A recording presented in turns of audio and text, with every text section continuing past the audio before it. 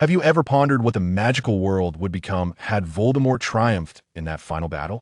That would be utterly disastrous. For all the innocent souls of justice and goodness, it would resemble a hellish nightmare. How unfortunate. Welcome to hell, Snape remarked, his expression impassive as he gazed at the portrait of Dumbledore before him. Severus, you must change all of this. How can we bring about change? The Dark Lord has won, and Harry Potter is dead. Albus, how many times must I reiterate that Harry Potter is no more? We still have a chance. What chance? It seems that hope has all but vanished. The entire magical realm, alongside the Muggle world, has plunged into an interminable abyss of darkness and terror. Who could possibly rise to salvage it? After Sirius tumbled into the veil, he awoke once more. To his astonishment, he found himself returned to the summer of his 5th year, once again encountering James and the others. Was this a dream, or had magic granted him a second chance at life? Everything felt so splendid until he encountered Snape. Both the past and the future weighed heavily upon him. Congratulations, you are destined to become the savior of the world. Snape's tone dripped with a hint of sarcasm. The future has shifted. You might meet your demise. Is that so? I do not care. But I do. Chapter 1. Voldemort has prevailed. In the dead of night, a car slowly came to a halt outside a pitch-black alley in London. A woman, clad in a black trench coat and wearing a hood, stepped out. She cast a nervous glance around, and upon confirming that she was alone, she lowered her hood and hurriedly made her way towards the alley's corner. There lay a drunken vagrant in the alley, entirely oblivious to her presence, snoring soundly as he remained motionless. The woman navigated the dark alley, twisting and turning until she reached a narrow door, where she paused to once again survey her surroundings with vigilance. Her hand lingered in her pocket, as if gripping something of significance. Once assured that all was well, she finally withdrew a wand from her pocket, gently tapping the rusted doorknob while silently uttering an incantation. The door creaked open silently, and the woman's silhouette swiftly slipped inside before she closed it behind her. The interior was engulfed in darkness, permeated by a medley of unpleasant odors, the most prominent being the scent of blood. "Who goes there?" a voice from within inquired, lowered and cautious. "Ron, it's me," the woman rasped, pulling back her hood to reveal a cascade of brown hair. Hermione Granger. A red-haired man limped out from the shadows, wand in hand, his expression still one of skepticism as he gravely asked, "Last month at Grimmauld Place, I mentioned that Fred was to marry Angelina. Do you recall the date?" "Ron, we did not visit Grimmauld Place last month, and it was George, not Fred. Fred is gone. Do you remember?" Hermione gazed at him with sorrowful eyes. Upon hearing this, Ron slowly lowered his wand, his voice hoarse as he replied, "I know. Of course I remember. I merely intended it as a test of your identity." "I understand. I comprehend," Hermione stated, stepping forward to embrace Ron tightly. Her voice choked with emotion as she said, "I have passed the test, haven't I?" "Yes, indeed. You are genuine." Ron reciprocated her embrace. Since that fateful battle, the two had scarce opportunities to spend time together, particularly after Harry's demise.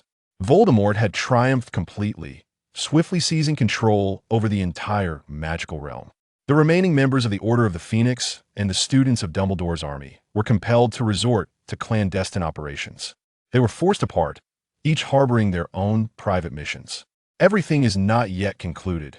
Our battle continues," Ginny proclaimed firmly to her family and friends after wiping away her tears. "Harry would not wish for us to retreat. I shall fight until the end."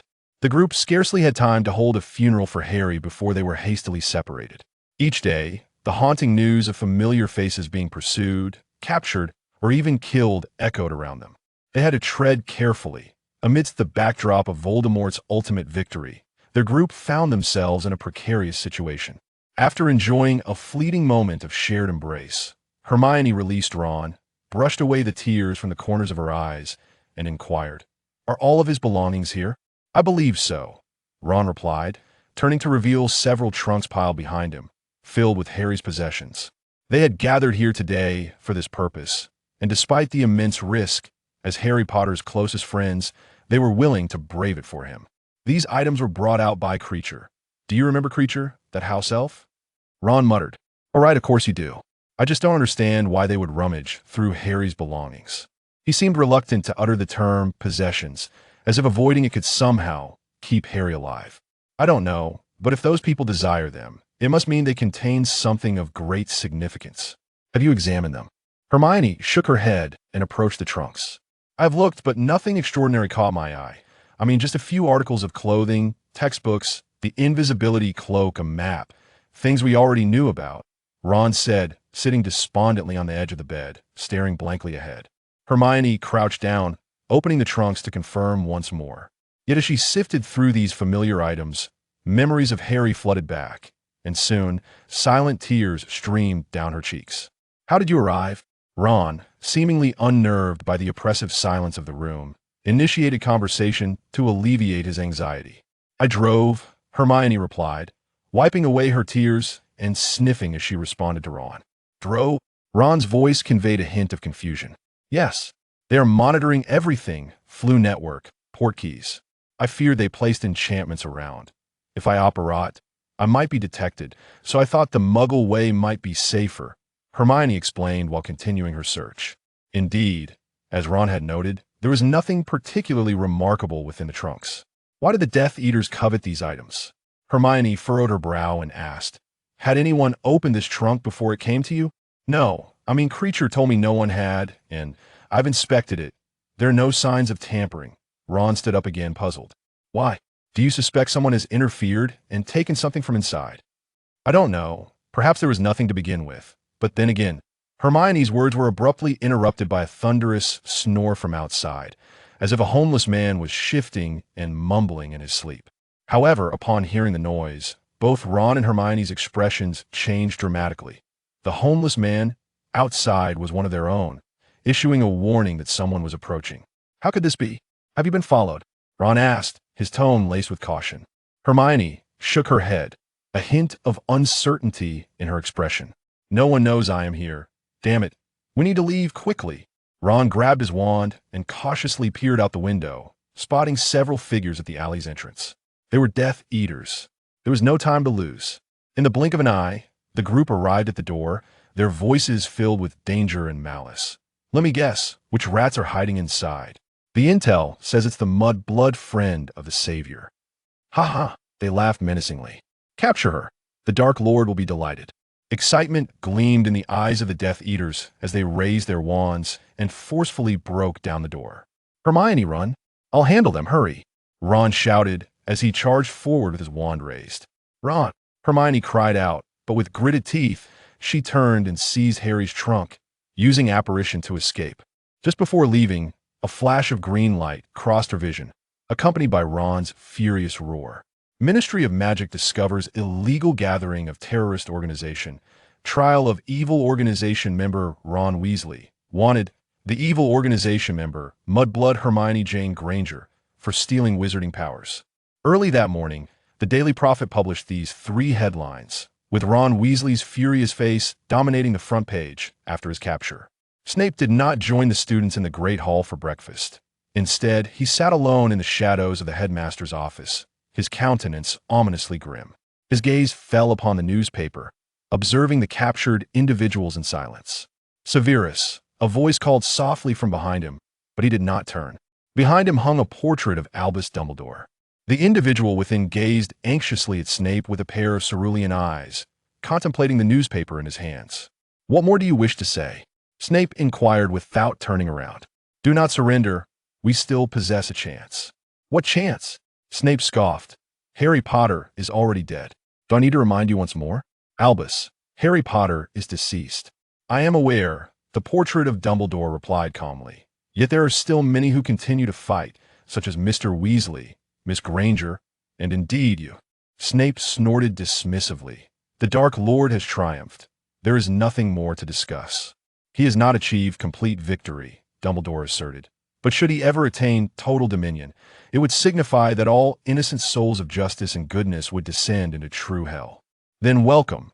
We are presently in hell, Snape retorted dryly. Do not give up, Sirius. As long as there remains one person unwilling to surrender, hope endures. Chapter 02. The world behind the veil, he was plummeting endlessly. In the profound silence of an infinite darkness, he continued to descend, oblivious to where the journey would end. Sirius Black pondered. If this was death, it was rather dull. He resigned himself to the fall, with nothing but errant thoughts to occupy his mind. Moments ago, he had been struck by that madwoman, Bellatrix, and had tumbled beyond the veil. This, he discovered, was its backside, a realm of deathly silence and darkness. He felt neither regret nor anger, only a twinge of concern for his godson, Harry. Yet Harry was faring well. Sirius mused, he is a remarkable child, clever and brave. Much like James. He would be all right. As Sirius thought this, he wondered when he would awaken. James sat by the bedside, rummaging through a parcel of Bertie Bott's every flavor beans that had been sent as consolation gifts. He tore it open and casually tossed a bean into his mouth. It seemed it would be a while longer. Remus crossed his arms, frowning as he gazed at the unconscious figure on the bed. Madame Pomfrey had informed them that he had suffered a severe blow to the head, and it was fortunate he had not been crushed by the bludger. But for Madame Pomfrey, such matters were trifling, were they not? James exaggeratedly raised his voice, grinning at Remus with a wink. From a distance, Madame Pomfrey, peeking in, called out, "You have no more than 30 minutes, Mr. Potter. You must leave soon." "Of course, rest assured," James replied dramatically, making a mock bow to the empty space. Originally, she had mentioned they had 10 minutes left. Remus thought, shooting a glare at James. It seemed his flattery had worked well, as Madame Pomfrey had graciously extended their time by 20 minutes. "Oh, yuck." James suddenly grimaced, spitting out the bean, exclaiming, "Goodness, I swear this tastes like dog droppings." "Don't say it as if you've tasted dog droppings," Remus shrugged, jesting. "Hey, Mooney, don't be so harsh," James retorted, though a smile crept onto his lips. "What is happening to me?" Sirius mused, recognizing those familiar voices, those well-known tones. Is that James and Remus? But didn't he die? Oh right, James had also perished. But Remus was still alive. If this is hell, Merlin's beard, what a chaotic place to have the living and the dead cohabiting. As Sirius contemplated this, his eyelashes fluttered, and suddenly, he opened his eyes. Peter Pettigrew was startled by Sirius's sudden awakening, gasping in surprise. "You're awake. Oh, hey mate. I was just thinking when you would wake up." Just as James was about to inquire what was wrong with Peter, he noticed Sirius had opened his eyes and immediately turned his full attention to him. Sirius stared at the familiar young, exuberant face, momentarily at a loss for words. "James." His voice emerged hoarse and raspy. "Yes, it's me. Thank goodness. It seems the bludger didn't completely smash your brain. You still remember me," James remarked, half jokingly, half sincerely. "Is this hell? If this is hell, then reuniting with old friends isn't so bad after all." "But stop him," James shouted. Remus was also taken aback by Sirius's sudden surge, as he lunged forward, gripping Peter's throat with ferocity, causing Peter to scream in fright. "Hey mate, calm down. That's Wormtail, not a bludger," James exclaimed, attempting to pull Sirius away, trying to soften his grip on Peter. "Has the bludger damaged his brain?" James's face flushed red as he turned to Remus, shouting, "Sorry, Mooney. We need to intervene, or you'll kill Wormtail." Remus nodded to James and swiftly produced his wand, casting a spell that immobilized Sirius in place. He has gone mad. He is going to kill me," Peter screeched, desperately wriggling free from Sirius's grasp.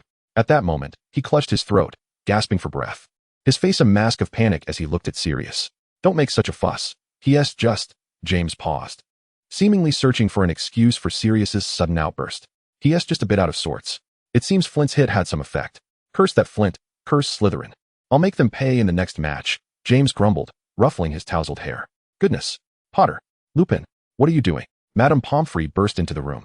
Witnessing Sirius, who should have been lying in bed, frozen in an aggressive stance, ready to strike, she drew her wand, prepared to free Sirius, causing Peter to dart in terror behind James. "Don't." Remus attempted to intervene, but Sirius was released before he could stop it. His immediate reaction was to leap up, roaring with rage, "Traitor! You traitor! How dare you hide behind him?" His voice, filled with fury and anguish, left even James momentarily stunned, speechless as he beheld him. Unsure of what to say, "Mr. Black, return to your bed," Madame Pomfrey cried out. "Are you certain you haven't administered the wrong potion?" James asked, regarding Madame Pomfrey with skepticism. Out. Madame Pomfrey's demeanor darkened as she pointed toward the door. "The patient does not wish to see you. Leave at once." All right. James raised his hands, slowly backing away. "Mate, we'll see you later, when you're feeling better." He gestured toward his head. Then, James ushered Peter out the door, with Remus following closely behind. As James reached the door, he suddenly paused, as if recalling something, and turned back to the still agitated Sirius, smiling. "Oh, by the way, I'm really glad to see you awake." At these words, the previously raging Sirius fell silent, looking at James through Madame Pomfrey, his dearest friend. Sirius sniffed, his voice quivering as he choked out, "I'm glad to see you too." Chapter 03. Hella. A piercing scream shattered the night sky over Hogwarts, alarming Filch and his cat as they patrolled the castle in the dead of night. He hastily grabbed his lantern and hurried toward the source of the sound, his face alight with excitement as he muttered, "Which student is out of bed this time? I'll be sure to catch them." However, upon turning the corner, he abruptly halted, his skin twitching as a stiff, unnatural smile crept across his face. In the corridor, a burly figure turned his head, his eyes glowing with an unnatural crimson hue, blood dripping from the corners of his mouth, resembling a feral beast. It was Fenrir Greyback, the werewolf. Beneath his feet lay an unfortunate student, lifeless and bloodied, his neck still oozing crimson. The poor child convulsed in a final throw. Filch, anxious and terrified, swallowed hard, stammering, "Gee, good evening, Mr. Greyback, mute." Fenrir grinned, revealing his fangs, causing Filch to step back in fright. "Do not worry. Consider yourself fortunate, for I have already dined well today." Fenrir chuckled heartily at the sight. "Who is causing a commotion here?" "It is you, Fenrir," came a languid, scathing female voice. Alecto Caro, the professor of nocturnal patrols, had also heard the sound, the exquisite shriek, and the metallic scent of blood wafting through the air. She had anticipated Fenrir's appearance at Hogwarts for a hunt. The fallen student wore a Hufflepuff tie, and Alecto cast a glance at the individual, half-blood, with a Muggle mother. She merely shrugged, indifferent. "Professors," a halting voice emerged from behind Alecto, accompanied by a nervous Slytherin student. Do not be so alarmed, Montague." Alecto feigned surprise as if just remembering the studentess' presence. "You claim someone was attacked? I have arrived, I see, but..." She deliberately elongated her words, pausing with feigned confusion. "Where is this person?" The young student, Montague, was taken aback by her inquiry and timidly raised a finger, pointing at the fallen Hufflepuff, too fearful to look directly, murmuring, "Professor, she is a half-blood, her mother a filthy Muggle. An inferior being who has stolen the superior genes of wizards to produce this mongrel. Can she even be considered human?" "Huh." Alecto cackled sharply, her laughter grating to the ears. Among those present, only Fenrir joined in her mirth, while Filch forced a dry chuckle in response. Meanwhile, Montague shrank back, appearing even more frightened, his lips quivering but finding no courage to speak further. Noticing her student's lack of support, Alecto's demeanor darkened as she warned him. "Do not associate with undeserving friends, Montague. I recall your father's position in the Ministry of Magic." "Why yes, Professor, I." Montague stammered, his face flushing as he struggled to respond. "It seems you have not been paying attention in class, have you? Muggle studies." The mention of her subject elicited another sharp, piercing laugh from Alecto. "Good child, go and write an essay on what I taught in class. Only then will you remember that those with Muggle blood are but inferior beings." Under her watchful gaze, Montague reluctantly nodded. "So, it appears the matter is resolved?" Fenrir idly picked at his teeth, nudging the dazed student with his foot, breaking into a grin. What problem could there possibly be? Alecto waved her hand dismissively, barely glancing at Filch, simply tossing out, "Drag this thing away. Do not leave it here to offend my eyes. A delightful dessert after dinner. Thank you for the hospitality." Fenrir laughed heartily, striding away, leaving Montague and Filch bewildered before the student who had been bitten by the werewolf. Such scenes had unfolded countless times in the school since the Dark Lord's victory. I shall find a professor," Montague muttered, unable to look back, turning to flee. Unsure of whom to seek assistance from, he finally halted at the door of Professor Slughorn, knocking urgently. Slughorn, rubbing his bleary eyes, opened the door, startled to see a pale, sweating student. "What has happened?" he asked. Montague hurriedly recounted the earlier events, causing Slughorn's eyes to widen with anxiety, hesitating over whether to intervene. After a moment of silence, he opened his office door wider, ushering Montague inside. "Poor child, have a drink to warm yourself. Oh, by the way, you are of age to drink, correct?" "Why yes," Montague replied, awkwardly entering Slughorn's office. After taking a hearty sip of the drink offered by the headmaster, he felt considerably more composed. "Let me think. That unfortunate student was from Hufflepuff. Have you informed Professor Sprout?" Slughorn inquired. "Not yet." Montague shook his head, growing anxious again. "That is all right. I will notify her. Let me think whom else we need to inform." Slughorn gestured for Montague to relax. He intended to gather others to address the situation, as he was reluctant to confront Fenrir or Caro directly. Soon, the hospital wing was filled with the heads of the four houses, Madame Pomfrey, Filch, and Montague. "What has happened?" Professor Sprout appeared like a frenzied lioness. Her students now laid low on the hospital bed, bitten by a werewolf. Montague stole a glance at Slughorn, about to speak, but he was interrupted. "Allow me to explain. This poor child has endured enough tonight," Slughorn interjected, recounting the evening's events once more, which relieved Montague. This is outrageous. A werewolf freely roaming the campus attacking students. Professor Sprout exclaimed, her face flushed with anger. How many times has this happened? How many victims this month? Are we to simply stand by? We are all distressed, Pomona. Professor Flitwick sighed, attempting to console her. But who does not know who stands behind Fenrir and Caro? Since the devastating war's end and the death of Harry Potter, the world had descended into chaos. Each day, children of Muggles faced assaults, and even half-blood students were not spared. Daily, brave souls resisting Voldemort were ruthlessly slain or captured. Not long ago, they had apprehended one of Harry Potter's most devoted supporters, Ron Weasley. Every day, students received dreadful news from home. Their parents or relatives imprisoned in Azkaban due to blood purity trials, causing them to weep openly during meals. Even the Muggle world felt the repercussions. Plagued by inexplicable disasters and bizarre deaths, everyone lived under the shadow of bloodshed and terror, as Death Eaters cast dark magic upon the innocent, tormenting them mercilessly for their own amusement. Why had the world become this way? Professor Sprout covered her face with her hands, unable to suppress her sobs. Be strong, Pomona. The children still need us, Professor Flitwick sighed. And what of Snape? Is he aware? Professor McGonagall, who had remained silent but seething with anger, suddenly spoke up. Oh, I mean the headmaster. Slughorn cleared his throat, then added, I believe no one has yet informed him. Humph. Professor McGonagall scoffed derisively. The darkness enveloping the headmaster's office was palpable. Severus Snape stood by the window, his expression inscrutable. Having just returned, he had already witnessed Fenrir swaggering away from Hogwarts. A stark indication that another student would soon fall victim. The air was thick with the lingering scent of blood. Are you not going to check on Madame Pomfrey? The portrait of Dumbledore shattered the suffocating silence. No, Snape's lips twisted into a sardonic grimace. I fear they would revel in the knowledge that the traitor who killed Headmaster Dumbledore has sustained injuries. Yet we know this is not the truth. The portrait of Dumbledore fell silent for a moment before softly responding. Snape remained sullen, offering no reply.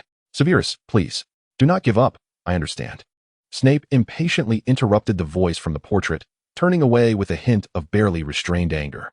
Can we refrain from these repetitive platitudes? You are merely a painting. While I am burdened with these lives, we are truly in hell. Albus, escaping hell is no simple feat. Inspiring words hold no weight.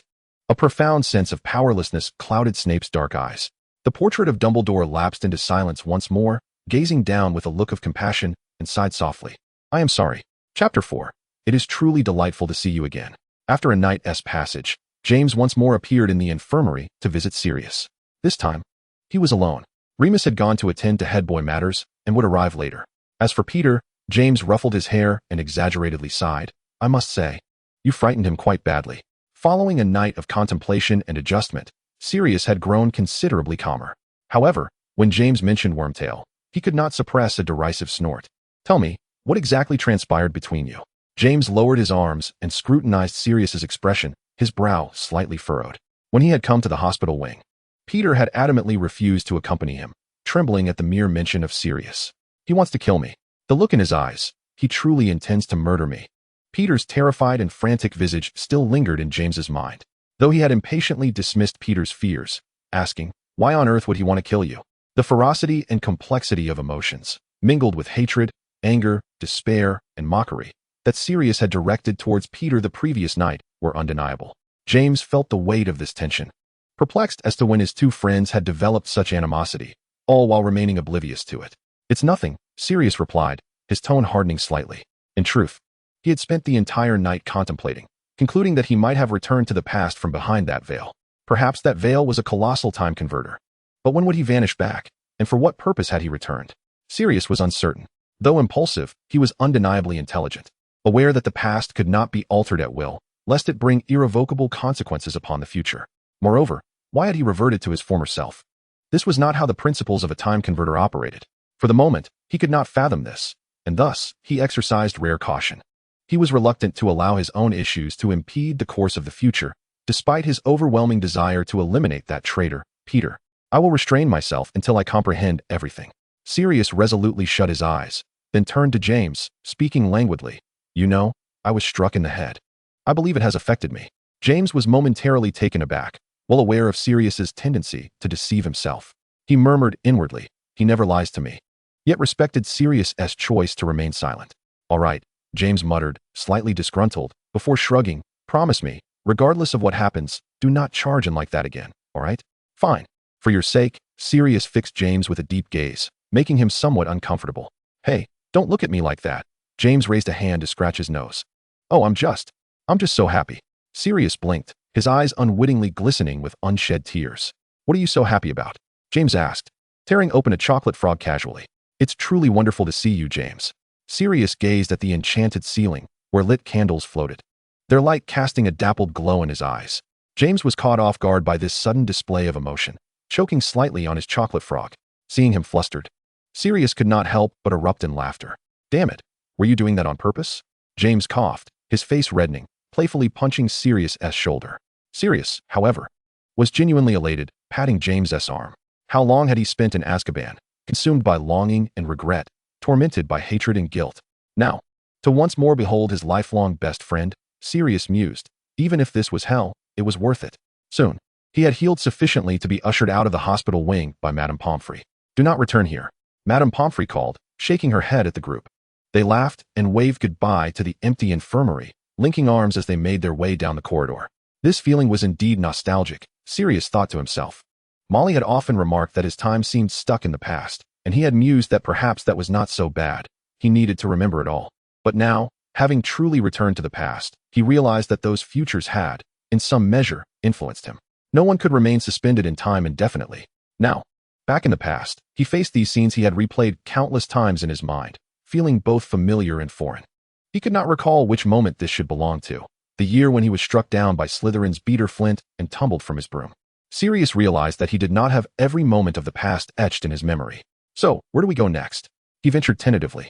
We're off to the Great Hall for something to eat. Then you might want to pack your things. We'll be catching the train this afternoon. By the way, remember, you promised to come to my house this summer. I've already bought tickets for the Chudley Cannons versus the Goblins match, James rambled excitedly, entirely oblivious to Sirius's tentative demeanor. Ah, so that's the year. Sirius gradually pieced together fragments of the past from James's words. It was the summer after their 5th year. They had just completed their OWLs, and summer break was upon them. At that time, he had felt rather despondent, dreading the return to the oppressive confines of Grimmauld Place. He had never been particularly eager for the holidays. Rather than return to the dim and indifferent house that had confined his existence, he would much prefer to remain within the welcoming walls of Hogwarts. James, sensing his discontent, extended an invitation for Sirius to spend the summer at his home. The two made plans to attend a Quidditch match and embark on adventures in the Muggle world. Of course, Sirius had not forgotten. He recalled everything vividly and couldn't help but smile at the memories. He had never anticipated a summer, a holiday, with such enthusiasm. The four of them meandered through the corridors of Hogwarts Castle, he and James leading the way, basking in the sunlight and gentle breeze. Sirius found himself reflecting once again. How splendid it was that he was still alive. And then there was Lily. James. Suddenly, he called out to the ever-enthusiastic James, his voice gravelly. Hey, HM. James turned back, awaiting the continuation of his friend's thought. Sirius burst into laughter and exclaimed, You're going to marry Lily. You'll have a son who looks just like you, but with Lily's eyes. This time, you'll live happily ever after. James paused, momentarily taken aback by the unexpected topic, but he relished it nonetheless. With a slight blush, he ran his hand through his hair and chuckled. That future sounds delightful. So, what should we name my child? Harry, Sirius replied without hesitation. His name will be Harry. Chapter 5, An Unexpected Encounter on the Train. The discussion about their envisioned future continued aboard the train. As they maneuvered through the throngs of people, dragging their luggage, they laughed and reminisced about their earlier conversation. So, what will Remus become in the future? James asked, his cheeks tinged with a hint of pride, although it stemmed from the musings of a good friend. The thought of possibly building a family with the girl of his dreams and having a child made him feel both elated and bashful. He decided to shift the conversation to include their other friends. Remus, upon hearing the question, seemed indifferent. He was acutely aware of his identity as a werewolf and recognized that his current ability to study at school was due to Headmaster Dumbledore's protection. Once outside the walls of Hogwarts, he often felt lost, uncertain of what he could achieve. Who knows? Maybe I'll perform at the zoo, Remus quipped, adopting a nonchalant tone. Hey, James laughed good-naturedly, nudging him with his elbow. I can see you staying on as a professor, teaching James's son about defense against the dark arts. Sirius joined in the jest, whimsically narrating the future. Because it was treated as a joke, no one took it too seriously, and naturally, it wouldn't alter their destinies. Upon hearing the jest, James burst into hearty laughter and remarked, Just remember to give my Harry an outstanding, all right? Otherwise, I'll send you a howler, mate. If he doesn't share your penchant for breaking school rules and sneaking around the castle at night, then yes, I will, Remus replied, feigning seriousness. Otherwise, I'm sorry. James, but I'll have to put him in detention. Wow, how ruthless. James gasped dramatically, then exaggeratedly gestured in mock surrender. All right, Professor Remus, all right. I'm sure he'll be a good kid, right, Bigfoot? Sirius listened with a smile, nostalgia flickering in his eyes. He cherished the memories of these moments where they could chatter endlessly about trivial topics. He even found himself beginning to miss Harry. Hearing James inquire about him, he chuckled softly and replied earnestly, yes, Harry will be a good boy. James, noticing Sirius's serious tone, felt a little embarrassed. As if there truly existed such a child. Remus then interjected with his dry humor. Just imagine, me lecturing students on defense against the dark arts. Teaching them what it means to be a werewolf. That would be quite the idea. His words elicited laughter from the group. Even Peter, who had been quietly trailing behind, unable to voice his thoughts, chuckled at the imagined scenario. Well then, it's your turn, mate. What does your future hold? The quartet finally squeezed onto the train, navigating through the narrow, crowded corridor in search of an empty compartment. When James casually posed the question, Sirius froze, a shadow of gloom crossing his handsome features. After a moment of silence, both James and Remus turned to look at him, and Sirius, his eyes flickering, shrugged nonchalantly, I don't know. I haven't really thought about it. James flashed a grin and said, didn't we agree to become Aurors together, to take down those damn Death Eaters?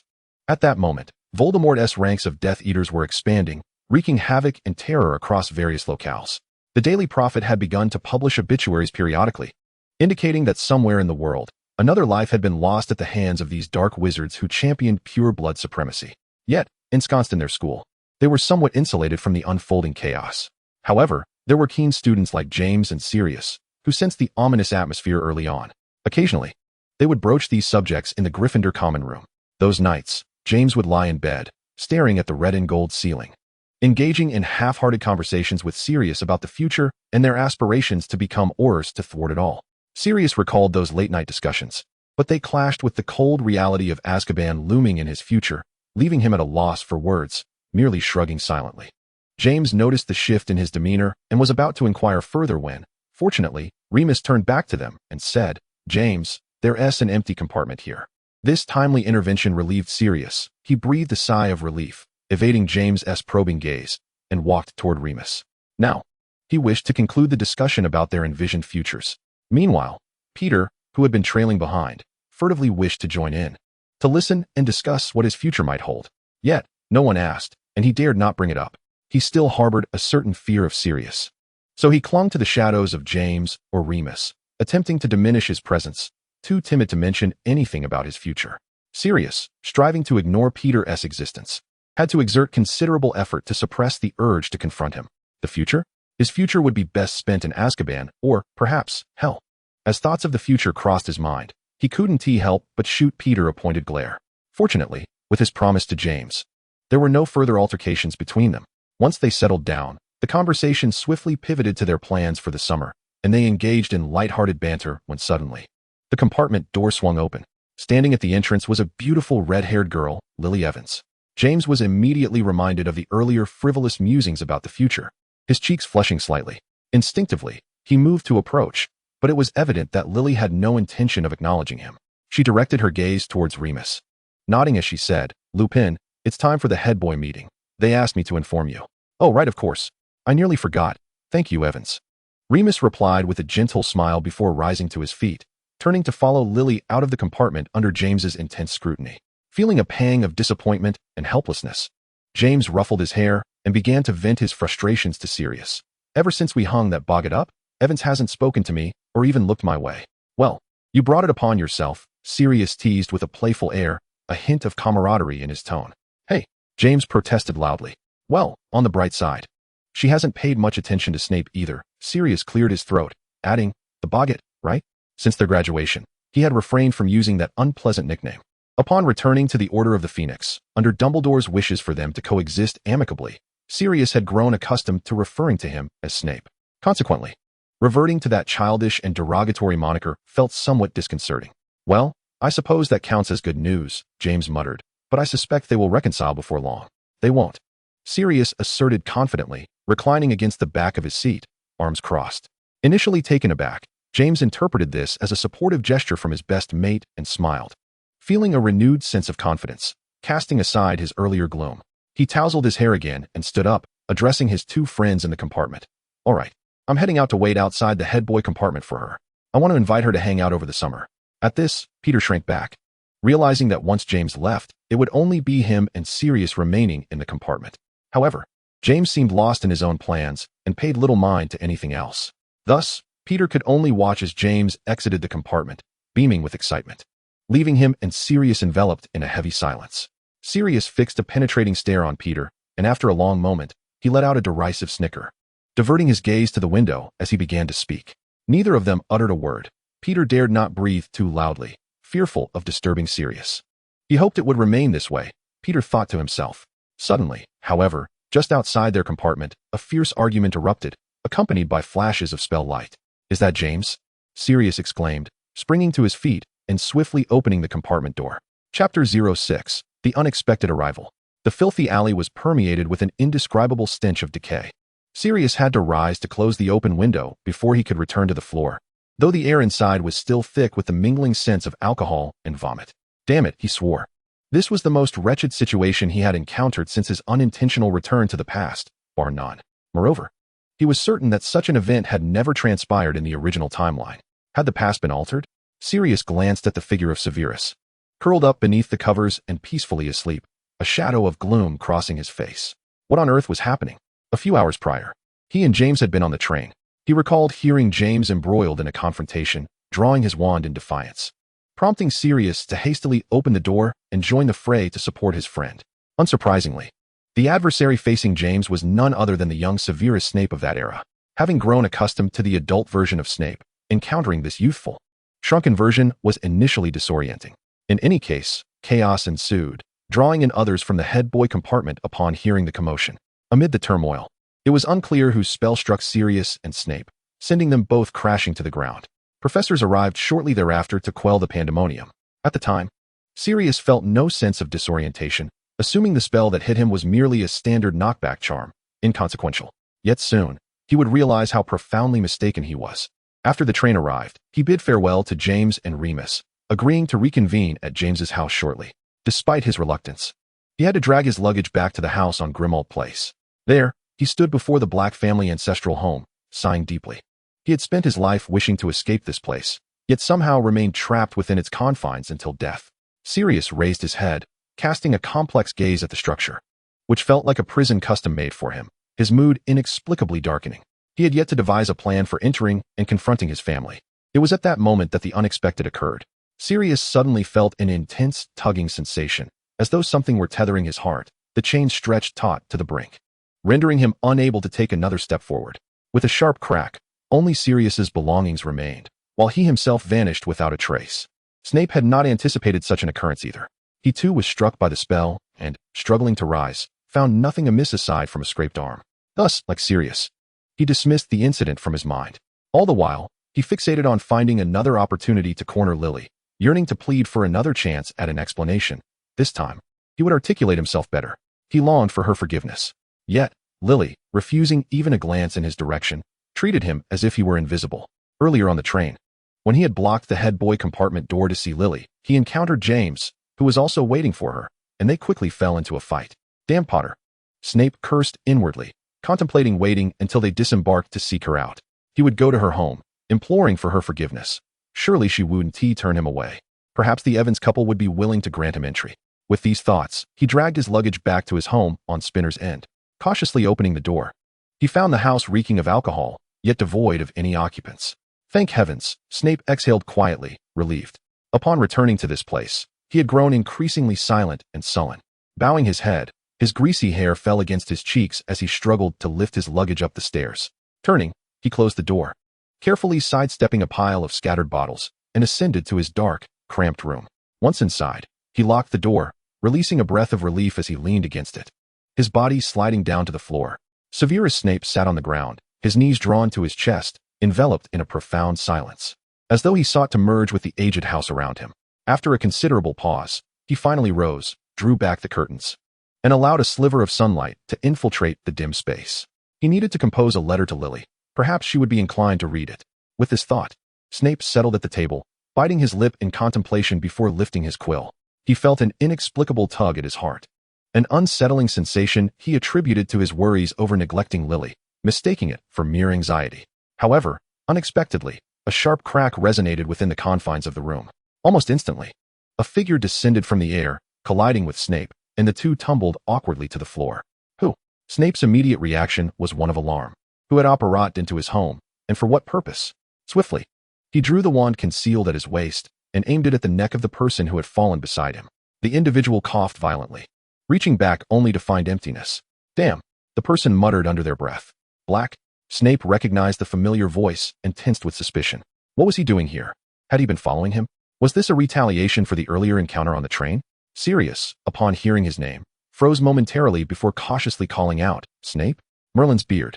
The two men stared at each other, clearly taken aback by the bizarre turn of events. To make matters worse, Sirius realized he was unarmed.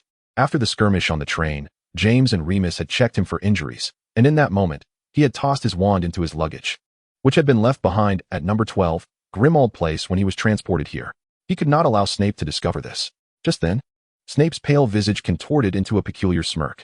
I surmise you are currently without your wand. Snape's eyes gleamed with evident malice.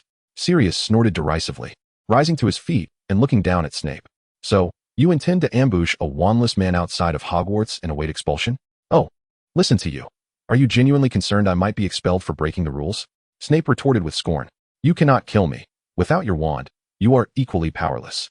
Sirius stepped forward defiantly, his muscles taut, staring intently at Snape like a lion eyeing its prey, poised to pounce and twist Snape's wrist to seize his wand. Snape's cheek twitched, yet he maintained his wand's position, coldly querying, Then what brings you here? I do not know, Sirius replied, the truth escaping his lips. Do not know? Snape arched an eyebrow, clearly skeptical of this claim. I was merely standing in front of the house when suddenly, I felt a pull at my heart, and then I appeared here. Sirius adopted a nonchalant demeanor, slowly retreating as he continued. Regardless of the reason, I must leave now. A pull at the heart. The description caused Snape's brow to furrow. He had experienced a similar sensation moments earlier, and now, that feeling had vanished. Was it due to Sirius's arrival? Chapter 07, Staying Today? To invade someone else's home, and then expect to leave unceremoniously? Snape also stood, his wand unwaveringly trained on Sirius. What? Do you wish for me to invite you to stay? Sirius crossed his arms, sneering as he faced Snape. I'm terribly sorry, but I have no interest in your filthy spider's lair. At this, Snape's face twisted momentarily before he stepped aside, coldly uttering, Leave. Huh. Sirius laughed heartily, utterly unfazed by Snape's demeanor, swaggering toward the door. Yet, moments later, with a resounding crack, Sirius once again materialized in Snape's room, landing precisely where Snape had stood moments before, and they collided once more, tumbling to the floor. Black, you had better explain yourself. Snape raised a hand to his bruised chin, roaring in anger at the intruder. I told you I do not know. Sirius appeared equally irate. Just moments ago, he had hastily departed Snape's home, but he had not gone far before an unseen force yanked him back. Damn it, what on earth is happening? Sirius, undeterred, ignored Snape this time, swiftly turning and racing downstairs toward Spinner's End. Crack. Without further ado, he found himself back in Snape's dim, cramped room. Snape stood with arms crossed, regarding him with suspicion, as though attempting to decipher what trick his eternal adversary was playing. This time, he was prepared. And when the air in the room shimmered with subtle energy, Snape deftly sidestepped, causing Sirius to nearly crash into the wall. Snape couldn't help but revel in the sight of Sirius's disarray. So, you cannot escape now, can you? Snape raised an eyebrow, his tone laced with skepticism. If you don't believe me, you can try, Sirius replied, somewhat resigned, opting to lie down on Snape's bed, appearing vexed. Snape's lips twitched in irritation as he shot Sirius a glare before silently descending the stairs. Sirius surmised he was off to conduct experiments. How long will this take? Sirius mentally counted, and within 5 minutes, a loud thud echoed through the air as Snape crashed onto his bed, nearly toppling onto Sirius. Sirius shrugged, as if to say, I told you so. Snape rose, his expression dark and brooding, directing a fierce glare at Sirius. What now? Both men found themselves at a loss. I suspect. Sirius cleared his throat, that it's connected to the spell from the train. But who cast it and what was it? Snape remained motionless in the shadows, his mind replaying the earlier events. After a moment, he spoke. I do not know, but it resembles the chain heart spell. What is that? Sirius inquired, frowning.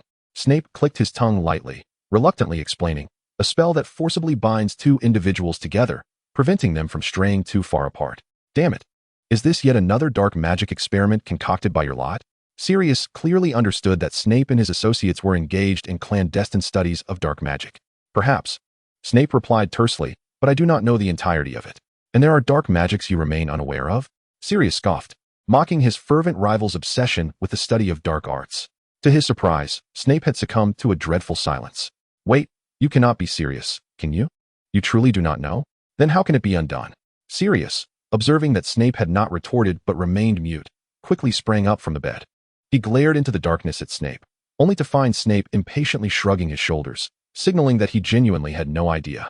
I suspect it is a time-sensitive curse. Snape cautiously speculated. The implication struck Sirius swiftly. Are you suggesting that there is no method to break it, and we must simply await its expiration? I believe that to be the case. Snape felt an unsettling premonition. Indeed, Sirius recognized the gravity of the situation and immediately leaped to his feet, exclaiming, How long will it last? An hour? A day? A month? For heaven's sake, I do not wish to be tethered to you for even a minute longer. How delightful it is that we have found a rare consensus, Snape retorted with a touch of sarcasm. Once again, silence enveloped the room, and both men had to acknowledge the grim reality that they were indeed forced to remain together. The slightest distance between them would result in being yanked back. Now experiencing the detrimental effects of dark magic, Sirius coldly shot back. Snape silently rolled his eyes and booted Sirius off his bed. You may leave my room. There are inexpensive inns nearby, within a distance that allows for escape. Snape lowered his gaze, tidying up his disheveled sheets. It was evident that he had no intention of offering Sirius shelter, and Sirius had no desire to linger there. However, I have no money, he asserted with a tone of indignation. That is true. Despite having his belongings nearby, Sirius had neglected to exchange any Muggle currency, rendering him somewhat stranded in the Muggle world. Snape's body stiffened for a moment. Then he spoke without looking back. Then you may go sleep on the streets. Like the stray dog you are. He had encountered that group in their animagus forms before, and that encounter had nearly cost him his life. Sirius bared his teeth at him and extended his hand, saying, Lend me some Muggle money, and I promise to repay you double. No, Snape coldly declined. Then I shall remain, Sirius unabashedly declared as he attempted to retake his seat on the bed. Snape gazed at him in disbelief. He had expected Sirius to mirror his own desire to distance themselves from one another, to avoid cohabitation. Yet, to his astonishment, Sirius brazenly sat back down. In truth, the Sirius of yesteryear might have indeed left. Even if it meant dwelling in a cave, he would not have stayed to share a room with the likes of Snovellis. However, the Sirius before him was now an adult, and, whether he wished it or not, he was effectively working alongside Snape for the Order of the Phoenix. Moreover, there had been numerous instances of cohabitation. At times, the Order would convene through the night, and after their meetings, there had been occasions when they all collapsed into slumber, tangled in each other's company. He had grown accustomed to it. Yet, the Snape before him still appeared as the student of yore, entirely unaccustomed to such proximity. His body had grown increasingly rigid, and his countenance appeared darker and more forbidding, just as he was preparing to utter a scathing remark. The sound of keys unlocking a door resonated from downstairs. Snape's body stiffened. He swiftly turned to lock his door, pressing his ear against it to listen intently to the commotion below. Sirius raised an eyebrow at this action. A rather tumultuous family dynamic, Sirius mused, reflecting that he had never truly considered the nature of Snape's home life. A loud crash echoed from downstairs, as if someone had stumbled into a multitude of bottles, followed by a string of profane curses and the sound of objects being smashed. The cacophony was enough to drive one to distraction. Eileen, where the hell has that woman gone? The voice from below continued to shout, cursing a woman named Eileen. Sirius observed Snape's lips move silently, and soon after, the incessant cursing ceased. He surmised that Snape had likely employed a silencing charm to muffle the external noise. Had it not been Snape who cast the spell, Sirius might have whistled in admiration at the display of skill. They were not yet in their 6th year. Yet this individual was already adept enough at performing nonverbal magic to evade the ministry's tracking of one's signatures, circumventing the regulations that forbade underage magic outside of school. Snape turned back to Sirius, his dark eyes appearing hollow and vacant as he stated, Today, you may stay, but you cannot sleep on the bed. Chapter 08. Do not expect to see my amusement. Snape had fallen asleep, or at least pretended to be asleep. Meanwhile, Sirius lay on the floor, utterly unable to find rest. The unpleasant odors, the oppressive humidity, or perhaps this bizarre deviation from the norm, all conspired to keep him awake. In truth, no matter how wretched the environment, could it truly be worse than Azkaban or the cave where he had consumed rats? Yet, sleep eluded him. He thought about this experience. Unlike any he had ever encountered before, would it alter the future? Surely it would have no significant impact. Sirius contemplated as he gazed at the sliver of moonlight streaming through the window. Even if this curse could not be undone for the time being, once school resumed, they would surely find a way to resolve it. After all, what could a temporary coexistence with an insufferable individual truly change about the future? Lost in thought, he reflected on everything concerning the future, recalling Harry. He wondered how they were faring. Agitation stirred within him as he turned to see Snape lying on the bed. His back turned toward him, revealing greasy, disheveled hair and a pale, slender neck. Beneath the bed, a piece of paper had fallen. Quietly, Sirius picked it up, and as the moonlight illuminated it, he realized it was a letter Snape had been penning to Lily when Sirius had arrived. The handwriting was somewhat messy, and it read, "Dear Lily, I wish to see you. I want to talk to you again about that day. Please forgive me, grant me a chance. If you refuse to listen to me, I will." The rest of the message remained unfinished, abruptly interrupted by Sirius's unexpected arrival. Presumably, Snape had since forgotten about the letter's existence. Wow, Sirius thought to himself, having never before witnessed Snape address anyone with such a tone of desperation. It was well known that he had always been arrogant and scornful, never one to show vulnerability. How rare indeed. Sirius silently chuckled to himself, discreetly tucking the letter away. Now, he thought, perhaps he could manage to nap for a little while. Uncertain of how much time passed, Sirius awoke to find that daylight had already broken outside. He sat up, ruffling his hair, only to see Snape with his ear pressed tightly against the door, as if listening intently for something. He seemed to have lifted the spell, for now, Sirius could hear the commotion downstairs, accompanied by some rather irritating snores. Snape exhaled with relief, then turned and whispered to Sirius, "You may leave now." "Where to?" Sirius inquired, rising to his feet. "I don't care. Go wherever you wish," Snape replied, his expression tinged with impatience. He gently opened the door, which creaked as it swung ajar, fortunately not disturbing the occupants below. Snape gestured for Sirius to remain quiet before stepping out first, whose household was devoid of peculiarities, given the state of his own home. Sirius found nothing particularly shocking about Snape's living conditions. He followed closely behind Snape, the two of them treading lightly down the stairs. At the bottom, a middle-aged man, bearing a striking resemblance to Snape, lay sprawled on the sofa, thoroughly intoxicated, exuding the unmistakable scent of alcohol. They had to navigate cautiously past an increasing number of empty bottles and shards of glass strewn across the floor.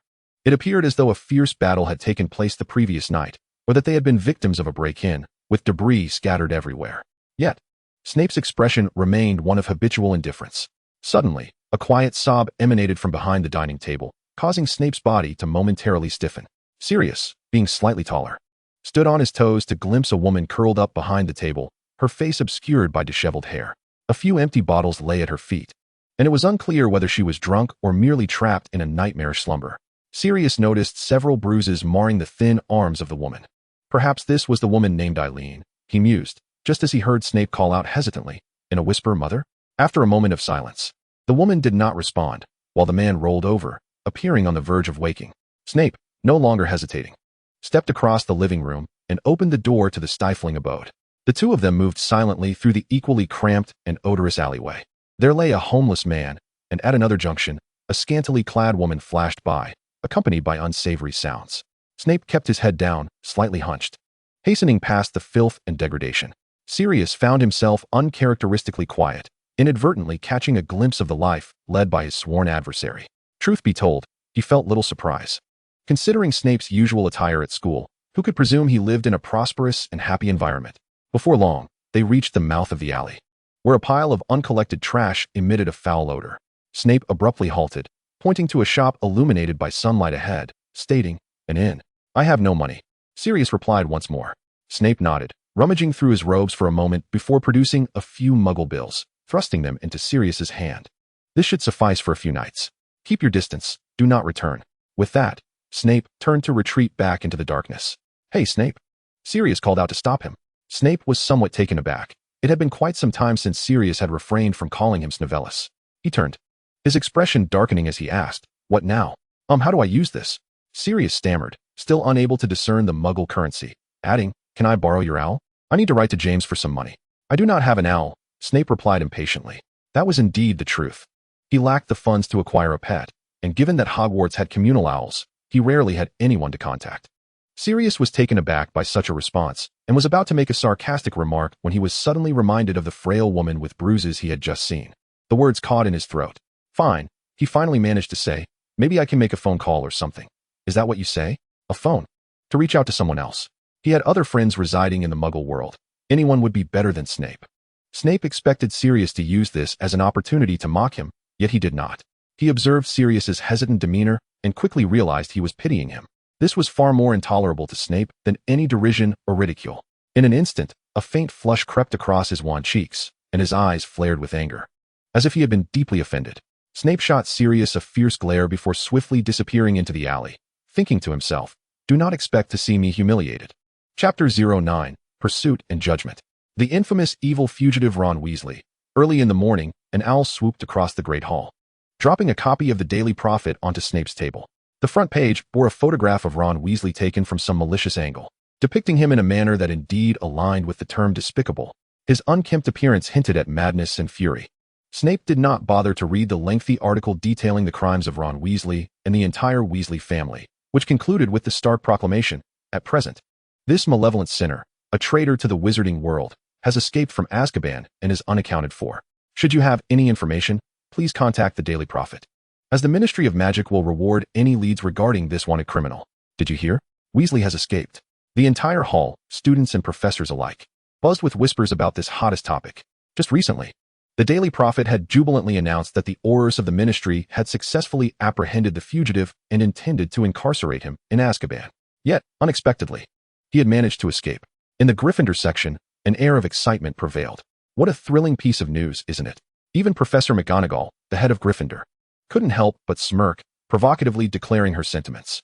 Alecto cast a dark glare toward Professor McGonagall, then raised his thumb to his own throat, making a distinctly menacing gesture. Professor McGonagall met his gaze unwaveringly, and many professors seated nearby expressed their support for her. Alecto scoffed, sarcastically commenting, "Don't celebrate too soon. The Dark Lord's followers can capture him once, and they can do so again."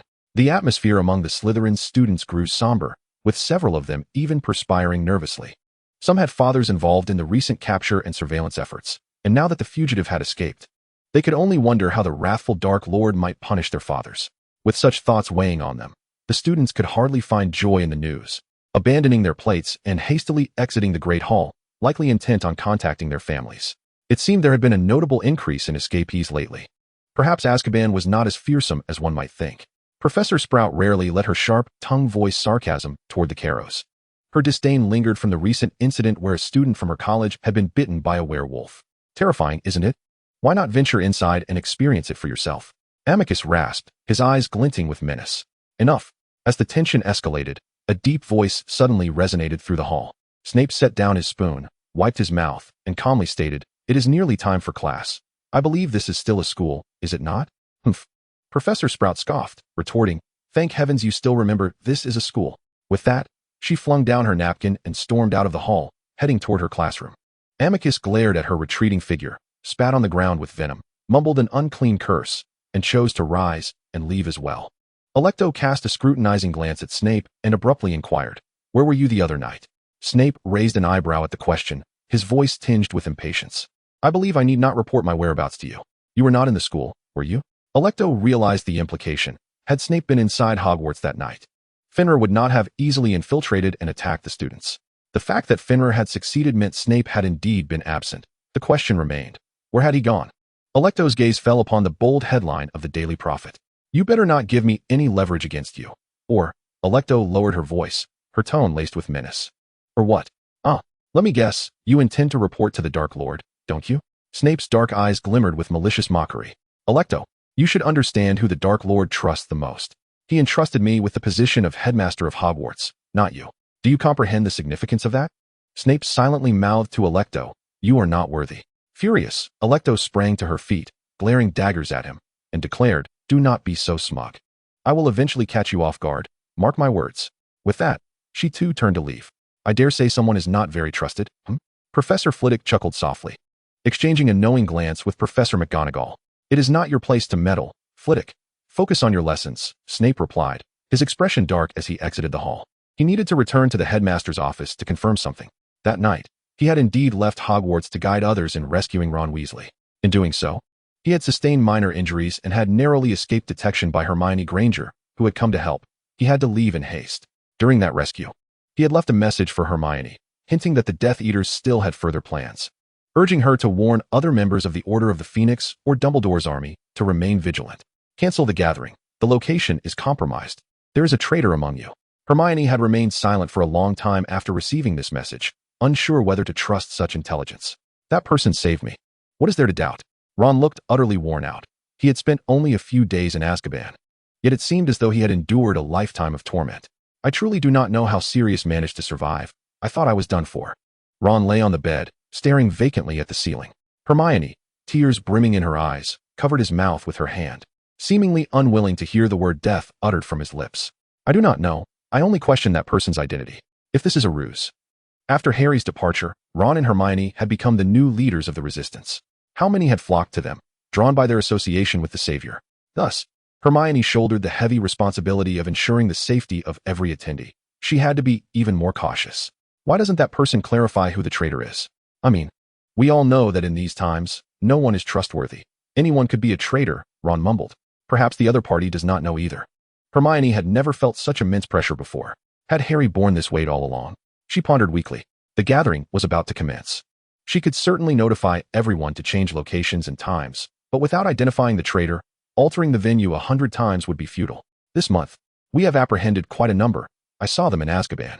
Herbert's group is already going mad in there. They have even tried Quinn and Killian. And those non-pure blood employees of the Ministry of Magic are not escaping judgment either. Ron rasped as he recalled everything he had witnessed. The despair and the chilling reality weighing heavily upon him, as though the Dementors were still influencing his emotions. Hermione anxiously paced, her fingers nervously fidgeting as she listened to Ron's words. The clandestine resistance was not solely comprised of them. Yet several secret meetings had been abruptly interrupted by invading Death Eaters, leading to the capture of attendees. Perhaps she truly should heed that person's advice and completely cancel the gathering rather than merely relocating it. But people needed a secure place to exchange information or receive new missions. This was the dilemma her leadership demanded she ponder, to unearth the traitor and eliminate him, or her, to ensure the safety of all. How then could she draw out the traitor? Hermione contemplated, slowly retrieving a coin from her pocket, beginning to disseminate the message. The gathering continues. Chapter 10, The Ministry's Declaration. Although they had successfully apprehended numerous individuals resisting the Dark Lord this month with the aid of internal informants, the most crucial one had managed to escape, Ron Weasley. I should have listened from the start. Just kill him outright or let a Dementor give him a kiss, rather than tossing him in and waiting for some trial. He wouldn't have escaped. Bellatrix shouted, a mix of madness and fury in her voice. Because of Ron Weasley's successful breakout, Voldemort was in a rage, and several Death Eaters responsible for guarding him lost their lives under his wrath. Yet, no one dared to mention that using Ron Weasley as bait to lure out those important figures hiding in the shadows, and then capturing them all, had originally been the Dark Lord's idea. However, during execution, the plan had gone awry. For some reason, their strategy had been detected by the opposing party, who had instead utilized it to facilitate Ron's escape. Since the plan had failed, it could not be attributed to Voldemort's design, and thus someone had to bear the consequences. Bellatrix gazed at her pallid and anxious nephew, Draco Malfoy, seated before her. Draco, tell me, why did you propose this idea in the first place? Were you reluctant to kill him?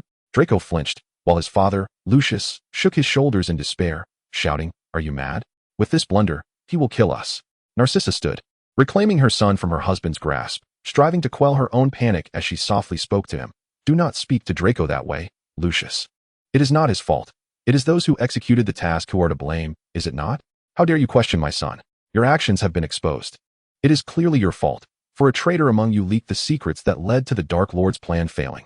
After soothing her husband, Narcissa glared furiously at her sister. This is unequivocally your fault. How dare you shift the blame onto my son? A fierce argument erupted among the three in Malfoy manner, while Draco, the catalyst of the discord, pale and trembling, slowly retreated. When he initially proposed that idea, he was uncertain of his own thoughts. Perhaps he was merely gripped by fear, terrified that someone he knew might perish before his very eyes. Though banishment to Azkaban would surely lead to death, Draco thought, as long as it didn't happen right in front of him, he could pretend not to see. Coward! You despicable Malfoy! The furious roar from a Weasley echoed in his mind, still reverberating, as if it were piercing through his eardrums, causing him to flinch once more. He had never envisioned that a Weasley could escape, could continue to fight. That night, amidst the throng intent on slaughter, Draco raised his wand with trembling hands, yet dared not to actually strike anyone. The spells he cast felt like mere pranks. In stark contrast, Weasley and Granger, even Longbottom, whom he had often mocked during their school days, appeared resolute, resembling valiant warriors. Fiery red hair blazed against the night, a freckled face mocking him from the darkness. This scene replayed in Draco's mind incessantly. He found himself at a loss for how to confront it, as if his heart and soul had been seared by that very image. Astoria gently clasped his icy hand, prompting Draco to stiffly turn and gaze at his frail wife. "Do not worry, Draco, do not worry," she murmured softly, perceiving his fear. "Then let us uncover that traitor. Expose the one who leaked information." Bella shrieked in fury. "If I discover the traitor, I shall rend him limb from limb." With that, she hastily disapparated, plunging Malfoy Manor back into a despairing silence. The wrathful Dark Lord's punishment for this failure was far from over. The Death Eaters grew increasingly reckless in their actions. They struck again at several key Muggle locations, twisted bridges, suddenly exploding luxury malls, and plummeting aircrafts, as the unfortunate Muggle world was engulfed in terror. The cleansing of the magical world showed no signs of abating. From the outset, the Ministry of Magic had prohibited Muggleborns from entering, escalating to a thorough vetting of all half-blood wizards. Anyone discovered interacting with Muggles would be swiftly accused of stealing magic and dragged off for trial. The Minister of Magic had become nothing more than a puppet, wholly controlled by the Imperius curse, while the actual operations of the ministry were overseen by Death Eaters or their deranged supporters. According to their newly established rules, Muggleborns and half-breeds were deemed inferior beings, unworthy of wielding any magic. Thus, should anyone with Muggle blood possess magical abilities, it was considered a vile theft of noble magical essence. And those complicit in such theft were likewise labeled traitors to the magical world. Under this terrifying scrutiny, fear permeated the ministry. Every employee lived in dread of their turn, especially those with less than pure blood.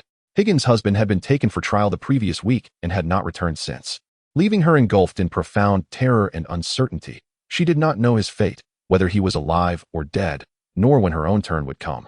Consumed by fear, she now found herself relegated to a trivial position, tasked with repairing dilapidated facilities. At that moment, a hollow voice echoed throughout the ministry. "Come forth, all of you, to the central hall, and listen to the greatest wizard of all time deliver a proclamation to the ignorant masses." It was the Minister of Magic, now a mere puppet. An unspoken truth among the ministry's employees, yet the message he was about to convey was one of dread. Before long, the air inside the ministry seemed to grow colder, and soon, patches began to freeze. It was the Dementors. The arrival of these creatures incited widespread panic, as people scrambled to avoid them. They seemed to herd the crowd like cattle toward the center of the hall, where countless wanted posters adorned the walls, bearing names like Ginny Weasley and Neville Longbottom. The wind rustled the posters ominously. Higgins joined the throng, running towards the center, where a mass of black mist materialized. Everyone recognized who it was, though none could see through the mist to discern the figure's true form, nor did anyone dare to look. Voldemort concealed himself within the black fog, having arrived at the ministry to make a proclamation. This realization nearly caused Higgins to faint from fear, yet she dared not make a sound. The crowd around her was similarly paralyzed, all awaiting his judgment. "Look, my dear friends, I believe we are all gathered." A chilling voice emerged from the black mist. Higgins shivered, seemingly catching sight of a pair of crimson eyes within the fog. Her terror rendered her incapable of processing any words, and she merely trembled incessantly. The proclamations were nothing more than the same old blood supremacy rhetoric. Muggleborns tainting the purity of magic, stealing, betraying. "I can sense every treacherous thought. How unfortunate that among you, some have chosen the wrong path." That serpentine voice echoed through the ministry hall, striking at the hearts of all present. Avada Kedavra! A flash of green light surged through the crowd, and someone collapsed. Higgins' eyes glazed over, her body crumpling to the ground like a lifeless heap. She was dead, caught completely off guard, her life extinguished in an instant. Subsequently, the black mist within the hall dissipated, revealing a massive serpent. Voldemort perhaps had not personally attended, but rather had found a way to inhabit this serpent. Nagini lunged from the shadows, devouring Higgins' corpse, the dreadful sound of swallowing reverberating through the now silent hall. Only then did the stunned crowd react, shrieking in horror as they attempted to flee, creating a vacuum where Higgins had once stood. A cacophony of laughter echoed through the hall, as Voldemort relished the fear of the onlookers. "Behold the fate of the traitor. Let this demonstrate your reverence." Soon, Higgins' remains were devoured, and the voices of the Snake and the Dark Lord faded away. Chapter 11. A Night of Quarrels and Chaos. Sirius had indeed spent several days at the inn, for he had nowhere else to go. From his room, he could gaze down at the dark alley leading to Snape's home. It seemed that Snape rarely left his abode, at least.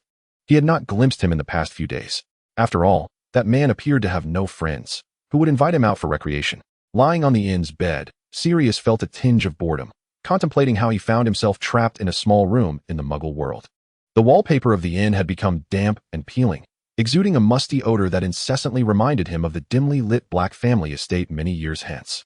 This realization filled him with discontent, and in recent days, he had begun to dream again, dreams in which he found himself ensnared in his original world, isolated while others toiled outside in their struggle against Voldemort, with the sole admonition that he should best remain indoors. The confinement drove him to the brink of madness. Yet Remus, with an expression of weariness etched upon his face, gazed at him and sighed, saying, "Mature a bit. Will you, Sirius? Stop acting like a child." Of course. Upon awakening, Sirius understood that Remus had never uttered such words to him. It was merely a figment of his imagination. Such dreams left him restless, robbing him of sleep. He ultimately climbed out of bed and approached the window, peering through the glass at the rather dim night sky. He awaited a letter from James, which would enable him to capture an owl and contact his friends. Lost in these thoughts, Sirius's peripheral vision suddenly caught sight of a familiar figure, Snape. Instantly alert, like a hound scenting its quarry, he leaned out to observe as Snape hurriedly traversed the shadowy alleyway, heading towards some unknown destination. Where could he be going? Sirius pondered. It was no wonder he was so fixated on Snape. After all, he had little else to occupy his time. Resolving to follow Snape, he turned and exited the room, determined to uncover his destination and thus alleviate the tedium of the night. Transforming into a large black dog, Sirius trailed at a distance until Snape entered an apothecary. He did not follow him inside, but instead peered through the glass window at the wan visage and the somewhat greasy hair of the man within. Snape had shed his wizarding robes in favor of a rather dismal set of Muggle attire. Though Sirius had scant understanding of Muggle fashion, he was certain that even in the eyes of Muggles, the outfit appeared peculiar. The clothing was ill-fitting, hanging off Snape like a bat with outstretched wings, somewhat comical in nature. Memories of the day he departed Snape's home flooded Sirius's mind, recalling the man reclining on the sofa, perhaps donning one of his old garments. Who was he purchasing potions for? Simultaneously, Sirius remembered the woman who had been weeping behind the dining table, the one Snape referred to as Mother. This recognition stirred discomfort within Sirius. Although Snape was his bitter adversary, he relished in the latter's misfortunes and humiliation. Yet, that did not mean he wished to witness the other's distress and helplessness. Turning away, Sirius retreated into the shadows, pretending to have seen nothing.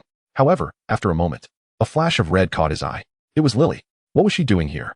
Sirius immediately rose, wagging his tail and emitting a low, indistinct growl from his throat. Lily, upon hearing the sound, glanced toward his hiding place but did not recognize him. At that moment, she was unaware that Sirius and his companions were indeed animagi. It was understandable that she could not identify him.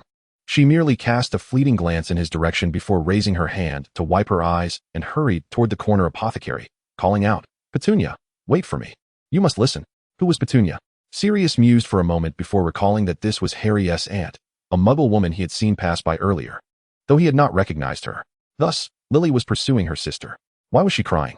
Sirius had minimal knowledge of Lily's Muggle family, as she seldom mentioned them in their presence. They had not even attended her wedding to James. Now, as she chased after her sister toward the apothecary, she frantically explained, "Petunia, it was an accident. Get away. You monster, stay away from me." Petunia screamed, clutching a wound on her arm, her voice laced with fear. "Petunia, please don't," Lily implored, her eyes reflecting sorrow. She truly did not wish for her relationship with her sister to devolve into this. Sirius could not comprehend the cause of their quarrel. But surely, he had to side with Lily, did he not? With that thought, he emerged from the darkness, baring his teeth in Petunia's direction, his appearance somewhat fearsome. Petunia indeed shrieked, quickly turning to flee. Lily cast another glance at the black dog, her steps faltering before she continued to pursue Petunia. Snape, just then, opened the door to the apothecary and collided directly with the rushing Petunia. He had not yet had the chance to discern who had approached when a sharp, anguished voice rang out, "Enough. Truly enough. First, your magical tricks in front of our parents, and now your monstrous friends. I am fed up with you. Petunia, please calm down," came Snape's voice, freezing him in place, rendering him oblivious to everything else. From a distance, Sirius observed this scene, recalling the unfinished letter he had found, which read, "Dear Lily, please forgive me." Lily clearly recognized Snape, and in that moment, they both fell into silence, leaving only Petunia's cries and shrieks in the air. Snape opened his mouth, intending to speak, having envisioned countless scenarios in which he would encounter Lily, yet now confronted with her, found himself at a loss for words. His voice was hoarse as he barely managed to utter a single word. Why was he clad in such attire? Why did he bear a bruise on his cheek? Why was he holding a box of decidedly unremarkable potions? Why, Oh why, was this the moment they met? Snape appeared exceedingly awkward, yet Lily's expression turned ashen. Averting her gaze to ignore him, redirecting all her energy toward her emotionally distraught sister, attempting to soothe her. But there was no remedy for the turmoil of the night. All attention from their parents had been directed toward Lily. The magical treats she had brought back, a frighteningly animated chocolate frog, leapt onto Petunia's arm, causing her to shriek and jump in fright. Initially, everyone thought it a humorous mishap, eliciting benign laughter, yet Petunia was infuriated, angrily shaking her arm in a desperate attempt to dislodge it. In her flailing, she knocked over a knife rack, the sharp blades slicing into her arm. Overwhelmed by the pain and chaos, Petunia fled from the house, seeking to distance herself from it all, realizing that this unfortunate incident had deeply wounded her sister. Lily chased after her, wishing to apologize and explain. Yet Petunia's relentless accusations of monster and freak left Lily heartbroken. She felt a profound helplessness regarding her sister, as though she were facing Sirius himself. Startled by her own thoughts, Lily resolved to no longer concern herself with him. He and his companions were engaged in some truly dreadful activities, and they bore no shame in their actions. Both he and his friends harbored a deep-seated disdain for individuals like themselves. Lily told herself that this was entirely wrong. She should no longer afford him any chances. She must not dwell on him. Chapter 12. Go away. Snape observed that Lily continued to disregard his presence, preferring to focus on her Muggle sister, who was shouting at her like a lunatic. How could this be?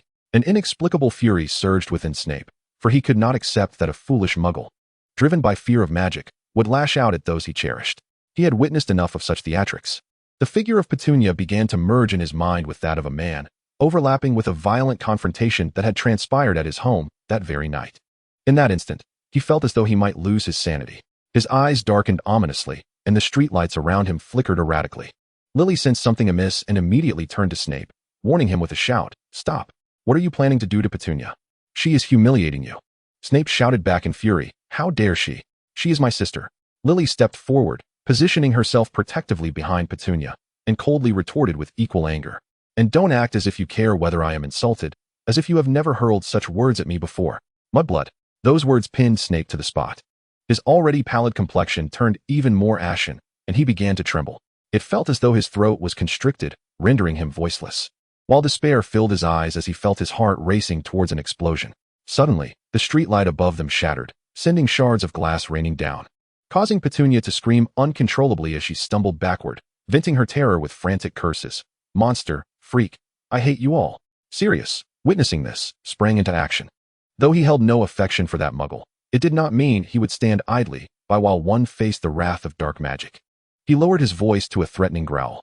Snape recognized him, biting his lip and cautiously withdrawing his wand. Upon seeing him draw his wand, Lily swiftly followed suit. With her eyes ablaze with threats and warnings, she yelled at Snape, "Put away your dark magic. If you dare to harm Petunia, I will never forgive you." Everything fell silent. The dim streetlights ceased their frantic flickering, leaving only the sound of heaving chests and trembling hands. Petunia turned and ran away, while Lily cast one last deep glance at Snape before pursuing her sister. Snape remained frozen in place, trapped, utterly disheveled. Should he chase after her to explain? To assert that he had not called her a mudblood, nor attempted to harm her Muggle sister? He thought numbly, unable to articulate his thoughts. Yet he longed to follow, for even without pursuing them, he had nowhere to go. That night, he did not wish to return to that house, no matter what transpired. He only sought to escape. Gritting his teeth, he pursued them. The figure retreating into the night resembled a comically absurd bat in flight. Madness. Sirius shook his head, musing that James ought to witness this scene. Perhaps it would bring him joy. After this night, Lily would only drift further from Snape, rendering any connection impossible. He did not pursue her, for Sirius was no longer interested in the emotional turmoil of adolescent boys and girls. Moreover, witnessing others quarrel over feelings was a rather awkward affair, especially when he was merely a bystander. He believed firmly that Lily would manage everything well. But soon after, Sirius felt a tug at his heart once more. Perhaps Snape had chased Lily too far, beyond the bounds of the spell, and thus Sirius was yanked violently toward him. With a loud thud, Snape was unable to evade this time. His mind was far from such concerns, and he was knocked to the ground by the suddenly materialized Sirius. The two tumbled down the hill, rolling across the grass until they finally came to a halt. Sirius was unaware of when he had reverted to his human form. He speculated that it might be due to the spell. Snape struggled awkwardly, attempting to rise and continue his pursuit, but the two girls had long vanished into the night. Finally managing to stand, Snape found himself covered in grass and twigs, looking utterly ridiculous. Yet he paid no mind to his appearance. He merely gazed around in confusion before turning to climb back up the hill. Don't chase after them. Sirius could not help but extend a hand, gripping Snape's arm. His voice was strange and stiff. Don't go after them, mate. You have no chance. Had the younger Sirius seen the present Snape, or if the current Sirius were to glimpse the adult Snape, he would never have uttered such words. He would have relished in witnessing the other's humiliation and distress. But now, he was an adult, while Snape before him was merely a 16-year-old boy. Perhaps it was the sight of a drunken man, perhaps a weeping woman, or perhaps the crumpled Muggle banknotes pulled from pockets, or the bruise on a corner of the mouth, or even a letter left unfinished, filled with pleas. These thoughts made Sirius sigh. In the past, if someone had told him that he would feel a twinge of compassion upon witnessing Snape's disgrace, he would have deemed them mad. But now don't chase after them, mate. Sirius held firmly onto Snape's hand. Go away, get lost. Snape attempted to withdraw his hand, turning in anger, his face contorted as he shouted at Sirius. Yet he was too frail, without his wand. He could not break free from Sirius's grip. Thus, he raised his wand, gritting his teeth, genuinely wishing to curse the person before him. What right do you have to stop me? Get lost. With trembling hands, Snape pressed his wand against Sirius's chin. But Sirius was unafraid, looking down at him with a hint of pity in his gaze. This deeply provoked Snape's nerves, causing him to scream in sheer hysteria. I don't need your pity. Go away. He could not comprehend from whence he drew such strength, but he managed to wrench his hand free from Sirius's grasp. In the conflict between cursing Sirius and pursuing Lily, he chose the latter. After breaking free, he did not even spare Sirius a glance, racing back up the hill. Perhaps he had exerted too much energy, or perhaps he had spent too much emotion that night.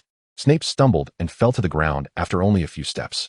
He struggled briefly but failed to rise, eventually lying still on the grass, motionless. Sirius, witnessing this, clicked his tongue softly and sat down, watching from a distance the figure sprawled upon the grass. In the darkness of night, he could not perceive Snape's expression, yet it was evident that he must be in a state of utter disarray and profound sorrow. Sirius Black was at a loss for words. He could only remain seated in silence, ensnared by the magical bonds that bound them both, reluctantly drawn into an emotional entanglement he wished to avoid. One would expect him to feel a sense of satisfaction witnessing his arch-nemesis in such a predicament. Yet, in reality, Sirius found himself enveloped in an unusual silence. At that moment, a familiar owl swooped down from the horizon, circling above Sirius's head a few times before delivering a letter that landed softly on his shoulder. Awaiting his response, Sirius picked up the letter, and upon recognizing the flamboyant handwriting, he opened it to reveal its contents. My dearest friend, Bigfoot. I've awaited your correspondence for several days, so I presume you've once again been under family supervision. I write to express my longing and anticipation for you.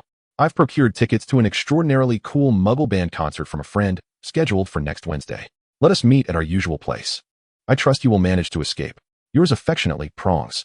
Thank the heavens. After witnessing Snape being rejected by Lily, we desperately needed a letter from his rival, James Potter. Sirius found an almost hellish amusement in this turn of events. However, it was this very letter that allowed him to finally break free from the suffocating weight of despair. Sirius exhaled deeply. Chapter 13. Who is the traitor? In a dim alley of Hogsmeade, a figure cloaked in black hurriedly approached a discreet tavern.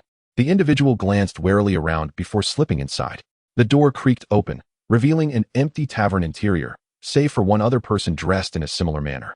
Seated alone behind the bar, the newcomer halted cautiously and raised their wand to exchange the prearranged signal with the person at the bar. The other individual retrieved a galleon from their pocket, and upon seeing the coin, the newcomer visibly relaxed, then spoke in a muffled voice. Is it just you, Granger? The others will be along shortly. The person at the bar lifted their hood, revealing a mass of tousled brown hair. It was Hermione Granger. It appeared that this was indeed the designated meeting place. Once the newcomer confirmed that the individual before them was unequivocally Hermione Granger, they nodded and subtly fidgeted with their fingers tucked into their pocket. They then moved forward to sit opposite Hermione, pouring themselves a drink. The newcomer was heavily cloaked, yet Hermione seemed to have already discerned who they were, displaying no hint of curiosity. So, when will everyone arrive? The newcomer inquired. There are still a few minutes until the agreed time. You know how anxious everyone has been lately. They all wish to arrive precisely on time, Hermione replied with a shrug, engaging in casual conversation. Yet you arrived quite early, the newcomer remarked with a low chuckle. As the organizer, I must arrive ahead of time, Hermione retorted, taking a hearty swig of butterbeer before placing the mug heavily on the bar. Have there been any reliable updates lately? I mean, what are our next steps? The newcomer leaned in, their eagerness palpable. I'll address that once everyone has gathered, Hermione replied, her tone flat, avoiding eye contact. The newcomer appeared to chuckle again, retreating slightly. They seemed to be awaiting the passage of time, their wand flicking lightly, revealing a series of distorted numbers materializing in the air. A countdown. 2 minutes remained until the appointed meeting time inscribed on the galleon, and the tavern fell into a hush so profound that one could almost hear the heartbeat of the room. A minute now. They should be arriving, Hermione remarked. Glancing at the time, the newcomer chuckled softly. I believe so, but what? Hermione's tone turned frosty. But the one arriving may not be the person you wish to see. The newcomer narrowed their eyes, raising their wand menacingly toward Hermione. Yet, Hermione merely scoffed, turning to gaze steadily at the individual before her. How do you know it isn't the person I am waiting for? Or rather, she mocked in a feigned tone of confusion. Who do you think I am waiting for? The newcomer's expression shifted dramatically, and they stood up abruptly, warily scrutinizing Hermione. Finally, the realization dawned upon the individual, their voice hoarse as they questioned, when did this happen? When did you discover it? Before Hermione could respond, a series of light sounds echoed from outside, followed by a flurry of footsteps. Someone was rushing toward the tavern. A gruff voice called out from outside. Are you certain it's here? Of course, the same source as always. It cannot be mistaken. Good. Prepare for the Dark Lord's reward. Upon hearing this exchange, the individual cloaked in darkness revealed a triumphant smirk, declaring, It seems that no matter whom you are waiting for, they shall have to await you in Azkaban. Hermione, equally resolute, drew her wand and advanced, her expression steely. It appears you still do not grasp the reality. Your chance has slipped away, traitor. What? Stupefy. The individual scarcely had a moment to react before a beam of red light shot in from behind, and chaos erupted outside as the sounds of battle commenced. It was a trap. As Hermione realized the presence of a traitor among those gathered for the meeting, she began mentally sifting through those she deemed suspicious. Could it be a recent addition to their ranks? After all, prior to their joining, the details of the gatherings had never been leaked. No, that wasn't necessarily the case. It could also be a ruse, leading her towards the wrong conclusion. Might it be Mundungus, who had long been suspected of betrayal? He was notoriously unreliable, always skirting danger. Unlike the steadfast nature of the older D.A. members. Or perhaps it was Marietta. She had previously divulged their secrets to Umbridge while at Hogwarts. These possibilities lingered. Yet none were certainties. Hermione spent countless days in contemplation, images of both familiar and less familiar faces flashing through her mind. The burden of suspicion weighed heavily upon her. Doubting those who had once fought alongside her was a painful realization. Yet she knew she had to act. Ultimately, Hermione identified several individuals she deemed suspicious, sending them messages regarding a meeting at the same time but different locations, leading them to believe the information was genuine. She awaited the moment when one side would hastily reveal the details of the gathering. Based on her observations over the past few months, the traitor seemed to be an impatient individual. Thus, she simply needed to bide her time. Those initial suspects had passed her test. When they realized they had been scrutinized, some expressed understanding, others voiced regret, while a few glared furiously at her, exclaiming, "You dare suspect me of being a traitor?" Hermione regarded their responses with regret. The individual before her was the last to confront her. Regrettably, they did not pass her examination. The Death Eaters were almost immediately upon them. But Hermione had prepared for this eventuality. Her comrades lay in ambush outside, ready to catch the Death Eaters off guard. What a splendid counterattack it was. After their companions were continuously ambushed and captured, they finally managed to seize a few Death Eaters. "Look who we have here. Have we caught a big fish?" Dolohov. Marietta rushed forward and yanked off the mask of one Death Eater, revealing the face of Dolohov. Previously, after being tested by Hermione, she was filled with fury, and she roared at Hermione, "You don't trust me, do you? Tell me, who else are you suspecting? Look at who else has been unfortunate enough to risk their life for this task, only to receive such doubt and distrust." Hermione, however, remained unfazed by her anger. She calmly uttered a name. Upon hearing that name, Marietta immediately shrieked, "Impossible! It cannot be her. Are you mad? I know you all dislike her because of Weasley. But on what grounds do you suspect her? Whether it is true or not, you can see for yourself." After Hermione left those words hanging, she hurried away. Marietta stood frozen in place, seething with rage, and finally shouted in frustration before following her. She had to see Granger make a mistake with her own eyes. This was the mindset with which Marietta approached, yet when she finally beheld the Death Eaters, all that remained in her heart was shock and disbelief. How could it be? How could the traitor be her? Without the luxury of contemplation, she plunged into the fray as her comrades charged forward. Ultimately, they captured the group of Death Eaters. In a fit of rage, Marietta kicked one of them fiercely, cursing, "Damn it! How many lives have they taken?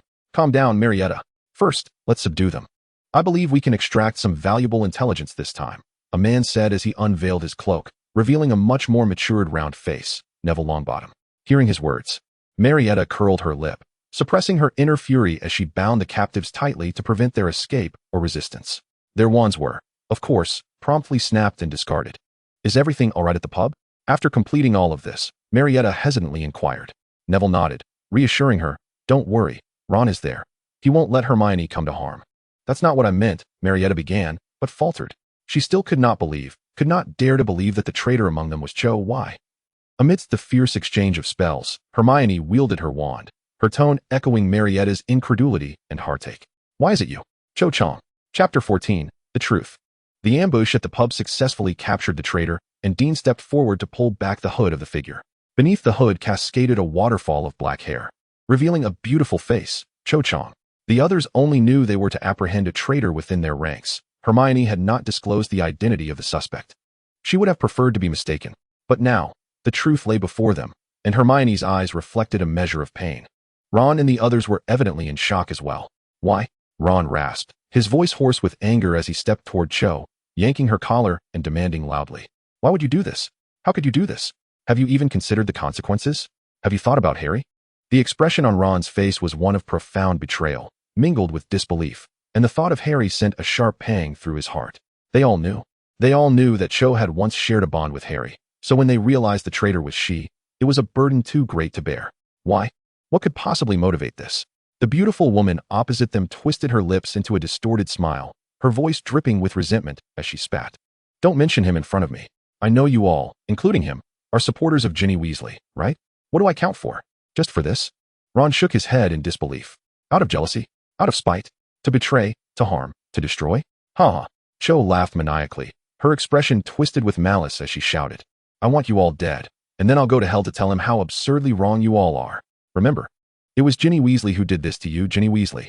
As the woman continued her frenzied laughter and screams, Ron slowly released his grip on her collar, shaking his head as he stepped back, murmuring, You're insane. Watch out. She is not Cho. Suddenly, a female voice rang out, startling everyone present. Ron quickly reacted, shouldering Hermione aside. As Cho lunged toward Hermione, she only managed to slash Ron's shoulder. Blood gushed forth, staining the sleeve of his shirt crimson.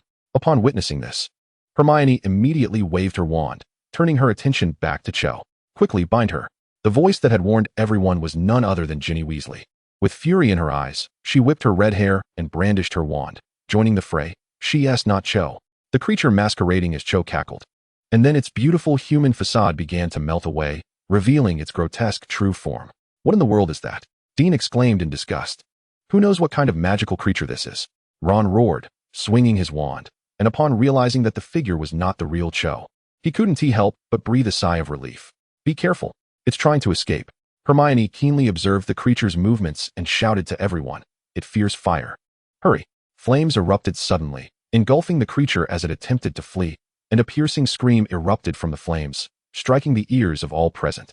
Ron, witnessing this, lightly clicked his tongue before turning to Ginny and asking, How did you get here? And how did you know she wasn't Cho? Ginny brushed her hand through her red hair and replied, Because I found the real Cho. As Ginny's words fell, someone stepped into the pub from behind the flames, pulling back her hood, with hair flowing like a waterfall and a gentle, yet beautiful face illuminated by the flames. Her eyes sparkled with unwavering resolve. It was Cho Chang. Moments later, as the acrid scent of something charred filled the air, the group, including Marietta and Neville, wearily found a place to sit. All right, let us talk about what happened. Ron broke the silence first, looking at his sister and Cho. How did you two end up together? To be honest, the relationship between Ginny and Cho had always been delicate, given their past with Harry.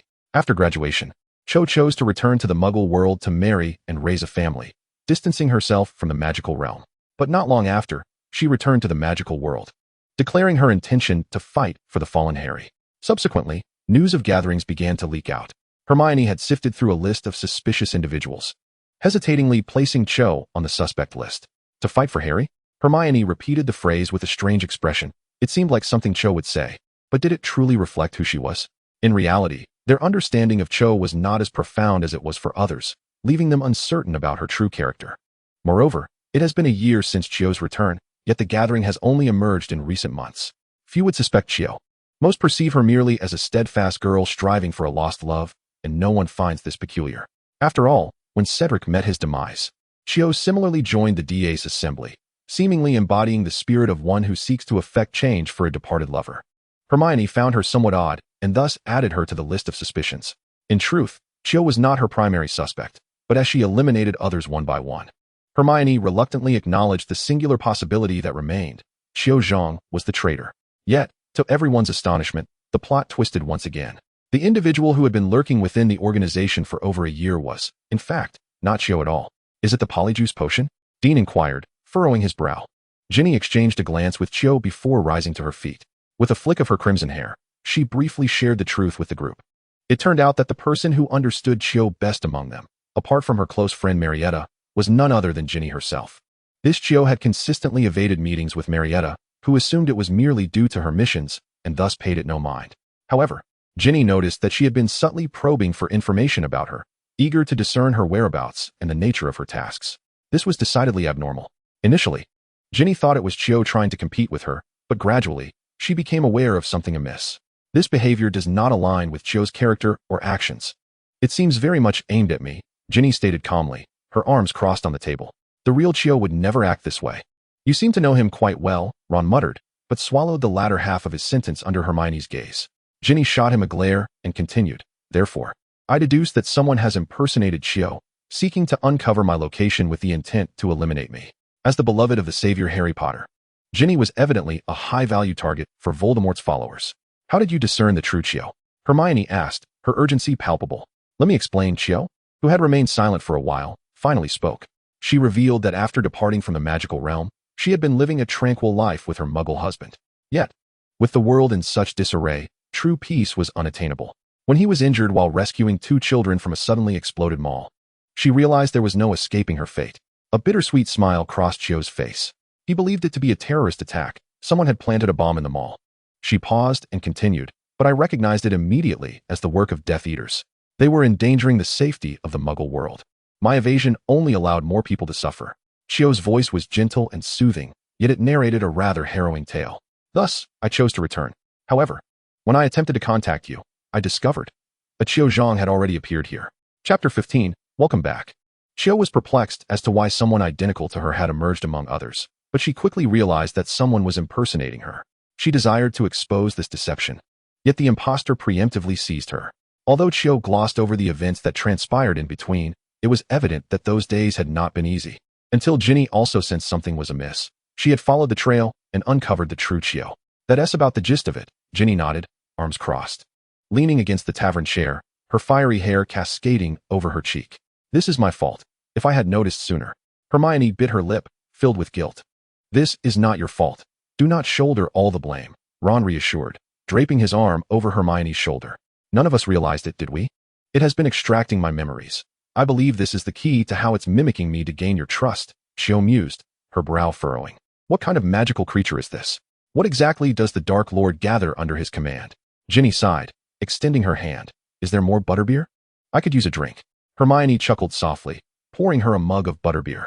Ginny mumbled a thank you, took a hearty sip, and then remarked to Chio. I didn't have the chance to tell you earlier, but our situation is actually dire, 10-fold, 100-fold worse than you might imagine. That person has gathered werewolves, giants, and many magical creatures, ghouls, and the like. Ginny waved her hand dismissively, her expression darkening. It's incredibly troublesome. One misstep could be fatal. She inhaled deeply, exhaling those 2 words. So what now? Chio inquired gently. Ginny set her drink down heavily, turning to the beautiful girl beside her. You still have the chance to leave. To return to the Muggle world. Chio sighed at this, shaking her head as she addressed Ginny and the others. I have said it before, no matter where I escape to, I will be affected. Rather than continuously fleeing, I choose to return. It could be fatal. I am aware. Chio paused, then smiled. But you are all here, are you not? We are not the same, Ginny replied decisively. In what way are we different? Chio crossed her arms, gazing at Ginny, waiting for her explanation. Ginny pointed at Ron, is Harry's best friend, and then she gestured to Hermione. She is also Harry's best friend.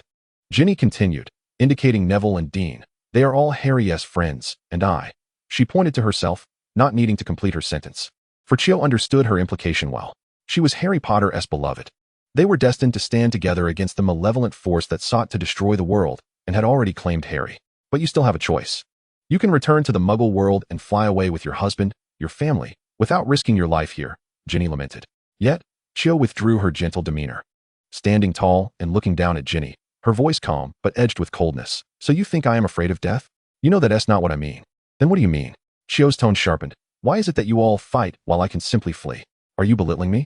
I was once a member of the DA, remember?" Chio raised a finger to her chest. She attempted to retrieve the gold galleon symbolizing the DA from her pocket, but remembered that it had been taken by the earlier magical creature. Instead, she shoved her hands into her pockets and continued. "And if we are to discuss relationships, do I need to remind you? My connection with Harry." She paused, then calmly recounted their past. "We once loved each other, do you recall?" Ginny seemed to choke on her drink, raising her brows in surprise. "But you have clearly moved on from him now."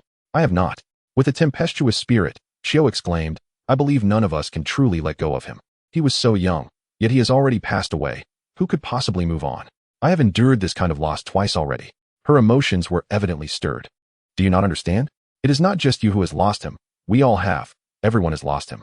This kind of grief, I have faced it twice, and I cannot bear to witness it a third time. Do you comprehend?"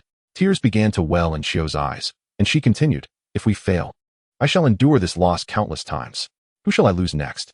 Ginny opened her mouth, momentarily at a loss for words, thus opting for silence. "Aren't you afraid of death?" After an undetermined period, it was Neville who broke the stillness, regarding Chio with a scrutinizing gaze. "Yes, I am afraid," Chio admitted, her form trembling slightly, yet her voice remained resolute. "But who isn't? We must stand up. We need to stand up, don't we? To spare others from fear." In truth, over the years, she had been plagued by dreams. Visions of Cedric, visions of Harry. Each dream revealing their pallid faces, their wide, vacant eyes. These visions filled her with dread, and she shunned conversations surrounding death, choosing a period of evasion. It was not until her husband found himself in peril while attempting to save 2 children that she realized she could no longer escape. In the hospital room, she confronted him. "Aren't you afraid of dying? Do you know that those are not mere criminals? That is magic. Do you understand how fragile a Muggle like you is in the face of magic?" At that moment, she was truly terrified. Fearing once more the sight of a beloved's lifeless visage, the handsome, vibrant faces that would suddenly lose their vitality, tormenting her night after night. Yet he smiled at her and replied, "Yes, I am afraid. But who isn't? The children are weaker than I. So I must step forward to prevent them from feeling fear, mustn't I? Chio, go do what you must." Reflecting on their conversation, her eyes glistening with tears, Chio smiled faintly as she leaned against the tavern wall and addressed those around her. "At that moment, I realized how foolish I truly was. I have a tendency to fall for the same kind of person, brave, righteous, kind individuals willing to stand up for others, true warriors. Those I have loved are all genuine warriors. Thus, I too must step forward." Neville chuckled softly, rising first and extending his hand to Chio, saying, "Welcome back, Chio." "Thank you," she replied, grasping his hand. Soon, Hermione, Ron, and Dean also stood, with Marietta joining them without exception. They welcomed Chio back to their ranks. While Ginny remained seated, all eyes turned toward her, and after a prolonged silence, Ginny ran her fingers through her long hair and hoarsely asked, "What does it feel like to lose someone?" Chio paused, her gaze clouded with unshakable sorrow, and softly replied, "It feels as though a piece of your heart and soul is missing, one that can never be filled, no matter what." Ginny felt a gust of wind sweep through her heart, where a void had emerged since Harry's death, a chasm that no amount of reflection or forgetting could ever fill. It seemed as if she would never be whole again, for his departure had taken away a part of her forever. At times, this kind of loss felt even more daunting than death itself. How could she fill that void? Only by moving forward, continuously advancing, so that those they had lost might gradually return. Courage and ideals would once again fill these empty spaces. Therefore, they could only move ahead. Taking a deep breath, Ginny stood and opened her arms to Chio, declaring, "Welcome back, Chio." Chio smiled warmly, stepping forward, and the two embraced gently. "Well, it has been a touching reunion. But I must take my leave," Marietta said softly, her voice trembling. Time had come for her to depart first. Once a traitor due to her betrayal, she had gained Umbridge's trust through it. Umbridge was convinced she was a rule-abiding and obedient girl, thus promoting Marietta to be her assistant. Now, with the Death Eaters holding significant sway, a portion of the Ministry's power rested in her hands, granting Marietta an opportunity. She had been lurking beside Umbridge, consistently relaying information outward. She understood the dangers involved, yet she was undeterred. In the past, she had been timid and fearful, afraid of implicating her parents in the Ministry, afraid of Umbridge's twisted punishments, and even grappling with subtle jealousy. Nonetheless, Marietta recognized that the world should not have descended into such chaos. Thus, she chose to stand up. "Once, I was a traitor," Today, I still am, but you are one of us. Neville patted her shoulder, offering affirmation and encouragement. Marietta smiled softly and then turned to Chio, extending her arms. Say farewell to me, Chio. Naturally, Chio stepped forward, embracing her tightly. In that moment, none could be certain whether this meeting would be their last, hence the need for a proper farewell. As each person departed one by one, Chio smiled at Ginny, extending her hand. Now, may I have back my galleon? Ginny smiled in return, retrieving the galleon that originally belonged to Chio, one she had picked up after it had fallen from a magical creature. Now, the glimmering galleon lay in Chio's palm. Welcome back, our faithful and brave warrior. Chapter 16, I am inviting you. Soon, an owl brought back Sirius's reply to James. As James quickly scanned the letter, he let out a shriek that echoed with a hint of despair. Mrs. Potter, hearing the cry from within, poked her head out to inquire. Dear, what is it? Mr. Potter, seated at the dining table with a newspaper, looked up in confusion. Has he been attacked by the goblins in the yard? While the Potters were puzzled, they saw their son, James, rush in like a whirlwind, locking himself in a room without uttering a word. Good heavens, is this true? Bigfoot and Snevelis? After confirming the contents of the letter multiple times, James howled, collapsing onto his bed. He realized that if he wished to see Sirius during the summer, he would have to confront Snape. This did not sound like a delightful prospect. Muttering to himself, James picked up his quill once more to write to Sirius, this time with such fervor that the quill tore through the parchment. Sirius lay once again in Snape's room on the second floor. In truth, he had not been invited. Instead, he recalled everything that had transpired. After Snape got back up, he no longer pursued Lily but resignedly picked up the box of purchased potions and slowly made his way towards Spinner's End. He seemed to have forgotten about Sirius. Or perhaps he had resolved to ignore his existence entirely. In summary, Severus Snape walked further away, while Sirius Black lingered far behind him. It was not until Snape returned to his bedroom, reclined fully clothed on his bed, and pulled the covers over his head that a soft thud announced Sirius's entrance. Snape remained motionless.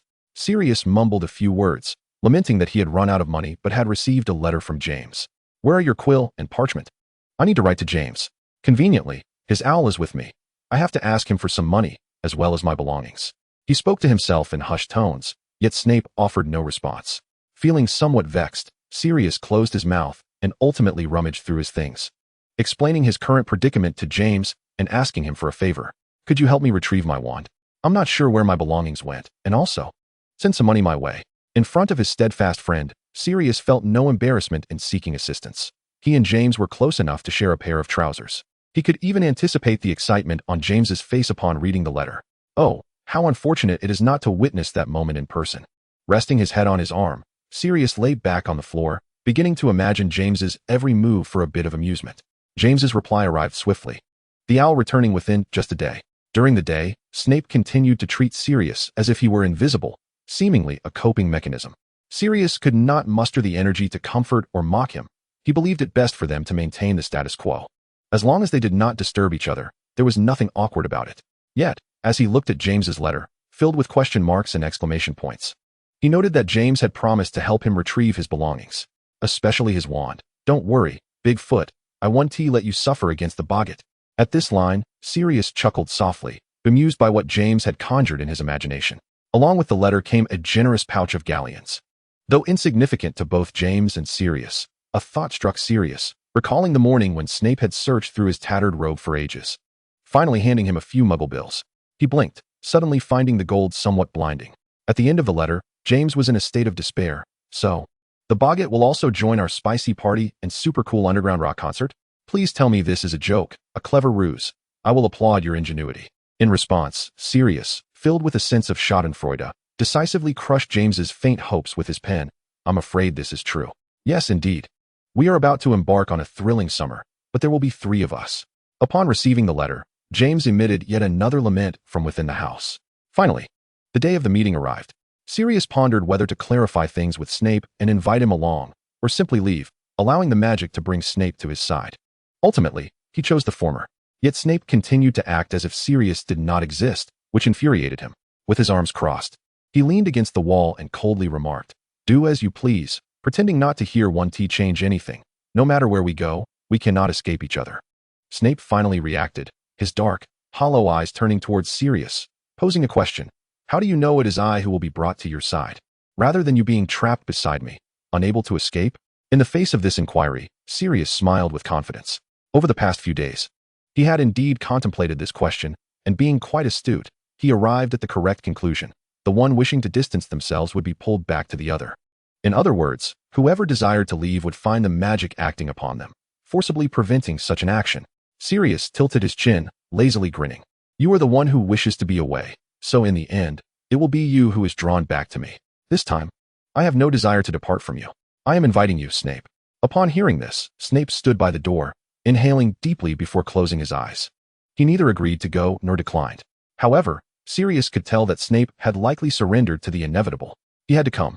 At last, the pent-up frustration of being ignored dissipated, and Sirius proudly lifted an imaginary tail, as if he had won a splendid victory. In the stillness of the night, two figures walked along the desolate street, maintaining a distance just enough to barely uphold the limits of the magic's effect. Under the street lamp, James, clad in stylish Muggle attire, leaned against a remarkably cool modified motorcycle, his expression a blend of excitement and a peculiar twist. Hey! In the distance, his best friend, Sirius Black, approached.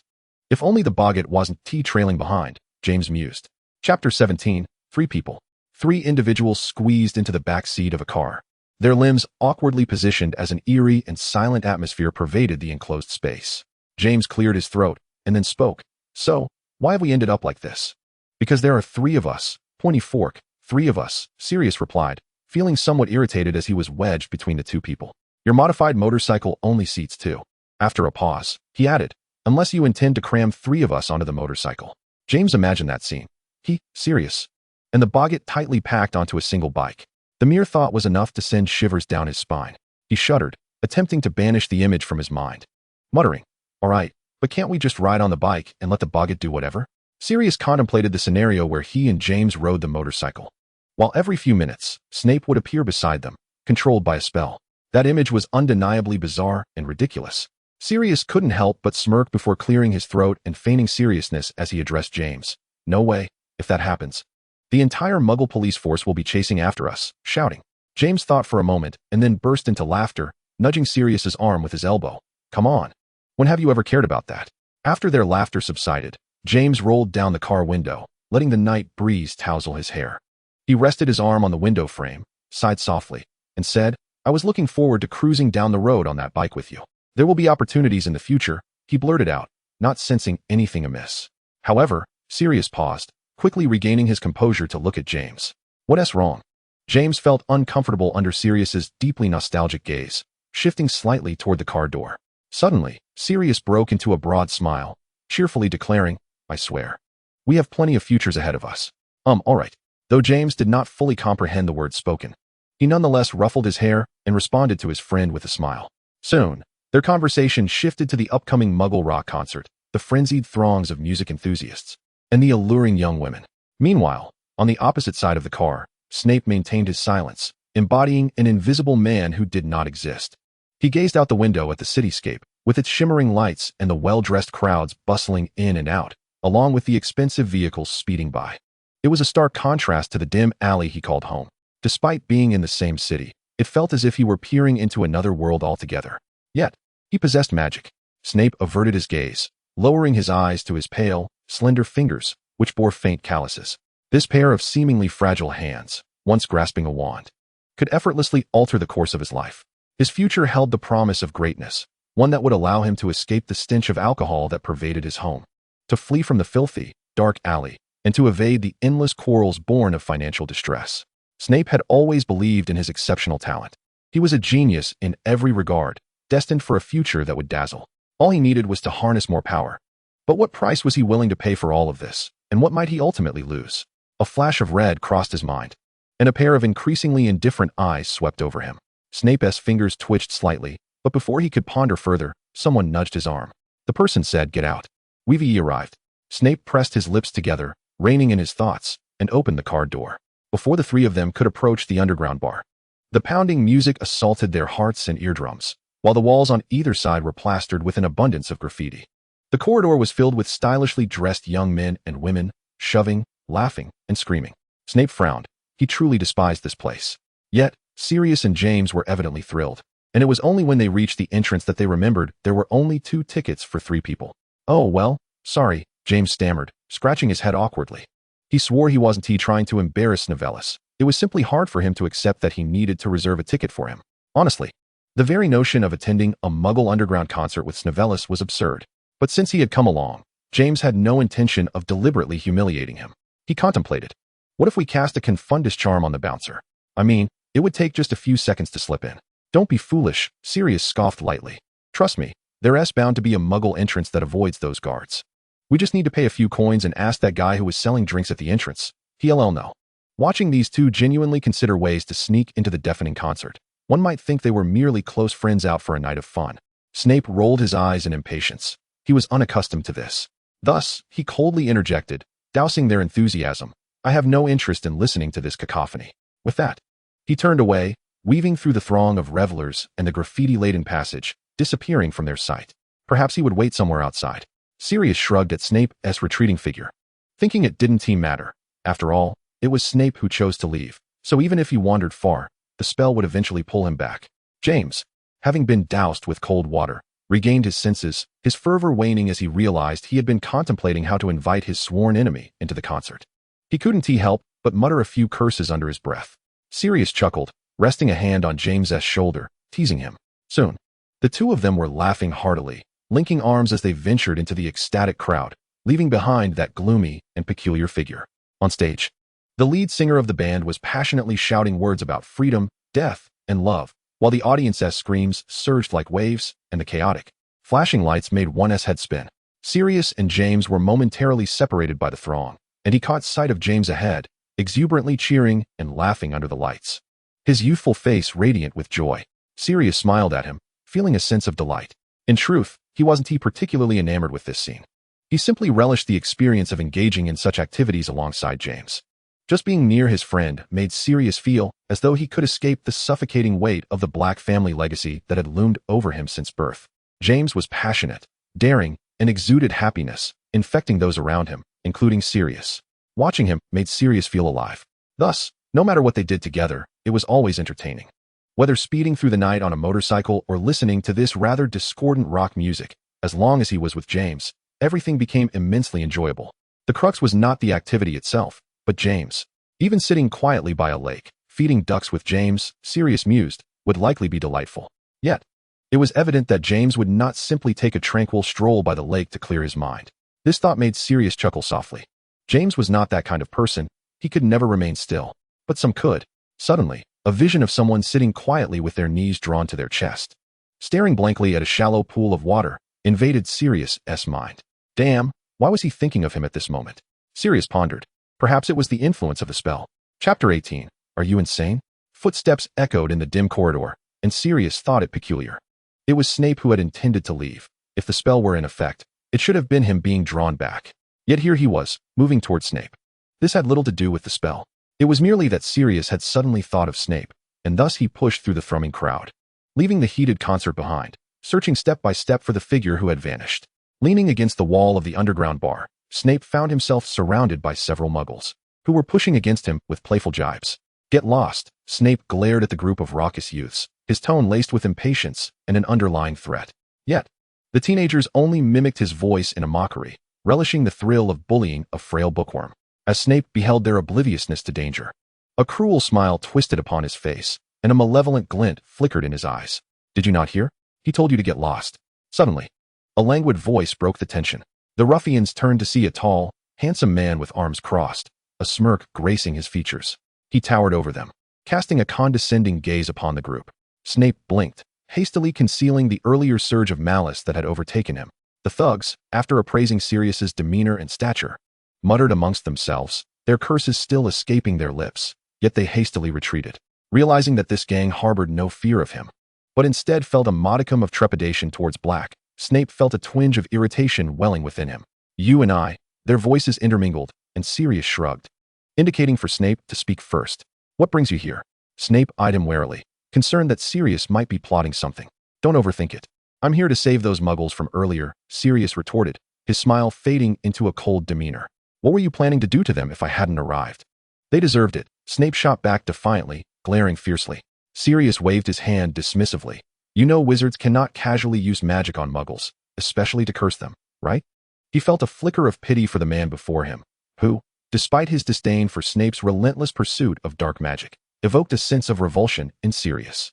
He loathed dark magic, as it signified pure-blood fanaticism, madness, cruelty, darkness, and oppression, labels that were indelibly etched upon the name of Black. Everything he desperately sought to escape was embodied in Snape. "You have no say in this," Snape scoffed, turning his back on him. "Oh, is that so? You may persist in this delusion, but I suspect," Sirius paused, not wishing to broach the subject, yet feeling overwhelmed, he retaliated, "Evans will only come to despise you more. Get lost." Snape spun around, his emotions flaring, his voice sharpened with ire as he unhesitatingly pressed his wand against Sirius's chin, seething. "Who gave you the right to mention her?" "I just did, and what of it? Am I wrong? You wish to curse me, do you? Go ahead, try it. I am not one of those fragile muggles who can be frightened into screaming." Sirius, taken aback by Snape's sudden fervor, felt a surge of anger and seized Snape's wrist that gripped the wand. "Why the hesitation? I dare say, you lack the courage. Your dark magic is only directed at muggles, isn't it? Do you understand why she despises you? Why I do? It is because you are perpetually like this." Sirius advanced, and though Snape's back was pressed against the wall, he still attempted to lean forward to avoid appearing too retreating. Hearing Sirius's words, Snape erupted in derisive laughter. "Who cares for your affections or aversions? And what of her, Evans's feelings?" Sirius retorted coldly. "Ah, I forgot. You have no chance left. She won't pay you any heed. So your concern is moot." A punch landed squarely on Sirius's prominent nose, a jolt of pain shooting through him. Damn. He hadn't anticipated Snape resorting to such a muggle method of attack. Sirius thought he must be infuriated. Though his mind raced with thoughts, his body reacted quicker. After receiving a blow, Sirius retaliated without hesitation. Thus began a primal clash, reminiscent of a savage muggle brawl. Before long, Snape found himself at a disadvantage. Such violent confrontations were no stranger to him. He had witnessed and endured them countless times. In all those instances, he had typically been powerless. And this occasion was no different. This realization fueled his rage, instilling within him an overwhelming desire to unleash his hatred and curse everyone in sight. Yet, as Sirius raised his fist, it hesitated upon noticing the bruises gracing Snape's lips, trembling in the air. "What am I doing?" Sirius pondered, knowing full well he had not intended for things to escalate in this manner. He had sought to see Snape merely because he had thought of him. Snape, panting heavily, braced himself for the inevitable contact of Sirius's fist, yet after a prolonged moment, Black seemed frozen, no longer moving. His gaze fell upon Snape, filled with an incomprehensible meaning. He heard Sirius whisper, "Stop provoking me, Snape. Do not resort to dark magic to resolve your issues, lest you wish to sever ties with Evans completely." "Huh. Listen to what you're saying. Potter knows precisely how you would react to these words," Snape mocked bitterly, his demeanor always brimming with barbs, forever unwilling to yield. Sirius, coming back to himself, recognized the absurdity of his own words, and thus he dropped his hand, resting his head against Snape's shoulder, chuckling softly. "Madness." Snape's body stiffened for a moment before he roughly shoved Sirius away, cursing, "What is wrong with you? Has that dreadful music muddled your brain?" Sirius sprawled on the filthy ground, laughter streaming from his eyes, and after a considerable time, he finally ceased his mirth. Exhaling deeply as he gazed up at the night sky, he extended a hand toward Snape, grinning. "Help me up, will you? You were right. I must have been out of my mind." Only a madman would recall that night when Snape lay motionless on the grass. Only a madman would feel a twinge of pity for this serpent. Only a madman would believe Snape could ever change. No, that was incorrect. In the future, he indeed became a member of the Order of the Phoenix, did he not? With this thought, Sirius reassured himself that Snape was not entirely beyond redemption. And he himself was not mad. He merely possessed knowledge of the future. James would forgive him. After all, Lily would ultimately choose him. And the fleeting moment of sympathy he felt for Snape would not alter that reality. "Help me up, please." His arm had been suspended in the air for quite some time. Snape regarded him with skepticism and confusion, as though observing an incomprehensible lunatic. Yet, he stepped forward, begrudgingly grasping that hand and pulling him up. Sirius's roguish grin met his gaze, and Snape heard him say, "You were right. That music was utterly dreadful." Chapter 19, A Marvelous Experience. "Incredible, you, especially you." James rambled incessantly along the way.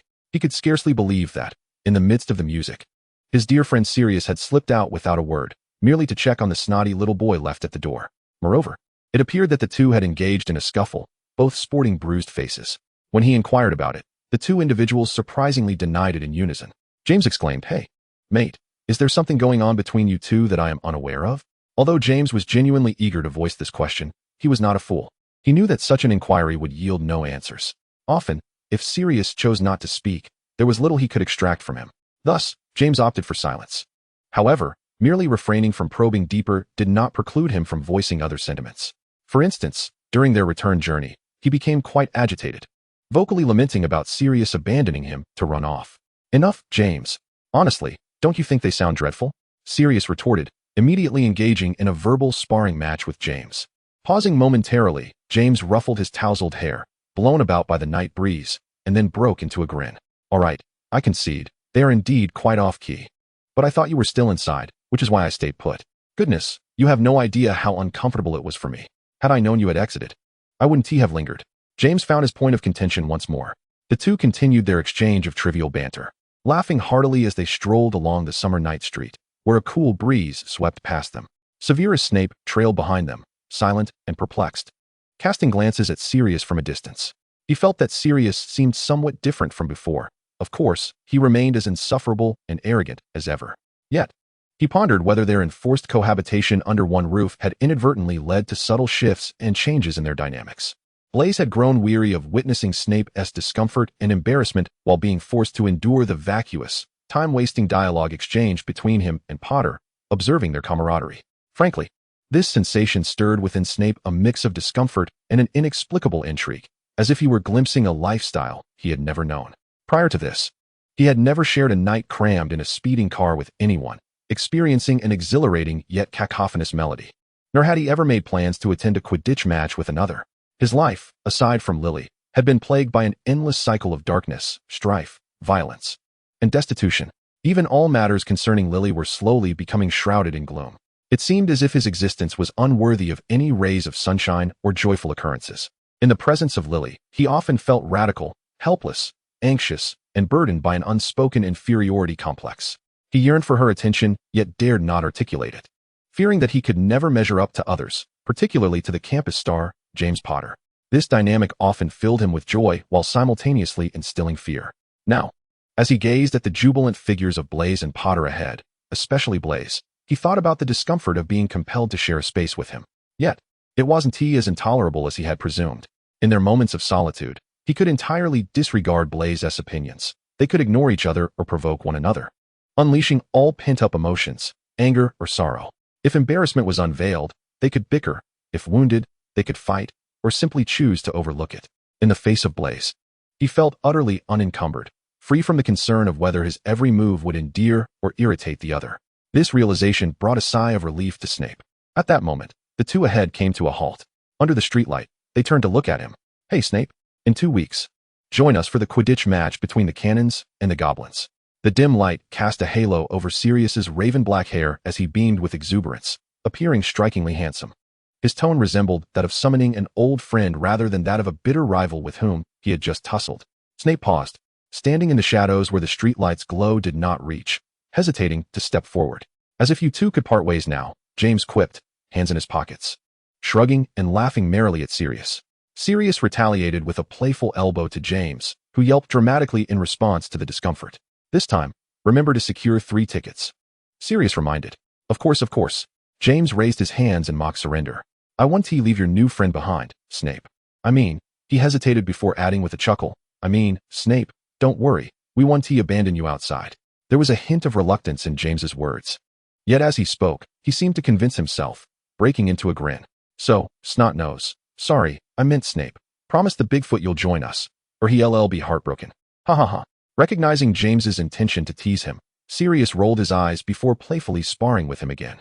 Snape lingered in indecision, finally shaking his shoulders silently, almost as if nodding. He then bowed his head and took a step forward. 2 weeks, a span both fleeting and interminable. During this time, Sirius remained in Snape's second-floor room. Although he had borrowed some money from James, for reasons unknown, he was disinclined to stay alone in that musty hotel room. It seemed he preferred the pungent scent of alcohol and the intermittent sounds of quarrels. Snape found it impossible to evict him. Any attempt to do so resulted in Sirius deliberately distancing himself, using spells to forcibly drag Snape out of the room. His intentions were unmistakably clear. Either allow him to stay or Snape should not expect to return. Snape had protested and threatened against this brazen behavior, but Sirius remained utterly indifferent. He frequently communicated with James, seemingly engrossed in fervent discussions, which Snape mockingly likened to the exchanges of a love-struck couple. Upon realizing that driving him away was futile, Snape continued to attempt to ignore his presence. However, this time felt different. Their relationship seemed to shift subtly. While they still clashed sharply, it was no longer as tense as before. The room contained only a single table, which Snape needed for his summer essay. Whenever he attempted to write, he would have to shoo Sirius away, who sprawled across it, penning letters furiously. Due to lost luggage, even James could not assist in retrieving it, leaving Sirius no choice but to brazenly borrow Snape's textbooks. As he flipped through them, he discovered Snape's meticulous handwriting scrawled all over the pages. The annotations and modifications, along with the inventive spells hidden in the margins, raised Sirius's eyebrows. Though he held no affection for Snape, he never questioned his abilities. Thus, the question arose, should he share with Snape the topics he and James had been discussing? One day, Sirius Black reclined on his bed, clutching Severus Snape's textbook, and gazed at the arched spine of the book, when a whimsical thought struck him. Chapter 20, What She Taught Me. During the summer between their 5th and 6th years, Sirius, along with James, Remus, and Peter, had collaborated to create the Marauder's map. Yet, this time, Sirius suddenly recalled the two-way mirror. Originally, it was a trinket they had devised in their 7th year, intended to facilitate secret communication after graduation in a manner unbeknownst to others. Its inspiration stemmed from Muggle telephones, a notion sparked by Lily. Now, Sirius felt an overwhelming urgency to possess it, to connect with James. Thus, with a hint of selfishness, he mused that it was merely a modest tool for communication. Even without it, they could still rely on owls. Surely, crafting it a year in advance wouldn't drastically alter their future, would it? After hesitating for barely a second, the bold and reckless spirit within him surged forth. He penned a letter detailing the mirror and dispatched it to James. Upon receiving the letter, James was, of course, exhilarated. He relished exploring the kinds of gadgets not found in textbooks. Their correspondence had been frequent lately, all in pursuit of this invention. The development was primarily taking place at James' home, while Sirius resided in Snape's household, which was situated in a Muggle neighborhood. Relying solely on his memory, Sirius offered James suggestions through letters, and although some memories were elusive, they could gradually piece them together. But what if Snape were to join them? Would that hasten the process? Yet, allowing him to partake would inevitably mean that Snape would learn of the mirror's existence, knowledge he ought not to possess. Would this be altering the future? While Sirius was still in doubt, an incident erupted within Snape's home. One day, amidst the familiar squabbles and cacophony, it was evident that not only had Snape become numb to it all, but even Sirius had gradually acclimated to the sounds of shouting and furniture being hurled about. Thus, no one anticipated that disaster would quietly unfold amidst their accustomed daily lives. After Eileen was pushed to the ground, her head struck the sharp corner of a table, rendering her unconscious. The drunken man, now gripped by panic and fear, attempted to conceal the truth, refusing to call for an ambulance.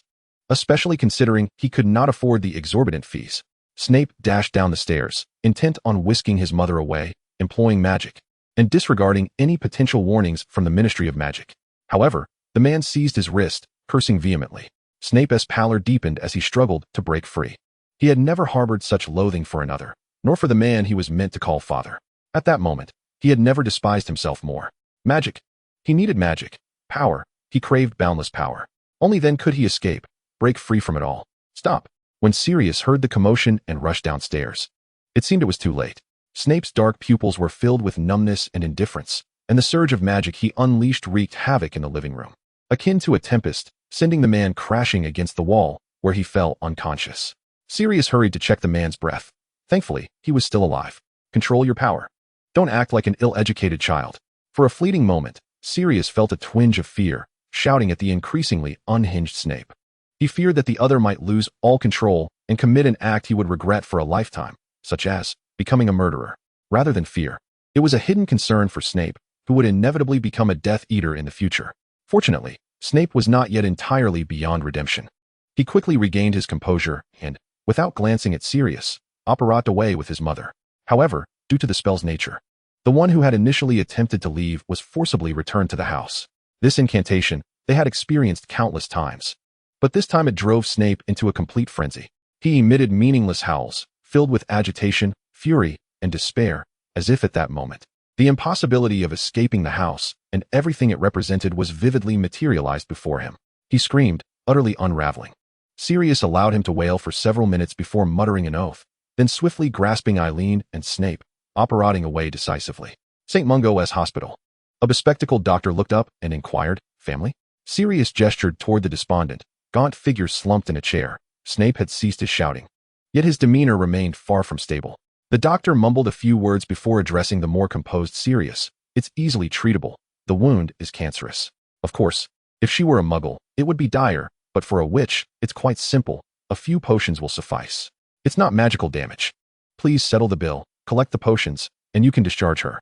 To the doctors at St. Mungo's, these were trifling matters, not worthy of such emotional turmoil. Sirius nodded, voluntarily paid the bill, and upon returning, found Snape standing, his eyes vacant. Together, they returned to Spinner's End, though reluctant.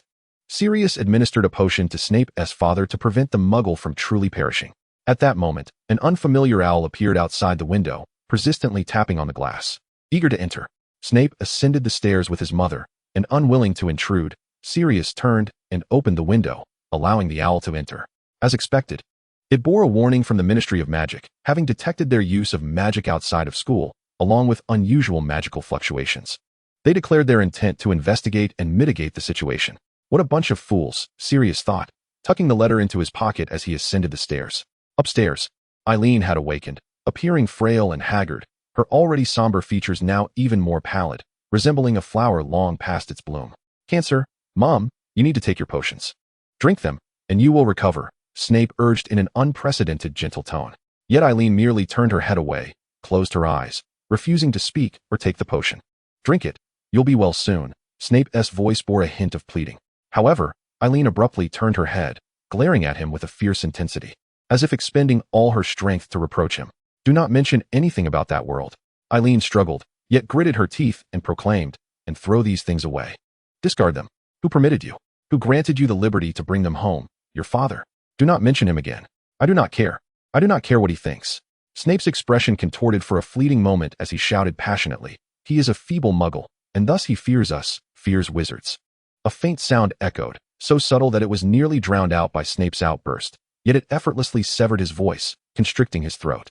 Eileen's hand fell limply to her side. Moments earlier, she had mustered all her strength to deliver a feeble slap to Snape, reprimanding him for invoking wizards, for mentioning magic, for his disparaging remarks about her father. "Leave, I do not wish to see you." After uttering this weary statement, Eileen turned away on the bed, leaving Snape with only the sight of her frail back. Snape despondently lowered his arms, the potion vial slipping from his grasp and clattering to the ground. No matter how potent the potion, it could not heal a patient unwilling to imbibe it. She would rather endure the torment of cancer, even death, than live as a witch. Why? Snape slowly retreated from the doorway. "I'm sorry." Sirius had overheard part of the quarrel. Their voices, particularly Snape's shouts, were too loud to be ignored. He clutched the letter from the Ministry of Magic in his hand. Snape wearily sat on the steps, burying his head in his knees, greasy locks falling on either side. He could scarcely contemplate whether he had once again revealed his vulnerability before Black. He merely felt exhausted, unable to comprehend why his mother would choose to endure such suffering rather than once again wield a wand and live as a witch. He could even sense her profound loathing for him, as well as her resentment. Why? Was it out of love? Could this truly be called love? Why would she love him so fiercely that she would endure such torment without letting go? If this is what love is, Snape thought, then it is indeed terrifying. Love is the most dreadful and merciless force in this world. This is all that Eileen Snape, his mother, had imparted to him. Love is suffering. Love is despair. Chapter 21, The Other Side. Purging the unclean bloodlines from the Ministry of Magic, the Minister of Magic issues a new declaration: the Dark Lord will restore the glory of pure bloods. Snape sat in the headmaster's office. Spread before him was that day's daily prophet. He had received news of Higgins' death days prior. It was through their clandestine connections within the ministry that he learned of it. Higgins was merely an ordinary employee, never having aligned with Voldemort or the Order of the Phoenix, until her husband was suddenly taken away, tried for bloodline issues, and ultimately thrown into Azkaban. Higgins could no longer bear such a life. She discovered from others that her husband had succumbed to despair and died in prison. Merely because their bloodline was deemed insufficiently pure, they had driven her husband to death, shattering her family. Such anguish and hatred compelled Higgins to resist. After numerous trials and observations, someone from the Order finally reached out to her, and she began relaying secrets known only to ministry insiders. Due to her husband's predicament, she was reassigned from her original post to perform maintenance work across various offices, a job that afforded her the opportunity to gather intelligence. She could not discern which information was vital or trivial, only relaying everything to the Order in hopes of ending it all swiftly. But now she was dead, just like countless others who had perished in silence due to Voldemort's triumph. Snape rubbed his furrowed brow. Higgins' death not only deprived them of a source of intelligence, but also tightened the Dark Lord's grip on the ministry. Others embedded within the ministry would likely find themselves in even greater peril in the days to come. Today, Marietta Edgecombe had nearly been detected while transmitting a message. They had been fortunate this time, but what of next time? The sun outside gradually sank, ultimately disappearing into the depths of the clouds, enshrouding the headmaster's office in a long stretch of darkness and silence. Yet Snape had no intention of lighting a lamp. He sat quietly, akin to a statue. But we do have some good news, do we not? Dumbledore's portrait suddenly spoke, his blue eyes glimmering with a glint of hope. Granger has apprehended a spy long embedded among us, and the true Cho Chang has chosen to join our ranks, opting to fight alongside us. This could be deemed a sliver of good news for the day. Too trivial, Snape rasped. War is always prolonged, yet our people continue to fight. No one has chosen to surrender, Severus, and that is the best news of all. Dumbledore spoke softly yet firmly. But where's the hope? If there were once days of prolonged despair, during which a prophecy foretold the birth of a savior, then despite the darkness akin to that of now, there remained a flicker of expectation. One could believe that such days would eventually draw to a close. But now, the savior is dead. Where lies the next prophecy? Where will this darkness conclude? Or is it truly endless? No one dared to broach this topic. The interminable night bore no sign of even a spark of conclusion. Tomorrow, representatives from the ministry will come to conduct eligibility checks on the students. Snape remained silent for a moment before adding, I fear someone will be unfortunate once more. Protect them, Severus. That is your responsibility. Dumbledore's portrait gazed down at the man seated at the headmaster's desk. How am I to do that? Snape stood up irritably from his chair, pacing anxiously back and forth. He was about to voice something, yet at that moment, click. What sound is that? Snape immediately halted, his wand slipping from his sleeve into his palm. Click.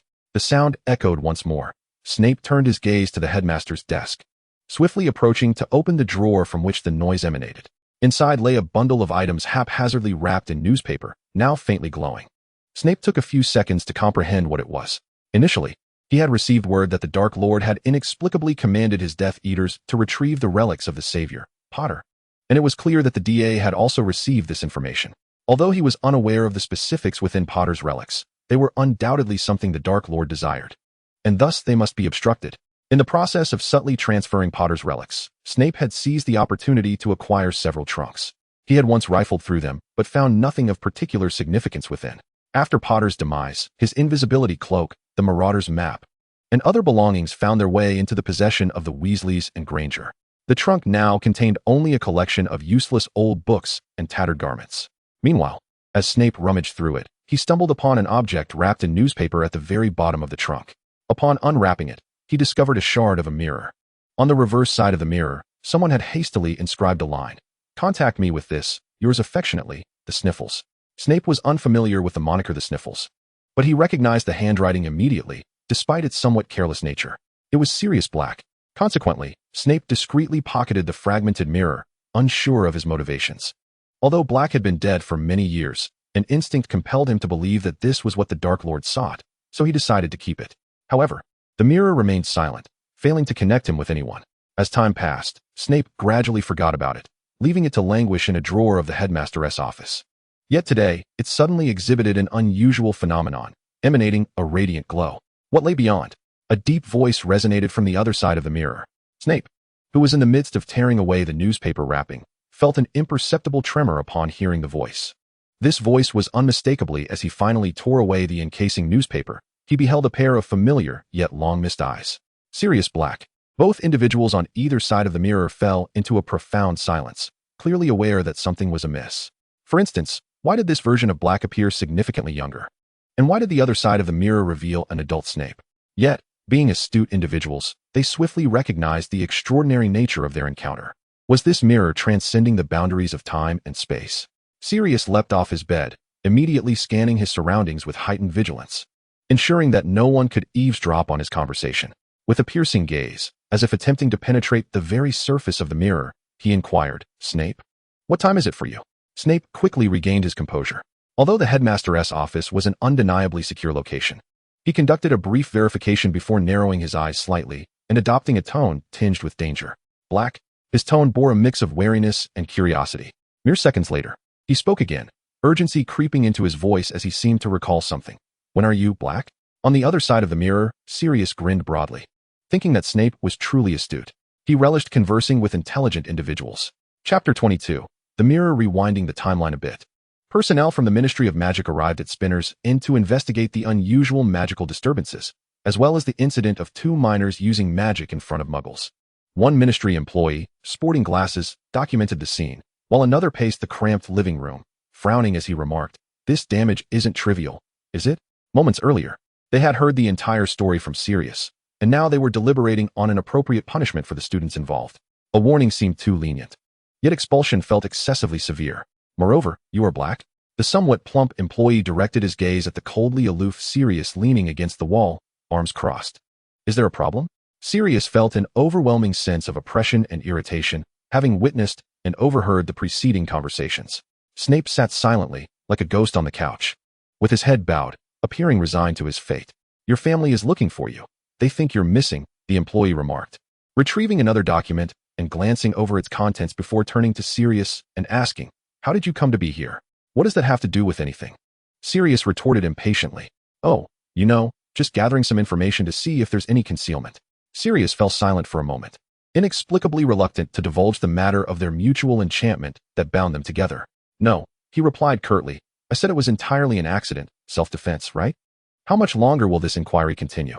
His impatience was palpable, while the 2 employees exchanged hushed words before finally choosing to wave their wands, restoring the shattered room to its former state, and subsequently modifying Tobias Snape's memory. "Wait for the school to handle your case." They left him with that remark, effectively determining the outcome. They had handed the matter entirely over to Hogwarts for punishment, which would likely amount to nothing more than detention, a trivial consequence for Sirius. In the ensuing days, the atmosphere in the dim house at Spinner's Inn grew increasingly stifling. After his memory was altered, Tobias forgot everything that had transpired, yet for him, the distinction between forgetting and remembering was negligible. He continued to drink himself into a stupor daily, collapsing onto the sofa, shouting, or sinking into a deep slumber. Meanwhile, Snape lingered daily outside his mother's door, yearning to enter, but was perpetually denied access. Eileen refused to speak to him or even glance in his direction. The potions procured from St. Mungo's were categorically rejected by her.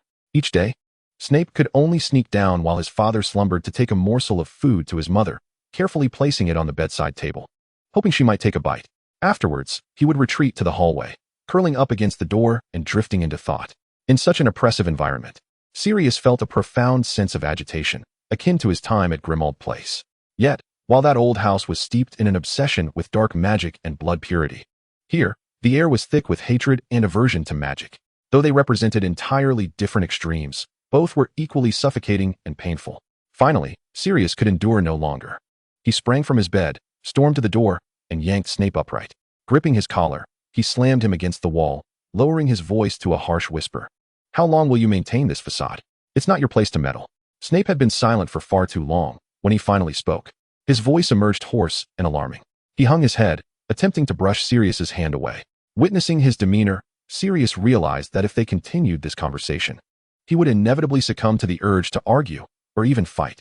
Taking a deep breath, Sirius reminded himself, "I did not come here to quarrel. Listen, Snape, you need to find something else to occupy your mind, rather than dwelling on this every single day." Sirius endeavored to steady himself, "And I currently require your assistance. Do you understand? I need your help." For Sirius, uttering those words was no small feat. He had never imagined, not in a lifetime, nor in two, that one day he would utter such words to Snape, seeking his assistance. This marked one of the lowest moments of Sirius Black's humility. Considering the gravity of the situation, Sirius reminded himself of the woman lying beyond that door, on the brink of exhaustion.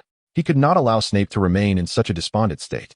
Drawing upon an unusual reserve of patience, he devoted several days to a combination of pleading and coercion, ultimately persuading Snape to join him and James in their research on the two-way mirror. In truth, it was not an absolute necessity for him to participate. Rather, Sirius thought, if he did not devise a way to redirect Snape's attention, he was at a loss as to what the latter might become. Then, a thought crossed his mind. Had Snape ever endured all this alone before these changes took place?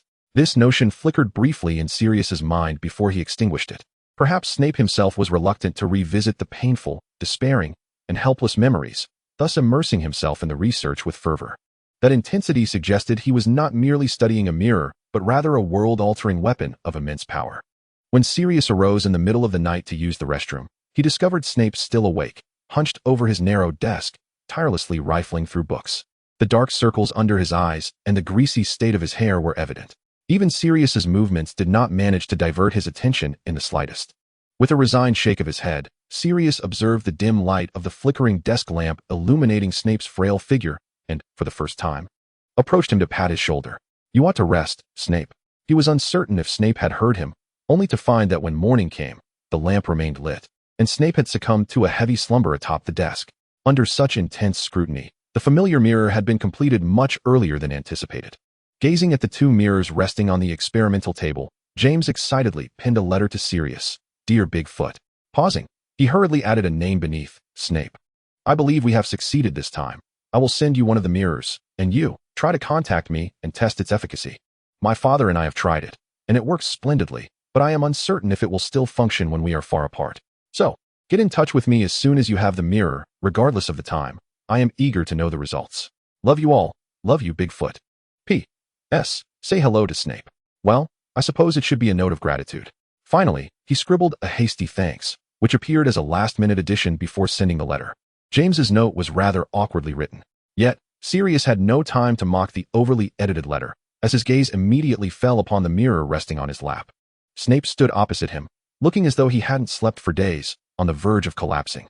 However, upon seeing the mirror, excitement ignited in his eyes as he hoarsely urged, "Give it a try."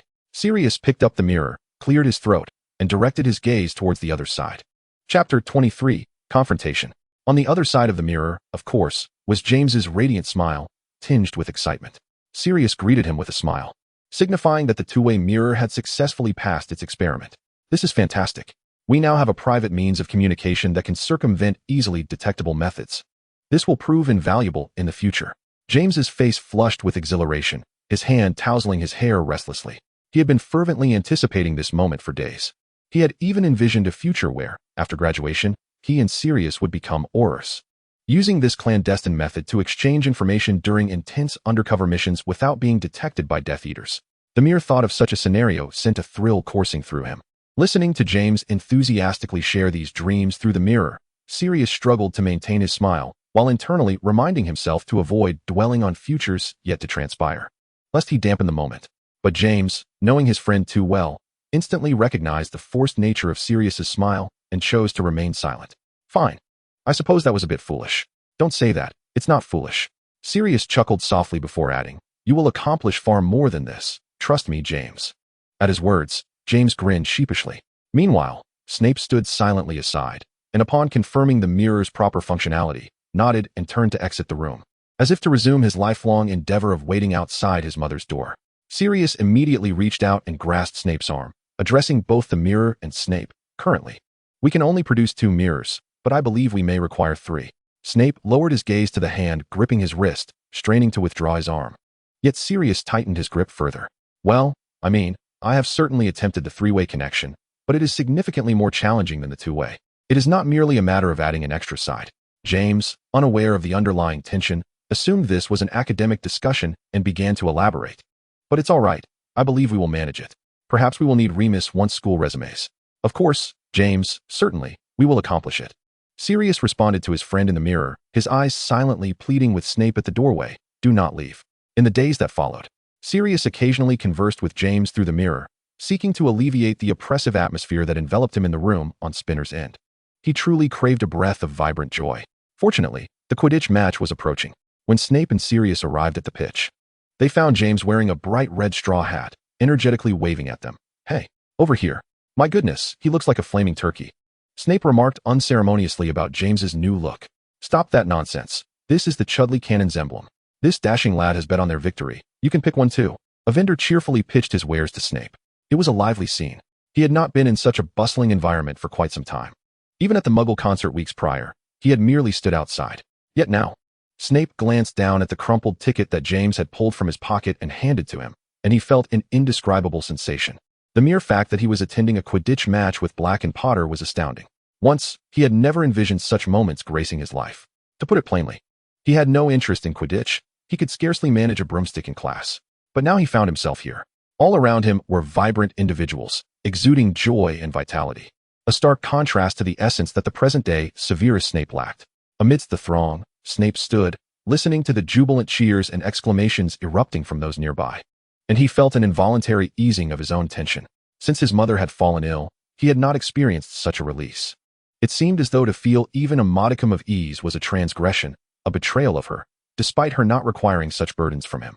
Yet now, Snape mused, it appeared he was slowly awakening to life. Freed from the clutches of despair, death, and the suffocating anguish of love, he momentarily regained a semblance of vitality. How delightful it would be, he thought, if only he could avoid seeing her.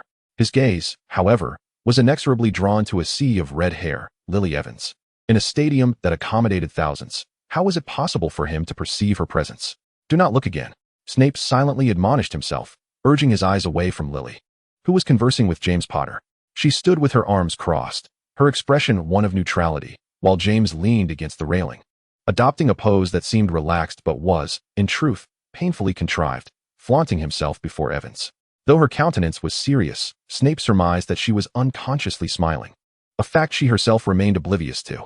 This realization crept another layer of despair into Snape's heart. In the past, he could have justified his loathing for James Potter. But now, do not look again. He parted his lips, forcing himself to divert his gaze. From his two sworn adversaries, he derived a semblance of existence, yet could only rely on avoidance to escape another form of death. What wretchedness and humiliation! This sense of shame made Snape tremble. He truly could not afford to look again, lest he utter or do something irrevocable. He compelled himself to focus on the players still competing in the air, world-class athletes. An exhilarating match, but none could capture his attention. Damn it! He cursed himself in anguish, wishing for anything to distract him from thoughts of her. Perhaps his silent plea bore fruit, as soon a familiar voice drifted from behind him, engaged in a dispute with another. Sirius Black. Snape swiftly turned, catching sight of the mocking smile and derisive expression on Black's face, his head held high, casting a scornful glance downwards at the person before him, declaring, Regulus, it is not your place to admonish me. He had not anticipated encountering his weak brother here. In Sirius's memories, Regulus had ultimately aligned with Voldemort, his fate thereafter unknown. He had long since perished in his recollections, reduced to a pale, frail shadow, so faint that he seldom thought of him. Yet this Regulus now stood alive before Sirius, chastising him for not returning home during the summer, for disregarding their parents' concerns, for failing to write a single letter. Sirius scoffed, for he had never regarded that place as home. To him, it was merely a stifling prison, a location he yearned to escape for all his life. Regulus, go home and play with mother. My affairs are for adults, mind your own. Sirius's words dripped with scorn. Regulus's face flushed with anger as he retorted coldly, it seems you no longer want your wand? It dawned on Sirius that his belongings had fallen into Regulus's hands. He regarded his brother with a half-amused, half-sardonic expression, taunting. Threatening me? Even if you break it, it matters not, for there is no disgrace in being a Muggle, huh? He knew precisely how to provoke them. Yes, them. Sirius's gaze fell upon his parents, standing not far off. Indeed, upon hearing his audacious words, the expressions of the Black couple darkened with fury. Their voices escalated in a cacophony of argument, with Sirius having uttered far too many disparaging remarks until Regulus, enraged, drew his wand, pointing it at his brother. His eyes glinting with fury and threat, bellowing, apologized to Mom and Dad. Sirius emitted a short, piercing laugh, and before he could speak, a voice interjected, Wow. Not the best luck, huh, Bigfoot? It was James. With his tousled hair, he lazily raised his wand, positioning himself in front of Sirius, creating a standoff with Regulus. Snape observed from afar, inexplicably experiencing a fleeting, secret joy, as though he were privy to a moment of Black's vulnerability. Finally, it was not he who was perpetually falling before Sirius. Chapter 24. Unexplained Fury and Absolute Separation. What ensued was nothing short of a chaotic disaster. Sirius swore he had not anticipated things escalating in such a manner. Snape merely watched from a distance, a distorted smile flickering across his face before revulsion washed over him. He stepped back, nearly colliding with others, then turned away, opting to feign ignorance of the entire scene. For he had come to understand profoundly what it meant to intervene at a moment of profound embarrassment. It would only exacerbate the suffering of one already humiliated, leading them to lash out in anger, uttering or committing acts that could never be undone. He had already lost control once. He wished to avoid a second. Thus, he chose to look away. Lily brushed past him, offering not a second's pause, instead joining James Potter before Sirius Black. Snape turned in astonishment, watching that familiar figure. Yes, she would step forward, even if it meant enduring pain 100, 1,000, 1,000,000 times. When someone was in need, she would always rise to the occasion. Unlike Black, who accepted the protection of his friends with ease. How envious. As he beheld the trio standing together, a flush of ire crept up Snape's cheeks. In later reflections, Sirius would acknowledge that on that day, he could endure the vitriol from his parents, the provocation from Regulus, and the assistance from James and Lily. But he could not, under any circumstances, tolerate anything from Snape. Be it derision, pity, schadenfreude, or veiled sarcasm, he could accept none of it. Sirius found himself perplexed, as it seemed that only Snape's reactions could truly provoke his emotions, allowing his anger and embarrassment to surface. Yes, even with such a close friendship with James, he still felt exposed, as if revealing all would leave him vulnerable. He would not scream at James, but he could not endure the notion of appearing before Snape as a savior, having witnessed his countless moments of humiliation, only to have his own darkness laid bare. They had both lost control, their sharp and scornful words inflicting wounds upon each other, as if all their relationships had reverted to the starting point, irreparably damaged. "Do not look at me with such disdain. What right do you have?" Sirius Black recalled, bellowing vehemently. There were even harsher words exchanged between him and that accursed Snavellis. Sirius reflected with a tinge of resentment that it had been ages since he had referred to Severus in such a manner. Soon, the two of them were once again embroiled in a fierce struggle, with James and Lily desperately attempting to separate them. Poor James was utterly oblivious to which of the two had landed a punch on him, leading him to curse and join the fray. Lily shouted in anger for them to cease, but her pleas fell on deaf ears. It was only when the officials from the Department of Magical Games and Sports noticed the chaos that they intervened, initially assuming it to be a brawl among fans. After separating the two, Severus spat a mouthful of blood onto the ground, while Sirius bore bruises on his nose and the corner of his eye. Yet James was howling nearby. "Damn it! You're both in such a state, and you still expect to return to the same room? I fear he might murder you. We must find a way to break this curse, and then you will come back with me." "What curse?" Lily inquired, stepping forward. Subsequently, they were brought before several aurors from the Ministry of Magic, who were responsible for examining the curse link between the two. Eventually, the curse was dispelled, completely eradicated. "Now, thank goodness you encountered us. Congratulations, Mr. Black and Mr. Snape, you may part ways."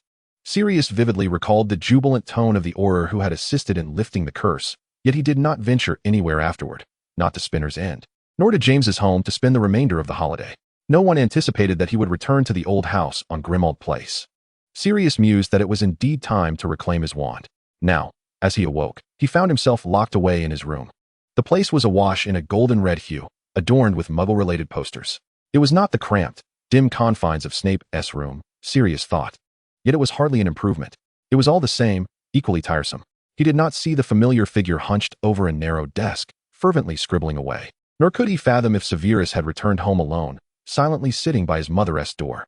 Why ponder such things? Sirius raised a hand to his heart, only to feel a hollow emptiness. Perhaps it was the lingering effects of the curse. The outside world had succumbed to darkness, yet sleep eluded him.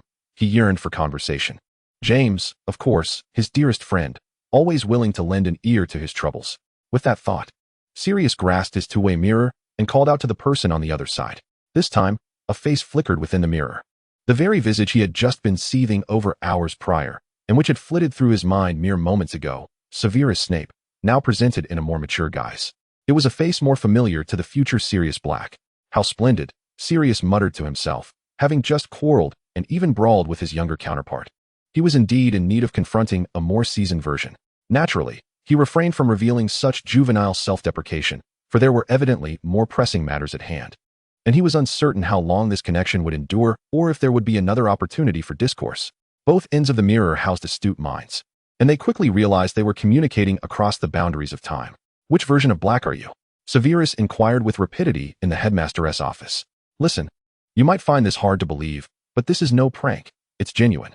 During Harry's 5th year, in the Department of Mysteries, I fell behind the veil and returned to my 5th summer," Sirius replied, matching Severus' pace in exchanging information. After a moment of silence, Severus confirmed. "You hail from the same timeline as I, yet have traveled back to the past?" "Indeed," Sirius nodded, then added, "Thus, I believe we need to converse. What transpired after I fell behind the veil? Pray tell me." "You are deceased." Severus paused, his eyes beginning to hollow, before continuing, "Potter is as well." Chapter 25, We Need to Talk. After numerous cautious exchanges, both Severus and Sirius confirmed each other's identities, ensuring they were not imposters or the victims of a tedious jest. Only then did a genuine conversation commence between them. Through their earlier interactions, Sirius became acutely aware that the situation on Severus's end must be dire. The other's vigilance seemed heightened even more than during his own days in that tumultuous future, those days spent with the Order of the Phoenix. Although Sirius had anticipated that conditions might be unfavorable, it was only upon hearing from Severus that Harry had died that he comprehended the staggering gravity of the future circumstances. Sirius felt as though he were the subject of a grotesque jest. Thus, he cast a peculiar glance at Severus, followed by a scoffing laugh of disbelief. "You must be joking, right? I mean, Severus, given the circumstances, please refrain from jesting. Our time is limited, and we have no idea how long this connection will last." Yet on the other side of the mirror, Severus regarded him with a grave demeanor, devoid of any semblance of jest.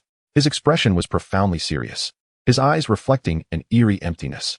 Sirius was all too familiar with that look. The moment he beheld it, he understood that Severus was indeed earnest. Those words about Harry's demise were true. He was serious.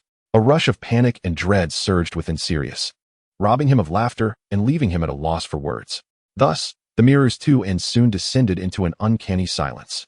However, this silence did not persist for long. Sirius suddenly erupted. He sprang to his feet, gripping the mirror with such fury that the glass's edges bit into his palm. Yet he paid it no heed. With a thunderous voice directed at Severus across the mirror, he shouted, "What on earth is going on? Why? Why did Harry have to? Why is he dead?" Sirius's eyes reddened, and one hand began to unconsciously tug at his hair, resembling a frenzied lion.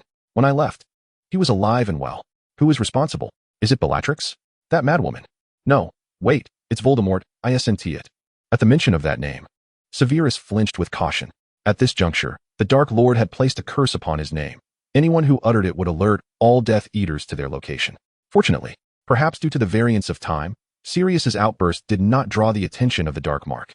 On that side, Sirius was still engulfed in anguish and fury, unable to fathom the reality that he was compelled to confront. Where was Dumbledore? Where had Dumbledore gone? What were you all doing?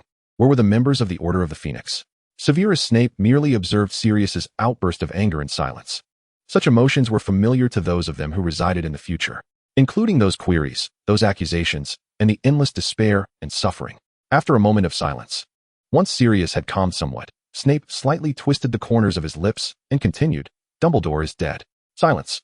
In response to these words, there was nothing but anger and silence. Sirius was at a loss as to how to process this overwhelming shock. He sank despondently onto the edge of the bed, his head bowed. For a fleeting moment, Snape felt a pang of fear, fearing that Sirius might suddenly inquire about who had killed Dumbledore. How would he respond in that instance? If he revealed the truth, that he himself had slain Dumbledore, would this man still trust him? Yet, if he remained silent, would it cloud Sirius's judgment regarding the future? Snape pressed his lips tightly together, relieved that Sirius asked nothing further. In his heart, he likely assumed that Voldemort had orchestrated the deed, though he was loath to accept that Dumbledore could have met his end at Voldemort's hands. How could that be? He would rather believe that Dumbledore had passed away of natural causes than accept this grim reality. So what was the situation now? Who was still alive? Remus? Arthur? Moody? The corners of Snape's lips twitched, and he informed him, "Dead, alive, dead." Sirius felt a sudden constriction in his chest, realizing he was receiving news of the deaths of more familiar friends, Remus and Moody as well. His hands trembled involuntarily. Remus had been alive before his own demise. Suddenly, he found himself hesitant to ask further, fearing he might hear yet another familiar name associated with death. "So, the state of our future is rather bleak, I assent it?" Sirius forced himself to speak, attempting to adopt a nonchalant tone to diminish the weight of despair. Yet his trembling voice betrayed him. Snape, however, abruptly posed an unrelated question. "Where are you now? Specifically at what time? Your background is the Black family? Is this after that Quidditch match?" Snape had merely intended to ascertain the precise moment Sirius found himself in, to pinpoint the timeline. Yet upon hearing this, Sirius was taken aback, soon realizing the irregularity of the inquiry. This memory should not exist within Snape's mind. It was a new memory birthed from Sirius's journey into the past, altering history. In the original future, Snape's mind would have held no such recollection. Sirius's eyes widened slightly, a subtle thought taking shape in his mind. Though he could not yet grasp its entirety, Snape noticed the astonishment on Sirius's face, but was unaware of what had surprised him. Thus, he impatiently repeated the question. Sirius had no intention of answering. Instead, he leaned forward, addressing the reflection in the mirror. "Snape, your memory has encountered an anomaly. Have you noticed? You possess a memory that does not belong to you." Snape, upon hearing this, experienced a flicker of surprise, furrowing his brow as he quickly inquired, "What memory? Which memory should not exist?" "The Quidditch ones, those about the summer when our fates were intertwined by a spell." Sirius replied rapidly. "These are memories that should never have come to be." He stood up, somewhat agitated, and began to speak to Snape as if in a trance. "You see, I am from the future. My memories have not been altered. My recollections remain intact. This segment of the past was formed only after my alterations. And you should not possess this memory. Do you understand? Snape fell into silence. That summer, filled with madness and pain, yet also novelty, had taken root so deeply in his mind. To him, it felt like an intrinsic part of his identity, so profound that he believed he would never forget it. Yet now, Sirius claimed that this memory was not meant to be his, that all of this should not exist. It was a past that had been altered. But before he could process the astonishment and untangle the tumult of emotions within him, in an instant, both sensed an opportunity, a chance to resolve the impending crisis of the future. Chapter 26. Collaboration, You and I. Initially, Sirius had been reluctant to accept the bleak future, escaping into the notion that perhaps this was a parallel world. Perhaps he had fallen behind the curtain into a realm entirely different from his own. His future and the one he inhabited were not necessarily the same. Yet deep down, Sirius recognized this as merely an excuse to evade the truth, a transient refuge from the harsh reality. The inexplicable memory that had emerged in Snape's mind had already proven that the future he faced was indeed the same as his own. This indicated that the past he inhabited must also be Snape's past. The altered past that Sirius occupied could effectively transform Snape's future. There existed no parallel world. Their realities were intertwined, merely situated at different temporal junctures. Both Sirius and Snape immediately grasped this revelation. Sirius could become a butterfly flapping its wings. Snape rasped his voice, calling out Sirius's name, saying, "Black, do you realize that if you can alter that past, our present, will also undergo corresponding changes?" "I am well aware," Sirius affirmed, not one to be deceived. Initially, he had not intended to make drastic changes to the future, for at that time, despite having met his end in the Department of Mysteries, he still perceived a future filled with hope. There was Harry, there was Dumbledore. What was there to fear? He even worried that his inability to endure might lead him to make excessive alterations, such as outright killing Wormtail, which could inadvertently jeopardize that bright future with unforeseen consequences. Therefore, he had strived to endure, even though patience had never been his strong suit. But now, upon hearing that the future would devolve into a desolate wasteland, his heart was consumed with worry, pondering how much worse such a future could become. If such a bleak future awaited, why should the past remain unaltered? Perhaps this was the very reason fate had brought him back to the past. Snape continued to speak from across the mirror. The reality we face now is one of total collapse. If we wish to achieve victory, we must. He paused, then rephrased. We must find a way to approach it from the past. Upon realizing this, Sirius leapt from his bed with fervor. He paced the room, his heart and breath quickening with excitement, and his eyes gradually rekindled with brilliance. Afterward, Sirius reaffirmed to himself that there was no one eavesdropping at his door. Thus, he clutched the mirror tightly, addressing Severus from the future. "What must I do? I believe we need to engage in a thorough discussion and exchange our memories. What transpired in this aftermath, in this future?" Sirius paused, standing by the window where sunlight illuminated his somewhat somber yet handsome visage. "How should I go about altering these established facts? Severus, tell me everything you know. Let us collaborate, you and I." His tone bore an unprecedented gravity and earnestness. He would not accept the death of anyone, especially not Harry. Thus, he was determined to change it all, regardless of the cost. Severus gazed at him, momentarily lost in thought. On his side, the night was still long, while on Sirius's end, it was already the bright morning. Soon after, Severus spoke with a hint of sarcasm. "Congratulations, Black. You have the opportunity to become the savior of this world."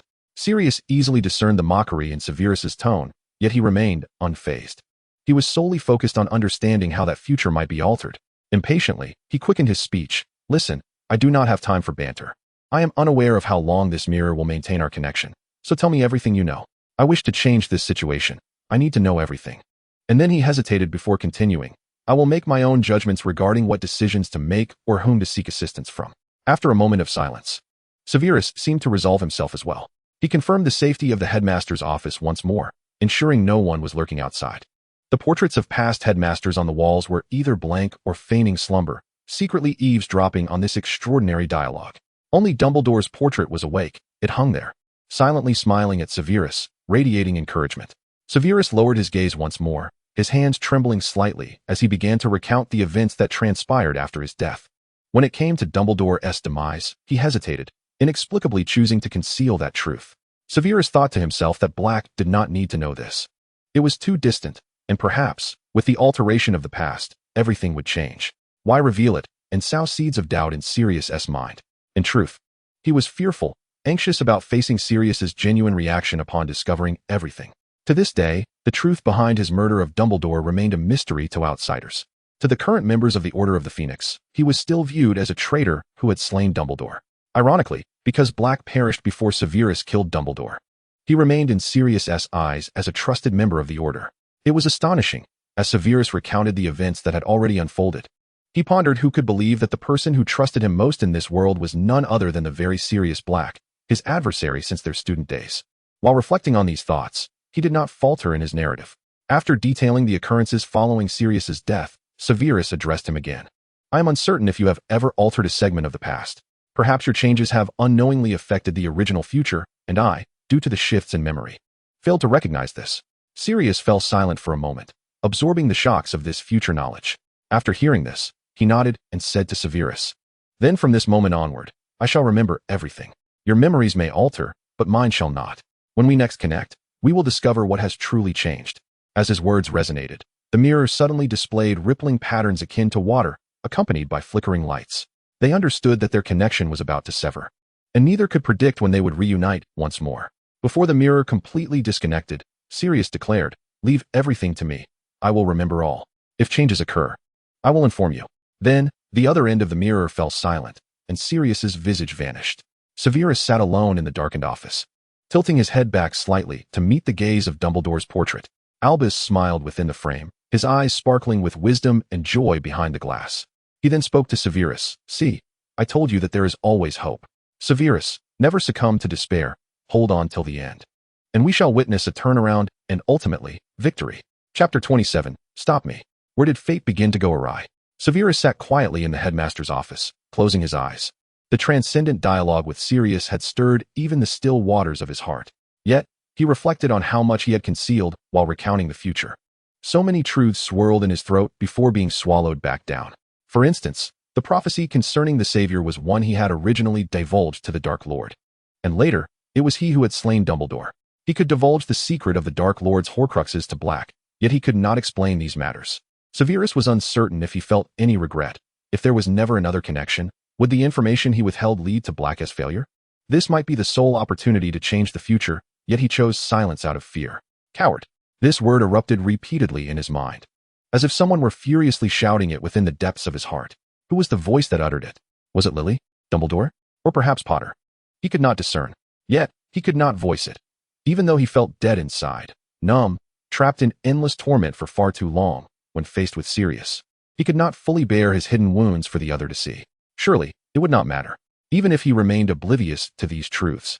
As long as they could destroy the Dark Lord's Horcruxes, that was all that mattered. Yet Severus could not help but wonder. When did fate begin its inexorable descent into the abyss? If he had not overheard that prophecy, had not revealed it to the Dark Lord, or if he had not subsequently killed Dumbledore, if only Dumbledore were still alive, will this future ever cease to exist? Perhaps Potter shall not perish, nor shall Lily or Dumbledore. Perhaps. Severus contemplated, pondering that to alter this despairing future, he might first need to prevent himself from acting. And all those sins, he had never bared them to Black. His hand, gripping the mirror, trembled ever so slightly, almost imperceptibly. Why? Why did he not dare to reveal the truth? Severus repeatedly interrogated his own heart. And after what felt like an entire night teetering on the edge of dawn, he finally grasped it. Perhaps he was indeed somewhat afraid. Afraid of the loathing in Black's gaze upon learning everything. Severus inhaled sharply, a wry smile escaping his lips, silent yet self-deprecating. When did such a pitiful and absurd emotion take root in his heart? To have developed such a painful, despairing love for Black. Because of love, he could no longer face the hatred directed at him from the one he cherished. He had already endured the hatred of the one he loved. The image of Lily's furious green eyes flashing through his mind, and he understood the depths of despair and suffering that came with it.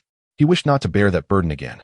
The green gaze was replaced by another, one filled with arrogance and faint disdain, a complex amalgamation of gloom and defiance. It was Sirius Black. Why? When did it begin? Was this bond, perhaps, never meant to exist? A jarring memory, a past altered? If so, Severus thought, then it truly ought not to be. Without it, he might have been able to candidly divulge everything to Black, for he would not have cared for Black's love or hatred. Yet, in its presence, he had chosen to conceal critical information at such a pivotal moment. Perhaps it would obliterate the only chance to alter the future. Such feelings were truly repugnant. This selfishness made him feel nauseated. Severus opened his eyes, expressionless, as the morning light poured into the frigid office, illuminating the voids of his dark eyes. He mused that what Eileen had taught him was not wrong. Nor was his mother mistaken. Love simply was. It was akin to plunging into an abyss. Stop me. If you discover the entirety of the truth, halt me, or else hate me. Meanwhile, within the confines of Grimmauld Place, Sirius paced restlessly in his room, still ensnared in a tumultuous web of shock, anger, sorrow, and exhilaration. He was appalled by such a future, mourning the deaths of Harry, Dumbledore, Remus, and all those he knew and did not know. Yet he believed there was still hope. He would change everything. Everyone would survive if he could perform well enough.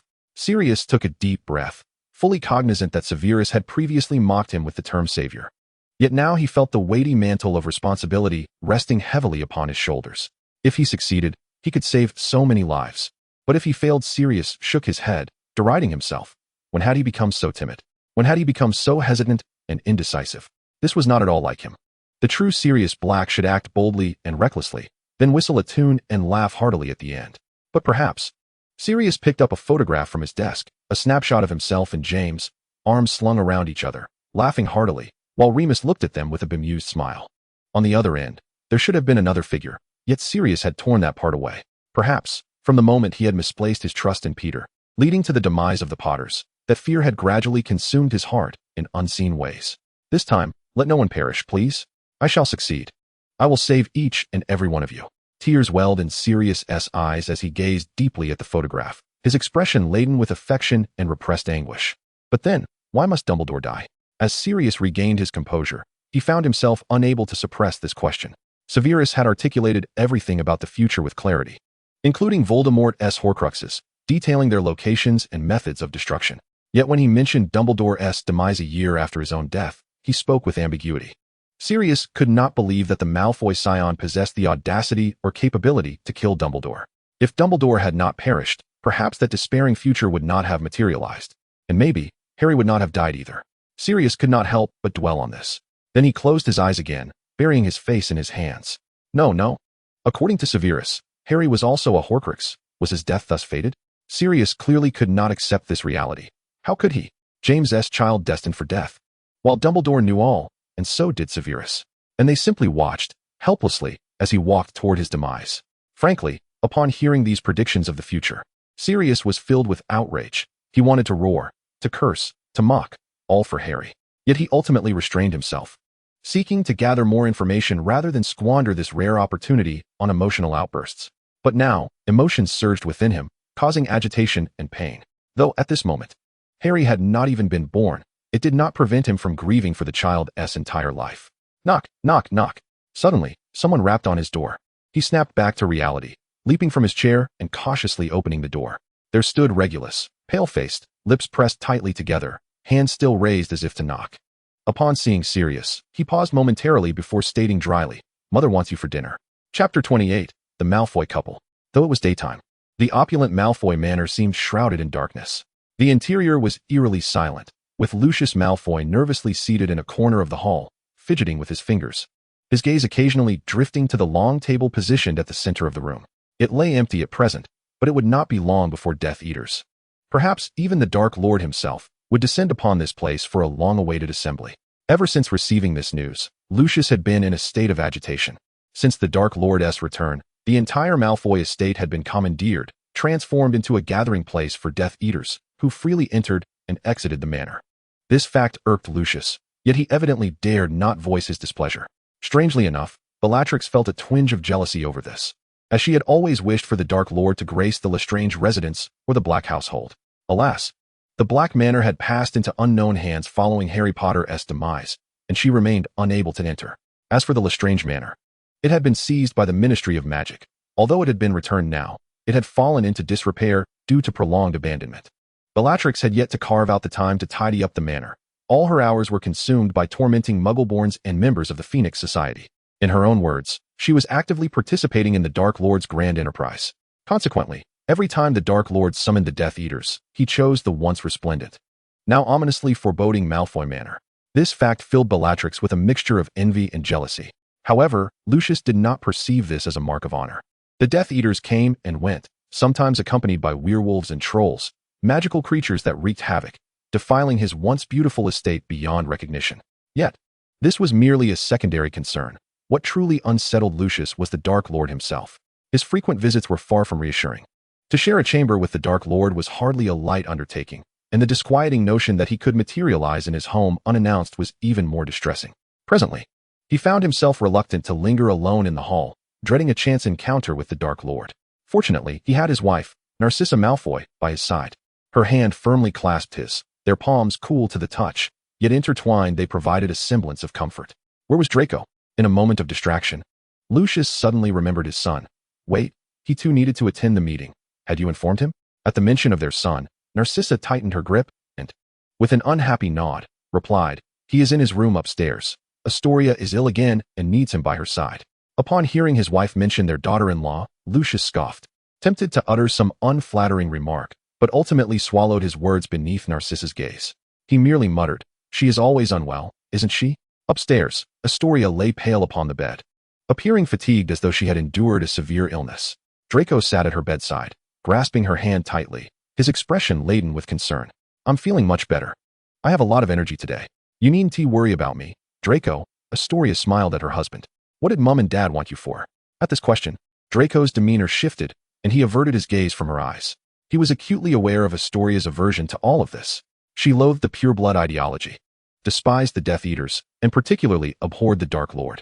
She had confided in him that such pure-blood theories, which persecuted and discriminated against half-bloods, Muggle-borns, and Muggles, were utterly erroneous.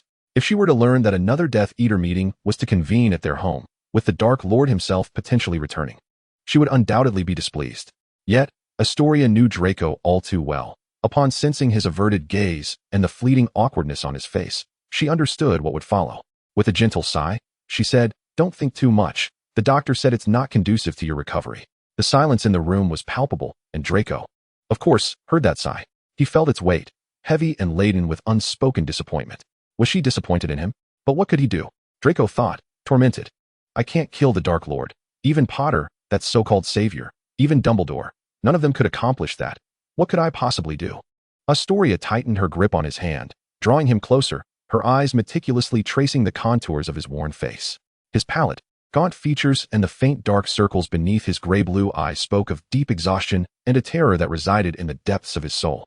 This haggard visage rendered Astoria unable to voice any harsh words. She could only reach out and caress his cheek, stroking his golden hair. Leaning close to his ear, she whispered softly yet resolutely, Draco, my love, deep down you know right from wrong, don't you? You understand that all of this is preposterous and unjust. I know, Draco suddenly shouted, as if the suppressed emotions had erupted. I know. Of course I know. But.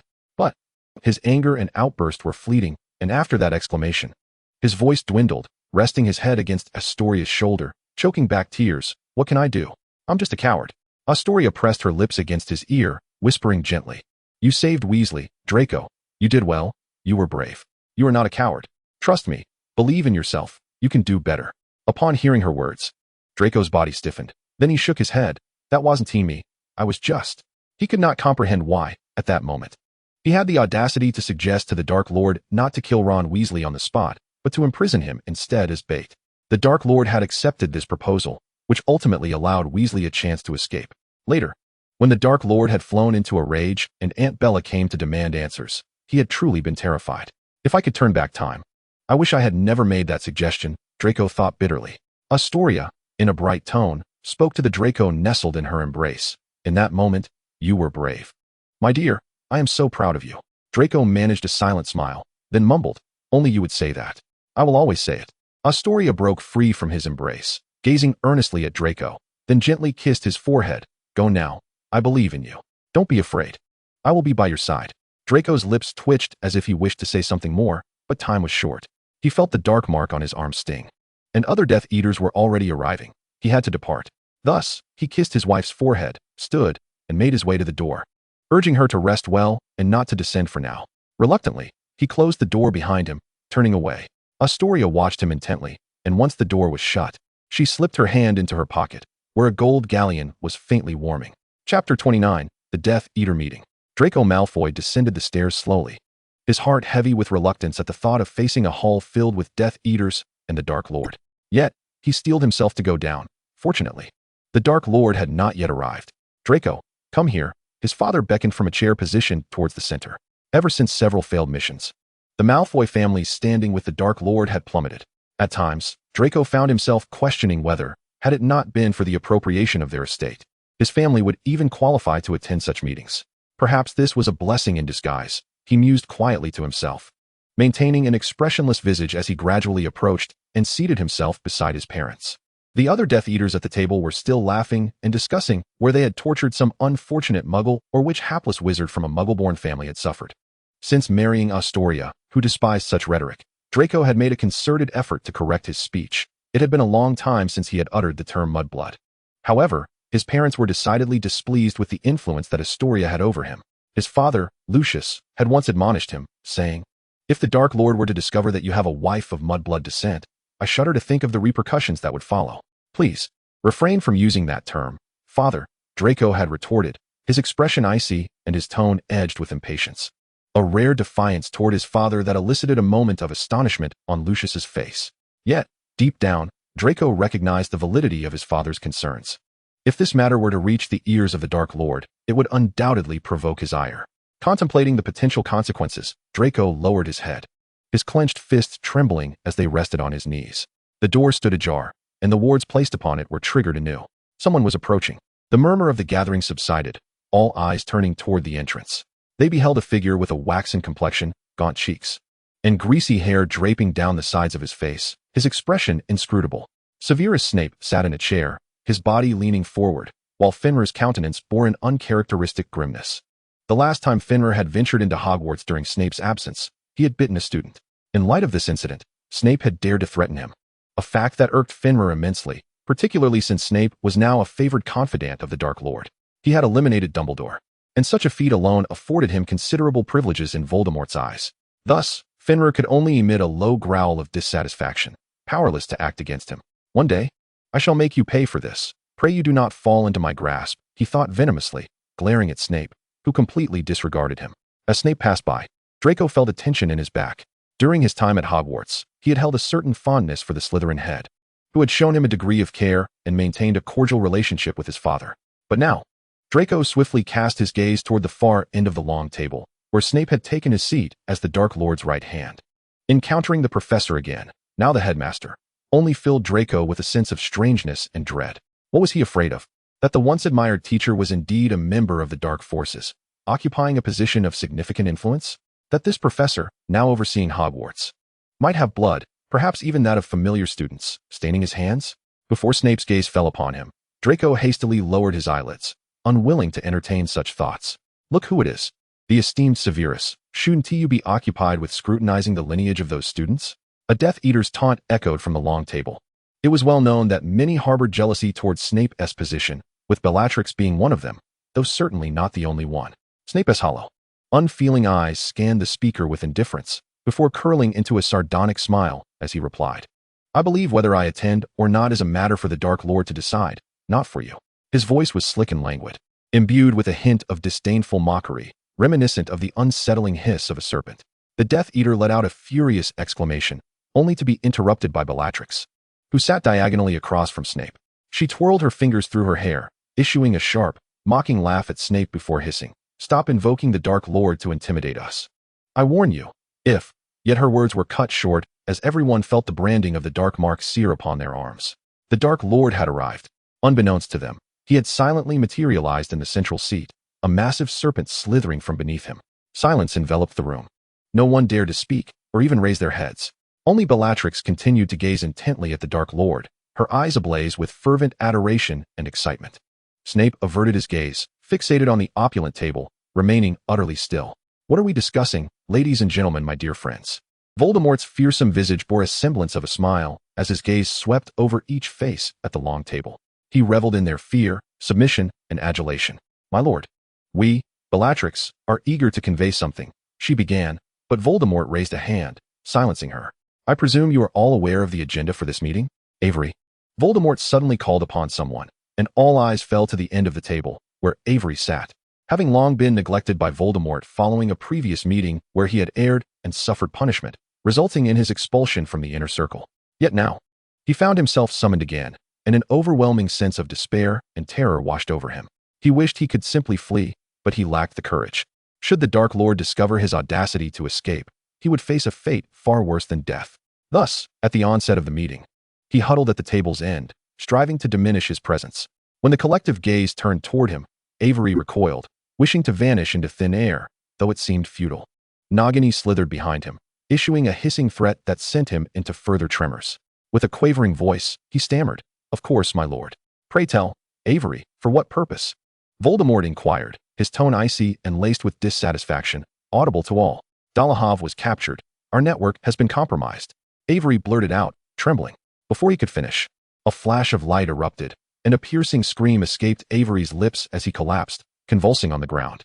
Nagini slowly coiled around him, her maw opening wide in a display of intimidation, though fortunately, it was merely a threat.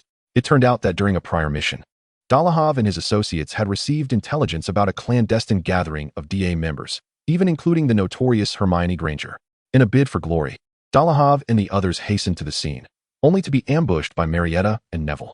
Dolohov and the others were apprehended, while Avery, sensing danger, had seized the opportunity to escape. Others might have been dismissed, but with Dolohov's capture, the Order of the Phoenix had seemingly extracted valuable intelligence from him, launching several successful retaliatory strikes against the Death Eaters. This incited Voldemort's wrath. He could not locate Dolohov, who had been detained by the Order. Ever since Azkaban fell into Voldemort's grasp, the Order had seemingly resorted to other venues for imprisoning captured Death Eaters. Consequently, Voldemort's ire was inevitably directed at the fleeing Avery. "However, I believe that this is not the main focus of today's meeting," Voldemort remarked languidly amidst Avery's anguished wails. Chapter 30, Another Prophecy. Avery's screams continued to wail, yet no one paid him any heed. After Voldemort spoke, the attention of those gathered at the long table swiftly returned to him, ready to absorb the Dark Lord's new proclamation amidst the echoes of anguished cries. "I believe many of you are familiar with our new acquaintance." Voldemort paused dramatically before continuing with exaggerated flair, "The prophetess." The assembly, of course, understood he was referring to Sybil Trelawney, the former divination professor at Hogwarts.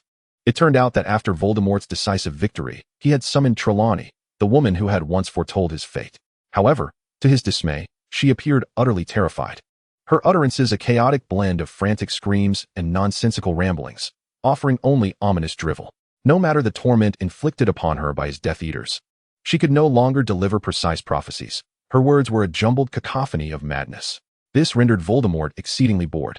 Yet, just as he contemplated ordering the execution of this useless woman, she unexpectedly spoke up. Perhaps it was the imminent threat of death that propelled her, or perhaps it was simply a twist of fate, but Trelawney slipped into a trance-like state once more. She made a brand new prophecy concerning the future of the magical world, and of course, about Voldemort himself. The diminutive Peter Pettigrew, tasked with guarding Trelawney, turned pale with shock upon hearing the prophecy, and trembling, he immediately summoned the Dark Lord through the Dark Mark. When he relayed the prophecy to Voldemort, an eerie silence enveloped them. Subsequently, Voldemort deemed it necessary to meet Trelawney in person, but regrettably, once she regained her senses, she resumed her nonsensical babbling. The complete prophecy remained known only to Pettigrew and Voldemort, who had heard it through him. Pettigrew had once been so frightened that he believed the Dark Lord would eliminate him to silence him, yet by some stroke of luck, Voldemort inexplicably spared him. Perhaps it was because Voldemort regarded him as inconsequential, a mere insignificant threat.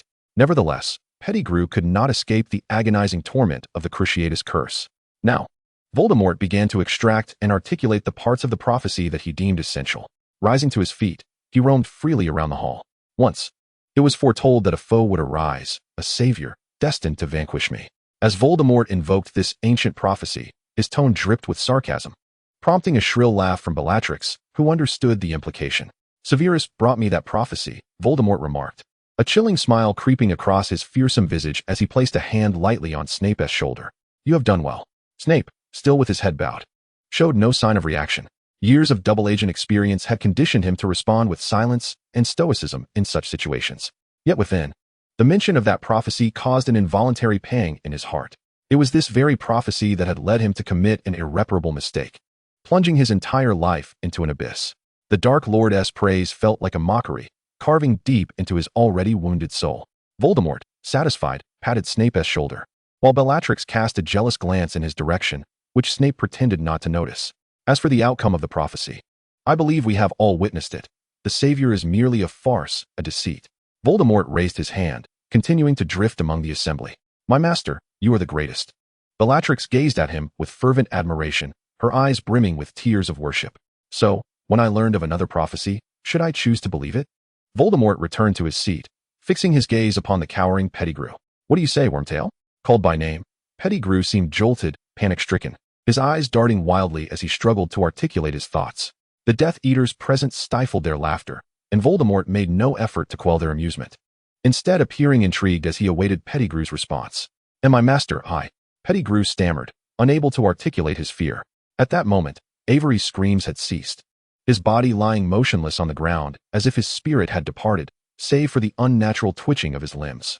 Pettigrew, positioned nearby, trembled at the thought of meeting Avery's fate, desperately attempting to ingratiate himself with the Dark Lord. You are so powerful. You need not concern yourself with the lies of that madwoman.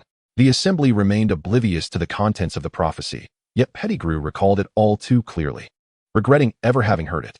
In Trelawney's new prophecy, Voldemort's reign of darkness would not endure indefinitely. The Dark Lord's dominion would ultimately face an end. Trelawney's peculiar, hoarse voice echoed in the dungeon, reverberating in Pettigrew's ears and heart. According to her prophecy, Voldemort's rule was destined to conclude, and he would encounter a formidable adversary once more, his very life once again threatened. The Savior still exists. This statement sent shivers down Pettigrew's spine. He could not ascertain whether it spoke of Harry Potter's survival or the emergence of a new savior. Yet Potter's death had been confirmed by Voldemort himself. His body had been consumed by hellfire, leaving no possibility of revival. The remnants, a mirror connecting time and space, suggested that the past shaped the future that would ultimately change. The remainder of Trelawney's utterances eluded Pettigrew's comprehension, leaving him to piece together fragments of meaning. Clearly, Voldemort also drew certain inferences. He scoffed at the notion of his own death mentioned in the prophecy, yet deep within, fear lingered. The great Dark Lord Voldemort, who claimed to have transcended death, was, in truth, still a man who feared it. He simply concealed it well. Based on the prophecy, he deduced that he must seek out the relics of the Savior. Potter, perhaps one held a mirror that could connect time and alter fate. This was the crux of the meeting. He required his Death Eaters to search for this elusive mirror, though he did not disclose his reasons. Among those present, only Snape's fingers, resting on his knee, twitched slightly. He was unaware of the prophecy's contents, yet wagered that it must have instilled a sense of dread in the Dark Lord, just as the first time he heard the half-prophecy he had brought back. If the Dark Lord feared the prophecy's conclusion and its adversary, then that mirror was of paramount importance. Such a critical object lay within his grasp, and Snape already knew its significance. A complex emotion began to unfurl within him. Perhaps, just perhaps, this time, he had never yearned so intensely, hoping that this prophecy might indeed come to fruition.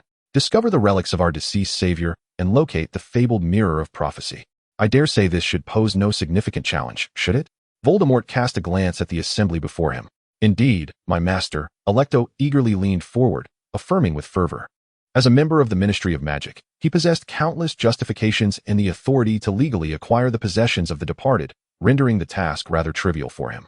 Voldemort nodded in acknowledgement and then turned to Severus. Severus, my friend, what of you? The savior Harry once regarded Hogwarts as his home. Thus it is plausible that he may have concealed his belongings within its grounds. Hogwarts, after all, lay under Snape's purview. Upon hearing Voldemort's words, Snape slowly lifted his gaze, his hollow, obsidian eyes meeting the Dark Lord's, and then he heard himself obediently respond. Of course, my master. Voldemort's serpentine eyes fixated on Snape, a glimmer of crimson flashing within, and he smiled with satisfaction. You never fail to impress me, Severus. Snape inclined his head slightly, allowing his somewhat greasy black hair to fall to the side of his face. His mastery of the mind closure charm was indeed unparalleled. Chapter 31, The Celebration Party. The summer break had swiftly come to an end. On the train bound for Hogwarts, Regulus felt a twinge of confusion. Far too many inexplicable events had transpired over the summer. This year marked his ascension to the 5th year at Hogwarts, while his brother entered his 6th. During the summer, he received a letter from the school announcing his appointment as the Slytherin prefect for the year. His parents were overjoyed, preparing to host a celebratory party in his honor at home. They were utterly indifferent to the absence of his brother, for having a son to be proud of was sufficient. Yet, Regulus did not share their sentiments. Deep down, he yearned for his brother Sirius to attend the celebration and extend his congratulations, although he was acutely aware that this was but a fanciful notion. To commemorate his elevation to prefect, his parents decided to take him to a Quidditch match, where they unexpectedly encountered Sirius, who had been conspicuously absent all summer. In retrospect, Regulus could not ascertain whether that coincidence was fortuitous or unfortunate. On the negative side, he had to once again confront Sirius and his unfortunate circle of friends. This did not imply he was intimidated by them, but rather, Sirius's remarks regarding their parents had incensed him. However, Regulus did not anticipate that following a confrontation with his parents, his brother would once again engage in a quarrel with Severus Snape. Snape, a fellow Slytherin student a year above him, was not someone Regulus knew well. Yet he was aware that his upperclassmen had long been targeted by Sirius and his cohort of Gryffindors led by Potter. Regulus had assumed it would be yet another common altercation, but for reasons unknown, shortly thereafter, the very Sirius who had declared he would never return to the Black family home appeared before him with a sullen expression. "Let us go," Sirius stated tersely, his face set in grim determination. Regulus, still processing the situation, asked, "What do you mean? Where are you going?" "To retrieve my belongings, particularly my wand," Sirius replied impatiently, striding forward. As they returned to their home at Grimmauld Place, Regulus found it difficult to believe. Wasn't it said he would never come back? He knew Sirius was not one to merely make idle threats. His brother often acted on his whims, resolute in his words. But what had changed? Having uttered such declarations, why had he obediently returned with Regulus? Perhaps he intended to leave once he collected his belongings, Regulus mused. However, that was not the case. To his astonishment, although Sirius isolated himself in his room upon his return, he never again mentioned the idea of leaving throughout the remainder of the summer. The party was scheduled for the weekend following Sirius's return, with their mother directing the house elf creature to prepare the entire residence, which now bore a somewhat gloomy atmosphere. Adorned from top to bottom with silver and green decorations, their father had also invited those relatives within the family who were sufficiently pure-blooded and had not been disowned to celebrate with them. His sister, Narcissa Black, had recently wed the young Lucius Malfoy, and she was among the invited guests, along with another sister, Bellatrix, and her husband, Rodolphus Lestrange. "Congratulations, Regulus. Sissy often speaks highly of you, declaring you to be an exceptional young man." Lucius Malfoy greeted Regulus with a smile as he entered. Lucius had once been the Slytherin prefect and later served as the head boy. It was rumored he had joined the ranks of the Death Eaters. To this, their parents spoke of him with great admiration at home, frequently suggesting that Regulus learn from him. Now, with a polite smile adorning his face, Lucius extended his hand to Regulus, who grasped it, a fleeting smile crossing his features, clumsily emulating Lucius's manner. He offered a modest compliment in return. "Father and mother often encourage me to look up to you. I believe I still have quite a way to go." Lucius's laughter rang out, deepening the smile upon his face. His pale blonde hair was elegantly tied back with a black ribbon and clad in a finely tailored black coat. He truly resembled a noble elite. Regulus was aware that many privately mocked Lucius for his pretentiousness, yet he could not claim to harbor any strong aversion to it. At the very least, Lucius did not subject him to the same humiliation as Sirius. In contrast, Rodolphus Lestrange was far more taciturn, merely observing him with a lifted chin before offering a curt nod and stating, "Congratulations." As for his sisters, they each presented Regulus with gifts. Narcissa embraced him, smiling as she said, "I always knew you would make your family proud, wouldn't you?" Bellatrix, meanwhile, laughed, waving her wand to hang a banner celebrating Regulus Black's achievement of becoming the Hogwarts prefect. She then turned to Regulus and remarked, "You are far superior to Sirius. By the way, where is he? Shouldn't we summon him to join the party?" After saying this, she seemed to find her suggestion amusing, erupting into giggles. "Bellatrix." Narcissa shot her sister a disapproving glare, admonishing, "Today's focus should be on Regulus. Do not summon him and disrupt the celebration meant for him, lest it ruin the occasion for everyone." It appeared that Narcissa had a keen understanding of Sirius's character. After being chastised by her sister, Bellatrix shrugged but refrained from further comment. "Has Sirius returned home? I thought he had run away." Lucius leaned closer to his wife, waving his wand to make the champagne on the dining table float, pouring a glass for everyone present. "How do you know?" Regulus suddenly looked up at Lucius, his tone slightly frantic. Lucius chuckled softly, taking a leisurely sip from his glass of wine before he spoke. "I heard from Severus. Oh, you know, that child of Slytherin. During the summer, I intended to ask him for a favor, so I wrote to him, but he told me it was rather inconvenient." Lucius paused, a hint of confusion lacing his tone, for Sirius was in his home. Although many years had passed since his graduation, he had certainly heard whispers of the discord between this junior of his and his wife's brother. Thus, upon receiving that letter, he briefly entertained the notion that Severus had made a mistake. This was impossible. Indeed, even Regulus could not believe it. He had witnessed firsthand the irreconcilable rift between those two. It was absurd. His brother would rather dance with trolls in the Forbidden Forest than cohabitate with Severus Snape. Yet soon enough, he realized that Lucius was not jesting, leaving Regulus utterly flabbergasted. Narcissa furrowed her brow slightly before inquiring, "So, is it true that Sirius is now willing to associate with Slytherins? I had thought he... Who is this Severus anyway?" Lestrange interjected. Having graduated before Lucius, he had never encountered Severus and was oblivious to his identity.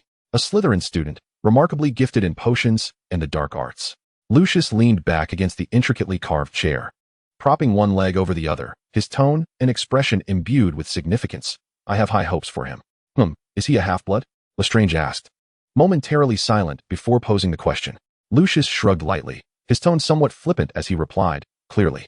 The surname Snape did not appear on the list of pureblood families." Upon hearing this, Lestrange let out a brief, derisive laugh, losing interest in Severus altogether. Bella, however, erupted into laughter again. It seems that Sirius has finally woken up, finally realizing whom he ought to associate with, rather than half-blood. "Bella, that boy is a half-blood," Lestrange reminded his wife with a hint of impatience. "Oh, that changes everything. He previously mingled only with pureblood traitors and mudbloods. I have long said he should be shown the world." Bella took a hearty swig from her drink before continuing. "Now he is beginning to engage with half-blood Slytherins. This is a good sign, indicating he is becoming more normal." Lestrange silently chuckled, choosing to say nothing further. "How about inviting him down for the party?" Bella suggested again, giggling at her earlier proposition. "I believe it unnecessary," Narcissa interjected, skeptical of Sirius's temperament. "Creature, you lazy bones. Stop loafing about and go fetch Sirius." Bella shouted at Creature, who was holding a tray of pastries. Regulus, furrowing his brow slightly, rose to his feet. Facing the gazes of those around him, he murmured, "I will go." Moments later, he rapped on his brother's perpetually closed door. Chapter 32. Why? As he stood outside the door, a whirlwind of thoughts and emotions swirled within Regulus. His stomach knotted with an inexplicable blend of anticipation and anxiety, akin to the pudding he had just mashed with his fork at the table. He could not fathom why he felt this way, nor why he was so apprehensive. Truth be told, his relationship with Sirius had deteriorated to an abysmal state over the years. The more he gained his parents' praise and attention, the worse his relationship with Sirius became. Initially, Regulus assumed that Sirius was merely envious of the attention he received from their parents. Thus, out of a sense of magnanimity typical of a victor, Regulus had attempted to reach out to Sirius. Yet all he received in return were heartless jeers and ridicule. Eventually, Regulus came to understand that Sirius's attitude toward him was not born of jealousy, but rather disdain and indifference. This realization was difficult for Regulus to accept, leading to several altercations between the brothers. In time, he recognized the folly of such behavior. Gradually, he learned to become indifferent to Sirius, mirroring the complete disregard Sirius showed him. Perhaps this was the only way they could coexist as brothers. Each had their own path to tread, and both believed the other to be mad. However, as Regulus stood there, lost in thought, he heard the discussions from downstairs and realized that perhaps his brother might indeed undergo a transformation. This notion sparked a flicker of joy and hope within him. Perhaps, just perhaps, there was a chance for them. No, don't entertain such thoughts, Regulus admonished himself internally, lest he find himself disappointed like a fool. Lost in his musings, the door swung open, and Sirius emerged. Upon seeing the face that bore a resemblance to his own, Regulus felt his breath catch in his throat. Sirius, having just learned from Severus, referring to the future, that he was privy to the true cause of Regulus's demise, regarded him with a gaze tinged with complexity. Regulus's countenance still bore the marks of youth. What is it? The myriad of complicated emotions surged within Sirius's mind, leaving him unsure of how to respond as he coldly inquired of the figure before him. Mother wants you to come down for dinner. Regulus found himself uttering a falsehood, though in truth, their parents had not mentioned Sirius at all. Like himself, they had chosen to act as if Sirius did not exist. In earlier years, the household had been rife with arguments and conflict, but as their parents deposited all their hopes upon Regulus, the quarrels with Sirius ceased. Now, within this home, Sirius existed like a ghostly stranger. Sirius raised an eyebrow, clearly discerning that Regulus was lying. His somewhat timid brother's eyes always unconsciously darted downward when he fabricated a tale. Sirius abruptly thought about how he had assumed he had long forgotten everything about Regulus. After all, this brother had virtually no presence in his subsequent life, making it increasingly difficult to remember him. Gradually, Regulus had faded into a blurred shadow in Sirius's memory. He thought he should have forgotten, yet now, for reasons unknown, he recalled Regulus's little habits with startling clarity. Perhaps he had never truly forgotten. Sirius pondered, bemused, how this brother of his had managed to deceive Voldemort in such a state. The protracted silence from Sirius, coupled with his scrutinizing gaze that Regulus could not comprehend, made Regulus feel increasingly uncomfortable. He thought he had made a foolish decision. If you do not wish to. Then, Regulus began to retreat a step. But his words were cut short by Sirius. Come on. Upon hearing that phrase, Regulus's eyes widened slightly. He initially believed he had misheard. But when he saw Sirius turn to close his door, he realized he had not misheard at all. Regulus had presumed that Sirius would undoubtedly reject him. Yet to his astonishment, Sirius turned away, forging ahead alone down the staircase. What was he planning? Did he intend to create a scene? To humiliate himself in front of everyone, to embarrass their parents, and transform the entire party into a catastrophe? Or perhaps, he aimed to passionately discuss his musings on Muggles at the gathering? Regulus regarded Sirius's retreating figure with skepticism. He initially believed his brother would erupt in fury or lose his composure. Yet he did not. Instead, he exhibited an unnaturally calm demeanor. Seated at the table with a cold expression, occasionally letting out a derisive laugh, largely ignoring those around him. However, compared to the past, this was a marked improvement. Regulus could scarcely believe it. Had Sirius truly returned to normalcy? Or had he finally discerned the distinction between right and wrong? Unbeknownst to Sirius, Regulus's thoughts were elsewhere as he sat at the table, distanced from everyone else. The room felt like a gathering of Death Eaters. Upon glimpsing the crowd below, Sirius could not suppress a roll of his eyes, yet he restrained his impulses. His gaze fell upon the banner proclaiming, Regulus Black, head boy of Hogwarts, plunging him into silence. He positioned himself opposite the banner, entranced by his brother's name. In times past, particularly along the timeline of the future, he had scarcely reflected on Regulus's death. It seemed that since Regulus had become a Death Eater, he had already been dead in Sirius's eyes. The actual death felt merely like poetic justice. Yet, Sirius found himself lost in thought, recalling Snape's words. Regulus had stolen one of Voldemort's Horcruxes. He had died to thwart Voldemort. He had actually perished to stop Voldemort. And yet, he had remained oblivious until the moment he fell into obscurity, unaware that his somewhat timid brother had once displayed such bravery. Sirius's gaze turned complex as he focused on the figure at the center of the long table, Regulus. Adorned with a comical hat, his cheeks flushed with a mix of pride and self-importance, proudly displaying the head boy badge.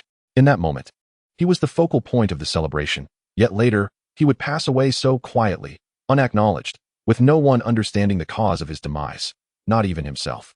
Sirius's lips moved as if to speak, but he ultimately swallowed his words. Meanwhile, Regulus was surrounded by Bellatrix Lestrange and the Malfoys. Why? Sirius reclined in his chair, legs crossed, staring at the ceiling, pondering. Why? Regulus. Why had he never thought of him again? Why had he not even sought to investigate the circumstances of his death? For the first time, Sirius felt a sharp pain in his heart. For Regulus, his brother. Regulus, amidst the accolades of others, smiled as he navigated through the throngs. Finally catching sight of Sirius, lost in thought at the end of the long table. Rising, he raised his champagne glass. The liquid cascaded from the transparent crystal, refracting a golden hue in the light. Those mottled reflections danced in Regulus's eyes, and through them, he perceived Sirius's gaze directed at him, confused, inquisitive, and laden with sorrow. Why? Regulus paused, realizing he was the source of his own sadness.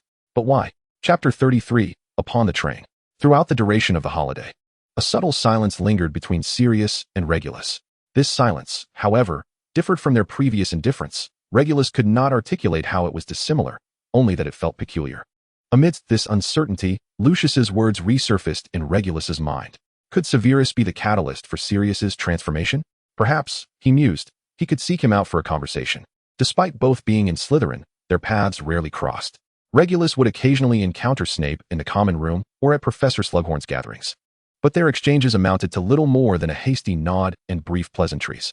He was aware, or rather, everyone at Hogwarts was aware, that Severus Snape was an eccentric genius, particularly gifted in potions and dark arts. Thus, despite his seemingly abysmal background and mixed heritage, he held a relatively respectable standing within Slytherin. However, Regulus and Severus did not share the same social circles, resulting in a degree of unfamiliarity between them. Furthermore, as Sirius's brother, even though their estrangement was well known, Snape's occasional glances toward Regulus were hardly warm. Perhaps he could enlist Lucius's help to inquire about Snape? No. That would be foolish, Regulus thought, covering his eyes with his arm as he muttered to himself. If he couldn't even manage something so simple without relying on Lucius, who would see him as a dependable person? Thus, he pondered and hesitated, allowing the entire summer to slip away. In an unprecedented occurrence, Sirius and Regulus traversed platform 9 3/4 together, each carrying their luggage. Though they exchanged no words, they walked in silence. with other students weaving in and out of their path. Yet, this feeling was strangely nostalgic. In Regulus's memory, the only time they had walked this path together was when Sirius was in his first year, and Regulus accompanied their parents to see him off to Hogwarts. Afterward, once their father and mother discovered Sirius had been sorted into Gryffindor, the household had never known a moment's peace. Sirius strode purposefully ahead, not glancing back, appearing unchanged from his usual self. However, those who understood him would notice how he occasionally paused, as if waiting for someone. Following behind, Regulus maneuvered around others. Once aboard the train, Sirius finally turned back, awkwardly informing Regulus, "I'm going to find James. You should seek out your friends." Regulus, taken aback by this sudden interaction, barely had time to react before Sirius had already departed. This was a routine each year. There was no need for him to stop and say anything. Yet, a fleeting smile graced Regulus's lips, momentarily dispelling the usual seriousness and gloom from his expression. This feeling was rather pleasant, was it not? Sirius felt his heart race slightly, and clicked his tongue in annoyance at his own reaction. Hey, just what we needed. Suddenly, the door to a compartment ahead of Sirius was flung open, and James, brimming with excitement, waved enthusiastically, his radiant smile lighting up the room. Beside him sat Remus, clad in somewhat tattered robes, his face bearing a faint trace of fatigue. Yet he too was smiling at Sirius. In the corner, Peter huddled, casting a gaze filled with uncertainty towards Sirius, indicating that the psychological shadows left by Sirius before the holiday still lingered. With a grin, James opened his arms wide, and naturally, Sirius walked over with a smile of his own. Yet, he bypassed James to envelop Remus, who was seated, in a warm embrace. Remus? He was gone. That day, the conversation he had with Snape resurfaced in Sirius's mind, vividly recalling the moment he had seen Remus. He thought, at the time when he fell into the curtain, Remus was alive. How could it be? Upon hearing that Remus and his wife Tonks perished together in the battle defending Hogwarts, Sirius fell silent for a moment, then forced a smile and playfully whistled at Snape across the mirror. Snape heard him softly say, "Not too bad. Is it, Remus? At least he died like a warrior." Snape did not respond to Sirius's remark at the time, for he could see that behind the seemingly flippant demeanor and words, there lay a profound sorrow in Black's eyes. Now, Sirius chose to embrace his still youthful friend tightly, cherishing the fact that he was alive. James scratched his head, shrugged, and seemed unperturbed by the emotional display. He closed the compartment door, casually settled back into his seat, and cheerfully asked, "What's up, Bigfoot? Did you have a good time at home?" Remus, momentarily taken aback by the sudden embrace, soon regained his composure and gently patted Sirius's back, teasingly remarking, "I honestly didn't know you missed me this much." At this, Sirius erupted into laughter, releasing his hold and sitting down, winking at James as he said, "I've seen James far too many times over the summer, you know. It has lost some of its novelty." This comment struck a nerve. James exaggeratedly clutched his heart, feigning deep injury, and soon the compartment erupted with laughter. This feeling was delightful, Sirius thought. He had returned with the purpose of altering the future, if possible. He hoped to live this carefree existence alongside his best friends until the very end, prolonging these blissful days a little longer, just a little longer. The train began to move, soaring across the endless fields. Before long, someone knocked on their compartment door. It was Lily. Her gaze settled on Remus, and she nodded, saying, "We should head to the meeting now, Remus. Thank you for the reminder." With that, Remus stood, offering an apologetic look to the others before stepping out of the compartment. To everyone's surprise, before Lily exited, she solemnly nodded at James, an unprecedented gesture. "Wow," Sirius burst into laughter and whistled, exclaiming, "James, when did this happen?" Although he had long suspected that James and Lily would eventually be together, and that they would start dating in their 6th year, reliving such a moment still brought him joy. James, unusually flushed, turned his face towards the window, pretending to be captivated by the scenery outside, though he could not conceal his excitement. "Well, after that Quidditch match, you know, I invited Lily to join me for a trip to Hogsmeade after the school year begins." She agreed. Peter leaned in eagerly. "Of course. Yes, yes, she did agree." James beamed, revealing a goofy grin. Peter let out an excited squeal, and Sirius naturally joined in the laughter. Yet, for a fleeting moment, an image flashed through Sirius's mind, one of a figure struggling uphill, attempting to chase after a red silhouette, only to stumble and fall, ultimately lying still. Why, amidst the celebration for James, did he suddenly recall him? Snape. Chapter 34. Sometimes, the truth can sound like a joke. Sirius tightly shut his eyes, trying to banish that image from his mind. In truth, he felt somewhat lost. He simply did not know how to navigate his relationship with Snape. The topic seemed utterly daunting. In the past, had someone suggested such a thing to Sirius, he would have deemed them insane. What connection could he possibly have with the greasy git? Yet, circumstances had evidently changed. First and foremost, and most crucially, he clearly needed to find a way to contact Snape, who was situated at a future time point. They still required continuous communication to ascertain how the changes they had made to the past would impact the future. Secondly, if the future was to be altered, perhaps he also needed to influence Snape in this time frame. If their relationship were to spiral into an irreconcilable abyss, it would undoubtedly affect the future. If Snape's stance were to shift because of this, matters could take a dire turn. Lastly, Sirius recalled that incantation, the one that bound them together so tightly, forcing him to confront too many fragments of Snape's life. Merely catching glimpses of those fragmented pieces was already suffocating and oppressive. The fleeting illusions of their interactions, those moments where it seemed they might not be incapable of amicability, perhaps even having a minuscule chance of becoming friends, caused a sense of agitation within Sirius. If only that confrontation on the Quidditch pitch had not occurred. Perhaps their relationship could have genuinely improved. Perhaps it would not be so complicated now. For the first time in many years, Sirius felt regret over the conflict that had erupted between him and Snape. Yet, inexplicably, he found he could accept revealing his vulnerabilities and embarrassments in front of James and Lily, but not before Snape. After arguing with Regulus, when he turned around, he saw Snape standing behind him. At that moment, if Snape had mocked him with malicious glee, perhaps he would not have lunged to strike. On the contrary, from that pale, gaunt face and those dark, hollow eyes, he perceived an inexplicable pity and compassion. He could not tolerate this. In retrospect, Sirius still felt a surge of anger, needing to continually remind himself to calm down. He recalled grabbing Snape by the collar, exclaiming in exasperation, "You think you've seized the opportunity to look down on me, huh? What right do you have?" Snape's lips twisted into a cruel sneer, his eyes glinting with a hint of malicious delight, yet he retorted, "Black, you truly are pathetic." "Bigfoot." "Sirius, hey buddy, are you all right?" James called, waving his hand in front of Sirius's face, breaking him from his reverie. He was at a loss as to what was happening. Ever since that fateful incident when Sirius was struck in the head by a bludger, he would occasionally lapse into silence and a daze, lost in thoughts unknown. What burdens weighed upon his heart that he was reluctant to share? James felt a momentary flare of irritation, yet he managed to suppress such feelings. A wild notion flickered through his mind, and suddenly he tensed, regarding Sirius with a wary gaze, his voice taut as he inquired, "Wait, are you unhappy? Buddy, are you?" A wave of unprecedented anxiety and awkwardness washed over James. He licked his lips, the words that followed seeming difficult to utter. Yet he ultimately inhaled deeply and asked, Do you also have feelings for Lily, which is why you seemed upset earlier?" "What?" Sirius, just regaining his composure, nearly choked on the question, but upon seeing James's serious expression, he burst into a short, incredulous laugh. It was as if he had heard an exceptionally ludicrous joke. "No, of course not. I mean, Lily Evans is a wonderful girl, but you know, I feel nothing for her." "Goodness, James, what on earth are you thinking?" Sirius was taken aback that his recent odd behavior had been misinterpreted by his friend in such a manner. James scrutinized him intently, and once he was convinced that Sirius's words were sincere, he exhaled a long sigh of relief, his body relaxing as he settled back into his seat.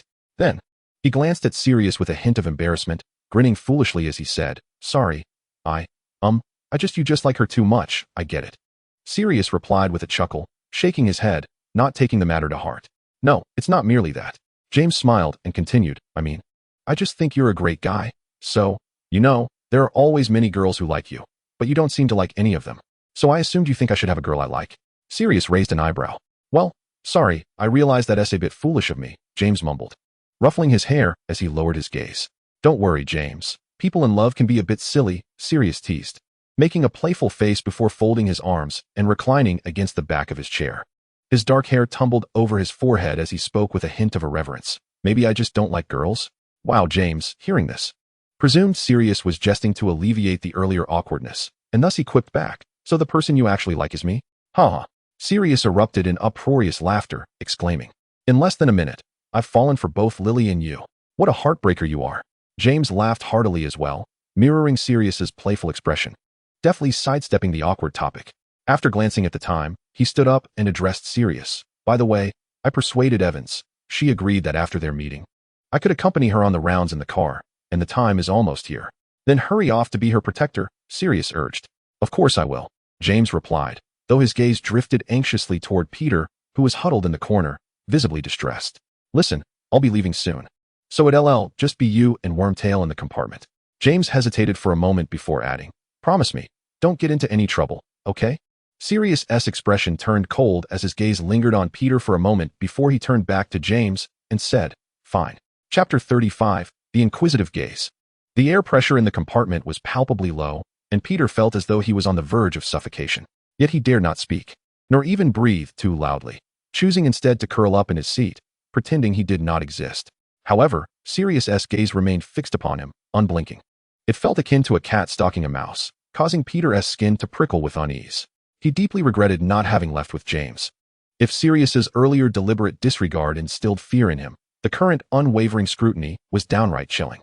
He could not fathom what thoughts lurked behind Sirius's gaze, but he surmised they were hardly benign. Indeed, it felt like hatred and disgust. This left Peter utterly perplexed.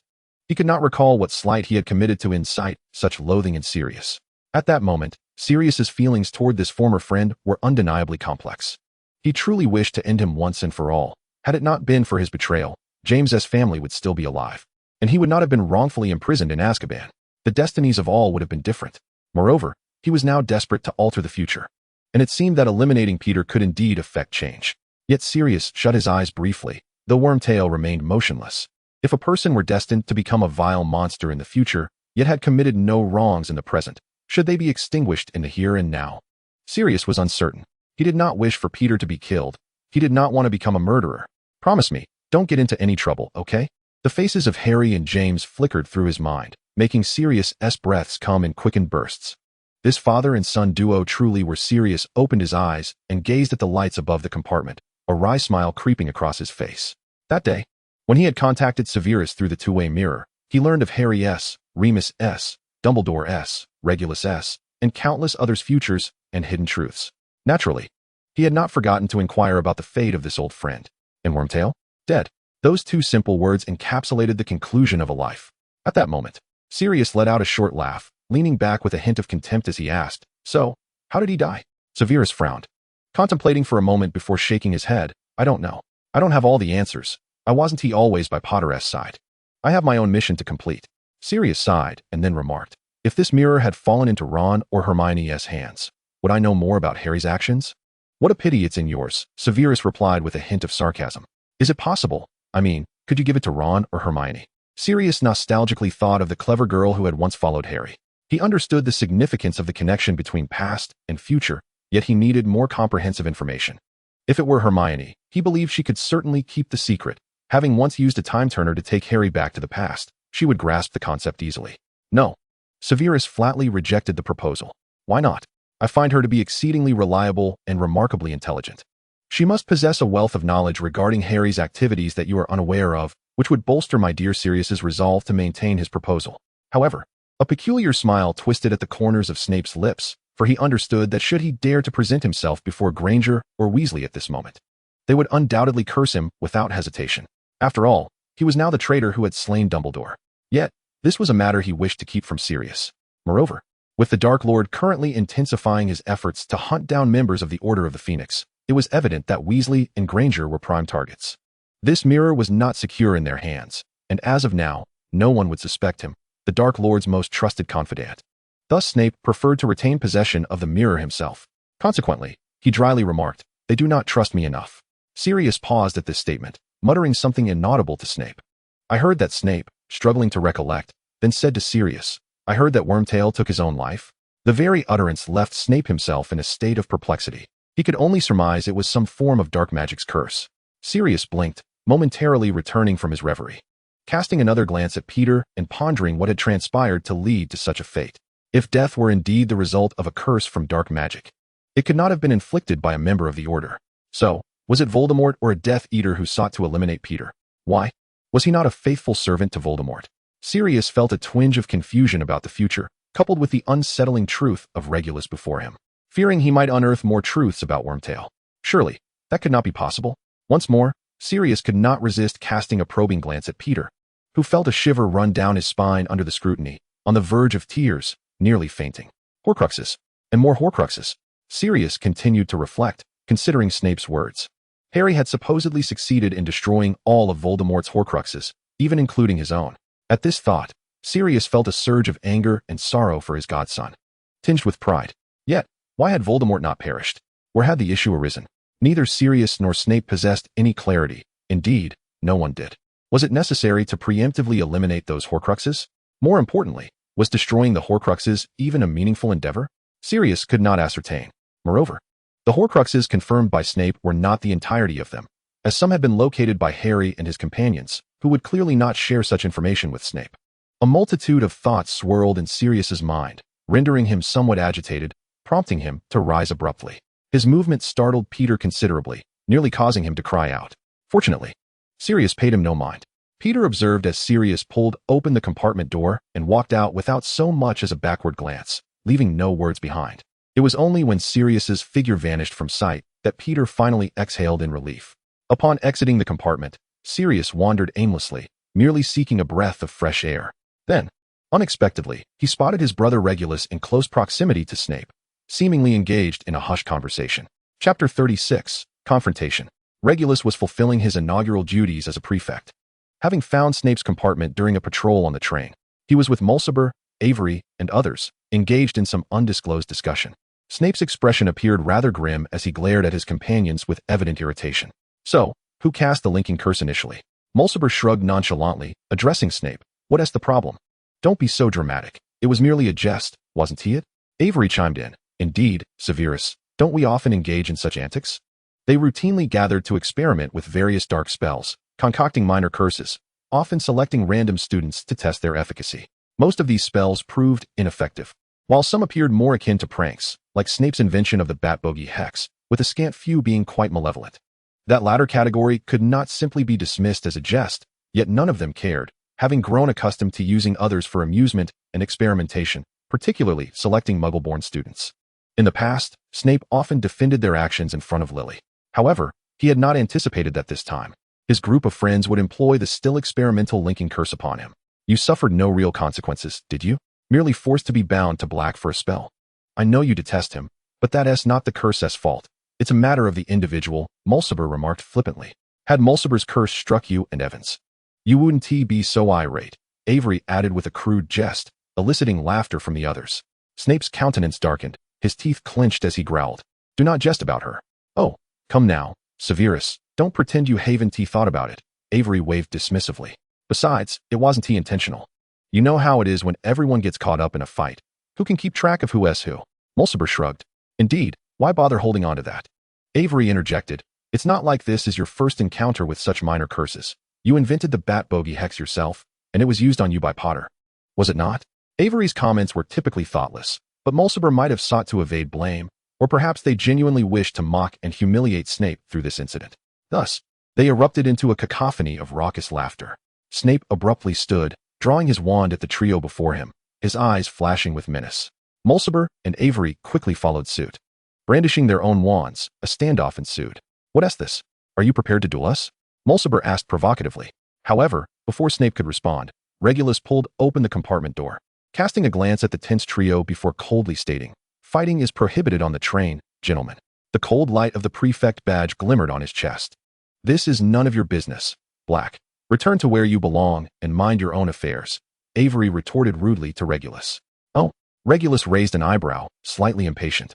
Drawing his wand as well, standing alongside Snape as he pointed it at Avery. Perhaps this will help you comprehend my previous statement? I said, fighting is prohibited on the train. TSK, Mulciber clicked his tongue lightly, showing no inclination to offend a member of the Black family. As soon as Severus boarded the train, he approached them with a furious demeanor, his attitude inciting the ire of Mulciber, who was not known for his patience. Naturally, Mulciber sought to deliberately embarrass Severus. However, with Regulus choosing to side with Severus, the situation had shifted from a 2-on-1 confrontation. One Severus was already a formidable opponent. Adding a Black into the mix would diminish any advantage Mulciber and Avery might have. After some contemplation, Mulciber opted to relent, retracting his wand and raising his hand with a forced smile, stating, We're all friends here. It was merely a jest, wouldn't you agree, Avery? Although Avery harbored lingering resentment, he recognized that with Mulciber sheathing his wand, he too was at a disadvantage alone against two, and thus shrugged, stowing his wand as well. Witnessing the two concede, Regulus likewise lowered his own wand. He then addressed Severus, saying, I was just looking for you, Severus. There is something I need to discuss. Severus, still brandishing his wand, fixed his gaze intently on the pair before him, his eyes conveying a warning. Refrain from making vile jokes about Evans in the future. And do not experiment with spells on me, lest I ensure you regret it. A muscle in Mulciber's face twitched, ultimately contorting into a disingenuous smile as he replied. Of course, mate, of course, we are all aware of that. Today was merely a misunderstanding, yes? Let us not take it too seriously. Sirius snorted coldly before turning to exit the compartment. What is it then? The two walked in tandem to the junction between carriages, where the absence of others provided a semblance of privacy. It was only then that Sirius halted, crossing his arms and leaning against the carriage, regarding Regulus with a frosty gaze. He could not recall any camaraderie with the younger black that warranted a private conversation. In truth, Regulus yearned to seize this opportunity to inquire about the events that transpired between his brother Sirius and himself over the summer, but regrettably, that was not the purpose of his visit today. Instead, he had a serious matter to relay to Sirius on behalf of his brother-in-law, Lucius Malfoy. First, Regulus cautiously scanned their surroundings to ensure they were unobserved. Then, still feeling uneasy, he withdrew his wand and cast several charms. Sirius recognized them as protective measures to prevent eavesdropping, which raised an eyebrow of suspicion as he looked at Regulus, uncertain of what he intended to divulge. Once satisfied that the charms were effective, Regulus stepped closer, whispering in Sirius's ear. Lucius wishes me to convey to you that he hopes you can expedite the potion we discussed last time. Chapter 37. A task from Lucius.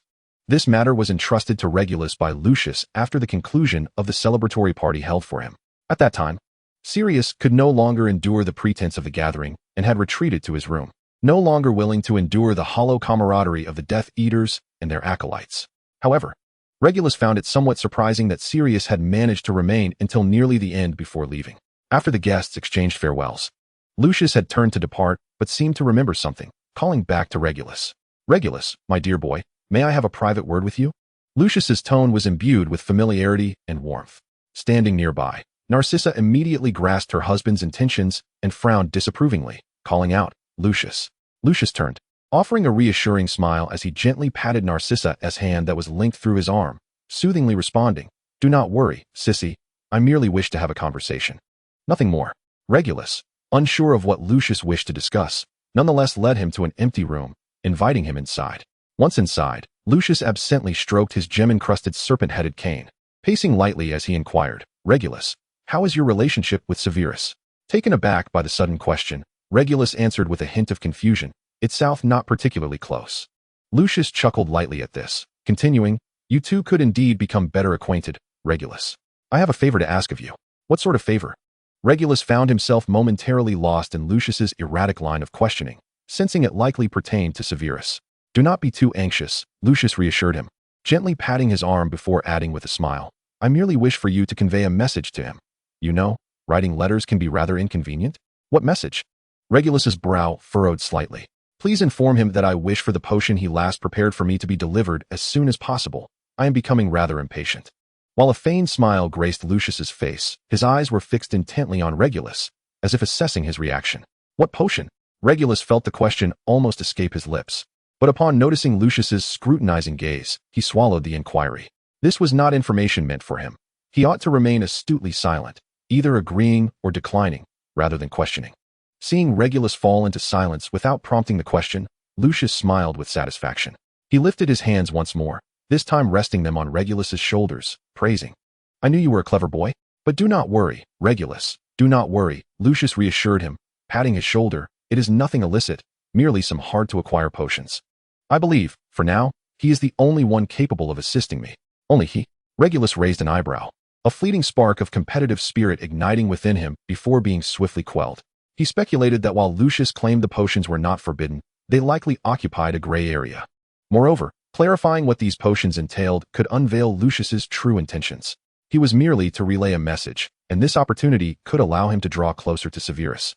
Perhaps even glean information regarding Sirius. Why should he concern himself with Lucius's ulterior motives?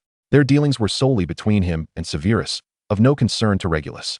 Furthermore, if the matter pertained to the Death Eaters, it was unlikely his parents would object, as they might even prefer for him to become involved. In fact, his parents perhaps harbored a fervent admiration for the Dark Lord. This was not an isolated sentiment. Most pure-blood wizards in the magical community shared this inclination. Save for a few traitorous purebloods. Regulus pondered this and ultimately nodded, telling Lucius, Very well, I shall convey your message. Upon hearing this, Lucius's smile deepened, and he gave Regulus's shoulder a hearty pat, after which he fell silent. On the return journey, Narcissa remained expressionless until they reached Malfoy Manor, where, in the absence of others, she finally turned to her husband, coldly demanding, "What did you discuss with Regulus?" "Lucius, do not involve your affairs with Regulus. He is but a child." Narcissa expressed her discontent regarding Lucius's previous actions.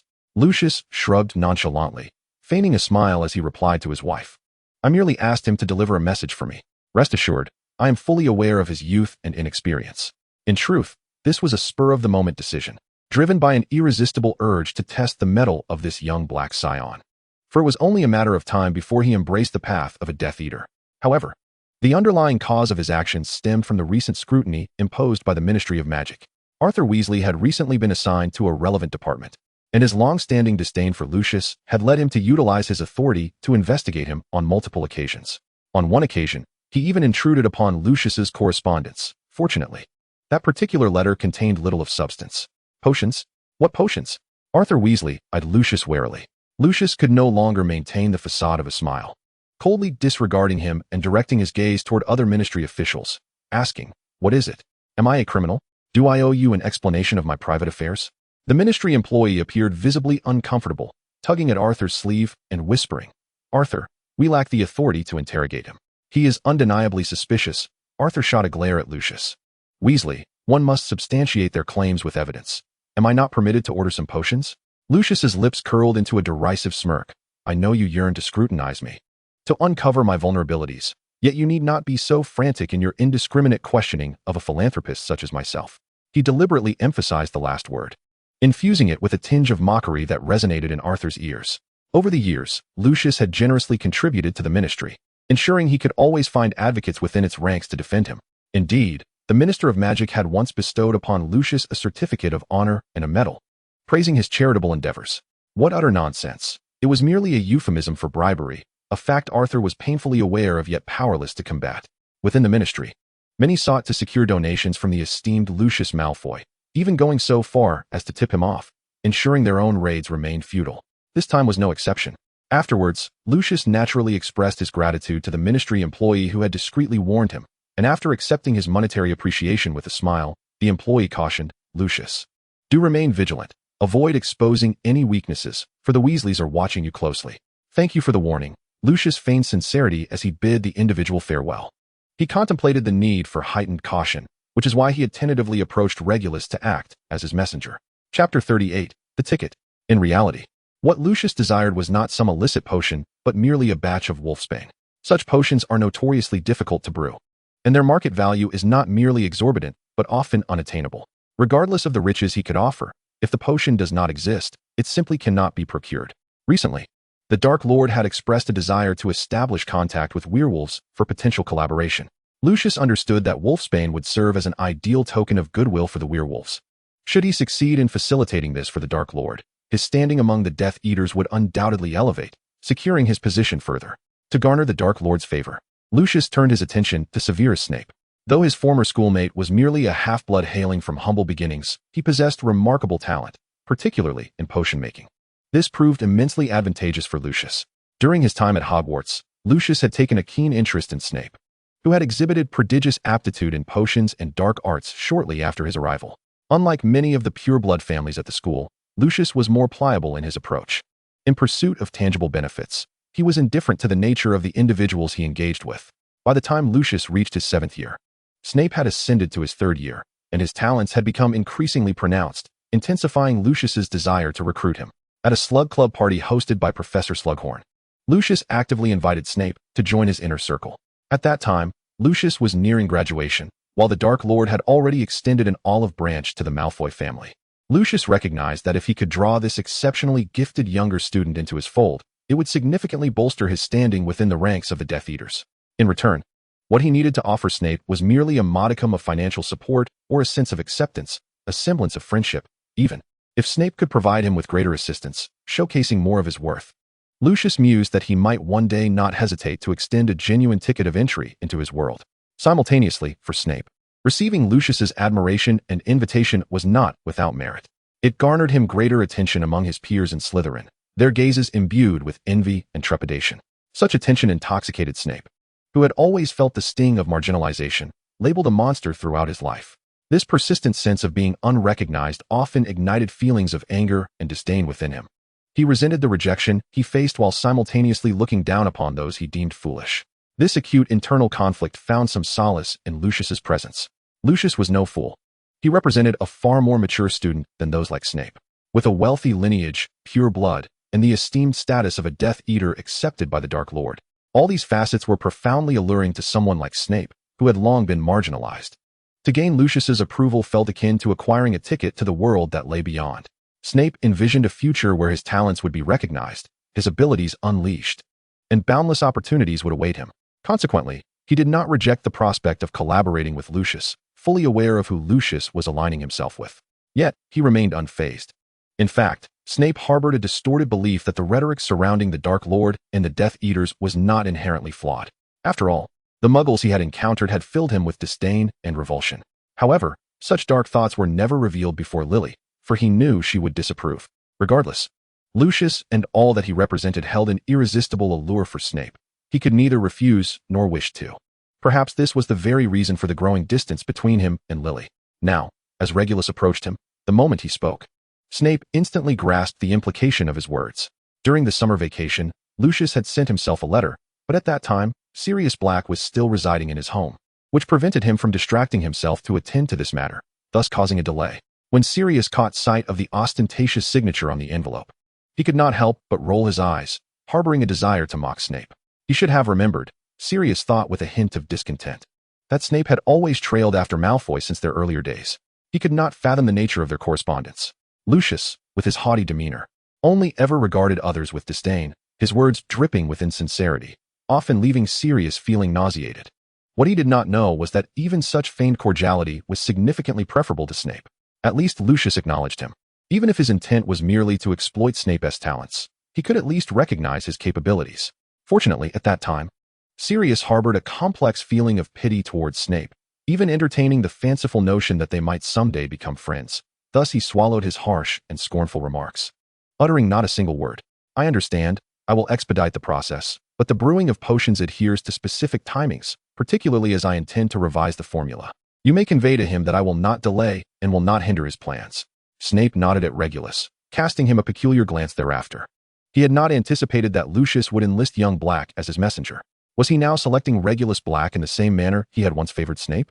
Regulus, too, regarded Snape with a similar expression. Earlier, Lucius had casually mentioned at a party, I have high hopes for him.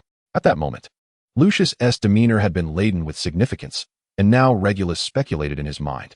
Observing Snape's familiarity, it was evident they had collaborated numerous times. When had this commenced? Could it be that Snape harbored intentions of joining the Death Eaters? What are you discussing? Regulus and Snape had not yet exchanged more words when a voice emerged from behind them. It was Sirius Black. Chapter 39. It is truly difficult for us to become friends. Upon hearing Sirius's voice, both Snape and Regulus turned to face him. Regulus experienced a fleeting surge of anxiety and panic, quietly retracting the silencing charm to ensure their prior conversation had indeed remained undisrupted. It appeared that Sirius had not overheard their dialogue. For reasons unknown, Regulus released a quiet sigh of relief. Although his parents never concealed their admiration for the Dark Lord, and Regulus had never disputed this, since that party, he felt as though he glimpsed a faint glimmer of hope, a hope to mend his relationship with Sirius. Consequently, he was somewhat reluctant to have Sirius discover that he was acting as a messenger for Lucius. Regulus was acutely aware of Sirius's profound disdain for all of this. He did not wish to jeopardize the seemingly thawing relationship with his brother. Meanwhile, Snape regarded Sirius with heightened vigilance.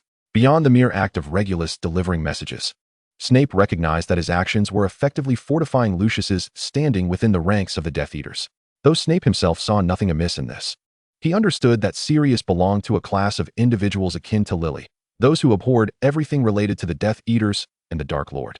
This was a shadowy secret that must never come to light before such people. Although Sirius had not overheard their discussion, the expressions on their faces clearly indicated that it was not a benign matter. What brings you here? Regulus was the first to speak, sidestepping the inquiry posed by Sirius and instead questioning him. Sirius scoffed lightly, his gaze falling upon the prefect badge adorning Regulus's chest as he remarked, "What's this? Are passengers on the train not permitted to leave their compartments and roam about, prefect?" Regulus discerned the sarcasm in Sirius's tone, pressed his lips together, and with a somewhat unfriendly countenance warned, You had better truly be just wandering about and not stirring up trouble again. Sirius completely disregarded Regulus's warning, shrugging nonchalantly before obstinately asking, "What were you discussing just now?" This time, Sirius's gaze transcended Regulus and landed upon Snape, who coldly retorted, "This is none of your concern. Mind your own business." Feeling the weight of that gaze, Snape nodded to Regulus, signaling that their conversation should conclude there. Following this, Snape intended to depart. However, as he brushed past Sirius in the narrow corridor, he felt a firm grip on his wrist. Sensing a threat, Snape instinctively drew his wand and turned, casting a spell that grazed Sirius's cheek. Yet, after countless harrowing battles in adulthood, Sirius's reflexes were exceptionally swift. He deftly turned his head to evade the spell, while simultaneously drawing his wand to press against Snape's throat.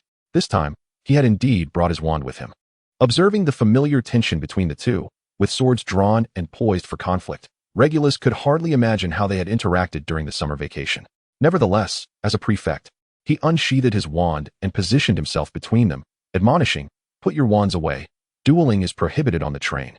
And I believe you both are more aware of this than I am." Regulus was fully cognizant that neither of these two was one to heed advice easily. "Release me," Snape said, his eyes cold and alert as he addressed Sirius in a somewhat hoarse voice. Sirius cast a deep glance at the figure before him. Since that day of conflict, they had not crossed paths again, excluding the forthcoming encounter. The current situation felt as though everything that had transpired over the summer was merely an illusion. Their relationship seemed to regress to its original state, just as it appeared to be advancing.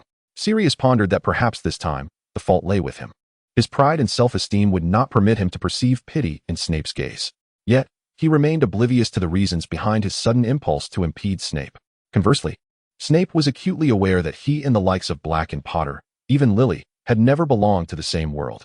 The carefree winds, raucous music, and unrestrained laughter represented a reality that he could never hope to penetrate. In Black's heart, it was likely he held a similar conviction. Otherwise, he would not have felt such embarrassment at his own demeanor. On that day, when Severus Snape beheld the dazzling halo surrounding Sirius Black, only to glimpse the dark and obscure fissures beneath it, he experienced a fleeting moment of secret delight. He was genuinely pleased. It was not a matter of schadenfreude, but rather a sense of relief, a realization that they were, after all, kindred spirits facing the abyss together. "Welcome," he thought. "Welcome to confront hell by my side." Yet, despite this contemplative sentiment, Snape's eyes betrayed a flicker of compassion, a feeling so subtle that even he scarcely recognized it. Perhaps, he pondered, someone like Black did not truly belong in this murky mire. His life ought to have been filled with the roar of modified motorcycles, the rush of night winds, the cacophony of Muggle music, and the fervor of Quidditch matches. Thus, to see him wallowing in such a dismal quagmire elicited a twinge of regret from Snape. Black, with his fists clenched in fury, seemed to echo this sentiment, feeling shame for finding himself entrenched in the same darkness. He could expose his vulnerabilities before Potter and even Lily, but not before Snape, for they had never inhabited the same world. The prospect of friendship between them was indeed a daunting endeavor. "Let go," Snape reiterated. Regulus tightened his grip on his wand, cautiously observing the two men, bracing himself for an impending confrontation. Little did he anticipate that, in the end, his brother Sirius would gradually release his hold, even stepping back to lower his wand first. Yet his gaze remained fixed upon Snape, unwavering and intense. Observing this, Regulus subtly shifted his stance towards Sirius, angling his wand in warning at Snape, who still held his wand aloft. Slowly, Snape too lowered his wand, casting a deep look at Sirius before turning away with an impassive expression. Regulus followed suit, exhaling in relief as he too lowered his wand. After a moment of silence, he cleared his throat and declared, "In that case, I shall take my leave." "Regulus!" Sirius suddenly called out to him. Regulus turned, awaiting his brother's words. "You should keep your distance from Malfoy," Sirius said, his expression darkening as he regarded Regulus. Though he had departed the party early that day, he had noticed Lucius returning and entering a secluded room with Regulus for a private conversation. "What? Did you suffer a setback with Snape and now wish to lecture me?" Regulus raised an eyebrow, a sharp laugh escaping his lips, his tone turning acerbic. Yet, Sirius remained unperturbed, calmly advising, "He is a Death Eater. You must steer clear of him, for your own sake, if nothing else." Considering Regulus's future, Sirius hoped he would heed this counsel. Regulus opened his mouth, as if to retort, but upon seeing the expression on Sirius's face, he swallowed his words. For reasons unknown, Regulus sensed that this time felt different. Previously, when Sirius broached such topics, it was merely to mock him. But this time Regulus thought it might be a mere figment of his imagination, Yet he could discern a hint of concern within Sirius's gaze. "I can handle my own affairs," Regulus finally managed to say, stiffly forcing the words out before turning to leave. After wandering for a brief while, Sirius found his mood not only unchanged but further deteriorated. He returned to the compartment with a grim countenance, only to discover it was now eerily empty, with Peter nowhere in sight. Chapter 40, The Informant. The mirror. Hermione paced back and forth in the dimly lit room, repeatedly murmuring the word. This was their new hideout. And Ron, still feeling somewhat uneasy, discreetly lifted the curtain to peer outside. "Are you saying that person is now searching for a mirror?" he inquired, casting vigilant glances around while responding to Hermione's words. "Indeed, that's what the intelligence report indicated," Hermione replied, clutching a galleon in her hand, the word mirror long faded. Yet she stared intently at its edge, as if the reminder still lingered. Who? Are they reliable? Given past experiences, Ron was now anxious about the members of their organization and how many traitors might still be lurking undetected. Hermione pondered for a moment before taking a seat, saying, "The report suggests that the Death Eaters are on the hunt for a mirror, seemingly connected to a new prophecy." "Another prophecy," Ron muttered, finally lowering the curtain and returning to the table. Hermione continued to contemplate the significance of this mirror, her voice tinged with apprehension as she urged, "Help me think, Ron. Whatever it is, we must acquire it before the Death Eaters do." Ron looked at Hermione, pressing further, "You still haven't answered me. How trustworthy is this so-called informant?" "Honestly, Hermione, if it's the person I suspect, I can't trust them. What if it's a ruse? We cannot afford to lose anything." Hermione understood Ron's concerns. She had never disclosed the identity of that mysterious informant to him, prioritizing secrecy and safety, and Ron understood her reasoning. However, based on the intelligence Hermione had received, it was evident that this person had access to Death Eater meetings. Did this imply that there were traitors within their ranks? Ron had his own theories. If the informant were indeed a Death Eater, how could they trust what they said? Perhaps the correct information provided previously was merely a tactic to deepen their trust, only to ensnare them in a larger trap. As one of the leaders, he had to consider such possibilities. Hermione recognized his apprehension and contemplated carefully before responding. "I believe that person is trustworthy. At least I will trust them."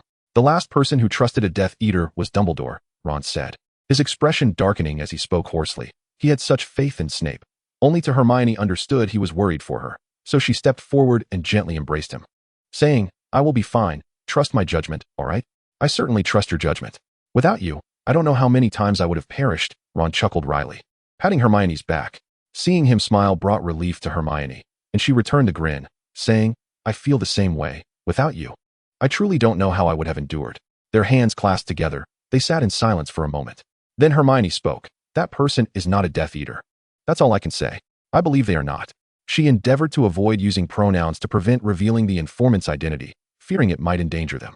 It was crucial to remember that if their position were exposed, it could spell disaster, leaving them no time to rescue them. "Has the other informant said nothing?" Ron inquired, furrowing his brow. Hermione had several secret informants, each discreetly relaying intelligence to her, suggesting that they had at least 2 eyes within the Death Eater ranks. Occasionally, Hermione would cross-verify the information from these 2 individuals to ensure its accuracy, so as not to be deceived by one of them. Furthermore, she was certain that they were 2 distinct individuals, each providing information in markedly different manners. The identity of the other informant remained shrouded in mystery. She did not even know who they were. It was mentioned that it was still the mirror.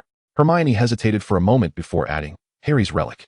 She could sense Ron's hand trembling slightly as he grasped hers, his expression growing more somber at the mention of Harry.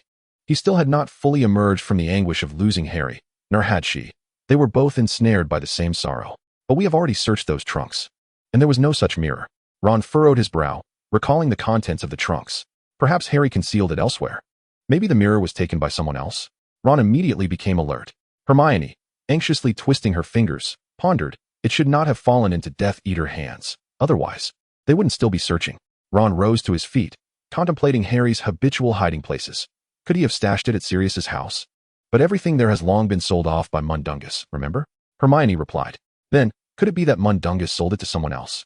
Reflecting on the Horcrux of Slytherin's locket, Ron couldn't help but suspect that this mysterious mirror might have suffered a similar fate.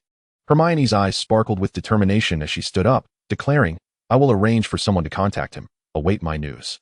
After a brief farewell, Hermione hurriedly departed. At Hogwarts, in the headmaster's office, Snape was acutely aware that this mirror was the double-sided mirror developed by Black and Potter during that summer. He had been invited to join them and solved a few minor issues during its creation. However, Snape recalled that there were 2 mirrors in the past. One was in Black's possession, while the other belonged to Potter. But what of now?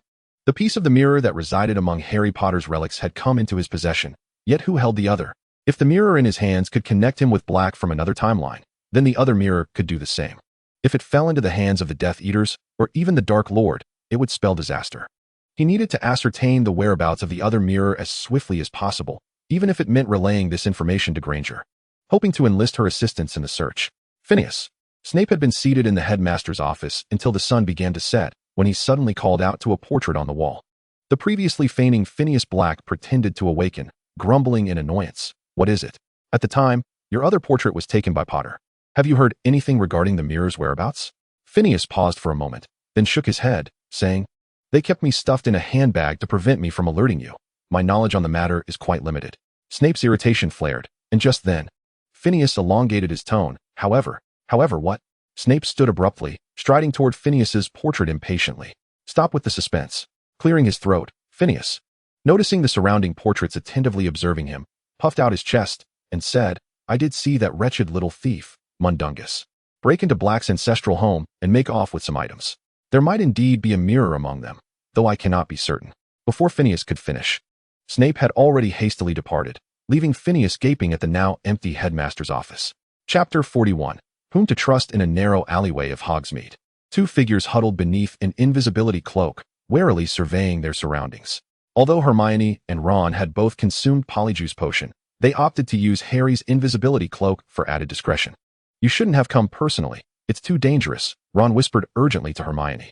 At that moment, he appeared as a middle-aged man with brown hair and a slender build, while Hermione resembled a middle-aged woman with red curls.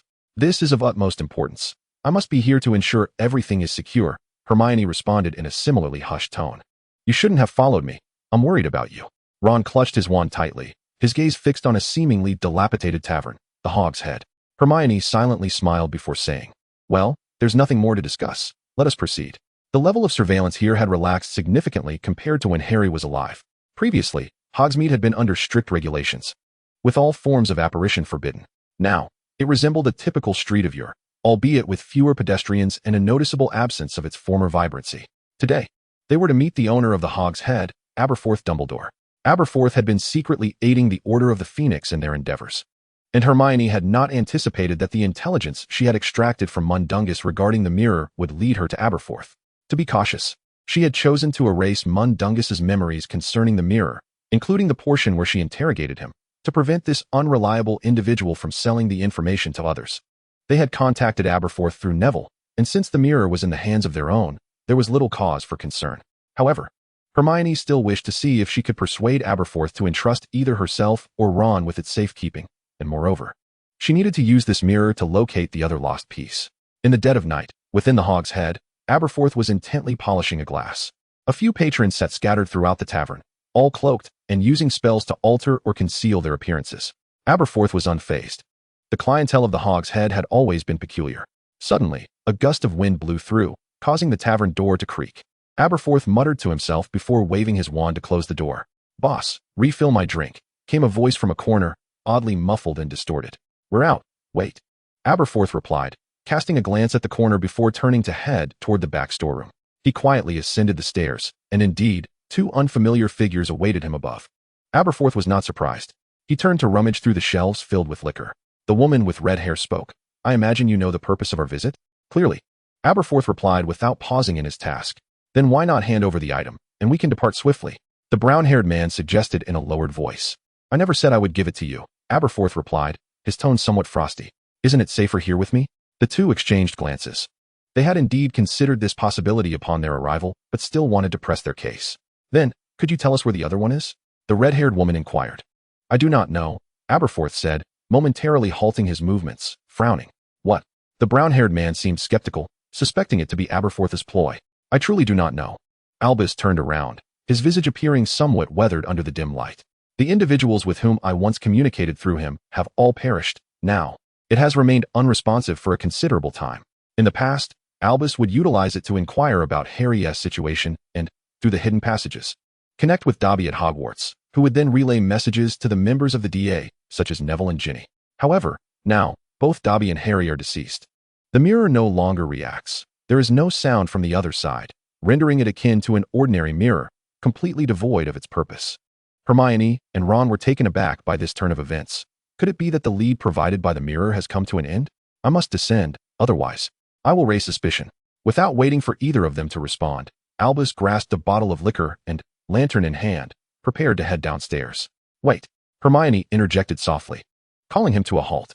Mr. Dumbledore, I mean to say, I still wish to request that you hand it over to me. Why? Albus paused, but did not turn around. For your safety, whoever possesses it now is at immense risk. I fear no risk. Upon hearing this, Albus scoffed. You are not being entirely truthful. He suddenly turned, his eyes, strikingly similar to Dumbledore's, assessing the duo as he inquired, Do you not trust me? Ron and Hermione fell into silence, and then Ron cautiously raised his wand, declaring, I apologize, but at this moment, I trust no one, save her. He was aware that this sentiment was not ideal. In times like these, he ought to place his faith in more allies. Yet, with Harry's demise, the clandestine operations of the Order of the Phoenix and the DA had been repeatedly compromised, resulting in the exposure of numerous traitors. This had made Ron increasingly sensitive and suspicious, not to mention the horrors he had witnessed in Azkaban, where many had been betrayed by those closest to them. Ending up either mad or dead had left him in a state of perpetual tension. Among the guests downstairs were several Death Eaters. Have they sought you out as well? Ron could not suppress this speculation. Ron, Hermione whispered, signaling him to temper his words. A flash of anger crossed Albus's face before he coldly retorted, If they had, I would have summoned them up already. A gust of wind extinguished the lantern Albus held. Downstairs, the guests began to depart, leaving only the one who had requested a refill sitting at the table. The door was flung open once more by the raging wind. The wind is quite fierce tonight, isn't it? A cloaked guest remarked with a peculiar smile to the figure descending behind him. A glass of wine was once again placed before him, and the person behind him grunted, Your disguise remains as poor as ever. Have they left? The guest ignored the comment and posed a question. Albus stepped to the table, continuing to polish his goblet, and nodded. Did you give them the item? The individual inquired with some urgency. Should I have reserved it for you? Albus's voice dripped with sarcasm. The last person to trust you is now deceased. He paused, then called out the visitor's name, Snape. Snape replied with evident displeasure. You should not have given it to them. You have no right to critique my judgment. Otherwise, I could still toss you out of the tavern as I did before, Albus coldly retorted. Snape fell into silence, and after a moment, he said, You should have given it to me. I believe Albus conveyed this sentiment to you through the portrait. Albus's hand paused in its polishing of the goblet, and a cold smile crept onto his face. He trusted you, and thus he perished. I cannot fully trust you. You ought to leave. Albus set the goblet down on the table, issuing an unmistakable dismissal. Chapter 42, The Wings of a Butterfly. The group returned to the school, and throughout the journey, James incessantly recounted tales of his exploits with Lily. After the umpteenth retelling, how he valiantly assisted Lily in subduing an individual intent on cursing others aboard the train, everyone was on the verge of exasperation. Sirius, reclining on his bed in the dormitory, finally interjected impatiently, Enough, James, you've recounted that far too many times. His mood was particularly foul today. Traditionally, escaping that home and returning to Hogwarts was the highlight of his summers. Yet today, he found himself preoccupied with numerous thoughts, especially after his encounter with Snape, leaving him irritable and lacking in patience. Upon hearing Sirius's remark, James sheepishly ruffled his hair and offered a grin. All right, sorry, I'm just so elated. However, his exuberance had not yet waned, and he sought to share his heroic tale with others. Yet, for reasons unknown, Remus appeared unusually quiet and lost in thought, despite the full moon still being some time away. Sorry, I might be a bit tired, Lupin said apologetically, lying back on his bed and lowering his bed curtains, seemingly preparing for sleep. All right, James muttered with resignation. He thought that perhaps only Peter would be willing to listen to him without impatience. Nevertheless, he reclined back, throwing himself onto the bed, contemplating how Peter would undoubtedly indulge him, which felt rather unexciting. Forget it, forget it. With that, the dormitory soon fell into silence. Perhaps everyone had already drifted off to sleep. In the dead of night, however, Sirius suddenly awoke with a start, noticing a faint glow emanating from the mirror he had kept close at all times. Since their last communication, he had ensured to keep the mirror with him so as not to miss any messages from the other side. Realizing that the connection to the future was about to be re-established, he swiftly and silently rose, stealthily slipping out of the dormitory. Having spent countless days wandering and adventuring through Hogwarts with James, Sirius was well aware of many hidden passages within the school, and he quickly sought out a nearby one to conceal himself. Once he confirmed that he would not be discovered, Sirius prudently cast protective spells around him, just in case. Then, through the mirror, he beheld Snape. How awkward, Sirius mused. They had just had an embarrassing confrontation during the day, and now they were obliged to meet again, unable to refuse due to personal feelings. The connection through this mirror was unpredictable, and if he missed this opportunity, who knew when the next would come? Snape, disregarding Sirius's emotional turmoil, needed to seize the moment to communicate the events that had transpired. Congratulations, perhaps your wish is about to be fulfilled, Sirius heard Snape say, his voice somewhat dry. What is it? He asked, puzzled. The other mirror may have already fallen into Granger's hands. I cannot ascertain whether you will be able to contact her. Reflecting on the previous night's disheartening experience, Snape's countenance bore an unfriendly expression. He had indeed utilized Dumbledore's portrait to convey a message to Aberforth, subtly indicating that his identity was trustworthy, and had entrusted the mirror to himself as a safeguard. Yet, that individual ultimately handed the mirror over to Granger. This fact irked Snape immensely. Ah, how splendid that was. Sirius pondered, if that were indeed the case. It could be considered a fortunate turn of events for him. Recently, had there been any new developments on the horizon? Sirius inquired. Thus far, none had been discerned. However, according to the new prophecy obtained by the Dark Lord, this mirror was undeniably crucial in altering the present circumstances, Snape asserted. Prophecy? Pray, enlighten me about this prophecy. Sirius recalled that he had once engaged in a prolonged struggle with the Death Eaters to safeguard a complete prophecy from Voldemort's knowledge, ultimately falling into the veil during the confrontation at the Ministry of Magic. Clearly, Snape seemed to recollect this as well. His tone faltered momentarily before he continued. Snape swiftly recounted the events surrounding the Dark Lord's acquisition of the new prophecy, yet as he spoke, Sirius felt an increasing sense of disquiet. He interrupted Snape, bewildered, and asked, Wait, what did you just say? You mean Wormtail heard the complete prophecy? Snape was taken aback by Sirius's reaction, unable to fathom why he questioned this point. What is it? Is there a problem? He did not perceive any lack of clarity in his explanation. No, that's exactly the issue, Sirius exclaimed, rising to his feet with a hint of agitation. Last time, you told me Wormtail was dead. What? Snape's eyes widened slightly. Indeed, Sirius affirmed with a nod. Confident he was not mistaken, he had contemplated this very matter earlier that day on the train, and there was no error. Last time, you informed me Wormtail had seemingly taken his own life, yet this time, he still lives. Snape, keenly aware of the implications, hoarsely echoed, Indeed, he lives. Both men immediately recognized how little time had elapsed since their last communication, and yet the future had subtly shifted. Snape's memories, in turn, had altered, rendering him oblivious to these changes. Upon realizing this, both Sirius and Snape felt a mix of exhilaration and trepidation. These shifts were silent and insidious, capable of altering human memories, crafting an entirely different recollection of the past. Had it not been for Sirius's unexpected intervention, Snape would have remained unaware of these transformations. Such a sensation was both eerie and perilous. Tell me, recount the future as you remember it now, Sirius urged Snape, his demeanor charged with excitement, as he sought to ascertain where else the future had diverged. As Snape elaborated, Sirius quickly discerned another anomaly, seizing upon it to inquire, Wait, you say that Snape is still alive? Wasn't it a Horcrux? Harry destroyed all the Horcruxes. That was what you told me last time. What? No, it. Chapter 43, Those Changes. Snape appeared taken aback. In his recollection, Potter had not succeeded in completely vanquishing all the Horcruxes. The issue lay with Nagini, the serpent. Observing Snape's expression, Sirius understood that this aspect had undergone yet another unforeseen transformation. This was yet another altered future. The butterfly flapped its wings, and no one knew what else had been changed in the shadows. Speak of the snake, Sirius said, furrowing his brow as he awaited an explanation from Snape. It was no longer a Horcrux this time?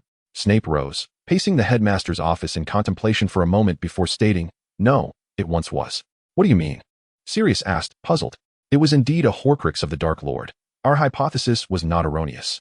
I do not know what transpired last time, but this time, in my current memory, the Dark Lord has somehow managed to transfer the fragment of his soul that was split within that serpent. Snape expressed disbelief at this revelation, for such a phenomenon had never occurred before. The act of splitting one's soul and embedding it within objects to create Horcruxes was already a rare endeavor. The notion that the Dark Lord could devise a method to extricate his soul fragment from a Horcrux and transfer it to a new host was utterly incredible. Even Sirius was profoundly shocked upon hearing this. The two men fell silent for a moment, realizing that to accomplish such a feat would require mastery over a vast array of dark magic far beyond the reach of ordinary wizards. Damn, Sirius muttered under his breath. No one could deny that Voldemort possessed exceptional talent and achievements in the realm of magic, particularly in dark arts, and it was precisely this facet that was most troubling. However, Sirius cleared his throat and continued. Perhaps this indicates that the fragment of his soul and the soul of the host have not fully merged. They are two distinct entities. If that is the case, then it would be feasible to separate one soul while the other remained intact. Snape swiftly grasped this notion as well, meaning, in truth, there exists a possibility of vanquishing his soul fragment while preserving the hostess soul. Harry, Sirius did not finish his thought, yet they both recognized that Harry Potter had a genuine chance of survival. It was merely that in the present future, he had failed. However, it was not without hope. This was good news for Sirius. He thought, there was still time. As long as there was a chance, it was not too late. I will note this down. You can share more with me about that snake or anything else, whatever you can recall, Sirius urged. According to Snape's account, initially, they were all convinced that Nagini was indeed one of the Horcruxes, yet then an unexpected turn of events transpired. Voldemort retained an unknown Horcrux that had not been destroyed, and that serpent became a smokescreen, leading to the failure of their endeavors. This, in turn, resulted in Harry's demise. As for other matters, there seemed to be no alterations. After hearing all of this, Sirius fell into deep contemplation. Currently, the changes amounted to 2 points. Wormtail was alive, and Voldemort appeared to have preemptively transferred his soul fragment. Sirius could not ascertain whether there was any connection between the two and could not comprehend how Peter, who had seemingly choked himself to death, was influenced by some alteration in the past that affected his fate. He had done nothing particularly remarkable since their last communication. After a moment of silence, he sought to confirm whether anyone else had been resurrected due to past changes. For instance, Sirius attempted to ascertain, what about Remus? He is dead. Snape replied with unwavering certainty. Sirius hesitated, clearing his throat awkwardly before casually mentioning Regulus. He is dead. Severus Snape maintained his characteristic impassive demeanor. Leaning his head against the uneven wall of the secret passage, Sirius let out a silent sigh. In his heart, he thought, well, at least he was still that wayward youth who had seen the light and destroyed a piece of Voldemort's soul, rather than a fully fledged Death Eater. This was something to be grateful for. Sirius, something to be grateful for. He allowed himself to linger in this sentiment for just a moment longer before continuing to confirm details with Snape. He needed to ascertain whether any other Horcruxes had undergone changes. Recalling their previous discussions, he had confirmed with Snape that, apart from Nagini, the other Horcruxes remained the same, unchanged. Nevertheless, there were certain items that might no longer be in their original locations, such as the diary. I should say, it probably isn't still in Malfoy's possession? Sirius speculated. Upon hearing this, Snape's brow furrowed slightly, as if he too was attempting to remember when the Dark Lord had entrusted it to Lucius. Since Malfoy had been brought into the conversation, Sirius suddenly felt compelled to ask a question unrelated to the future. Hey, he hesitated, yet ultimately spoke. Do you know the nature of the relationship between Regulus and Malfoy? Sirius didn't wish to appear overly concerned, yet he felt somewhat awkward, having hardly cared about Regulus for years. I'm not certain, Snape responded tersely, but they didn't seem to have much interaction. Oh, well, that's good, Sirius thought. Perhaps the lad had taken his warnings to heart. Why do you ask? Snape countered. Sirius, feeling a bit irked, recounted the events that had transpired earlier that day on the train, recalling the unanswered questions he had posed to the younger Snape, hoping to glean some insight from the Snape before him. To be honest, though still Snape, this version seemed marginally easier to communicate with, if only slightly. At least he was devoid of sharpness and cynicism. What? Snape raised an eyebrow, pondering the question, as those events had long since passed for him, making them difficult to recollect. However, it seemed that a memory surfaced, and he slowly began. Oh, I remember. That time Lucius asked me to brew a batch of wolfsbane for him, to facilitate his communication with werewolves. Upon hearing this, Sirius couldn't help but mutter an expletive. So you were colluding with the Death Eaters from such an early stage. What a surprise. Snape, anticipating this reaction, let out a cold laugh, his tone laced with impatience.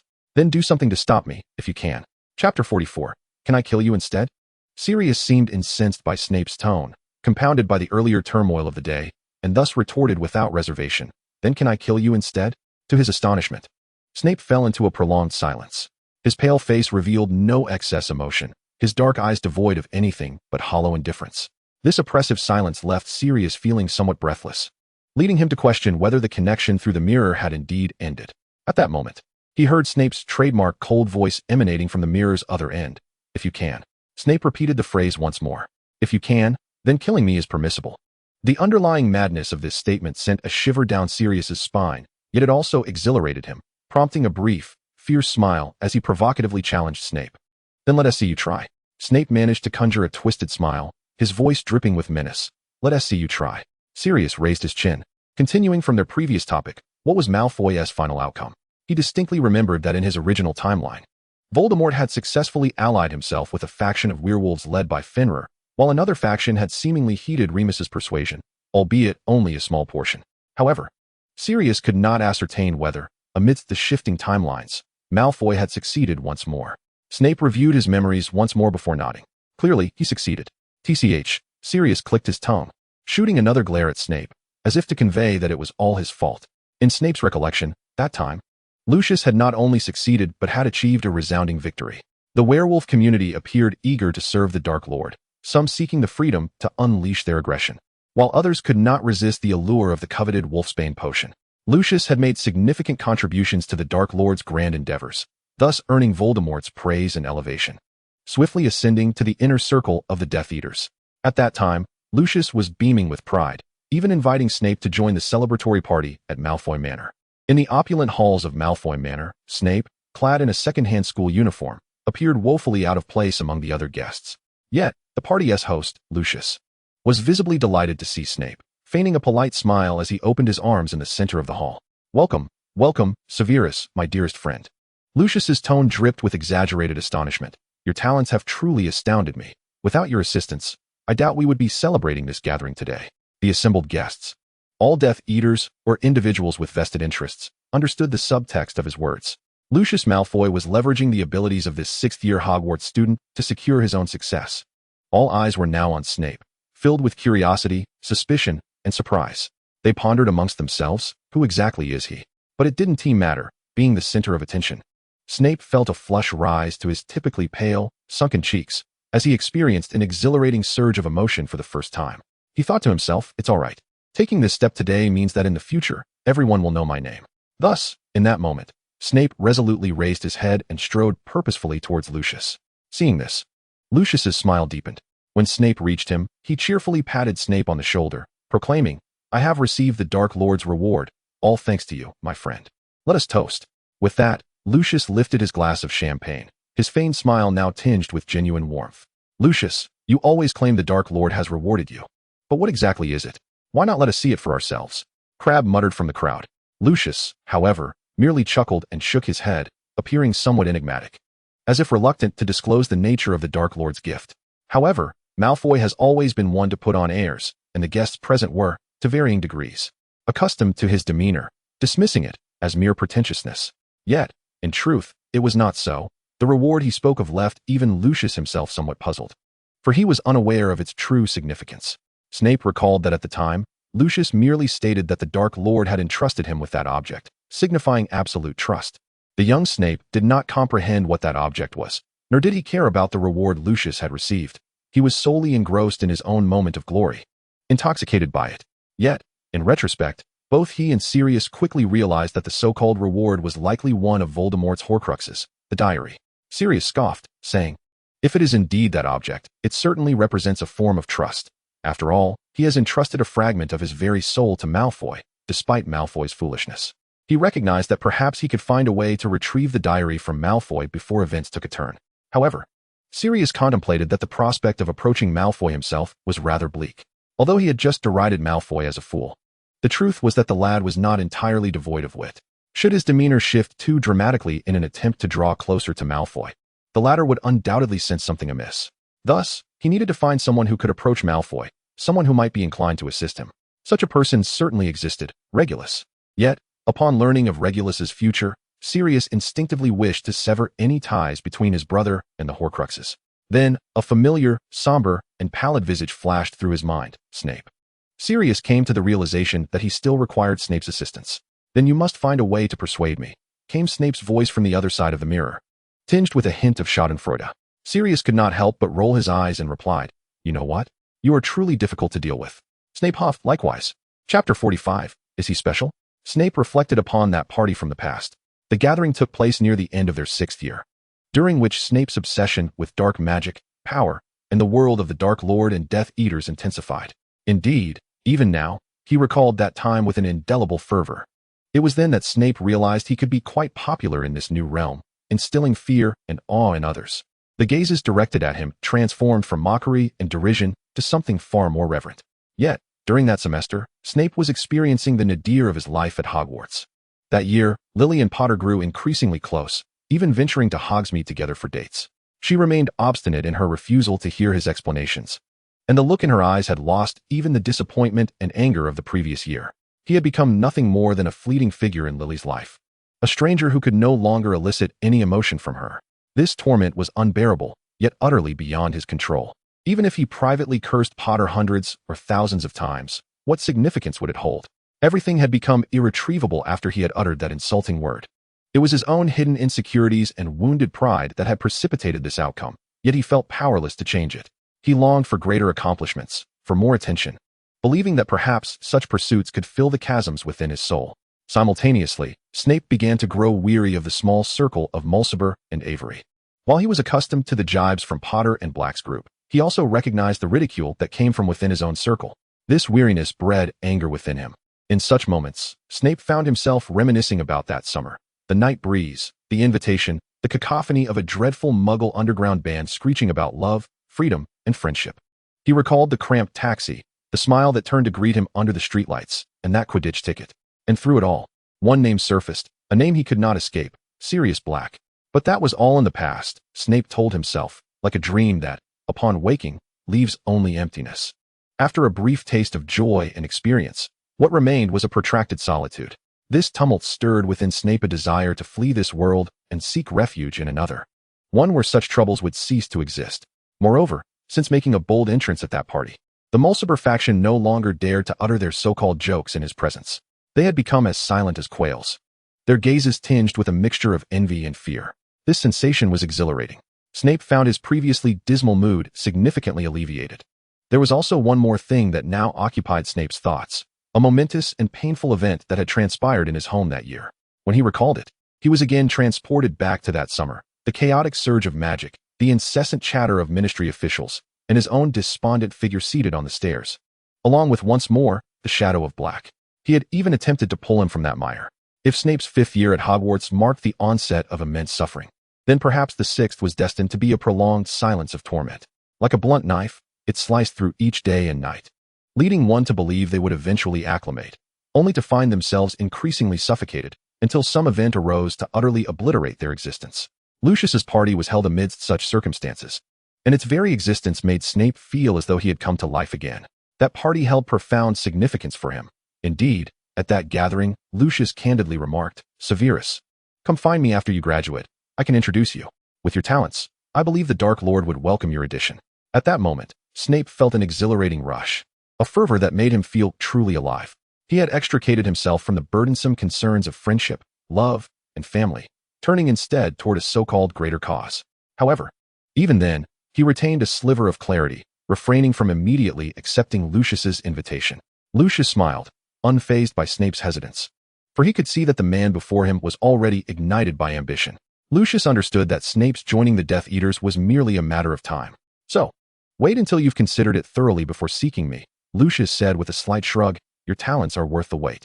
Snape mused that Lucius Malfoy possessed a remarkable talent for persuasion. Even if his emotions were feigned, transparent to the keen observer, one must concede that he possessed an uncanny ability to discern the needs of others. At that time, Severus Snape found himself devoid of validation and acceptance, and Lucius Malfoy reveled in showcasing this truth. He was, indeed, a masterful negotiator, provided he perceived sufficient value in his interlocutor. Reflecting on past events, Snape now addressed Sirius with a tone laced with subtle malice. "This time, persuading my former self to relent will not be a trivial endeavor. That gathering holds immense significance for me at this juncture. It would be no easy feat for you to convince me to forego it, especially when you require my assistance to pilfer from Lucius." Such a notion was utterly preposterous. The Severus Snape from the future deemed this an almost insurmountable task, particularly given the current state of their relationship. Sirius, naturally, detected a hint of schadenfreude in Snape's words, prompting him to scoff derisively. "What is it? Do you hold such an affinity for circling around Malfoy? What is so special about him? Is he truly that important to you?" Initially, Sirius intended this as a mere retort, a habitual exchange of barbs, not expecting Snape to genuinely respond.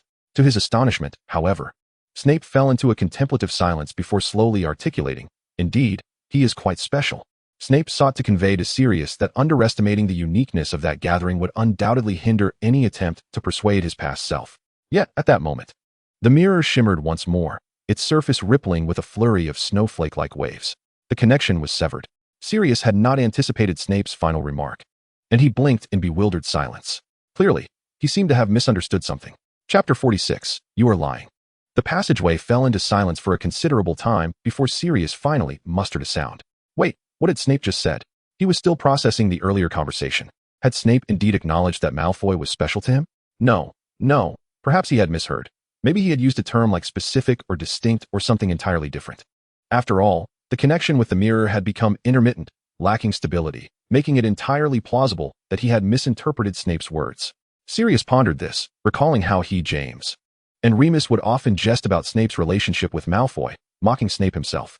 Typically, they would deride Snape as simply a sycophantic follower of Malfoy, never considering the implications of their jests. Merlin's beard. Sirius muttered quietly. Perhaps it did not mean what he initially thought. But could it be that Snape was akin to him in some way? Was he suggesting a shared inclination? No, that was impossible, Sirius thought, chuckling softly as he walked toward the exit of the passage. Don't be foolish. Snape was clearly enamored with Lily. As James would say, that fellow gazed at Lily as if he wished his very eyes would fuse with her. Such a Snape could not possibly be classified as one of his kind. He shook his head, banishing those strange thoughts from his mind, uncertain of what emotion he should be feeling. Hastily departing the passageway, Sirius unexpectedly collided with a void of air. He chuckled and greeted the empty corridor ahead. Hey, James, quit fooling around. Laughter echoed from the corridor. Truth be told, had he not known about the invisibility cloak, the scene would have been rather unsettling. James unveiled himself, grinning mischievously, and remarked, Hey, Bigfoot, why are you out on a nocturnal adventure without inviting me along? Sirius shrugged casually and replied, I thought you were asleep. I was, but you could have woken me. James complained as he tucked away the invisibility cloak. Well, regardless of whether I called for you, you're here now, Sirius chuckled. So, what brings you out? James brandished a parchment scroll, declaring, I'm exploring to see if there are any new secret passages. I want to enhance the Marauder's map. On the first day of school? Sirius raised an eyebrow. Yes, indeed, the very first day, James affirmed, his grin unwavering. He was lying. Sirius knew James too well. Even after years of separation, he had not forgotten the little habits that defined him. When lying, James unconsciously rubbed his thumb. Yet, Sirius had no desire to expose this truth, for he too was weaving a web of deception. Perhaps James had already pierced the veil of his own lies. After all, James understood him just as well as he understood James. An odd silence lingered between them for a moment. Then, yawning, Sirius said, I'm heading back. Care to join me? Sure, James immediately responded, stepping aside to allow him passage. But as Sirius brushed past him, James could no longer contain himself. He reached out and firmly grasped Sirius's arm, saying earnestly, Bigfoot, Sirius, old friend, you're lying, and it's painfully obvious when you do, you know? You too. James, Sirius sighed inwardly. He had anticipated this outburst. It was remarkable that James had managed to hold his tongue for this long. I know, I'm sorry. James quickly apologized, then asked, I followed you out. What about you? Do you have anything you wish to tell me? Sirius paused, contemplating whether to speak. Did you hear anything? He finally asked in a hushed tone. No, you cast a charm, did you not? Though James had not witnessed it firsthand, he surmised that Sirius had employed some form of enchantment to prevent eavesdropping. Then, I have nothing to say. Sirius hesitated briefly before responding to James's earlier question. It was not that he was unwilling to speak, but rather that he was uncertain how to broach the topic with James. Was he expected to say, Hey mate, did you know that I returned here after being killed in the future, and that you and your entire family will be murdered by a noseless madman? No, he could not do that. Setting aside the sheer brutality of such a future, what would James choose to do if he learned all of this? If he inadvertently placed James in danger, leading to his premature demise? He could not bear the thought of altering such a significant future or experiencing the loss of his dearest friend once more. Thus, he opted for silence or deception.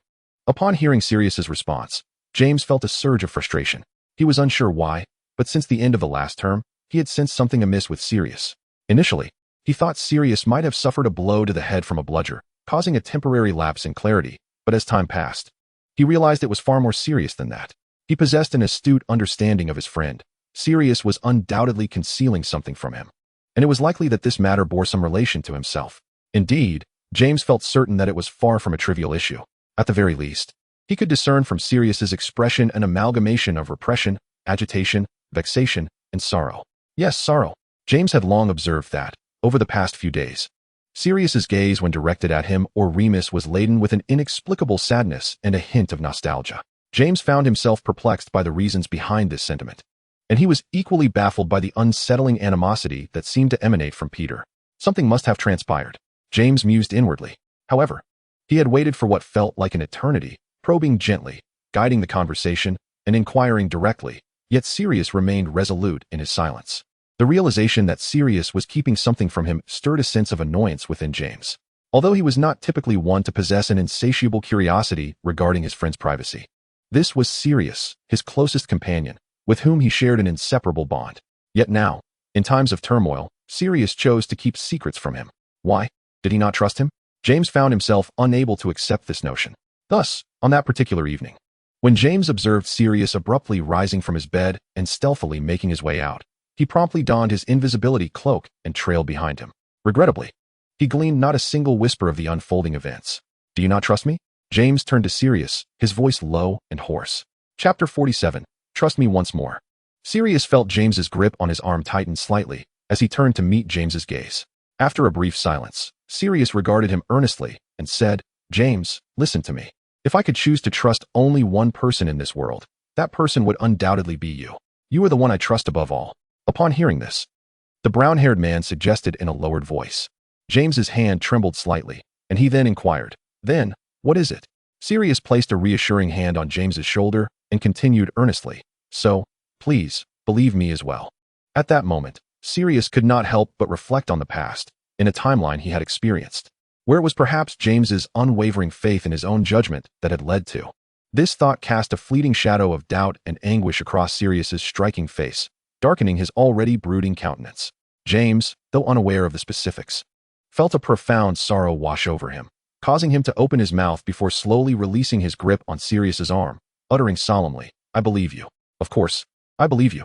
Sirius, you have always been my most trusted confidant. Let us refrain from further questioning for now, shall we? Sirius turned his gaze towards the inky blackness of the corridor, his voice betraying a barely perceptible tremor. Believe me, just this once. James bowed his head in silence for a moment before inhaling deeply. He wiped his nose and ran a hand through his hair, allowing his tone to regain its usual lightness and nonchalance. All right, I can't stay mad at you. Sirius chuckled silently at this, replying softly, Thank you, James. We needn't say such things between us. James patted his shoulder and added earnestly, But no matter what happens, even if it is dire, remember that you have me, Remus, and Peter, your friends. We will support you. When you feel overwhelmed, do not forget to tell me, all right? James spoke with genuine sincerity, and Sirius felt a wave of gratitude, even managing to overlook the mention of Peter's name. He nodded, lifting his chin slightly and blinking to dispel the moisture threatening to spill from his eyes. After a brief moment of emotional exposure, Sirius quickly regained his composure, smiling at James. We should head back. James shrugged, about to say something when a stern female voice interrupted them.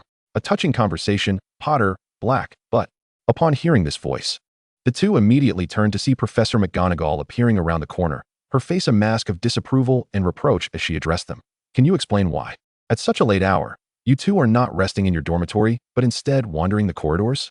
Caught in the act of illicit nighttime escapades by their head of house, James and Sirius exchanged awkward chuckles. Oh, Professor, we were simply too excited to sleep, so we decided to take a stroll. We're heading back now. James flashed a grin at Professor McGonagall. Too excited to sleep? Professor McGonagall maintained her stern demeanor, unimpressed by his excuse. She crossed her arms and continued, Mr. Potter, I trust you are well acquainted with the school rules. After a pause, she added, especially considering the numerous times you have violated them and faced confinement, I would have hoped you might retain some semblance of their content. Sirius shrugged, appearing indifferent, and James mirrored his nonchalance. The two had never been particularly concerned with the rules. Professor McGonagall, visibly incensed by their attitude, addressed them, Gentlemen, you should be aware of the repercussions awaiting you. Oh, please. James lamented, Professor, it's only the first day of school. Precisely, it is the first day, which is why you are receiving this warning and lesson. Professor McGonagall's tone was resolute, leaving no room for argument. Thus, you are confined for 2 weeks. Tomorrow, someone will inform you of the specifics of your confinement. Now return to your dormitory immediately. Do not let me see you again in the corridors, or I will deduct points. Following this lecture and a 2-week confinement sentence, Sirius and James were compelled to walk back to Gryffindor Tower under the watchful gaze of Professor McGonagall. Truth be told, neither of them was particularly fazed by the prospect of detention. As Professor McGonagall had pointed out, since their enrollment, they had lost count of how many times they had been confined. James made a face at Sirius and groaned. But 2 weeks? Surely that's excessive. Longer confinements have been known to occur, Sirius replied nonchalantly. However, in truth, for Sirius, the concept of detention felt like a distant memory. He had been away from school for so long that he never anticipated having to relive the experience of confinement, even before returning to the classroom. Was this what it meant to relive school life? Sirius found the situation amusing, chuckling softly to himself. You still find this amusing? James complained. What if Lily decides to ask me out during these 2 weeks? Am I supposed to tell her, hey, sorry, Evans, I can't go for a walk by the lake because I'm grounded? She would surely laugh at me. Sirius pondered this scenario and teased. Trust me, James, she wouldn't. She must be used to it by now. After all, we are perpetually in detention. James found himself momentarily speechless by his response. And after casting an irritable glare his way, he mumbled a few words before reluctantly conceding. All right, you are right. The two resumed their banter as they made their way back to the dormitory. Upon entering, they discovered their fellow occupants still ensconced in slumber, prompting them to lower their voices. They climbed into their respective beds and soon succumbed to a deep sleep. In his dreams, Sirius appeared to relive the wedding of James and Lily, engaging in conversation with James within the confines of their home. He fancied himself the clever one, suggesting that James change his secret keeper, and he envisioned the house reduced to ruins and the Dementors drifting through the prison. He dreamt of stumbling before the curtain, witnessing Harry's astonished face. Sirius, wake up, we need to go to class. Good heavens, what kind of dream did you have? You're sweating profusely, Remus remarked, his expression one of mild surprise. Sirius abruptly opened his eyes, breathing heavily, scanning his surroundings. He noticed Remus fully dressed, Peter anxiously checking his backpack, and James struggling with his disheveled hair while wrestling with his Gryffindor tie. When James caught Sirius's gaze, he flashed a grin. This sensation, this fleeting moment in time, enveloped Sirius in a wave of nostalgia.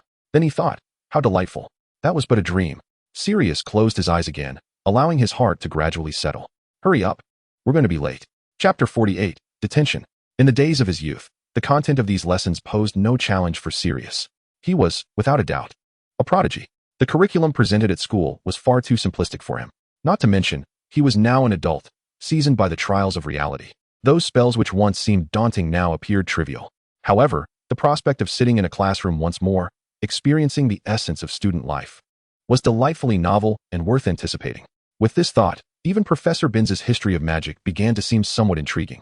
Well, in truth, it did not. Sirius leaned back against the desk, nearly succumbing to sleep. It was evident that tedious classes, even when revisited, remained just as monotonous. Professor Binns droned on about some goblin rebellion, utterly devoid of excitement. No one seemed interested. Sirius found it perplexing that, upon reaching their 6th year, he and James had opted to continue attending this class. Perhaps they merely sought a subject in which they could nap or engage in other indiscretions. For instance, at that moment, James was huddled with Remus, brainstorming additions to the Marauder's map to enhance its functionality. Peter leaned over from the back row, eager to join the conversation. Sirius contemplated how Harry would one day uncover Wormtail's existence through this very map, marveling at the intricacies of fate. Perhaps he should attend a divination class, but regrettably, he had no aptitude for such matters. In recent days, Remus's spirits seemed rather low. When James invited him to revise the map, he appeared disinterested. I think that since we chose this class, we should actually pay attention, Remus sighed softly, inadvertently rejecting James's proposal. James stared incredulously at Remus, as if he had witnessed something utterly unbelievable. Oh, come on, Mooney, don't tell me you can actually comprehend what Binns is rambling about. How do you know I can't? Remus replied, fixated on Professor Binns as if he were wholly engrossed. Then let me ask you, in what year did the Goblin Caraberchart instigate a rebellion against the 5th Goblin, Larlamist? Carabertwat? Remus seemed baffled by James's question. I suppose the 6th century? James laughed heartily, responding, that is utterly fictitious, I made it up. Admit it, Remus, you haven't absorbed a word. Cornered by James's observation, Remus turned away, conceding with a hint of resignation. All right. Though he had acquiesced, Sirius could discern that Remus's mood remained dismal. What was troubling him? Reflecting on the events yet to unfold, Sirius resolved to pay closer attention to his friend's well-being. Unfortunately, during the first 2 weeks of term, he and James found all their free time consumed by detention. Their punishment involved assisting Professor Kettleburn in caring for ailing magical creatures, specifically the fire-snorting Snidget. This creature resembled a crow with a fish tail and was a near-extinct species. At the end of the previous term, Professor Kettleburn had rescued these creatures from a dense forest during his travels and brought them back to Hogwarts. However, it was uncertain whether it was due to their departure from a familiar environment, but the Snidgets were exceedingly skittish, often spitting fire in the Forbidden Forest and attacking any creature within sight. The flames sometimes even burned them, and they stubbornly refused to eat, leaving Professor Kettleburn in a state of distress. "Thank goodness, Minerva, you've sent help," he greeted Sirius and James with a measure of relief. James returned his smile, well aware that they both held a favorable impression of each other. In fact, James did not even consider this detention a punishment, as it was certainly more entertaining than transcribing school rules in the office. "I believe you need assistance, and Potter and Black are just the right fit." McGonagall nodded at the professor dedicated to magical creatures, then turned to James and Sirius to warn them once more. "Complete your detention tasks diligently, and do not cause trouble in the Forbidden Forest, understood?" After Professor McGonagall departed, James and Sirius followed Professor Kettleburn into the Forbidden Forest to locate the Snidgets. Their daily task involved finding ways to coax the creatures out, feeding them, and, above all, avoiding provoking their tempers to escape the flames they could emit. Professor Kettleburn led the way while advising them on the details of this detention. "It doesn't sound too difficult, does it? But do exercise caution. These little ones are rather sensitive."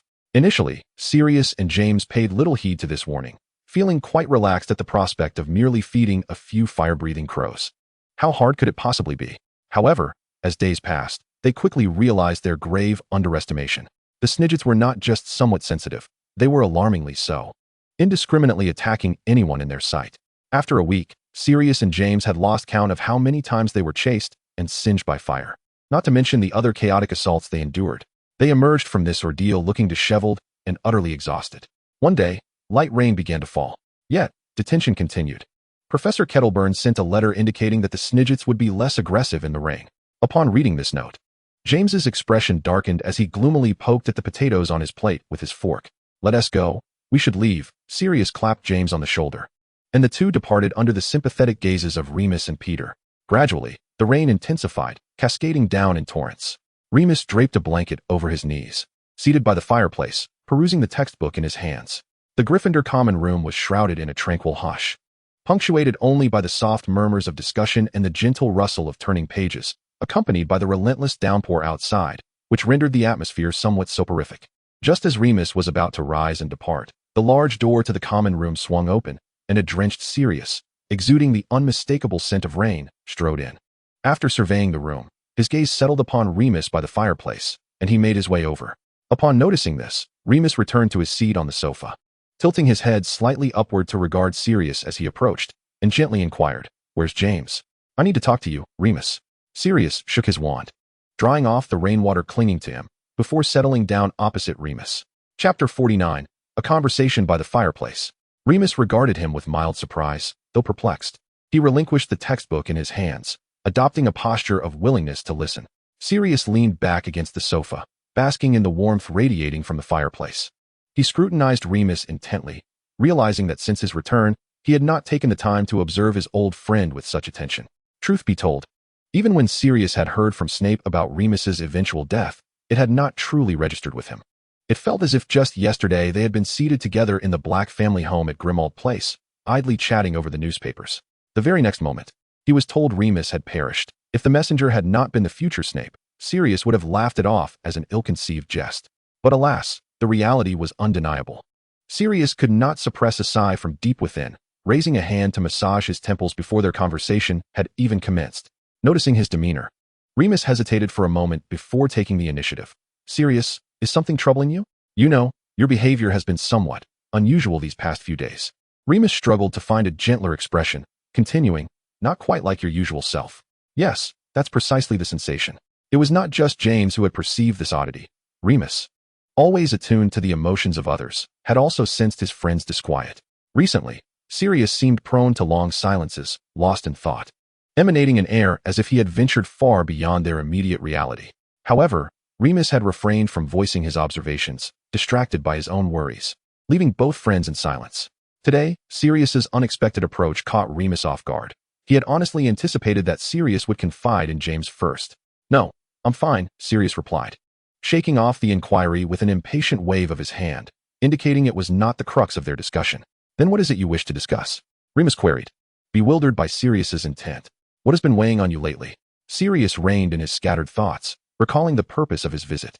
He recognized that since the semester commenced, Remus had adopted a more muted and melancholic demeanor, exhibiting a distinct lack of enthusiasm towards James's various proposals. Had Remus ever been like this before? Sirius found himself unable to recall. In his memories, Remus had long since become the esteemed defense against the dark arts professor at Hogwarts. A member of the Order of the Phoenix, engaged in discussions about Voldemort and the Death Eaters within the confines of Grimmauld Place. He was a man of maturity and composure, albeit marked by the trials of time.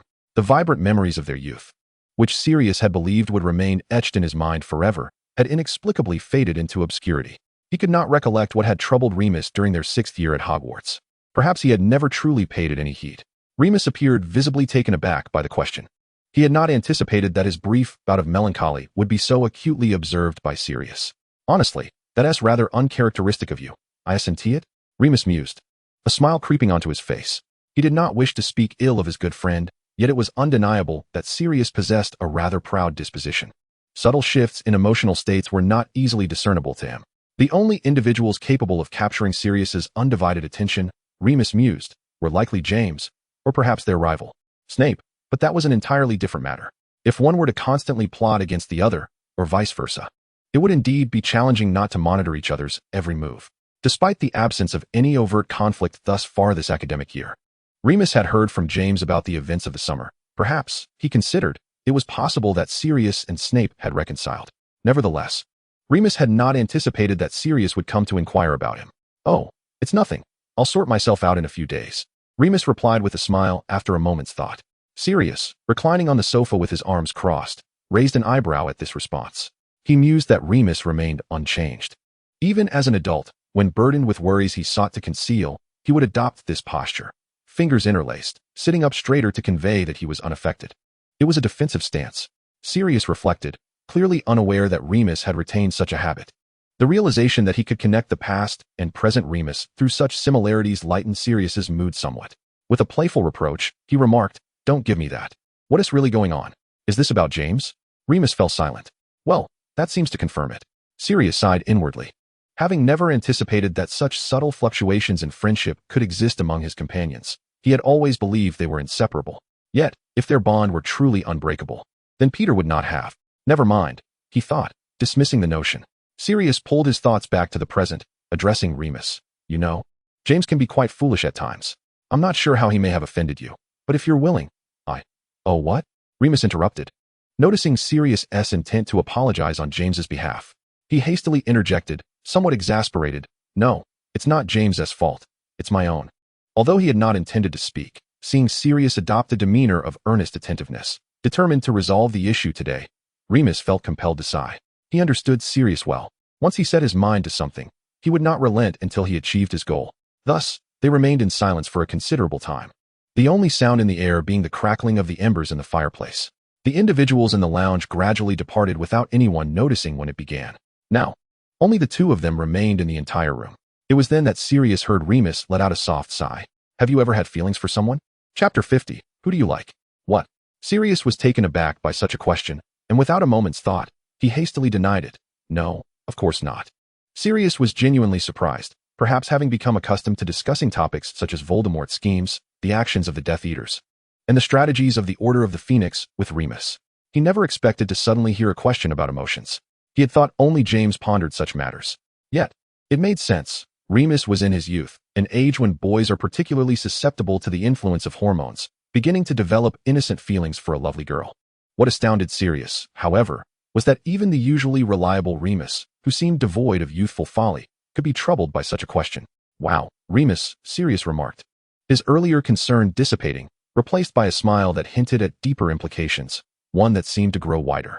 Seeing the expression on Sirius's face, Remus felt his cheeks flush slightly and mumbled rapidly, "If you want to laugh at me, go ahead, but don't expect me to say anything more." "Haha." Sirius chuckled heartily and then whistled loudly, asking, "Tell me, Remus, which girl is it?" Upon hearing the question, Remus shot him a look filled with exasperation and conflict. Falling silent as if at a loss for words, Sirius immediately sensed something unusual and began to piece things together. Given Remus's recent indifference to James's various suggestions, Sirius's eyes widened, and his smile began to fade. "Wait, could it be?" Sirius raised an eyebrow and inquired, "Lily?" "Enough," Remus interjected, raising his voice to cut Sirius off before he could finish. Then, lowering his tone, he added, laced with a hint of pleading, please don't say anything. Especially not to James. When Remus mentioned James, his voice became almost inaudible, but Sirius understood clearly. Witnessing Remus's demeanor, what more could Sirius possibly misunderstand? Merlin's beard. Or whatever else, he thought as he reclined against the back of the sofa, tilting his head back, his gaze fixed on the ceiling of the common room. Once again, a peculiar silence enveloped the space between him and Remus. Sirius endeavored to recall whether Remus had ever had feelings for Lily during their school days. To his horror, he realized he could not remember at all, or perhaps had simply overlooked it back then, not caring or paying attention to so many things. A troubling thought crossed his mind. Could this be one of the pasts he had altered? If so, that would be truly unfortunate. A faint sound of despair escaped Sirius's throat as he began to regret initiating this conversation with Remus. He knew he truly did not know how to handle such matters. Remus, he began, after a long pause, licking his lips as he hesitantly spoke, I will let it go. Just as Sirius was mulling over how best to express himself, Remus unexpectedly spoke at the same moment. What? Sirius looked at him, bewildered. With a gentle yet slightly resigned smile, Remus replied, I will let it go. He reiterated his earlier statement, then continued, so you need not be so troubled. I just need some time to process these emotions. Why? Sirius remained silent for a moment before suddenly asking, what? Remus seemed to not quite catch the question. Why will you let it go? Don't you like her? Why would you give up? Is it because of James? Upon hearing this, Remus hesitated, then chuckled lightly. There is some truth to that, but it's not the entire reason. Remus contemplated for a moment. Now that the floodgates had opened, there was no reason for awkwardness. You know, James, you, and Peter, you are all significant friends to me. Arguably the most important, Remus said slowly. I do not wish to lose any of you, regardless of the circumstances. However, if it were only that, I wouldn't so easily relinquish my feelings. Lowering his head, Remus absently traced the pages of the book spread across his lap. But in my current state, what is the point? Although his face still bore a gentle smile, it was overshadowed by a profound weariness. Sirius felt a tremor in his heart upon hearing those words. He understood that Remus was struggling with his insecurities regarding his identity as a werewolf. Remus, you are wonderful, Sirius said earnestly. You will find a girl who loves you dearly to share your life with, and you will have a brilliant child together. He was not jesting. He had gleaned this information from Snape, and, based on their recent communication, that future had not changed. You simply have not yet encountered your fate, Sirius asserted confidently. Remus, however, interpreted it as mere consolation, smiling appreciatively before jokingly saying, oh really? When did you become a seer? Big feat. Sirius grinned, winking as he replied, starting now. Remus chuckled at his response, and after sharing a laugh, he once again requested, promise me you won't tell James, okay? He doesn't need to know this. Nor should it affect his relationship with Evans. Sirius shrugged, while I doubt anything could influence James and Lily. Of course, I promise you. Having received Sirius's assurance, Remus's previously tense body finally relaxed. At that moment, he even felt a bit playful, teasing Sirius. Really? Have you never liked anyone? What kind of boy would capture your heart? What?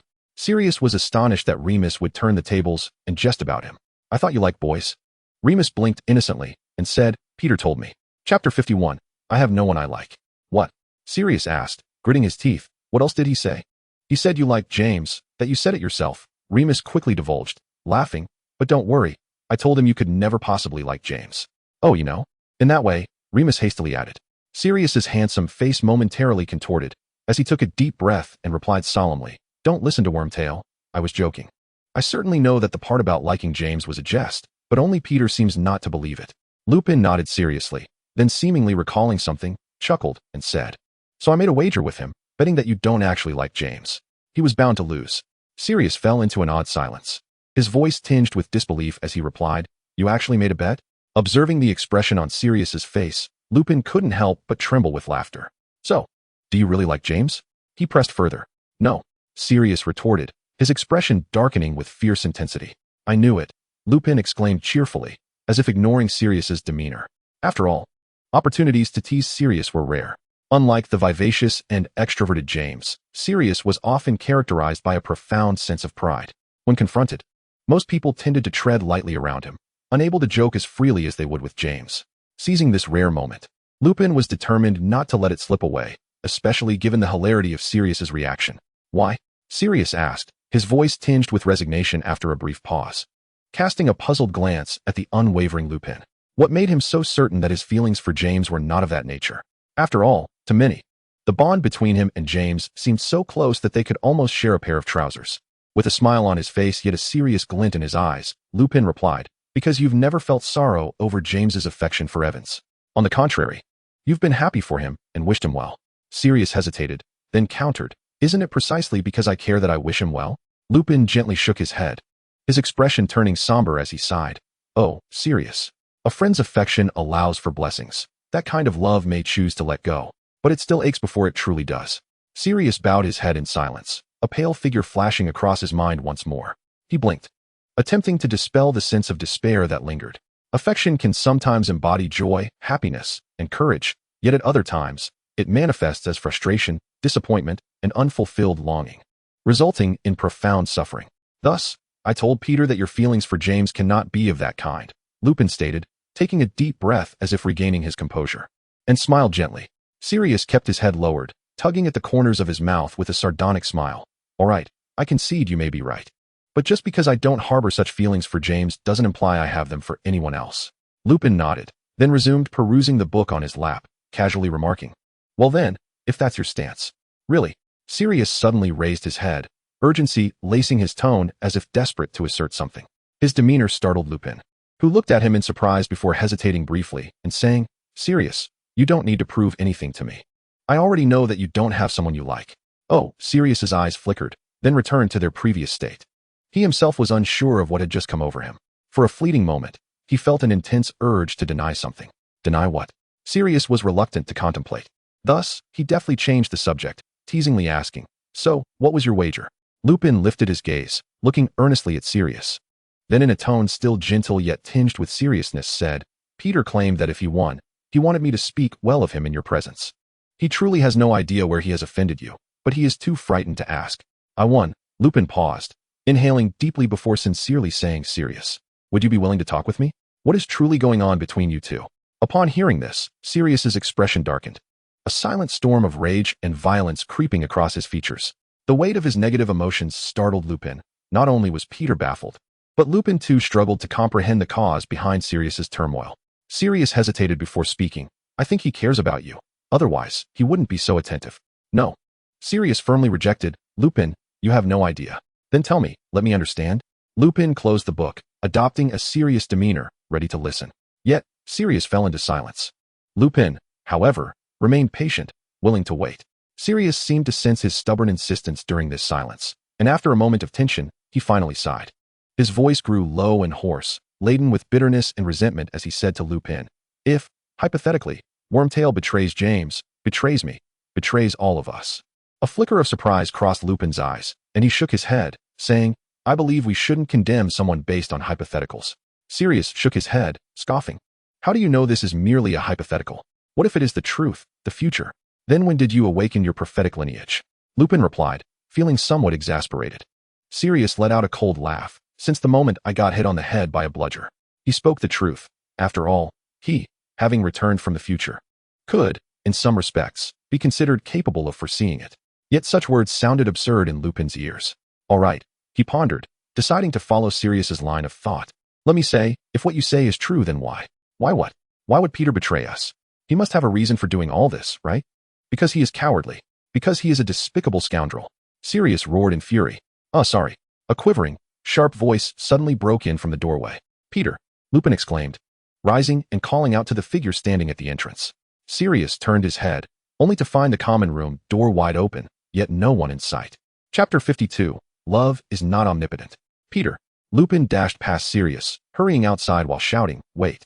Sirius, indifferent, turned back, reclining on the sofa, draping an arm over his eyes, the tempest of unquenchable hatred still swirling within him. Lupin sprinted outside but soon realized Peter's figure had vanished. He had never known Peter could run so swiftly. With a resigned sigh, he abandoned the search, thinking that Peter would likely return to the dormitory by night, and then they could talk.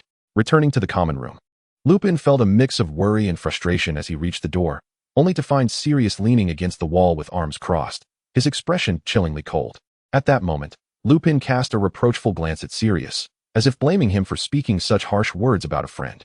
Sirius gazed intently at Remus, who appeared as though he wished to articulate something, but Sirius preemptively spoke, his demeanor unusually grave. "Remus, you are unaware of the magnitude of the situation, therefore." Refrain from uttering those thoughts that linger in your mind. For a fleeting moment, Remus was momentarily at a loss for words, followed by a surge of indignation, causing his tone to turn equally frosty as he responded somewhat brusquely.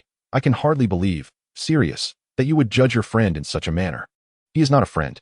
The burning fury within Sirius raged relentlessly, nearly consuming him, compelling him to snarl vehemently at Remus. He is not.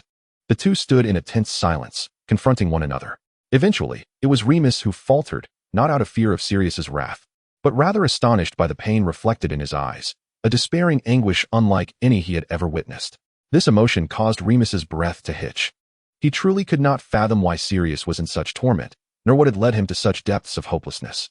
Remus's resolve softened as he tentatively suggested, Sirius, I merely believe that we should not judge the present based on a future that has yet to unfold. Sirius scoffed derisively, replying, he has already acted, done it all. Remus, I shall never forgive him, never. Remus pondered what transpired with Sirius. Then, I ask, if you have experienced everything, why not attempt to effect change? He sought to soothe Sirius's ire, suggesting, for instance, finding a way to prevent Peter from, betraying us all. Perhaps if our relationships were more candid, more amicable. Sirius could not suppress a derisive laugh, tilting his head as though he had just heard the most naively amusing joke. Soon after, he addressed Remus, saying, you must understand, there are times when love is not a panacea. What good is it to offer more love in hopes of understanding and tolerance? Sirius questioned, will that inspire Wormtail to summon courage in the face of Voldemort's threat, and choose to resist him? He shook his head, utterly incredulous at the notion. He had once placed his faith in such beliefs, only to be grievously mistaken, leading to a lifetime of regret. This time, he would not be deceived again. Remus opened his mouth, ultimately realizing he could not persuade Sirius of anything, and thus chose silence. I am weary. Sirius nodded at Remus before opting to depart. What had begun as a moderately pleasant conversation concluded in such a manner that left Remus feeling a profound sense of helplessness. After that conversation, Sirius became increasingly reticent, his former carefree demeanor replaced by a somber gloom. On that day, he lay on his dormitory bed, aimlessly casting spells at the ceiling with his wand, producing showers of sparks. Sirius struggled to divert his thoughts from how to eliminate Wormtail, fearing he might find himself incarcerated in Azkaban prematurely. He contemplated other matters, such as how to mend relations with Snape, as it would at least enable him to persuade Snape to assist in stealing a Horcrux from Malfoy. Damn it. Sirius cursed inwardly, muttering about things he loathed. Just as he grew impatient, he sensed a slight depression at the edge of his bed. Upon regaining his focus, he found James had entered, sitting at the foot of his bed, regarding him with an expression of gravity. Observing James's demeanor, Sirius snorted, what? Do you wish to have a word with me as well? James sighed, then replied, clearly, Remus has already spoken to me. You intend to counsel me too? No. James fell silent momentarily before continuing. Sirius glanced at him in surprise, asking, then what is it you wish to convey? James remained quiet, and Sirius did not press him. They sat in silence, the dormitory still as if devoid of life. James scrutinized the figure before him, pondering what secrets Sirius might be concealing. Just days prior, he had heard from Remus about their conversation, and unlike Remus, James appeared to accept Sirius's claim of seeing the future with surprising ease. It was not that James believed the assertion entirely, but it did provide a potential explanation for Sirius's aberrant behavior, did it not? Thus, James contemplated extensively, until he arrived at a bold hypothesis based on various signs and the peculiar glances, words, gestures, and emotions he had observed. Today, he sought to validate that hypothesis. Taking a deep breath, James calmly inquired, in the future you envision, am I already dead? What? Sirius exclaimed, startled and wary, abruptly sitting upright. His sudden movement nearly collided with James at the edge of the bed. No further words were necessary for validation. James chuckled, as Sirius's reaction and expression conveyed everything. He had guessed correctly. Contemplating this, James found himself uncertain of how to process it all. He was undeniably alive, yet suddenly confronted with news of his own demise, a rather peculiar sensation. Is it related to Peter's betrayal? James continued in a tone of incredulous calm, though his words carried a note of conviction. This was the only explanation for Sirius's uncharacteristic anger, the relentless hatred that demanded forgiveness. Sirius remained silent for a moment before managing a sad smile, his voice hoarse as he replied, for the first time, I wish you were not so astute, James. I'm truly sorry. I am a genius, James shrugged, jesting lightly. Chapter 53. Can one hate? Can one forgive? Hearing James's words, Sirius bowed his head, releasing a muffled laugh from deep within his throat. In truth, he was uncertain of his own emotions at that moment. Was it joy, anxiety, or something else entirely? What was this feeling?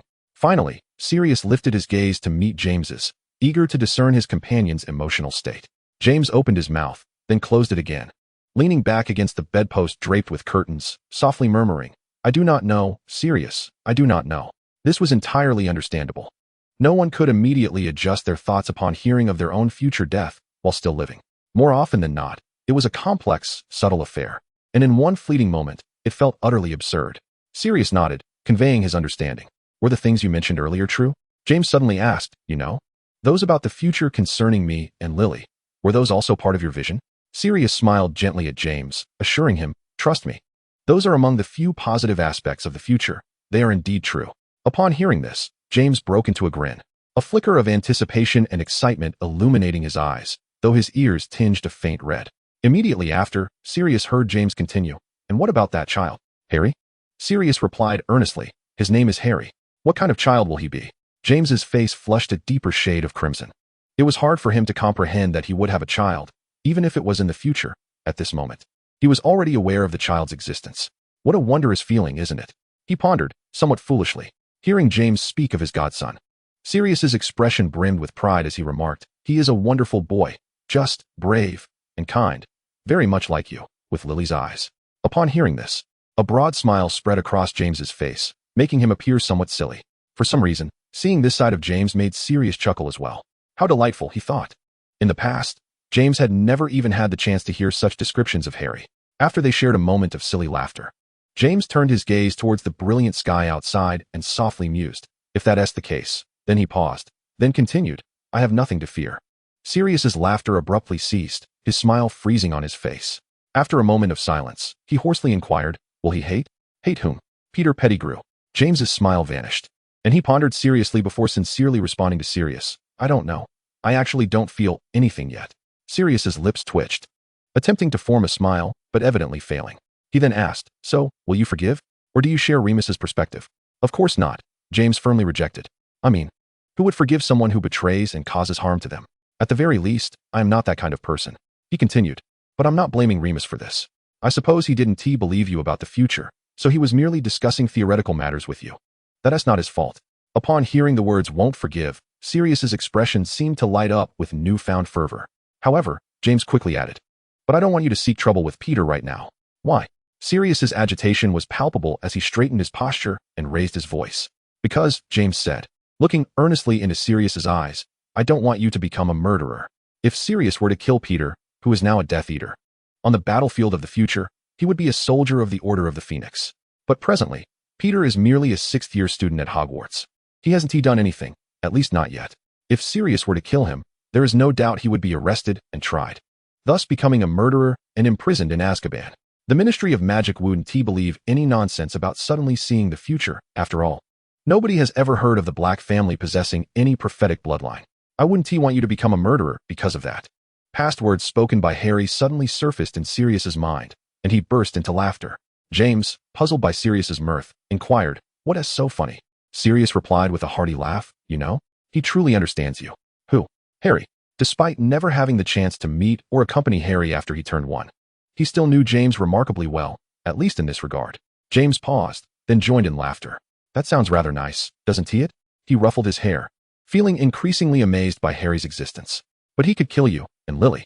After their laughter subsided, Sirius shook his head, his tone somber. "Why?" James asked. "Why would he choose to betray me?" Sirius scoffed, his demeanor darkening and dripping with disdain. What else could it be? He was afraid, terrified of Voldemort. To save his own life, he betrayed his friends. "I see," James responded, his voice devoid of anger, instead remarkably calm. Perhaps he had never truly experienced all of this, which is why he felt as if he were listening to someone else's story. Every emotion seemed to be veiled by a layer. The room fell into silence once more, with no one uttering a word. After an undetermined amount of time, James suddenly spoke. "If that's the case, then let us defeat Voldemort before Peter betrays his friends." "What?" Sirius raised an eyebrow, addressing James. "You must have seen the reports. Eliminating Voldemort is no simple task." "I know," James shrugged, smiling, "but one must have ambition. Since Peter betrayed me out of fear of Voldemort's threat, I can only think this way, to prevent my friends from facing such a painful future." With that, James clenched his fist and extended it towards Sirius, laughing heartily. "Let us find a way to rid ourselves of Voldemort before such a future arrives." Chapter 54. Truly. It is just like you. You know he is formidable, right? Sirius asked in a low voice. Yes, I know, James nodded. You must understand that even in the future, he remains undefeated, Sirius stated in a declarative tone, finally revealing a glimpse of that despairing future. I suspected as much. So why do you still believe we can succeed? I believe, James smiled, because I don't consider evil to be insurmountable. I suspect everyone in the future hasn't given up either. Because of you. I believe that this time, we will succeed. Sirius took a deep breath, his voice rasping. Do you realize how that sounds? Like the words of an arrogant madman? Does it? James shrugged. Then, seeing the smile widening on Sirius's face, he couldn't help but grin back. Indeed, it does. Sirius raised his hand, forming a fist, and gently tapped it against James's suspended fist, laughing. I rather like it. Huh. James joined him in laughter. Truly, it is just like you. Since their last conversation in the dormitory, Sirius ceased to be mired in hesitation. He divulged a portion of the future he knew to James. He wished to take a gamble, to believe that by revealing all of this, they might better alter the future. Perhaps, as Sirius recounted to James, he secretly thought that maybe this very moment had already changed the future, yet he could not reach Snape in the future to confirm anything.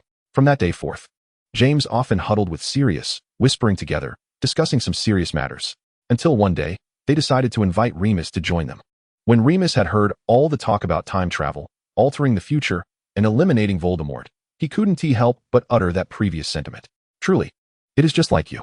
Remus felt a slight headache as he raised his hand to massage his temples, then confirmed with an incredulous expression. So, you mean to say that this little Sirius before us is from the future? Clearly, James nodded. Are you implying that we will all be dead in the future? Remus inquired. Unfortunately, Sirius nodded in affirmation. Do you have any other questions, Remus? James asked, draping an arm over Remus's shoulder. Sirius sat on Remus's other side, effectively sandwiching him in between. Yes, Remus took a deep breath and then asked, are you both insane, or am I? Is this some new prank? I swear this is not a joke, Sirius declared, raising a hand in a gesture of sincerity. For instance, I can tell you that in the future, you will marry Tonks and have a child. Remus promptly sprayed his tea across the room, coughing as he exclaimed, oh, sorry. His face flushed with embarrassment as he shot an accusing glare at Sirius and awkwardly added, thank you. I suppose I would like to know this news, even though I do not yet recognize it. Why didn't you ever mention this? James whistled and winked at Sirius. You never asked, Sirius shrugged. So, what is this Tonks like? James leaned in, eager to delve deeper into this gossip. Enough. Remus raised his voice, his entire face now tinged with red, clearing his throat. He stated earnestly, I said enough. I thought you both came to me for serious matters? Oh, fine. James reluctantly redirected the conversation. Here's the situation. Sirius learned some things about the future, died, and returned to the present, so we decided to prevent all of this. Easier said than done. Remus shot them both a disapproving look, then after a moment of contemplation, he spoke. All right, although this is rather sudden, it isn't impossible. For instance, we know that a time-turner can achieve such feats, but I am certain my situation is different from that of a time-turner. Sirius remarked as he stood and began to pace the room. At that moment, the lounge was occupied solely by the three of them, and Sirius had cast protective spells to prevent a repeat of the incident where Peter had barged in mid-conversation. If a time-turner were used, there should be another version of me in this timeline, yet clearly, there is only one of me here. Remus furrowed his brow, realizing that Sirius was correct. He then added, regardless of the situation, I believe we should adhere to a principle of time travel, which is to refrain from communicating with individuals from the original timeline, meaning we must not disclose anything that happens in the future. Otherwise, unimaginable changes may occur in the future, which could then reverberate back to affect the past. You are correct, Sirius nodded. In fact, he had initially thought the same, though he had not anticipated that James would piece everything together. However, I must say, the future is already dire enough as it is. Sirius paused, resting his chin on his hand in contemplation. Thus, I want to try. Perhaps this time, something will change, whether for better or worse. But how will you ascertain the changes in the future? Remus keenly perceived the issue. Can you somehow contact the future? He suddenly widened his eyes, staring at Sirius. I knew Remus would catch on to that rather quickly. James chuckled, leaning back on the sofa, one arm draped over the back, legs crossed, gazing up at the standing Sirius. Wait a moment, so is this really true? Remus questioned, somewhat incredulous. Sirius silently nodded. Then how can you be certain that everything the other side tells you is true? Remus frowned and asked, who is the person on the other side? Dumbledore? The only individual he could think of who possessed such abilities and warranted trust was Dumbledore. Lost in thought, he did not notice the peculiar expressions exchanged between James and Sirius. No, Sirius refuted. Who is it then? Remus raised an eyebrow. inexplicably sensing that something was amiss. Snape. Sirius struggled to keep his tone steady. It's Snape. Chapter 55. Who can be trusted? What? Remus's face contorted in disbelief upon hearing that name. After a long pause, he seemed to regain his voice, confusion lacing his words. You truly are Sirius, and not someone impersonating you with polyjuice potion? Or perhaps Flint hit you in the head with a bludger. His earnest tone was so exaggerated that it became comical. Hearing this barrage of questions, James leaned back on the sofa, shaking with laughter. Sirius stood rigidly, his expression darkening. Remus still found it hard to believe and turned to James for confirmation. Did he just say who I think he said? Severus Snape? Unable to contain himself any longer, James burst into laughter, exclaiming, See, big-footed one. I'm not the only one reacting this way. Yes, indeed, it is the Severus Snape you know, Sirius replied somewhat dryly. Remus mumbled something unintelligible, absently raising an empty cup to his lips, utterly oblivious. Mate, I completely understand you, James said, firmly patting Remus on the shoulder. Honestly, this is even more unbelievable than the news about Sirius being from the future. When James heard that Sirius could glimpse into the future, he accepted it without much psychological resistance. However, when he learned that Sirius's contact in the future was Snape, it was the first time since they had known each other that James genuinely questioned Sirius's sanity. Thus, he felt immense empathy for Remus's reaction at that moment. After a lengthy silence, Remus finally accepted the reality, groaning while covering his forehead. So you're confirming the authenticity of the information through future Snape? May I ask, when did you two become such good friends? Sirius scoffed. We never were good friends. Then why? Remus pressed. Why do you believe what he told you is true? What if he is deceiving you? A reasonable suspicion, James had posed the same question. I know you two practically spent last summer together, but that does not mean you trust each other to that extent, right? So what exactly happened in the future? Sirius sat back down, resting his elbows on his knees. Fingers interlocked, and spoke solemnly. He is a member of the Order of the Phoenix. What is the Order of the Phoenix? Remus asked. An underground organization led by Dumbledore that opposes Voldemort and the Death Eaters. James quickly clarified for Sirius, having heard the explanation from him before.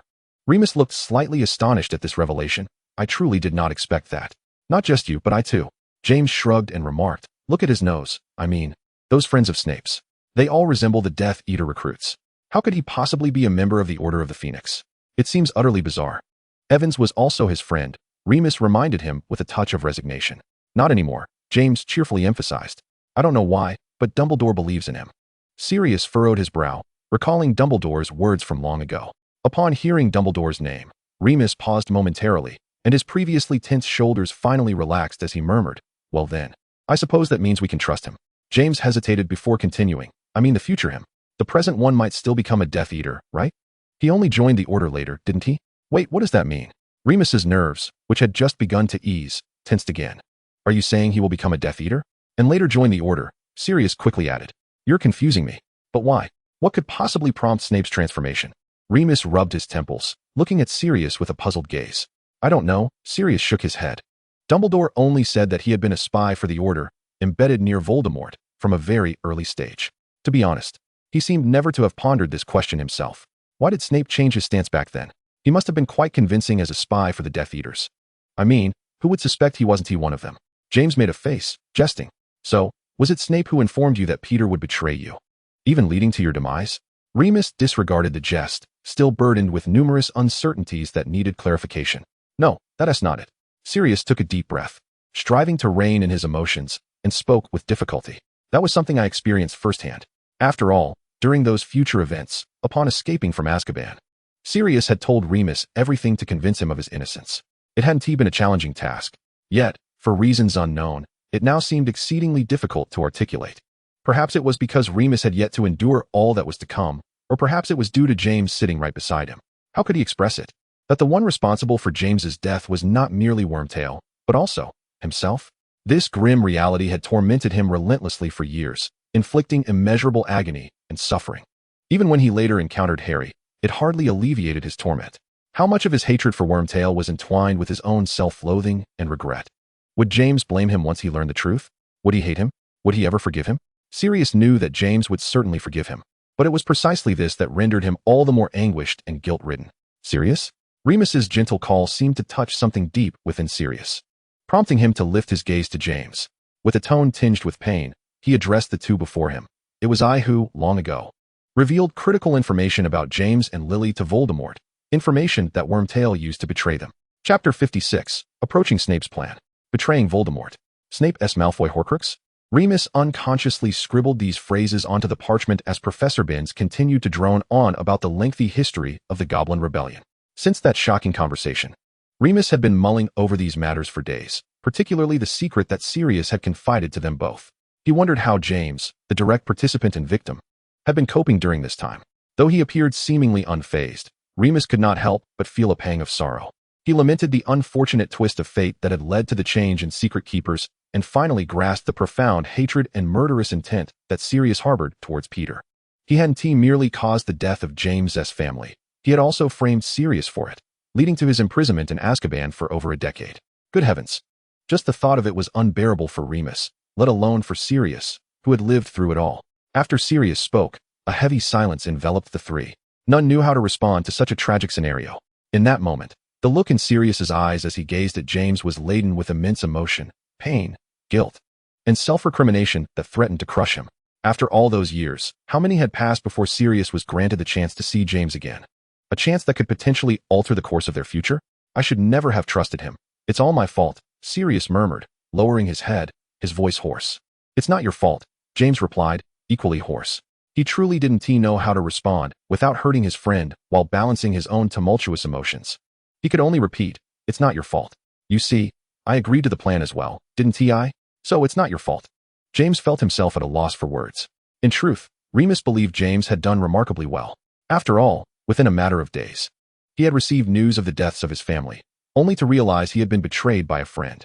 Then, to suddenly discover that a single misjudgment had led to his own demise, and that it had stemmed from his closest friend, who had even received his consent, was a heavy burden. James had not completely shattered. He had managed remarkably well. Remus silently patted his shoulder and turned to Sirius, saying, I'm sorry, I didn't know that day. I truly wanted to kill him. Sirius's voice was cold, his head still bowed. If you change your minds, I really wouldn't mind going back to Azkaban. As long as I could kill him. Don't say foolish things. James raised his voice, appearing somewhat exasperated as he waved his hand, then sighed and added reproachfully. Come on, don't talk nonsense. No one's life should be spent in Azkaban, especially not yours. James took a deep breath, striving to compose himself. He attempted to lighten the tone, feigning a casual shrug as he smiled. Didn't we agree? As long as we eliminate Voldemort before then, none of this will happen. Lily and I want to die, you want to go to Azkaban, and Peter want to betray me. Isn't that splendid? So what should we do? Remus noticed James's desire to shift away from the heavy topic and quickly followed up, steering the conversation towards their course of action. That day, after much deliberation among the three, and naturally incorporating the information provided by Snape from the future, Remus still found it somewhat unbelievable. They reached a rough consensus. At the very least, they could preemptively eliminate several of Voldemort's Horcruxes. Good heavens, he truly is a madman. Upon hearing that Voldemort had split his soul into several pieces, James shook his head and remarked, what does he think a soul is? Sliced bread? I bet it must taste utterly dreadful. Sirius let out a brief chuckle. Subsequently, the three of them exchanged glances, and soon erupted into muffled laughter. The previously heavy atmosphere lightened ever so slightly. However, according to Snape, these Horcruxes might indeed undergo transformations, such as that snake. Nagini. Indeed, Sirius remarked, but for now, that is the only change we are aware of. Moreover, given the timeline, Nagini should not yet be a Horcrux. The creation of Horcruxes varies in timing. Some have yet to be fabricated within this timeline. Yet, they could ascertain that there was one Horcrux they were certain would appear and knew its exact location. The diary. Remus circled the words several times on the parchment. It will be handed over to Malfoy towards the end of this academic year. How do we procure it? Remus inquired. After exchanging a knowing look with James, Sirius indicated that it would fall to James to respond. The Bigfoot theory. Perhaps we could persuade Snape to assist us, current Snape. Remus blinked, realizing his reaction might seem foolish, yet he felt compelled to ask the question, how do we achieve that? None among them had a rapport with Snape sufficient to elicit his aid in pilfering something from Malfoy. After their encounters, they were grateful merely to refrain from cursing one another. What about using Polyjuice Potion to impersonate Snape at the gathering? James proposed, having abandoned the notion of persuading Snape altogether. Not likely to succeed. Who among us knows Snape well enough to avoid revealing ourselves before Malfoy? Remus countered. Moreover, how do you intend to keep Snape in check and prevent him from divulging the truth to Malfoy afterward? What about using a forgetfulness potion? James suggested, albeit casually. They all understood that subduing Snape was no simple task. Especially when it came to potions, Snape was a veritable expert. What about Evans? Remus cautiously proposed after a moment's contemplation. No, James interjected decisively, cutting him off before he could finish. Realizing his rejection had come too swiftly, a slight flush crept into James's ears as he earnestly provided a rationale. If we are to enlist Lily's help, we must disclose the entire truth. Otherwise, I suspect she would not consent. Very well, Remus sighed, striking through the line of suggestions on the parchment, furrowing his brow as he pondered how to convince Snape. I'll handle it. After a prolonged silence, Sirius suddenly spoke. What? Remus lifted his head to regard him. Sirius reiterated, I will find a way. Chapter 57. You look like you're in love. Though Sirius professed this, he himself was uncertain of the precise course of action. Days had passed. Yet the endeavor to approach Snape and alter their relationship had made no progress. Sirius sat at the long table designated for Gryffindor in the Great Hall, surrounded by raucous conversations during dinner, his gaze drifting toward the Slytherin table. Snape sat among his circle of friends. A nearby companion had sparked laughter among the group.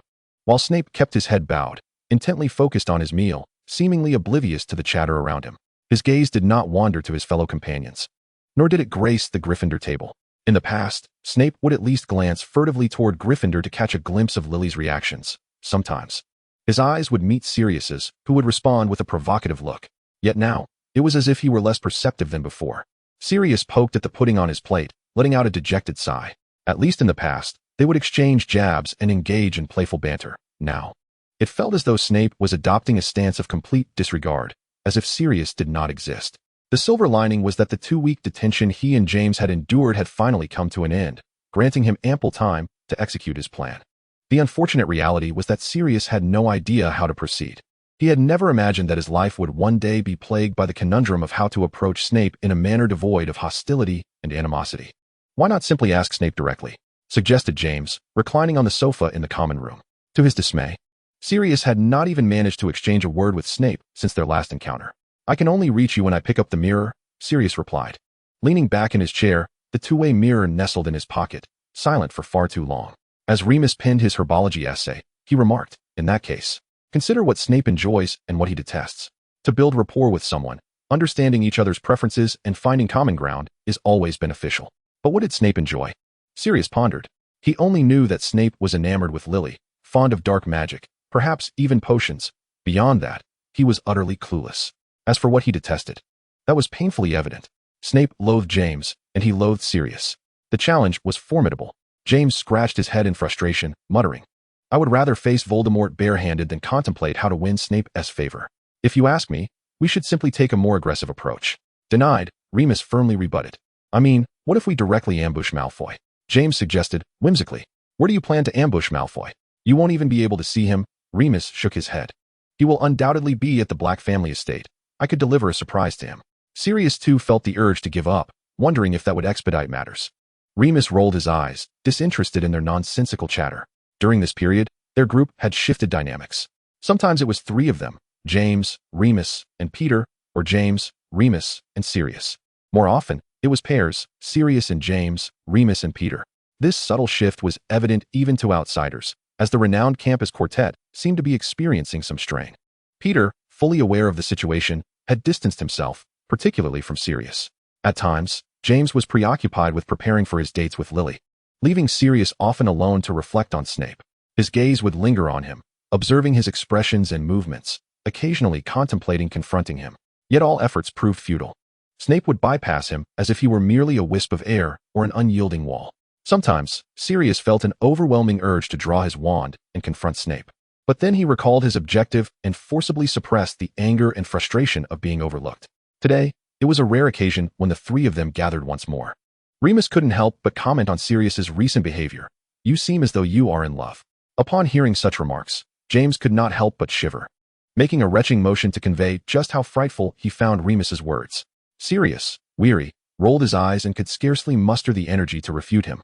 They were seldom gathered together, yet here they were, idly exchanging banter in the common room. Who was Black dating now?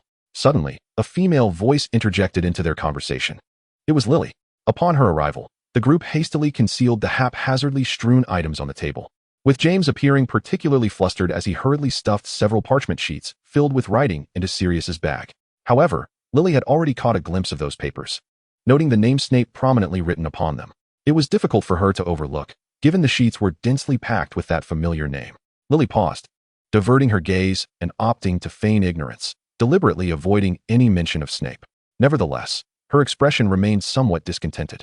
Folding her arms, she looked at James and inquired, "Are you plotting another prank or preparing to bully someone again?" James quickly rose to his feet, swearing to Lily, "I promise, we're not. If you don't believe me, you can ask Sirius and Remus. They will vouch for me. Who doesn't he know they are your friends?" Lily regarded James with a hint of skepticism. Bystanders who overheard chimed in with laughter. "Oh, Evans, I can testify for Potter. How about that?" The atmosphere erupted into a cacophony of cheers and whistles. Even Remus and Sirius, seated nearby, could not suppress their laughter. James's face flushed red, as did Lily's. Her demeanor softening considerably. Yet, she bit her lower lip, contemplating as if grappling with an internal struggle, before finally uttering, "Please, don't go looking for trouble with Severus Snape." Chapter 58, Facets. Although she had completely severed ties with Severus and vowed to ignore him henceforth, Lily sighed silently within. Perhaps her intrinsic sense of justice prevented her from entirely turning a blind eye. After hearing Lily's words, Sirius exchanged glances with James and Remus, and ultimately, it was James who spoke. "We are certainly not seeking trouble with him, I swear." Despite his previous suggestion being dismissed by James, witnessing the current plan in a stalemate, Remus could not resist seizing the rare opportunity. Thus, he took the chance to ask Lily, "By the way, Evans, you were friends with Snape, right?" Lily raised an eyebrow, scoffing coldly before denying, "Not anymore." Remus offered an apologetic smile, then gently inquired, "It used to be, didn't he?" Lily hesitated for a moment, furrowing her brow as she asked, "What do you want to know?" "Nothing much, just curious about what Snape likes." Remus tilted his head slightly, his gaze unwaveringly fixed on Lily. This immediately put her on alert, prompting her to ask, "Why are you inquiring about that?" James shot a resigned glance at Remus, then ran a hand through his hair, concocting a fib for Lily. "Oh, it's nothing. You know, because of you, we've been wanting to get along with him." His words sounded too forced, his expression akin to someone who had been compelled to swallow a toad. Lily could not help but chuckle, though she soon regained her serious demeanor, stating, "Well, I hope you're telling the truth. What is he like?" "Mary and the others say he likes me." As this thought crossed her mind, she suddenly fell silent. After a long pause, her expression turned somewhat despondent, as she realized she increasingly struggled to comprehend her former childhood companion. He seemed to draw closer to everything she disliked, while drifting further away from her. After a moment, Lily's voice grew heavy as she asked, "Do you think he has become obsessed with the dark arts?" The three others fell into the same silence. They were not at a loss for how to answer this question, as the answer was painfully evident. They simply did not know how to respond to Lily's current emotions. Her disappointment, heartbreak, and frustration felt like a lump lodged in her throat, leaving her at a loss for how to proceed. She was no fool. On the contrary, Lily was an exceedingly bright girl. She keenly sensed all the changes, picking up on the unusual scents in the air. The discussions concerning the dark arts, the rampant rumors surrounding Voldemort and the Death Eaters, the rhetoric of blood purity, and the malicious sentiments towards Muggle-born wizards, all of it left her feeling uneasy. What troubled her even more was a terrifying hypothesis that had been gnawing at her mind lately. She could not help but wonder if Severus might become a Death Eater. Each time this thought flickered through her mind, she endeavored to dismiss it, to refrain from envisioning him in such a negative light, despite their complete estrangement. Yet deep down, she yearned to confide in someone about her concerns. Thus, she turned her gaze to James, to Sirius, and Remus. Lily could not shake the feeling of foolishness for seeking out his sworn enemies to discuss this matter. What kind of answers could she possibly expect? It was glaringly obvious that the three of them maintaining silence was their way of trying not to hurt her feelings. Apologies, she thought, as regret swiftly washed over her, wishing to retract her silly questions. But unexpectedly, Sirius, leaning back in his chair, provided an answer she had not anticipated. Observing Lily in that moment, he realized that she, too, did not possess a greater understanding of Snape than he did. Perhaps, at that instant, he was the one among them who understood Snape the best. Maybe it was his knowledge of the future, laden with information unknown to others. Or perhaps it was his awareness of the past Snape wished to keep hidden. It was akin to peeling back a layer of secrecy, revealing a side unseen by others. Yet, regardless of whether it was he or Lily, both felt an overwhelming sense of helplessness when confronting the current path of Snape. It seemed they could no longer discern or intervene in the trajectory of that individual's journey. But why? Why could Malfoy? What hidden facet of Snape did Malfoy perceive? What did he grasp that Snape yearned for?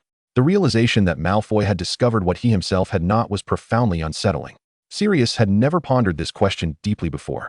As previously, Snape had merely existed as a one-dimensional figure in his eyes, one obsessed with the dark arts, peculiar in character. It was only later that he came to understand that people possess multifaceted natures. He did, Peter did, and certainly, Snape did too. So, what aspect had Malfoy seized upon? Sirius speculated that perhaps once he grasped this, a breakthrough could be achieved. As days swiftly passed, the first Quidditch match of the term was on the horizon. During this period, Sirius and James trained late into the night. Exhausted to the point of uttering not a single word, their spirits too depleted to even contemplate Severus. Particularly for Sirius, it had been many years since he had participated in any Quidditch matches. Unfortunately, Azkaban offered no such recreational activities. Sirius mockingly joked with himself. Amidst a downpour, James wiped the rain from his face while soaring on his broomstick, calling out to the others, "Cheer up. In our first match, we must show Slytherin a thing or two." He placed immense importance on this game. This year, James had become the captain of the Gryffindor team, and he could not allow himself to lose to their long-standing rivals on his first outing. As the day of the match arrived, the weather was somewhat overcast. Though far better than the incessant rain of the previous days, Sirius mounted his broom, feeling the rushing wind and the jubilant cheers of the spectators below. Memories of the past and familiar sensations seemed to awaken within him. He lowered his broom, gliding past the Slytherin stands, where Severus was conspicuously absent. Of course, he was not particularly fond of flying or Quidditch, so his absence was hardly surprising. Sirius pondered this as he ascended higher into the sky, ready to support his friends. Chapter 59, The Ollery. As the final whistle blew, signaling the end of the first Quidditch match of the academic year, Gryffindor undeniably claimed victory once again. James, atop his broom, raised his arms in triumph amidst the cheers of the crowd. He flashed a grin at Sirius, who was met with waves of applause chanting "Potter! Potter! Potter!" All the Gryffindor players were ecstatic, raising their hands in response to the fervent cheers.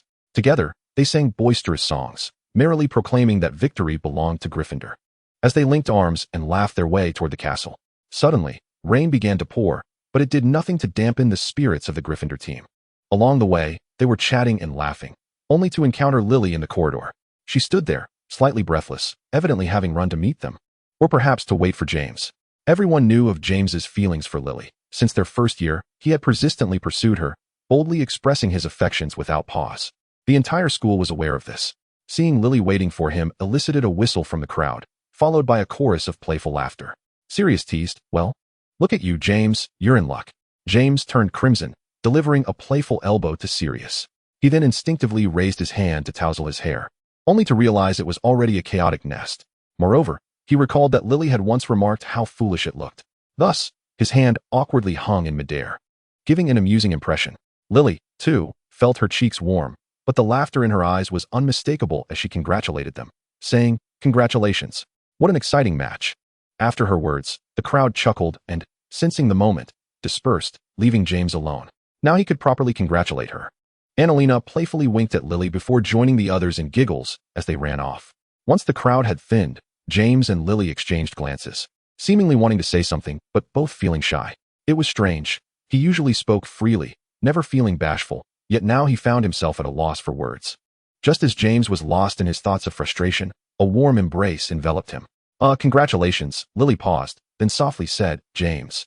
The moment he realized Lily had hugged him and called his name, 1,000 fireworks exploded in his mind, leaving him utterly speechless. The Gryffindors, not too far away, erupted in laughter, snapping James back to reality. He quickly turned, silently signaling for them to depart. The group moved away with laughter, but at that moment, Sirius caught a glimpse of a dark figure darting around the corner. The figure was too swift for him to identify, yet his instincts told him it was Severus. Sirius felt an urge to pursue, but was momentarily hindered by the Gryffindor crowd. Someone in the throng jested, "What's the matter, Black? Did you spot a girl you fancy?" This prompted another round of laughter. Sirius, with a resigned smile, muttered a few playful curses, masking his true intentions. For reasons unknown, he felt a reluctance to disclose his motives for seeking Severus. After all, it seemed rather peculiar, did it not? If he were approaching Severus for reasons other than confrontation, who would believe him? Everyone would merely raise their eyebrows in disbelief. Thus, Sirius instinctively chose to conceal this aspect. The others, seeing his demeanor, chuckled lightly and allowed him to slip away. "Hey, don't forget, we're having a celebration party in the common room later to toast our victory. You better show up," someone called out to Sirius as he hurried off. He waved dismissively, but after the delay, Severus had already vanished. However, this posed no challenge for Sirius. He retrieved the Marauder's map from his pocket. Since deciding to intercept Severus from every corner, the map had remained in his possession, as James and the others had no immediate use for it. Unfolding the map, Sirius noticed the path marked for Severus, discovering that he was headed toward the Ollery. Sirius furrowed his brow, pondering, who might Severus be sending a letter to? Malfoy? Or perhaps another Death Eater? Contemplating this, Sirius's expression darkened as he tucked the map away, hurrying towards the Ollery.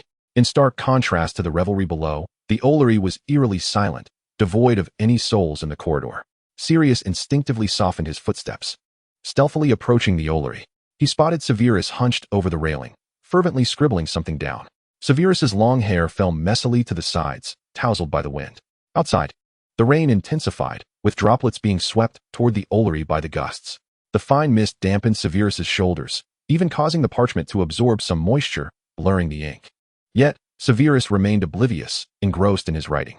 Occasional hoots from owls echoed around, accompanied by the sound of their flapping wings. Some feathers, dislodged from the ground, were swept up by the wind, swirling as if caught in a vortex. Sirius stood behind Snape, unable to discern the expression on his face at that moment. Yet he noticed several vials of potions nestled within Snape's pocket. What could those potions be? Sirius pondered, recalling the information he had gleaned from a future Snape. His heart sinking as a thought crossed his mind. Could it be Wolfsbane? Is he intending to send these to Malfoy? I must intervene. I cannot allow Voldemort's plans to succeed. This thought instinctively crossed Sirius's mind. He then strode forward, inadvertently stepping upon something that emitted a sharp sound, startling Snape, who was leaning against the railing, pinning a letter. Snape whipped around, and there stood Sirius behind him. Chapter 60. Please, I beg you. Upon seeing Sirius, Snape instinctively twitched his fingers as if to draw his wand, but ultimately, he refrained from making any move. With a stoic expression, he stuffed the half-written letter back into his pocket, intending to leave. Of late, Sirius had been perpetually shadowing him, appearing incessantly in his vicinity. Though Snape feigned indifference, he could not shake the sensation that Sirius was ever watchful. This feeling irked him. Snape would have preferred it if Sirius had remained his usual self, charging forth to provoke him, so they could engage in a physical confrontation instead of this bizarre, uncertain game of cat and mouse. Each time Sirius appeared before him, he would hesitate to speak or profess a desire to converse, yet ultimately fail to articulate anything of substance. Mulciber and Avery had often ridiculed him for it, mocking, "What is the matter, Severus? Have you cast some love charm on Black?" I half expected him to confess his feelings. Avery sneered with a shiver of distaste. "Ha!" Mulciber echoed with a harsh cackle. This sensation was profoundly vexing. Initially, Snape suspected that this was merely a new ruse or trap devised by Black and Potter to torment him, yet he soon realized it was nothing of the sort. Sirius had become an incessant nuisance, and he had even confronted him, demanding, "What do you want, Black?" In response to Snape's impatient inquiry, Sirius only opened his mouth, a pained expression crossing his features as he muttered an unintelligible curse, before finally stating, "I merely wish to draw closer to you. I mean no harm." Snape scoffed derisively at this, regarding Black as though he were a source of absurdity. "Black, keep your distance. I have no interest in your little games. You think I'll be fooled by your pretense of friendship? I warn you, should you persist, I shall not hesitate to be unfriendly." His voice slithered like a serpent upon the ground, laced with veiled warnings and threats. Afterward, he found himself without sight of Black for a time. Of course, Snape did not believe that Black had been deterred by his warning. Rather, his absence was a relief, alleviating some of his burdens. This academic year, he had enough to fret over already. Having agreed to brew potions for Malfoy, the process of creating Wolfsbane was exceedingly intricate. A single misstep could lead to utter disaster. Yet, for Snape, this challenge was not insurmountable, and immersing himself in it allowed him to forget certain matters, such as the fact that Lily and Potter were growing ever closer. He shook his head, striving to cast aside all distractions. Today marked the Quidditch match between Gryffindor and Slytherin, and Snape assumed that Black would be celebrating elsewhere. He and Potter were perennial stars of Gryffindor. Such events were invariably incomplete without their presence. Why would he come here? Snape found himself perplexed and disinterested in contemplating the matter further. His mood was already foul, rife with anxiety and helplessness, leaving little room for a quarrel with Black. Thus, Snape resolved to depart.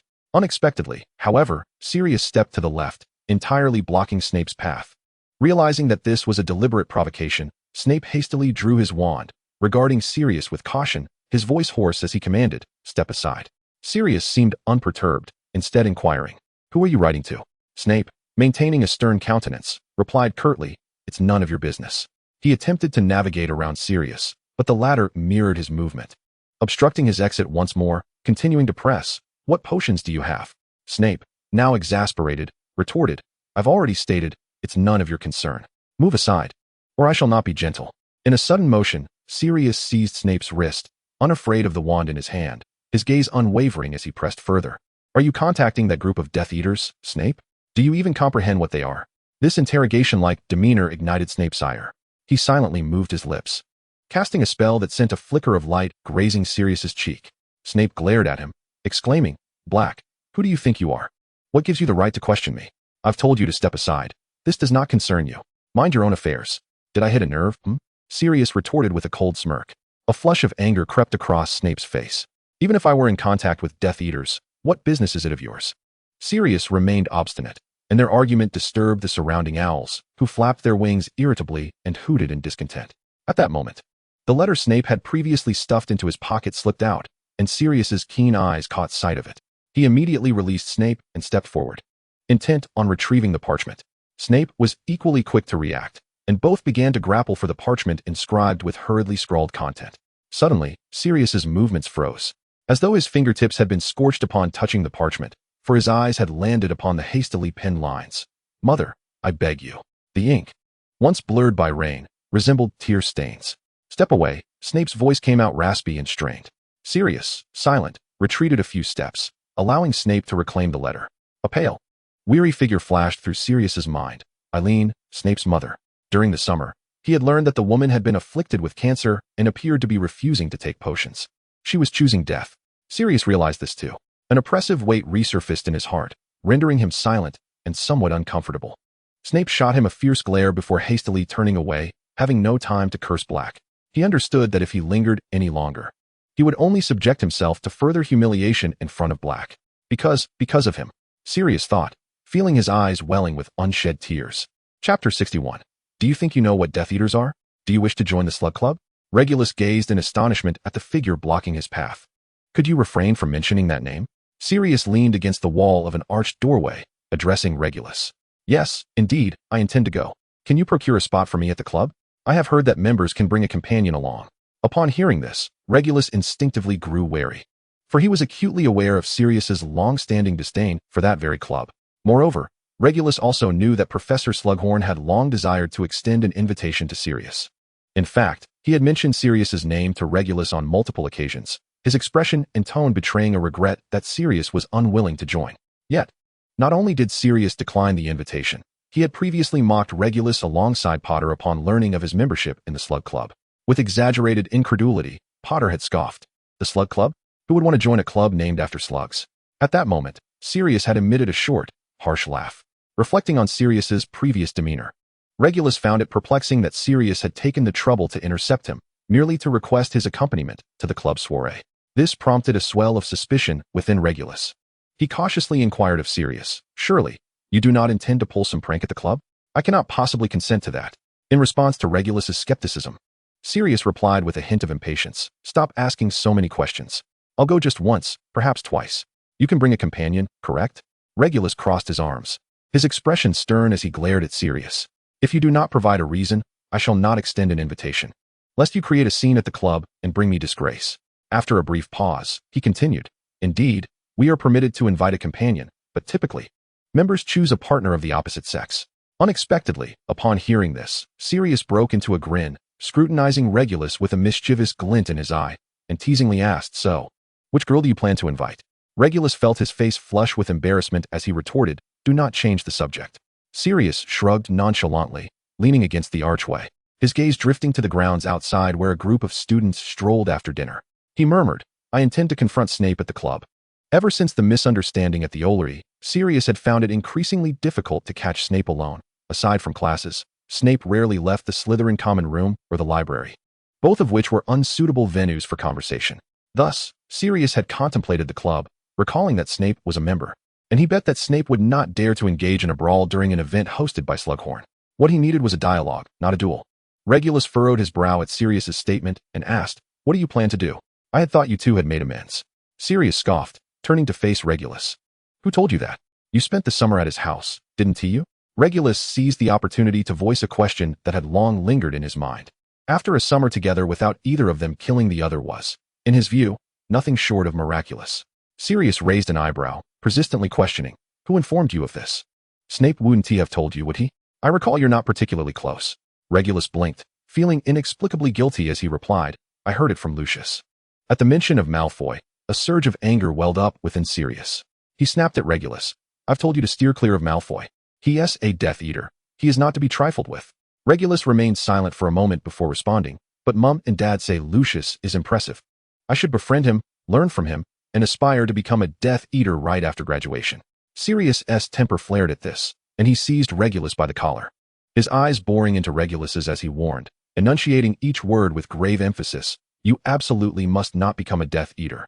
Regulus, incensed by Sirius's demeanor, forcefully broke free from his grip and retorted, you have no right to lecture me. And why do I not have that right? I am your brother. Sirius shouted back. Equally furious, Regulus was momentarily taken aback. He had not anticipated hearing such words from Sirius. Unconsciously, his tone softened as he murmured, fine. But why? Why do you despise Death Eaters so much? What is so reprehensible about them? Mum and Dad say the Dark Lord is a formidable figure. Mum and Dad say. Mum and Dad say. Sirius replied, exasperated, pacing back and forth. You constantly emphasize what Mum and Dad say. How old are you? Are you still their obedient little child? Do you not possess your own thoughts? Sirius, perceptive as ever, noticed that Regulus was not entirely unapproachable. Sensing a shift in Regulus's demeanor, Sirius endeavored to soften his tone. Nevertheless, his agitation remained palpable as he turned back to Regulus, asking, do you even know what Death Eaters do? This is not a childish rebellion. If you merely think it's cool and wish to join, that is utterly foolish. Regulus shouted defiantly, of course I know. Do not treat me like a fool. Sirius regarded him coldly, awaiting Regulus to articulate what he believed the Death Eaters truly represented. Regulus replied, they are advocates of blood purity. So what? I see nothing wrong with that. As he spoke, Regulus felt an uncharacteristic twinge of guilt, his gaze evasive as he struggled to meet Sirius's eyes. Fully aware that his words would incite Sirius's anger. Chapter 62, What You Cannot Do. Regulus braced himself for Sirius's wrath or ridicule, but to his surprise, Sirius did not erupt in anger. Instead, he placed his hands on Regulus's shoulders and gazed intently into his eyes, speaking in a low voice, Regulus. How many Muggles have you encountered? And how many wizards of Muggle descent? Regulus fell silent, unable to respond. Are they not your classmates, your friends? Do you believe they deserve to die? Regulus opened his mouth, but found himself at a loss for words, gradually lowering his head, leaving only silence in response to Sirius's inquiry. Sirius sighed softly, continuing, Death Eaters are not merely playing a game. They are unequivocally evil. They are capable of murder. Do you understand?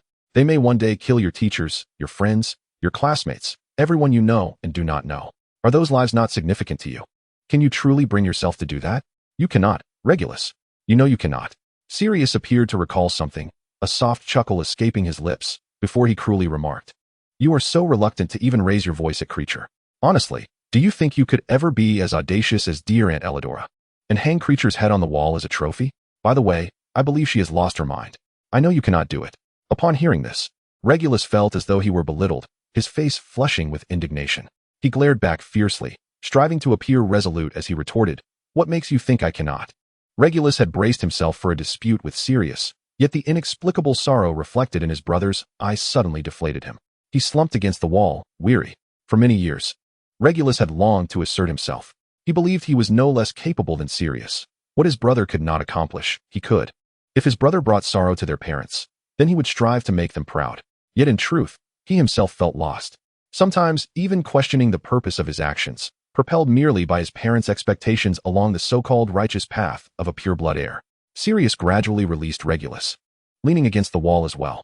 He gently nudged Regulus's shoe with his toe and said, I do not look down upon you, Regulus. At this, Regulus, who had been staring at the ground, stirred slightly. It seemed he wished to lift his gaze, yet ultimately remained fixated on the floor. Noticing this, Sirius sighed. The fact that you cannot bring yourself to do the Death Eater's bidding or act as madly as Elidora indicates that you possess a conscience, and that is commendable. Regulus, having the unwavering resolve to be a good person is truly admirable. It requires a belief and courage far greater than that of evil. Sirius recalled the insights he had gleaned from Snape about Regulus's future, and his gaze softened and warmed as he looked at his brother. You can maintain this until the end. I am proud of you. Sirius extended a finger and gently tapped Regulus's chest. How do you know I can hold on until the end? Regulus asked hoarsely. Sirius chuckled, winking at him. Because I am your brother. I understand you. Regulus fell silent, indeed remaining quiet for a considerable time. Other students passed by, laughing and greeting the two brothers.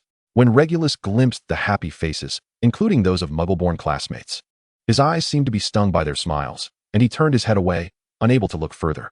Before long, everyone gradually departed, leaving the place unusually quiet. Sirius waited patiently, never before having been so filled with forbearance at this moment. Slowly, even the sun began to set, and just as the last rays of light were about to be consumed by darkness, Regulus finally spoke. He quietly said to Sirius, "Next weekend, you should come. I will take you to see Professor Slughorn. He will be delighted to welcome you into his club." Sirius laughed, realizing that all his waiting had borne fruit. Observing this, Regulus emphasized seriously, "But you must not cause any trouble in the club, especially do not engage in a fight with Snape, otherwise."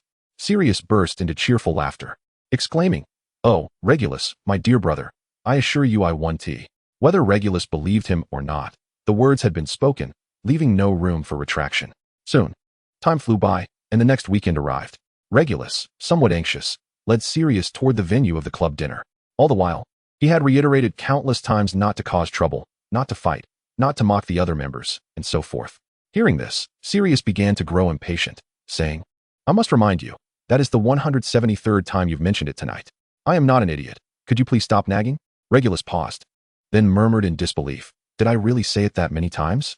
Sirius rolled his eyes lightly, replying, "I made that up. But I wager your count is not far off." The two of them continued their banter until they arrived at the entrance of the club. Regulus took a deep breath. Although he had visited many times before, something about this occasion made him feel particularly nervous. He raised his hand to knock on the door, and before he could lower it, the door swung open, leaving his hand suspended in midair. Professor Slughorn stood there, wearing a broad smile, especially brightening upon seeing Sirius behind Regulus. Regulus swore he could see Slughorn's eyes glimmer with excitement. "Huh, let us see who has arrived," Slughorn exclaimed jovially, clapping his hands and fully opening the door to reveal the gathering within the club. "Black," he laughed with glee, "I mean both of them. Yes, my friends. I have finally succeeded in inviting the Black brothers to join my club. How splendid, my child. Well done." He affectionately patted Regulus on the shoulder, then swiftly pulled Sirius inside, as if fearing he would change his mind. Chapter 63. Shall we talk? Sirius whispered to Regulus, "I truly do not understand how you find this amusing." As Slughorn continued to showcase his exemplary students and boasted about his various connections, resembling a broker, Sirius grew increasingly impatient. Nevertheless, he refrained from voicing his discontent, merely grumbling softly to Regulus. Regulus silently rolled his eyes, then quietly said, "The dance is about to begin. Have you found an opportunity to speak with Snape? He seems completely disinterested in acknowledging you." Regulus kept this thought to himself, not daring to voice it aloud. Sirius casually grabbed a cup of butterbeer from a nearby table and downed it, his eyes scanning the room for Snape's presence. After Slughorn's speech concluded, the guests began to disperse, engaging in various activities, dancing or seeking quiet corners to converse. Naturally, some approached Slughorn, hoping to leverage his connections for their own benefit. None of this piqued Sirius's interest. He guessed Snape felt the same way. Surely, he must be hiding in some corner. Indeed, after surveying the room, Sirius quickly pinpointed Snape's location. He sat alone behind a curtain, his expression dark and inscrutable, lost in thought. Perhaps the aura of keep your distance he exuded was too strong, for no one dared approach him. Noticing this, Sirius patted Regulus on the shoulder, saying nothing as he strode purposefully toward Snape's secluded spot. Uncertain of Sirius's thoughts, Regulus inexplicably felt a surge of anxiety as he fixed his gaze on the two individuals, seemingly apprehensive that a quarrel might erupt at any moment. Fortunately, it did not. "Regulus, dear boy, I was just mentioning you," came the voice of Slughorn, who had noticed Regulus standing alone and beckoned him over. Regulus reluctantly tore his eyes away and approached his headmaster. Meanwhile, in a corner, Snape suddenly sensed someone occupying the sofa opposite him, a mug of butterbeer being placed heavily before him. It was Sirius. Upon realizing who had arrived, Snape instinctively considered leaving, only to be pulled back onto the sofa by a firm grip on his wrist. "Let us converse." Sirius gestured toward the two mugs of butterbeer on the table, his tone imbued with an unyielding insistence. "I have nothing to discuss with you," Snape replied, his voice hoarse and weary. "I beg to differ." Sirius released his grasp, took a hearty gulp of his drink, and, striving to adopt a calmer demeanor, slowly uttered, "Last time." He inhaled deeply and continued, "I am truly sorry." Sirius rarely apologized, even to James, let alone to Snape. Snape's eyes flickered in disbelief upon hearing this, and he remained silent, choosing not to rise and depart. Perhaps, he mused, he had already lost face before Black too many times. In the past, whenever he felt embarrassed in front of Lily, he would blurt out words that caused her pain. Yet, it seemed he had endured too much humiliation in front of Black. He had traversed through stages of anger, hatred, denial, and indifference, and now found himself at a point of resignation. Resigned, he sat back down, cradling the mug of butterbeer in his hands. And they sipped in a silence that felt oddly reminiscent to Sirius, almost as though they had returned to the future, to a time in the Order when they had engaged in serious discussions. During those moments, they had occasionally found a fleeting peace together, though not without their share of mockery and sharp retorts. This subtle familiarity prompted Sirius to chuckle softly, inwardly chiding himself for nostalgically recalling those days. "What do you wish to discuss?" Snape's voice interrupted Sirius's reverie. After a moment's contemplation, Sirius finally broached the subject. "Your mother, she is dying." Sirius hadn't anticipated Snape's blunt and harsh delivery of that statement, rendering him momentarily speechless. Sirius turned his head, only to see Snape's hair obscuring his expression. Snape's eyes appeared hollow and vacant, staring blankly at the butterbeer in his mug. An extended silence enveloped them before Sirius finally managed, "I'm sorry, Snape let out an odd laugh, took a sip from his mug, and replied, "What are you apologizing for? She has cancer. What does that have to do with you? Isn't she refusing treatment at St. Mungo's?" Sirius furrowed his brow, recalling everything he had witnessed over the summer. It seemed there was finally someone who could lend an ear to his grievances. Snape had suppressed his feelings for far too long. He thought that as long as he refrained from acknowledging the person beside him, he could pretend he was merely speaking to himself, that he could find a secluded corner to voice the suffocating burden he carried. Thus, Snape's gaze remained unfocused, avoiding Sirius, yet his words flowed forth, almost as if he feared interruption. If he couldn't release everything in one breath, Snape feared he might never find the courage to speak again. "You saw it as well. Her issue is not cancer, but a complete rejection of everything magical. She doesn't even look at the letters I send home via owl. No matter how much I plead in my letters, no matter how skilled my potion making, I cannot save someone who is determined to die. Sometimes, I wish to slip something into her water or soup to persuade her to drink it, but she always discovers it and refuses to eat or drink whatever I offer." Snape suddenly laughed, and Sirius detected a tinge of bitterness and self-mockery in that sound. "I don't understand. I truly don't. Why? Why does she reject magic? Just four. Snape's tone grew agitated, yet as he concluded, he fell back into despondency. "For love? For a Muggle?" His voice dripped with incredulous disdain and resentment. Chapter 64. What you despise is what I cannot attain. Noticing the contempt and hatred for Muggles that tinged Snape's words, Sirius raised an eyebrow, feeling a twinge of discomfort as he shifted slightly, contemplating whether to engage in a debate. Ultimately, he chose silence, fearing that his interruptions might cause Snape to retreat into silence again, making it even more difficult to find another opportunity to speak. However, Snape snorted softly. Although his eyes remained averted, he was acutely aware of Sirius's movements. "That Muggle is your father. Is that what you wish to imply?" Snape's voice was hushed. "No," Sirius quickly denied, his fingers tracing the rim of his mug as he recalled the summer days in Spinner's End, the lingering scent of alcohol, and the occasional shouts and curses. "A dreadful family environment, Sirius self-deprecatingly chuckled. "I suppose I am not much better off than you." He then raised his mug and took a sip of the butterbeer. Snape recollected the glimpse he had inadvertently caught of the Black family's dark corner, the shadowy side of the campus star that was Sirius Black. Had he not briefly glimpsed that aspect, he doubted he would have had the courage to confide in Black today. Were it Potter or Lily, he would have never spoken up. The rejection, weariness, and rifts stemming from family life were beyond the comprehension of those enveloped in love. It was astonishing to think that one day he would perceive his arch-nemesis, Black, as someone who might understand him in some way. Lily was fortunate. Her parents adored her, and even with a dreadful Muggle sister, she continued to love her. She was so different from him. In her world, there were no insurmountable chasms, while his was riddled with wounds and cracks. And it seemed that the person beside him might comprehend that. He understood, didn't he? Snape's eyes trembled slightly, fearing he might misinterpret something, and thus he remained silent. Sirius thought perhaps it was time he shared his own story. Perhaps Snape's silence was an invitation for him to open up about his own wounds, to create a mutual exchange. Thus, he tilted his head back and downed the remaining butterbeer in his cup in one swift motion. Placing the empty vessel heavily upon the table before him, he spoke to Snape, lamenting that he too had endured an unpleasant environment until he arrived at Hogwarts and met James. Yet, even after that, the anguish never ceased.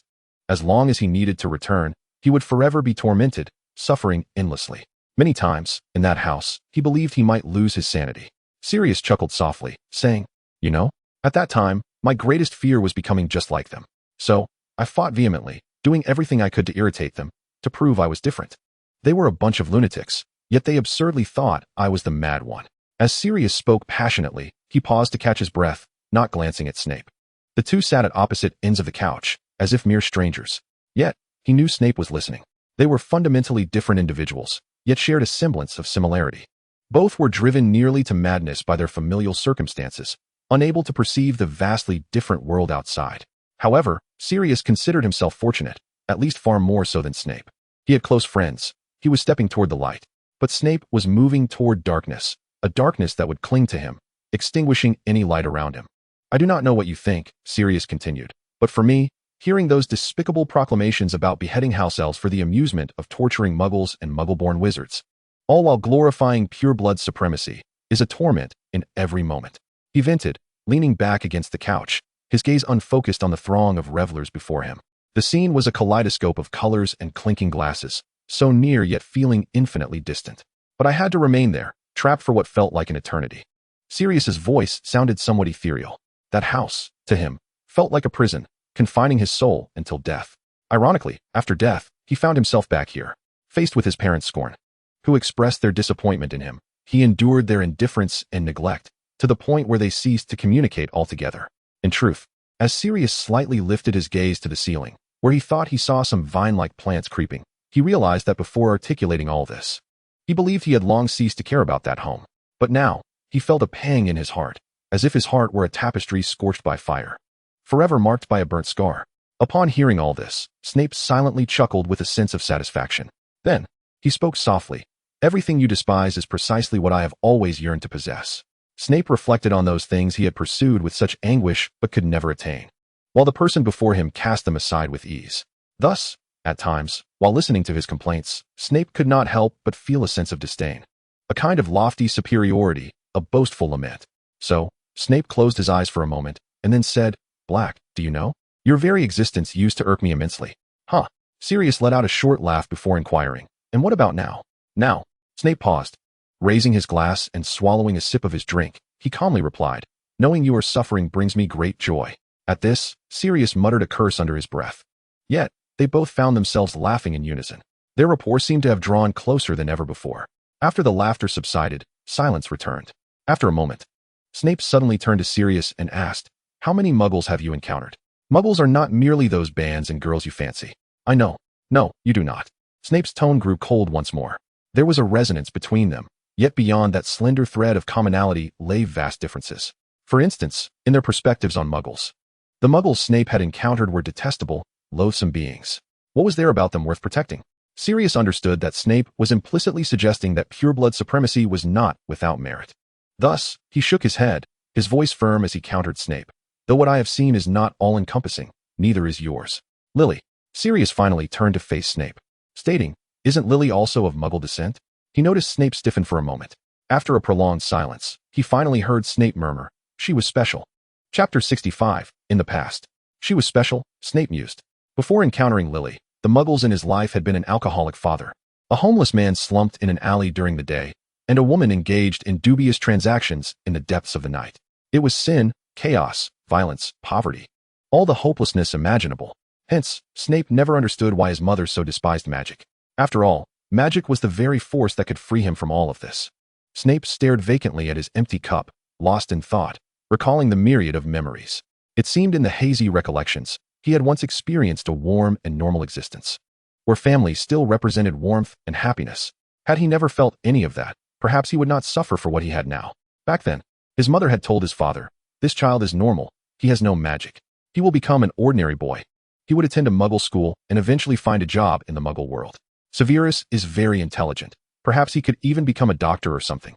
Eileen had said, bustling about with a tray while smiling at Tobias, dreaming of the future. Snape recalled that at that time, his father had also held great expectations for him. Yet, they were unaware that Sirius had been secretly reading the magical books that Eileen had hidden away. Time and again, he became utterly enthralled. Sirius knew that one day, he would belong to another world. Eventually, the truth was discovered by his mother. Sirius swore he truly felt, for a fleeting moment, that she was nostalgic and delighted, but in the blink of an eye, her expression changed. Eileen approached to take away the books, sternly warning her son, "Do not read these anymore, and do not mention them in front of your father."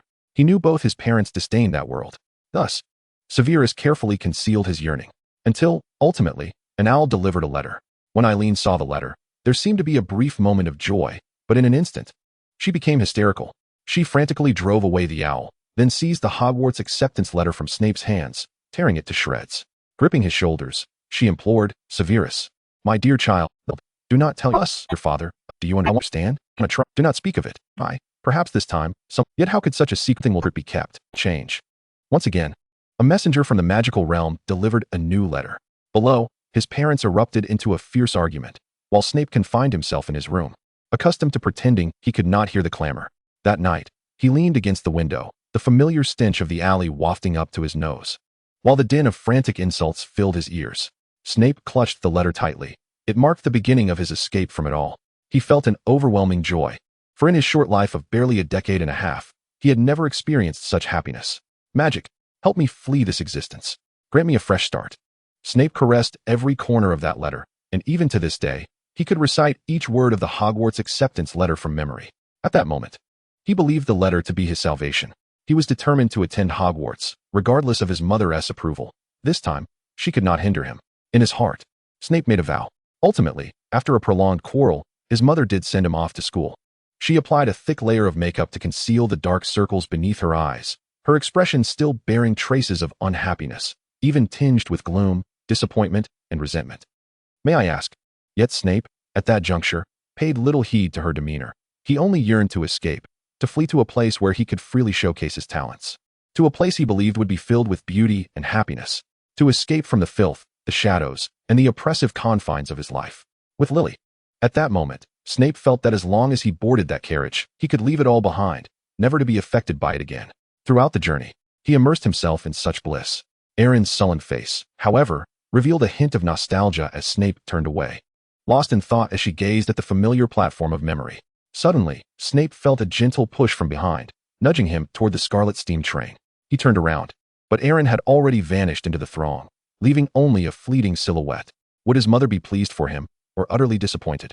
He had no time to ponder, for he saw Lily. Yet later, Snape reflected that magic had not improved his circumstances. What had gone awry? Or had it all faltered? Snape could not comprehend. Thus, he suddenly inquired, why? Why would someone choose to embrace death rather than accept magic? His voice resonated with bewilderment and confusion.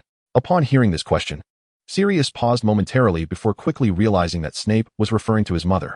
Regarding such matters, Sirius himself was perplexed, so he could only remain silent.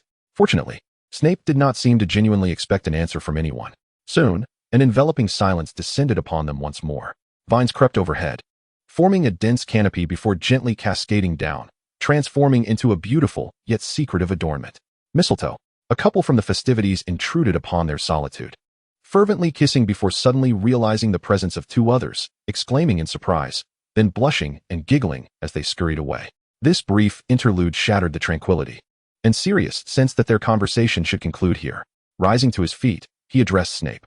I will assist you concerning your mother. He observed Snape as if he were about to voice something, so he hastily continued, don't be too quick to refuse me. I know someone who might help connect you with a good Muggle doctor. If we are to reject magic, let us resort to Muggle medicine.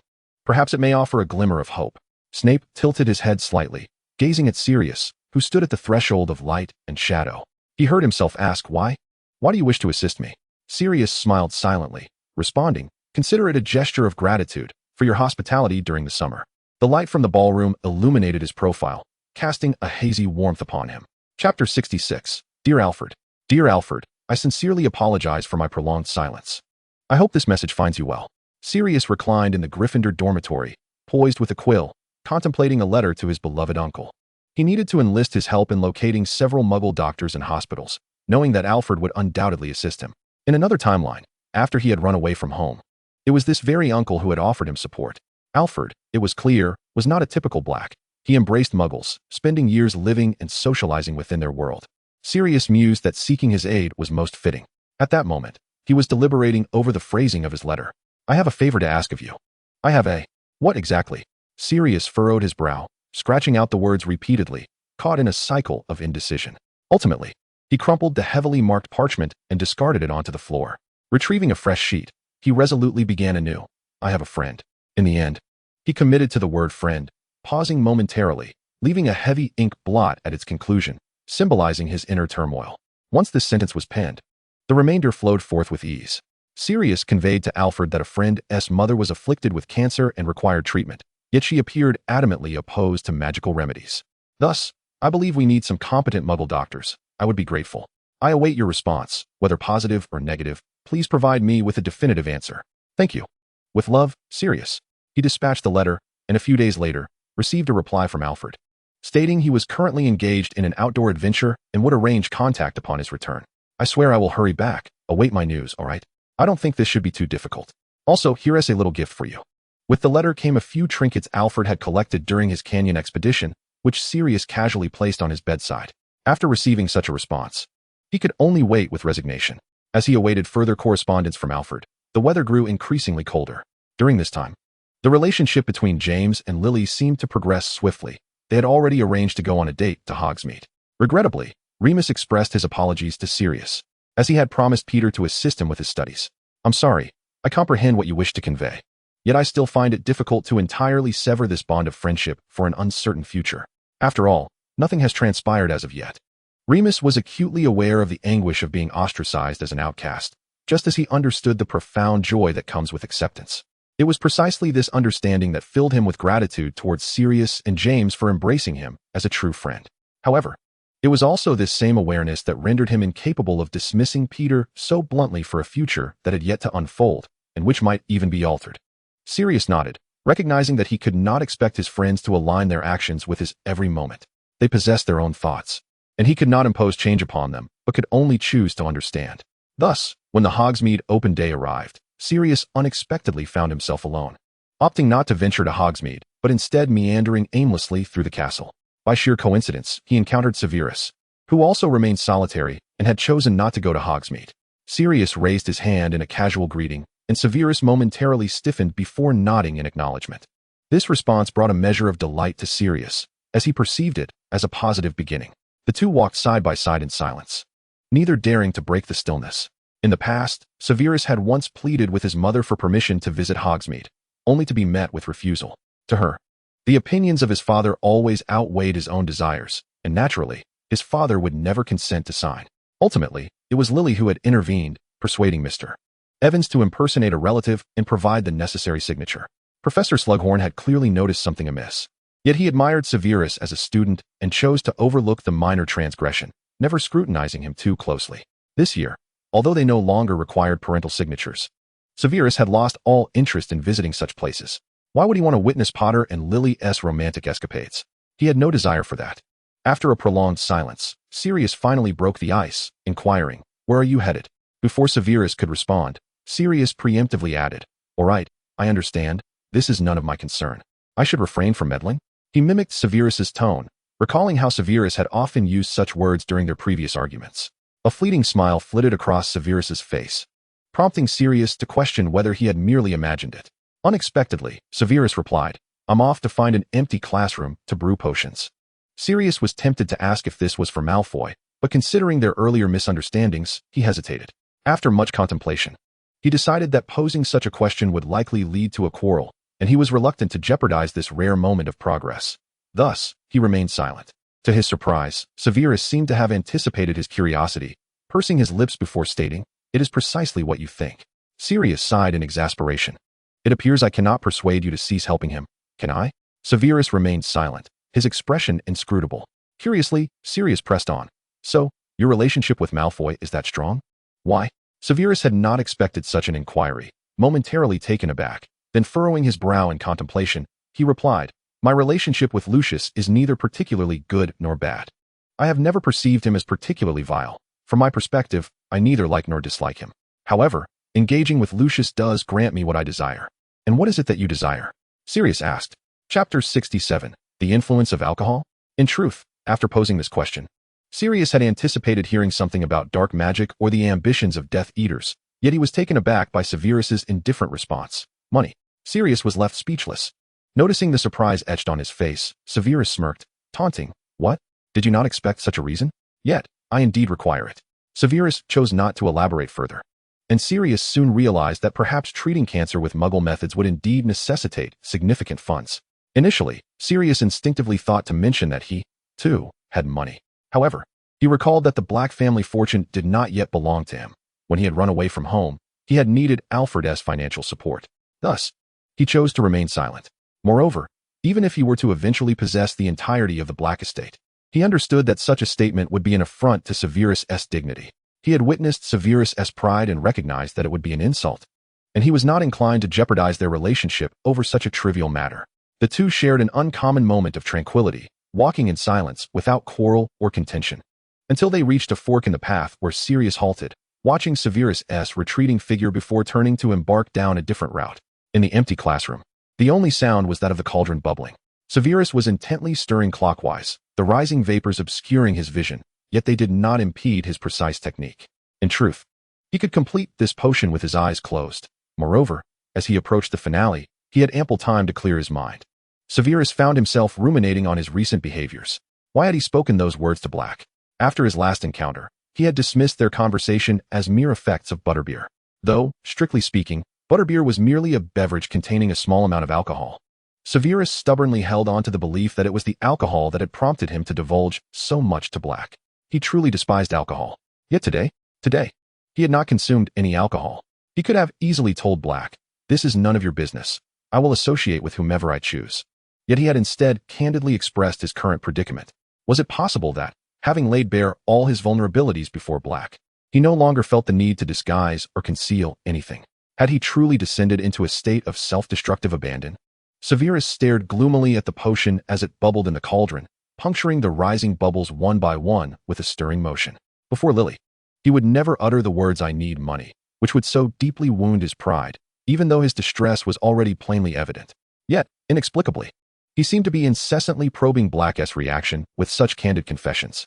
Severus Snape was uncertain about what kind of response he desired from the other. Was it sympathy or pity? Clearly, he did not require such sentiments. So, what was it that he truly sought? For the first time, Snape felt somewhat bewildered. He was not foolish.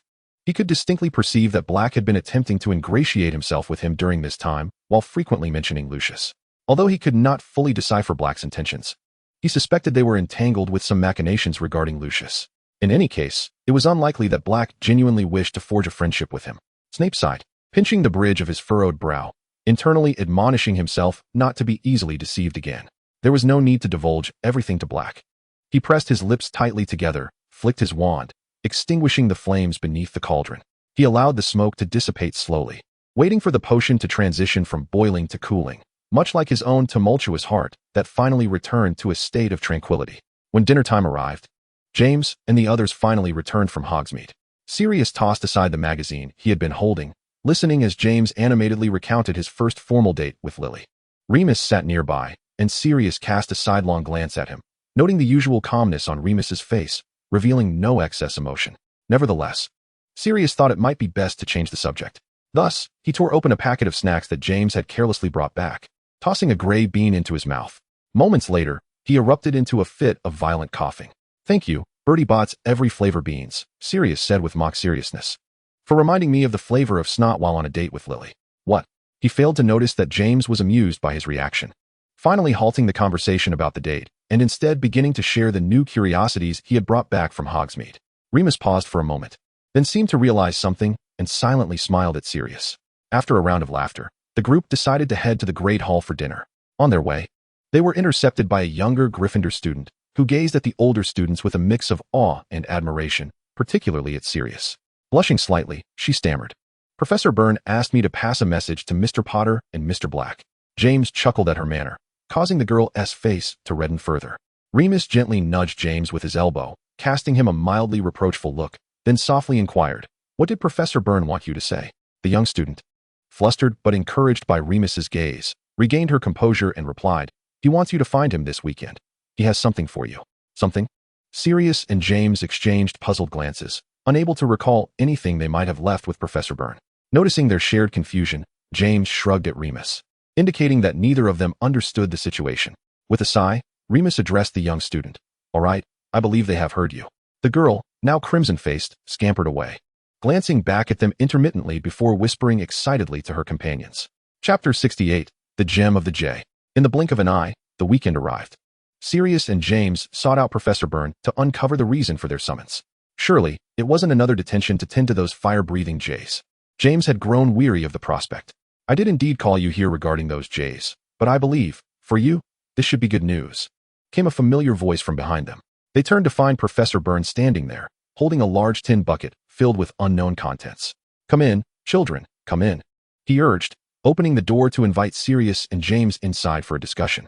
As it turned out, Professor Burn had summoned them because the fire-breathing jays had laid eggs. He recalled that at the beginning of the term, both Sirius and James had assisted in caring for these little creatures, and thus he decided to gift them the eggs. This revelation left Sirius and James somewhat astonished.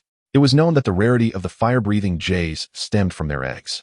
These eggs possessed a remarkable magical quality, transforming into gems of varying colors depending on the initial holder, said to reflect the innermost feelings of their possessor. This unique magic had led to a period of rampant hunting by wizards seeking to procure the eggs. However, as you know, they will only change into the color that resonates with the initial holder's desires, so I am unable to collect them myself. You must gather them, Professor Burn explained, tidying the soot from the fireplace as he spoke. I suspect the little ones will remember you and will willingly grant you 2 eggs. So do not fear their fiery breath. 2 hours later, James and Sirius appeared in the Gryffindor common room, looking rather disheveled. James was mimicking Professor Burns' last words in a sharp tone, his expression animated as he exclaimed, "Oh my goodness, I swear, those jays crapped on my head." Sirius maintained a stoic expression, nodding in agreement with James's assertion. His handsome face was smeared with soot, and though his demeanor was somewhat frosty, the disheveled appearance made him appear rather comical. Upon hearing James's words and glancing at the singed tufts of hair and their disarrayed garments, everyone couldn't help but laugh.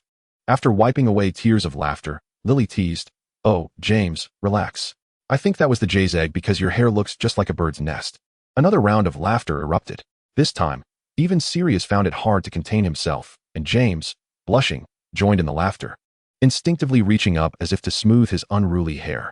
"All right, James, quickly open it. Let us see what your gem will look like," Remus urged with a smile. Well, if that's the case, James rubbed his hands together, and under the watchful and curious gazes of his friends, he excitedly tapped the jay egg he held. Unsurprisingly, a green gem tumbled out, resembling Lily's eyes. As expected, the surrounding crowd quickly grasped the situation, erupting into a chorus of good-natured laughter. Amidst the merriment, both James and Lily, the protagonists of the moment, appeared somewhat bashful. James cleared his throat softly before extending the gem into Lily's hand. With a rosy blush adorning her cheeks, Lily cradled the gem in her palm, yearning to articulate her thoughts, yet ultimately refraining from uttering a word, opting instead to envelop James in an embrace. The onlookers gasped in delight, accompanied by enthusiastic whistles, though James felt a tinge of shyness. He seemed to revel in the attention and applause. Lowering his gaze, he shared a glance with Lily, breaking into a broad smile. Conversely, Lily appeared slightly flustered. To divert the crowd's focus, amidst the clamor of cheers, she released James, tucked her crimson locks behind her ear, cleared her throat, and shifted the conversation towards Sirius. "Sirius, what about yours?" she inquired. "Yes, Bigfoot, do unveil it for all to see." James winked, his gaze landing on Lily's flushed ears, and he promptly joined in the effort to redirect the crowd's attention. In truth, he too was curious to discover the hue of his dear friend's jade gemstone. The spectators shared in this curiosity, eager for any spectacle, regardless of its origin. Thus, the throng urged Sirius to reveal his own jay egg. "Let us take a look." Remus chimed in from across the room, propping his chin on his hand, a smile gracing his face, his eyes shimmering with gentle yet inquisitive curiosity. Sirius suddenly felt a wave of anxiety wash over him, though he couldn't quite pinpoint the source of his unease. A sharp crack resonated through the air. Under the collective gaze of the crowd, Sirius's jay egg shattered. From within, a black gem tumbled forth. Sirius stared in astonishment as he reached for it. However, the crowd did not find the black gem particularly remarkable. In fact, a collective sigh of disappointment echoed around them. They unanimously felt that black represented the blacks, and thus Sirius himself. This indicated that the gem in his possession lacked the romantic allure that surrounded James's. With little gossip to be had, the onlookers, disheartened, chuckled lightly before dispersing. Yet, some girls in the crowd exhaled in relief, huddling together once more to whisper, their glances occasionally flitting towards Sirius, who sat by the fireplace. "It seems you haven't broken any hearts," Lily teased Sirius with a smile. Remus raised an eyebrow, a subtle expression crossing his face, yet he chose not to comment further. James leaned back against the sofa, feigning disappointment as he jested. "I thought we might witness something intriguing this time, yet it turned out to be nothing." "But your gem was rather predictable," Sirius replied lazily, reclining on the sofa as they exchanged playful banter. Meanwhile, the black jade gemstone was discreetly tucked away into his pocket. Chapter 69. Everything will be all right. Snow began to fall. Sirius awoke early, for on this day, he received a letter from Alfred. The letter revealed that Alfred indeed knew a Muggle friend who had connected him with a relevant doctor. However, a definitive diagnosis could only be made upon examining the patient. Naturally, the doctor was quite busy, so they might have to exercise patience for a while longer. I hope all is well with you. Please convey my regards to your friend. Stay strong, and don't lose hope. Yours affectionately, Alfred.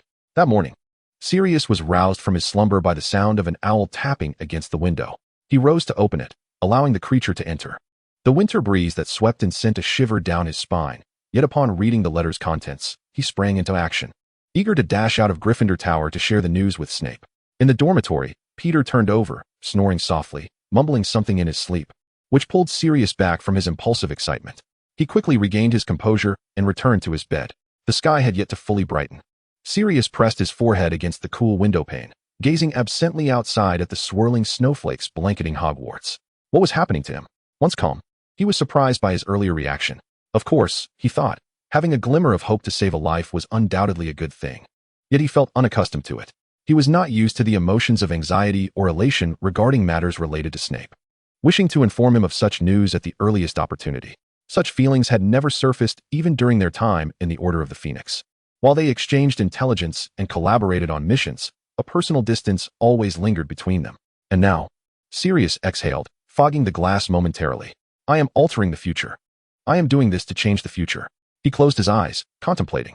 The two-way mirror in his pocket had been silent for some time, leaving him unaware of how his actions might influence the future. He wished fervently to reconnect with Snape from the future, so he could ascertain the current progress. Wait. Sirius opened his eyes with a hint of exasperation, pondering why he couldn't shake Snape from his thoughts, whether present or future. The dawn was gradually breaking. In a spacious, quiet classroom, Snape focused intently on completing the final step of his potion, meticulously ladling it from the cauldron into specially designed vials. This classroom had been specially approved by Professor Slughorn, the Slytherin head, who was rather lenient, never questioning what his favored students were up to. Or perhaps he knew and simply chose to turn a blind eye, granting his preferred students certain privileges. Naturally, it would be even better if Snape were to share some of the advanced potions he brewed with him. A faint smile crossed Snape's lips as he recalled Slughorn's penchant. Thus, after preparing a batch of potions for Lucius, he would set aside another cauldron specifically for Slughorn, ensuring a different blend. Once he had bottled the two potions, Snape concealed the one intended for Lucius beneath his robe, while holding the one meant for Slughorn in hand. Upon opening the door, he widened his eyes slightly, instinctively stepping back a pace as he regarded the figure before him. What are you doing here? He managed to croak, his throat dry from several hours of silence. Yet, he genuinely wished to understand why Black stood before him. Allow me to share some news, Sirius replied, raising the letter in his hand. He had previously waited in the dormitory for several hours, only departing once the dawn had fully broken, clutching the Marauder's map. Fortunately, it was the weekend, and there were no classes scheduled. Sirius first expressed his gratitude to Alfred in a letter, sending the impatient owl on its way. After a moment of hesitation, he resolved to share this uncertain news with Snape. Upon hearing the revelation, Snape gazed at him in astonishment, his expression a complex tapestry of emotions, an amalgamation of hope and disbelief, joy tempered by trepidation. More than anything else, Snape mused that he had once believed Sirius's words to be mere whimsy, yet now, after rereading the letter multiple times, he realized it was indeed true. Snape's hand trembled as he clutched the letter, his lips moved silently, unable to utter a sound. For the first time in his life, he found himself devoid of animosity towards Black, even feeling a flicker of gratitude. Struggling to form a coherent response, he managed to produce a fragmented utterance. I need to write a letter. He returned the letter to Sirius and hurriedly turned to leave.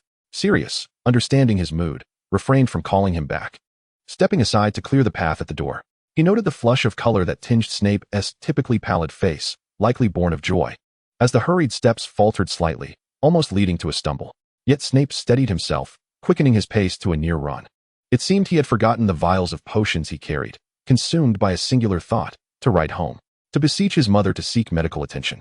Although, in reality, she might be loath to even see an owl, but such considerations were now overshadowed by his hope. Snape thought, this time, she would surely agree. It was a Muggle hospital, with Muggle doctors. Surely, she would not refuse this. He believed it would be all right. As he ran, the draft in the corridor lifted his robes and hair, revealing his gaunt, sunken cheeks. It had been a long time since a smile graced his face, and within his once hollow, obsidian eyes, a glimmer of something called hope began to emerge. Though there would be waiting and scheduling ahead, he thought, "Mother, we will be all right. Everything will turn out well, won't it?" Chapter 70, The Holidays. Before long, the Christmas holiday arrived. In the Gryffindor common room, James busied himself packing his belongings while questioning Sirius. "Are you truly not coming home with me?" Sirius languidly reclined on his bed, watching as those around him prepared to return home for the festive season. In the past, he had rarely visited his own home during such holidays. He either applied to remain at school or accompanied James to his home, where the Potters always welcomed him warmly. This time, Sirius had no intention of returning to the Black family estate, yet similarly, he did not plan to go to James's home either. He surmised that perhaps Snape would also remain at school.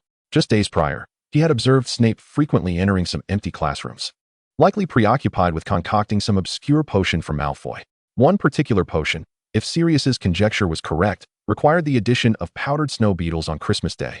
Missing this window would render the entire batch useless. Thus, he inferred that Snape had no intention of returning home, and so neither would he. "I intend to stay at school and await some news," Sirius said, propping his head on his arm and speaking lazily to James. "Well, my parents are quite eager to see you," James replied, packing the last pair of socks into his suitcase and zipping it up with a hint of regret. "Send them my regards and tell them I miss them," Sirius said, sitting up. "Of course. I must be off now. See you after the break," James said. Stepping forward to embrace Sirius with a smile, "I'll send you a gift." Remus also came over to hug Sirius and bid farewell, as he too would be spending the holiday with his family. As for Peter, he had already dragged his luggage out the door, lacking the courage to stay behind for farewells. Soon, the common room grew silent and cold. Feeling somewhat bored, Sirius rose to take a stroll, contemplating that James and the others might already be boarding the train. At that moment, Regulus appeared in the corridor, pulling his luggage towards Sirius. "Aren't you going home?" He frowned as he approached. Sirius shrugged, replying, clearly. Regulus opened his mouth, wanting to ask why, but then recalled that Sirius had rarely agreed to return home in previous years. However, this year, their relationship seemed to have softened considerably, leading him to mistakenly believe that his brother's rapport with the family was also improving. But now it seemed otherwise. Ultimately, Regulus fell silent, not wishing to provoke an argument with Sirius just days before the holiday. "All right," he said, turning to leave, but then hesitated, recalling something. "By the way, do you know what happened to Snape?" Regulus was unaware that Sirius had been shadowing Snape for some time, nor did he know the nature of their interactions. But he assumed that Sirius would be interested in Snape's whereabouts. What happened to him?" Sirius furrowed his brow. "You don't know?" Now it was Regulus's turn to be surprised. He had thought Sirius would have already heard. What on earth transpired? Sirius sensed something was amiss. Earlier this morning, he was apparently called away by Professor Slughorn, and hasn't he returned since? "I thought you knew," Regulus explained slowly. "I heard from some of his friends that he went home early." Before Regulus could finish, Sirius had already dashed away like a whirlwind, leaving him momentarily stunned as he watched his brother's retreating figure. Surprised by Regulus's words, Sirius felt an unsettling premonition.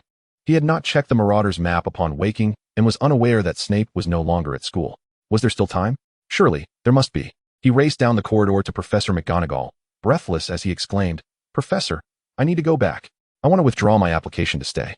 Professor McGonagall raised an eyebrow at his words, scrutinizing him before pulling out the registration form, hesitating slightly as she said, "Very well." She lifted her hand to strike Sirius's name from the list, but paused to reconfirm. "Are you certain? No changing your mind again?" "Absolutely," Sirius replied, his face reflecting urgency. "Well, with that," Professor McGonagall put pen to paper, striking her name through, and then said to him, "You must hurry. The train is soon to depart." Before she could finish her words, Sirius had already dashed away into the distance. This child, truly. McGonagall shook her head in mild exasperation, murmuring softly to herself. Sirius sprinted with fervor, boarding the train just as it was on the verge of leaving. He wandered aimlessly through the carriage, seemingly searching for someone, entirely oblivious to Peter, whom he inadvertently bumped into during his frenzied rush. Peter, emerging from a compartment, felt a surge of anxiety upon seeing Sirius, as though fearing the revelation of some secret.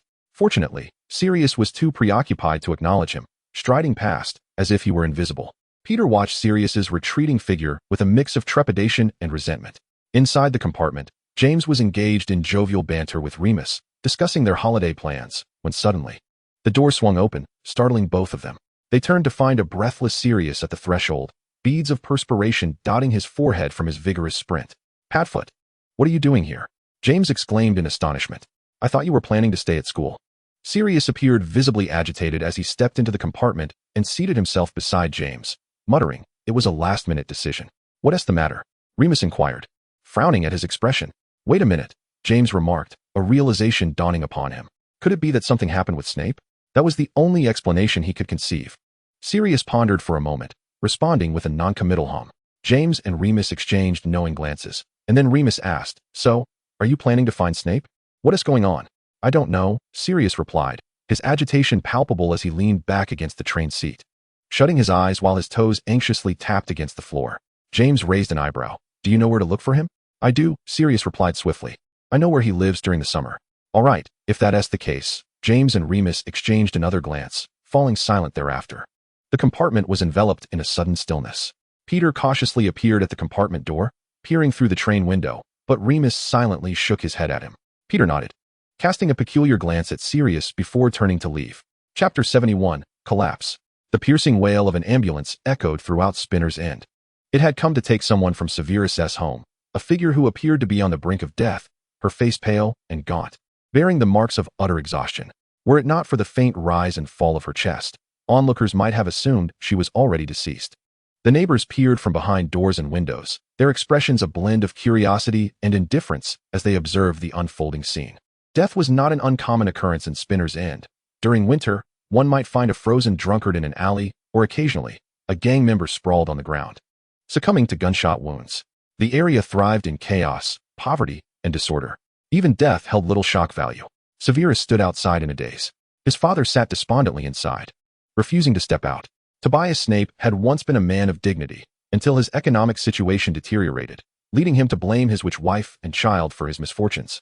Believing they had brought him bad luck, he was compelled to leave a relatively respectable neighborhood for this one, drowning his sorrows in alcohol as a means of escape from reality.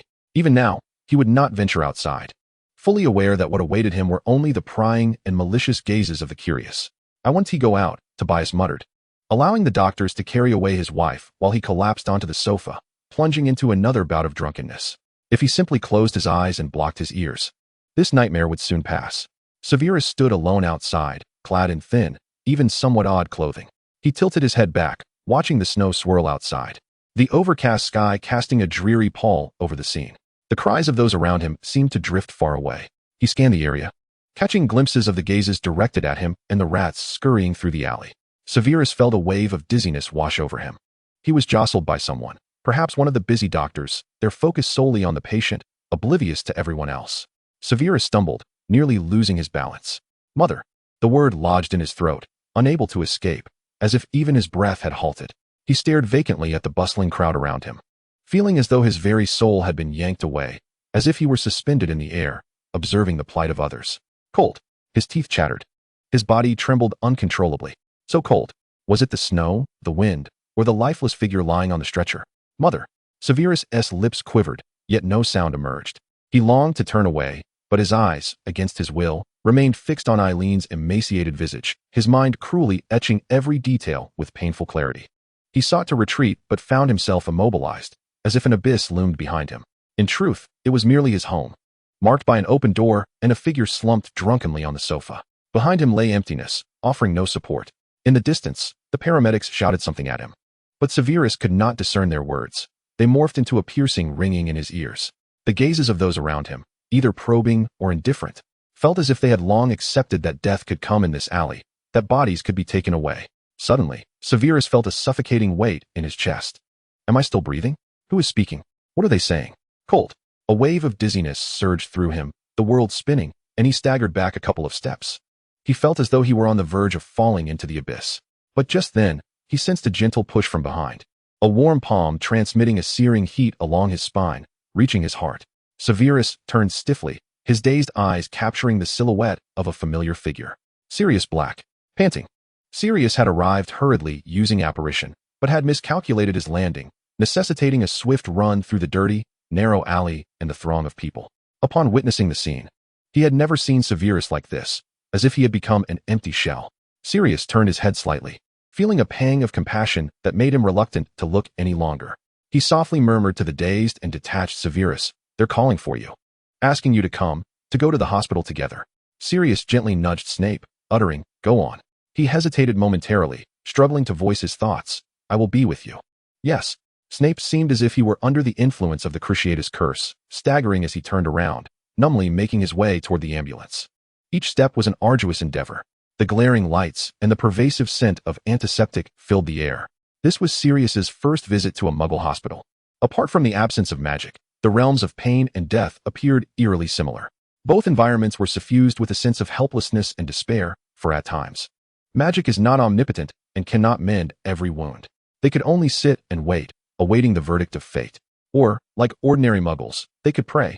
Beyond that, they were powerless. When Eileen was wheeled into the operating room, she murmured something indistinctly, her words lost to them. Snape strained to press his ear against her lips as he ran, desperately attempting to catch what might be his mother's final words. What would she utter in this most perilous moment, possibly her last? No magic. Those two words anchored Snape in place, halting his frantic pursuit of the stretcher. As he was jostled aside by the surrounding medical personnel, slumping despondently at the entrance of the emergency room. What else had she said? Snape did not hear, nor did he dare to listen further. Sirius sat beside him, sensing the uncontrollable tremors coursing through Snape. Although Snape was indeed clad in light attire, Sirius was certain that his shivers were not merely a response to the chill in the air. He squeezed Snape's shoulder gently and whispered, "It will be all right." Snape disregarded him, still lost in a trance, staring vacantly at his own hands. Rising to his feet, Sirius decided to step away for a while. He could no longer endure the oppressive atmosphere. Chapter 72, A Foreboding Sense. Feeling the person beside him depart, Snape merely twitched his fingers, making no further movement. He pondered how his mother had not even opened her eyes to look at him as she was taken away. If this were indeed her final moment, what had their last encounter been like? Was it filled with arguments, his frantic outbursts, his complaints and curses, the anguished cries of, "I've truly had enough of all this"? Snape's lips quivered as he painfully shut his eyes. There was no one beside him anymore. The surroundings were devoid of others.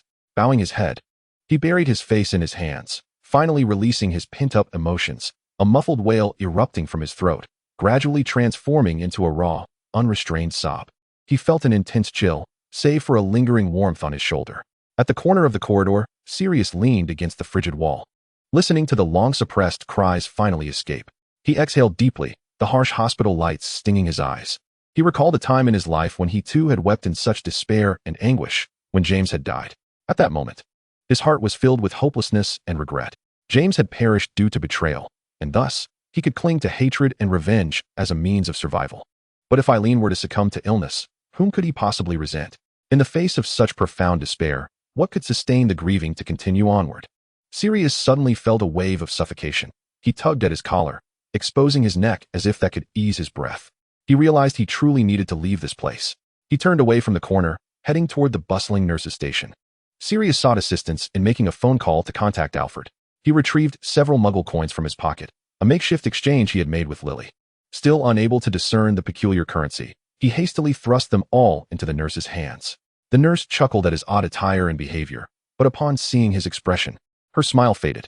"All right, who do you need to reach?" One nurse agreed to assist him. Sirius produced a crumpled piece of paper from his pocket, inscribed with a series of numbers written by Alfred, indicating how to contact him in the Muggle world. The nurse took the note and placed the call. Time seemed to stretch endlessly before the door to the emergency room swung open. A weary-looking doctor emerged, addressing Snape, who sat in a daze. "The patient has not yet stabilized. We need to monitor her condition tonight. We cannot treat this illness here. So please consider transferring her as soon as possible." Snape stiffly nodded, his expression betraying uncertainty about how much he had absorbed. Sirius reappeared behind him, exhaling a sigh as he approached the doctor for a conversation. "Thank you, Alfred." After enduring a long, torturous night, Alfred and his friends finally arrived at this city's hospital, and Sirius embraced him with a sigh of relief. With Alfred and his Muggle friends' help, they managed to complete all the necessary arrangements for the transfer. At last, Sirius had a moment to introduce Snape. "This is Alfred, my uncle." Alfred Black appeared to be an ordinary Muggle, dressed in a jacket and brown boots, driving a car he had procured from a second-hand market. Without the knowledge of his wizarding background, no one would suspect him. Upon hearing Sirius's introduction, he slightly turned his head, nodding at Snape seated in the back, smiling. "You must be the friend Sirius has mentioned." Snape nodded, offering no further words. The three of them were now in the car. Alfred was driving his second-hand vehicle. Sirius sat in the passenger seat, while Snape sat alone in the back. Alfred understood his silence, engaging only in casual conversation with Sirius along the way, occasionally offering reassurances that everything would be all right. The winter wind howled outside, and the car's windows, somewhat faulty, allowed the cold air to seep in, chilling them to the bone. After a shiver overtook him, Snape finally regained his composure and hoarsely murmured to Alfred, "Thank you." Alfred smiled, refraining from questioning why Eileen Snape, a witch, would reject magic and choose not to seek treatment at St. Mungo's. He had far greater insight into such matters, as he had encountered similar situations in his younger days. Male and female witches often concealed their identities for various reasons, particularly when they fell in love with Muggles, becoming increasingly cautious. Thus, Alfred found nothing strange about it. "If you don't mind," he began, retrieving a slightly crushed pack of cigarettes from his pocket. "What? Oh." Sirius shook his head, motioning for him to proceed, then turned to glance at Snape in the back seat. Snape appeared to have once again descended into his own thoughts, seemingly indifferent to the world around him. Alfred ignited a cigarette for himself and rolled down the somewhat dilapidated window of the car, allowing the biting cold wind to disperse the smoke. He pondered the eclectic nature of humanity, where one could find individuals of all sorts. Muggles who shunned magic, wizards who rejected others based on bloodlines, each driven by either fear or the absurdity of prejudice. There were wizards who stifled their magical talents desperately to blend into the world of their Muggle partners, and conversely, there were fanatical Muggle converts who, in a bid to appease the pureblood extremists, exhibited even more madness than their counterparts. The tragedies stemming from these conflicts were numerous. Throughout this period, Alfred felt that such contradictions had only intensified, as sharp voices stirred an ominous shadow within his heart. An unsettling sense lingered, as if something insidious was unfolding, hinting at a dismal evolution. He flicked his fingers, letting the ashes fall away. The vehicle continued its journey through a heavy silence, accompanied by a somewhat oppressive atmosphere. As the snow swirled chaotically before the headlights, they arrived at a new hospital, where the doctor informed them that the patient's condition had stabilized for the time being. However, she would require ongoing hospitalization for observation in preparation for the upcoming surgery. When the staggering medical bill landed in Sirius's hands, he stared at the sum with a sense of numbness. His throat tightened as thoughts of Lucius surfaced, contemplating the cauldron of potions that might have been rendered utterly worthless, and whether he could draw nearer to that path once more. His gaze then fell upon Sirius, who appeared somewhat fatigued, engaged in conversation with Alfred. For a fleeting moment, Sirius hesitated, tightly closing his eyes, suppressing the flicker of doubt that arose within him. Chapter 73, A Muggle Fairy Tale. After an extensive conversation with his friends, Alfred noticed that the daylight had completely faded into night. He donned his coat and smiled at the two young men, proclaiming, "I shall take you out for dinner.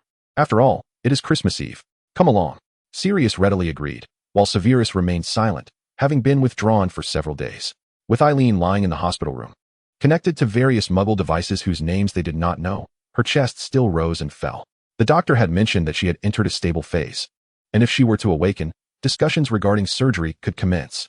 Sirius cast a lingering look through the glass of the ward before turning to follow Sirius and Alfred as they departed. However, their second-hand car broke down midway, forcing them to disembark and walk, though fortunately, the restaurant Alfred had reserved was not too far away. On this day, many shops along the route had already closed, as most people chose to reunite with their families at home.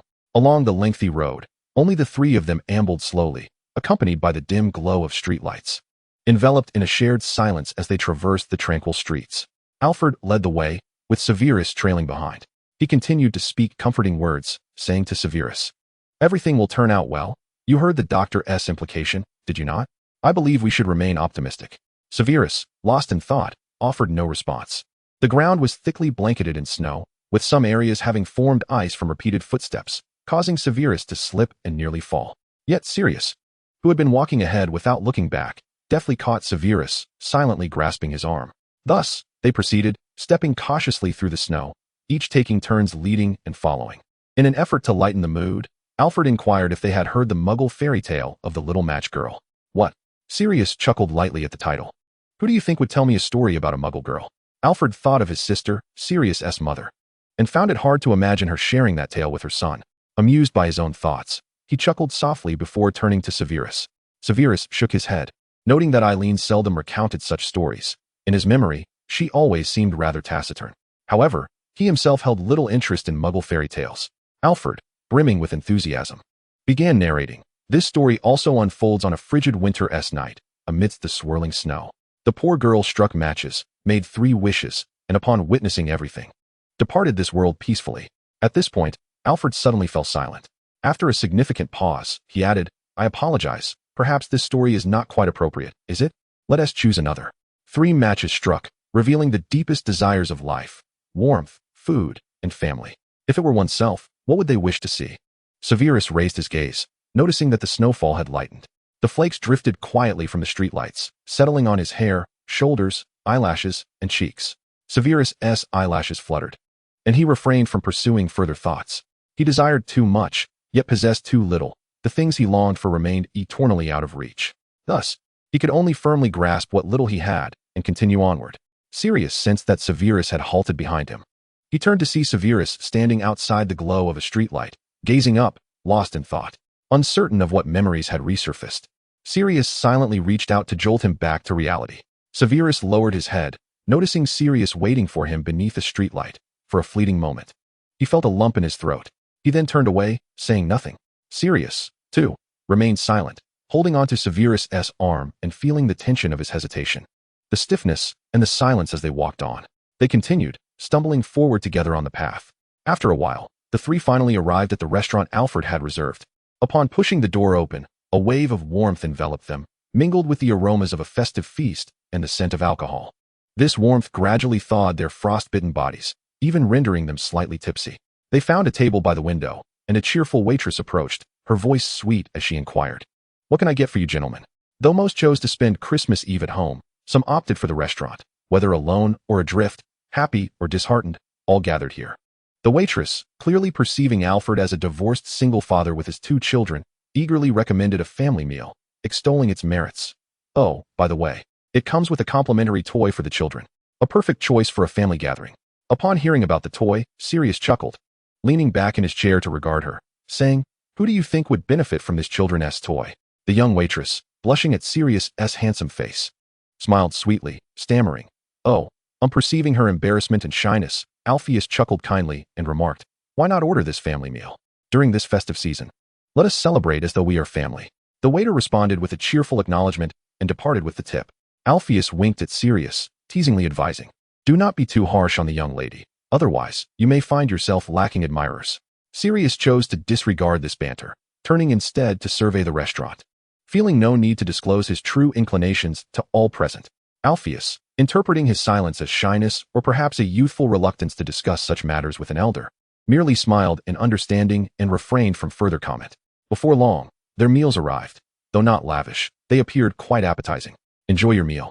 The waiter chirped cheerfully as he placed 2 children's toys on the table, laughing, "Merry Christmas." Chapter 74, Merry Christmas. Snape gazed at the children's toy on the table, its packaging humorously labeled as suitable for children aged 48, caution, choking hazard. It was a toy car, pieced together, and his fingers twitched slightly. In his youth, his family had also indulged in such family meals. He had once owned such toys, which had eventually been lost to the shadows of forgotten corners. As a child, he had cherished these trifles, yet now they held no significance for him. Sirius tucked the gift into his embrace, stashing his own portion into his pocket. At the bar, a gaggle of bachelors congregated, drinking cheerfully while a singing program played on the television. They clapped on the bar's surface, humming along to the somewhat trite lyrics, erupting into laughter. Caught up in the merriment, Alpheus raised his glass, smiling at the 2 young men before him. "Merry Christmas, lads." At the meal's conclusion, beneath a heap of overfried fries, lay a slip of paper scrawled with a series of numbers, the phone number of the waitress. Upon seeing this, Alpheus burst into hearty laughter, playfully winking at Sirius and jesting. "It seems the young ladies are smitten with your type. I assume you are quite the popular one at school, Sirius?" Alpheus inquired, directing his question towards Snape, whom Sirius had mentioned in his letter. Naturally, Alpheus felt that his nephew must share a close bond with a friend who would reach out to him for assistance. Upon hearing this, Snape recalled the times when certain girls would follow Potter in black, occasionally emitting inexplicable giggles. He huffed, his expression regaining some semblance of annoyance. Yet, not wishing to displease Alpheus, the one aiding him, he reluctantly replied, "I suppose that is the case, sir." Hearing this response, Sirius turned to Snape, who remained focused on his food, seemingly engrossed in the plate of fries before him. He chuckled softly and remarked, "Is that so? I do not sense it." Alpheus interpreted Snape's words as a boast, playfully chiding Sirius, "You rascal." In that moment, the atmosphere among the trio appeared to gradually transcend the heavy shadows of illness, death, and hospitals, transforming into a warm and casual family gathering. However, such moments are fleeting. As they pushed open the restaurant door, stepping into the wintry storm, the realities of the outside world rushed back with the chilling wind. Alpheus decided it was time to leave, and Sirius naturally accompanied him.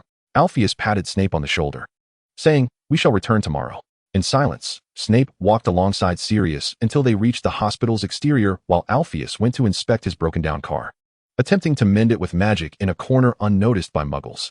Snape and Sirius took refuge in a sheltered alley, the cold winter wind howling, and the snowflakes seemed to intensify.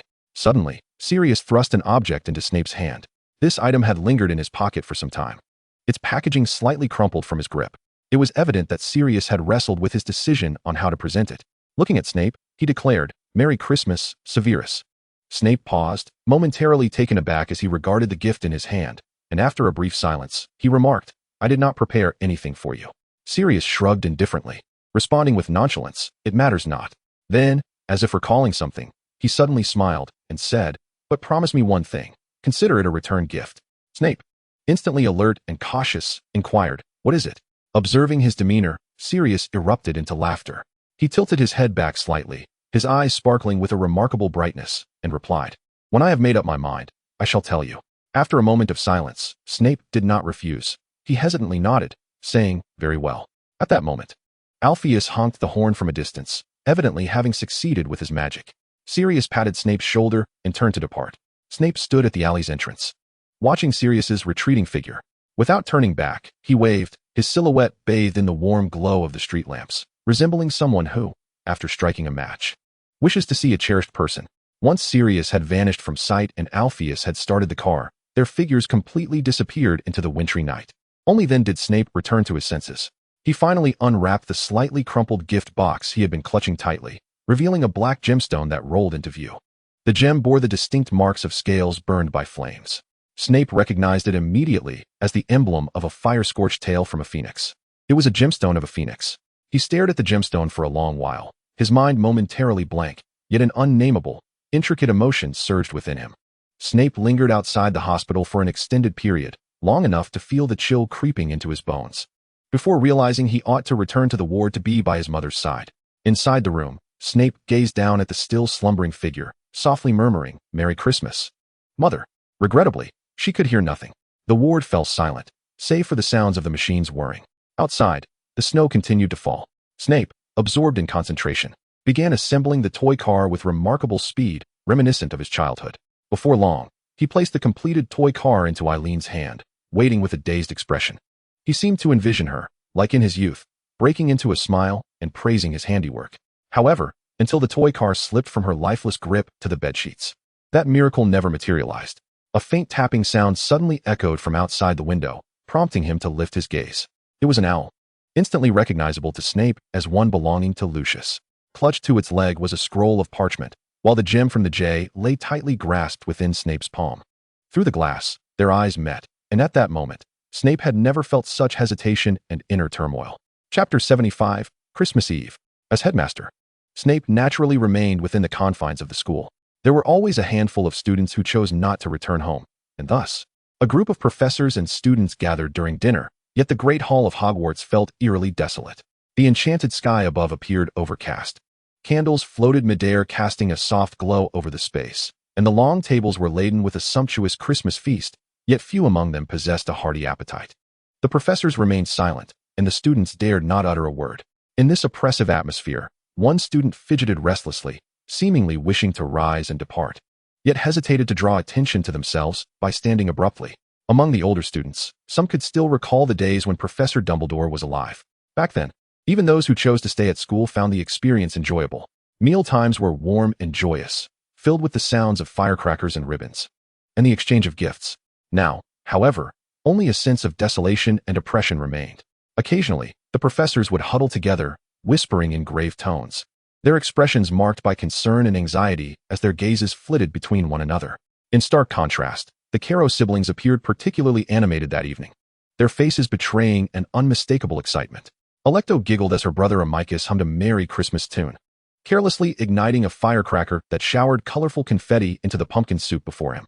"Ah, what a delightful gift," he exclaimed, disdainfully tossing the fallen sock to his sister Alecto. Yet, Alecto, too exuberant to care, merely laughed, flicking her wand to reduce the sock to ashes.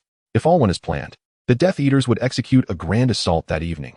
their target being members of the Order of the Phoenix and those rats waving the DA banner. The battleground set in the Muggle world. The Death Eaters intended to unleash a horrific calamity, seeking to eliminate every Muggle present. They would use the Muggles as hostages to lure out those self-righteous rats hiding underground, hoping to ensnare them all at once. After reveling in their excitement, Amicus could not suppress his discontent any longer, lamenting, "At such a crucial time, I am stuck here in Hogwarts, pretending to partake in a Merry Christmas game with these students." He clicked his tongue, continuing, "I fail to understand why we cannot join the action. I wish to showcase my prowess to the Dark Lord and earn some accolades. What can be accomplished while confined to this school, merely observing these students? When will the Dark Lord ever recognize my worth and elevate my standing?" Alecto, overhearing his grievances, chuckled maliciously, feigning concern as she remarked, "What are you worried about?" After all, she fixed her gaze on Snape, her tone laced with malice. "The headmaster is in the same boat as us, unable to participate in this operation. Yet that hardly diminishes his standing in the Dark Lord's eyes, does it?" Alecto still harbored resentment for Snape's earlier jibe regarding her perceived lack of worth under the Dark Lord's command. Snape chose to ignore their banter, his expression stoic as he set down his knife and fork, signaling the end of his meal and preparing to rise. However, just as he was about to stand, Alecto seized his wrist. Turning slowly, his dark eyes betrayed no emotion as he inquired, "What do you want?" Alecto laughed. "Are you leaving already? Such a rare holiday. And you do not wish to witness the final show? Why not linger a while longer with us, Snape retorted with a tone of sarcasm. "I was unaware you were so keen on my company." Alecto, unfazed by the ridicule, merely chuckled. After a moment, she stifled her hollow laughter, sizing Snape up with a predatory glint in her eye, and asked pointedly, "You aren't considering alerting anyone, are you?" Snape scoffed, shaking off her grip and reseating himself. Mocking Alecto, "You would do well to use your intellect. This plan was devised by myself and others. If I intended to leak information, it would have been disclosed long ago, not left for now." Amicus burst into laughter, then chimed in, "In that case, Snape, why not simply wait with us for the tidings of victory? No need to rush off."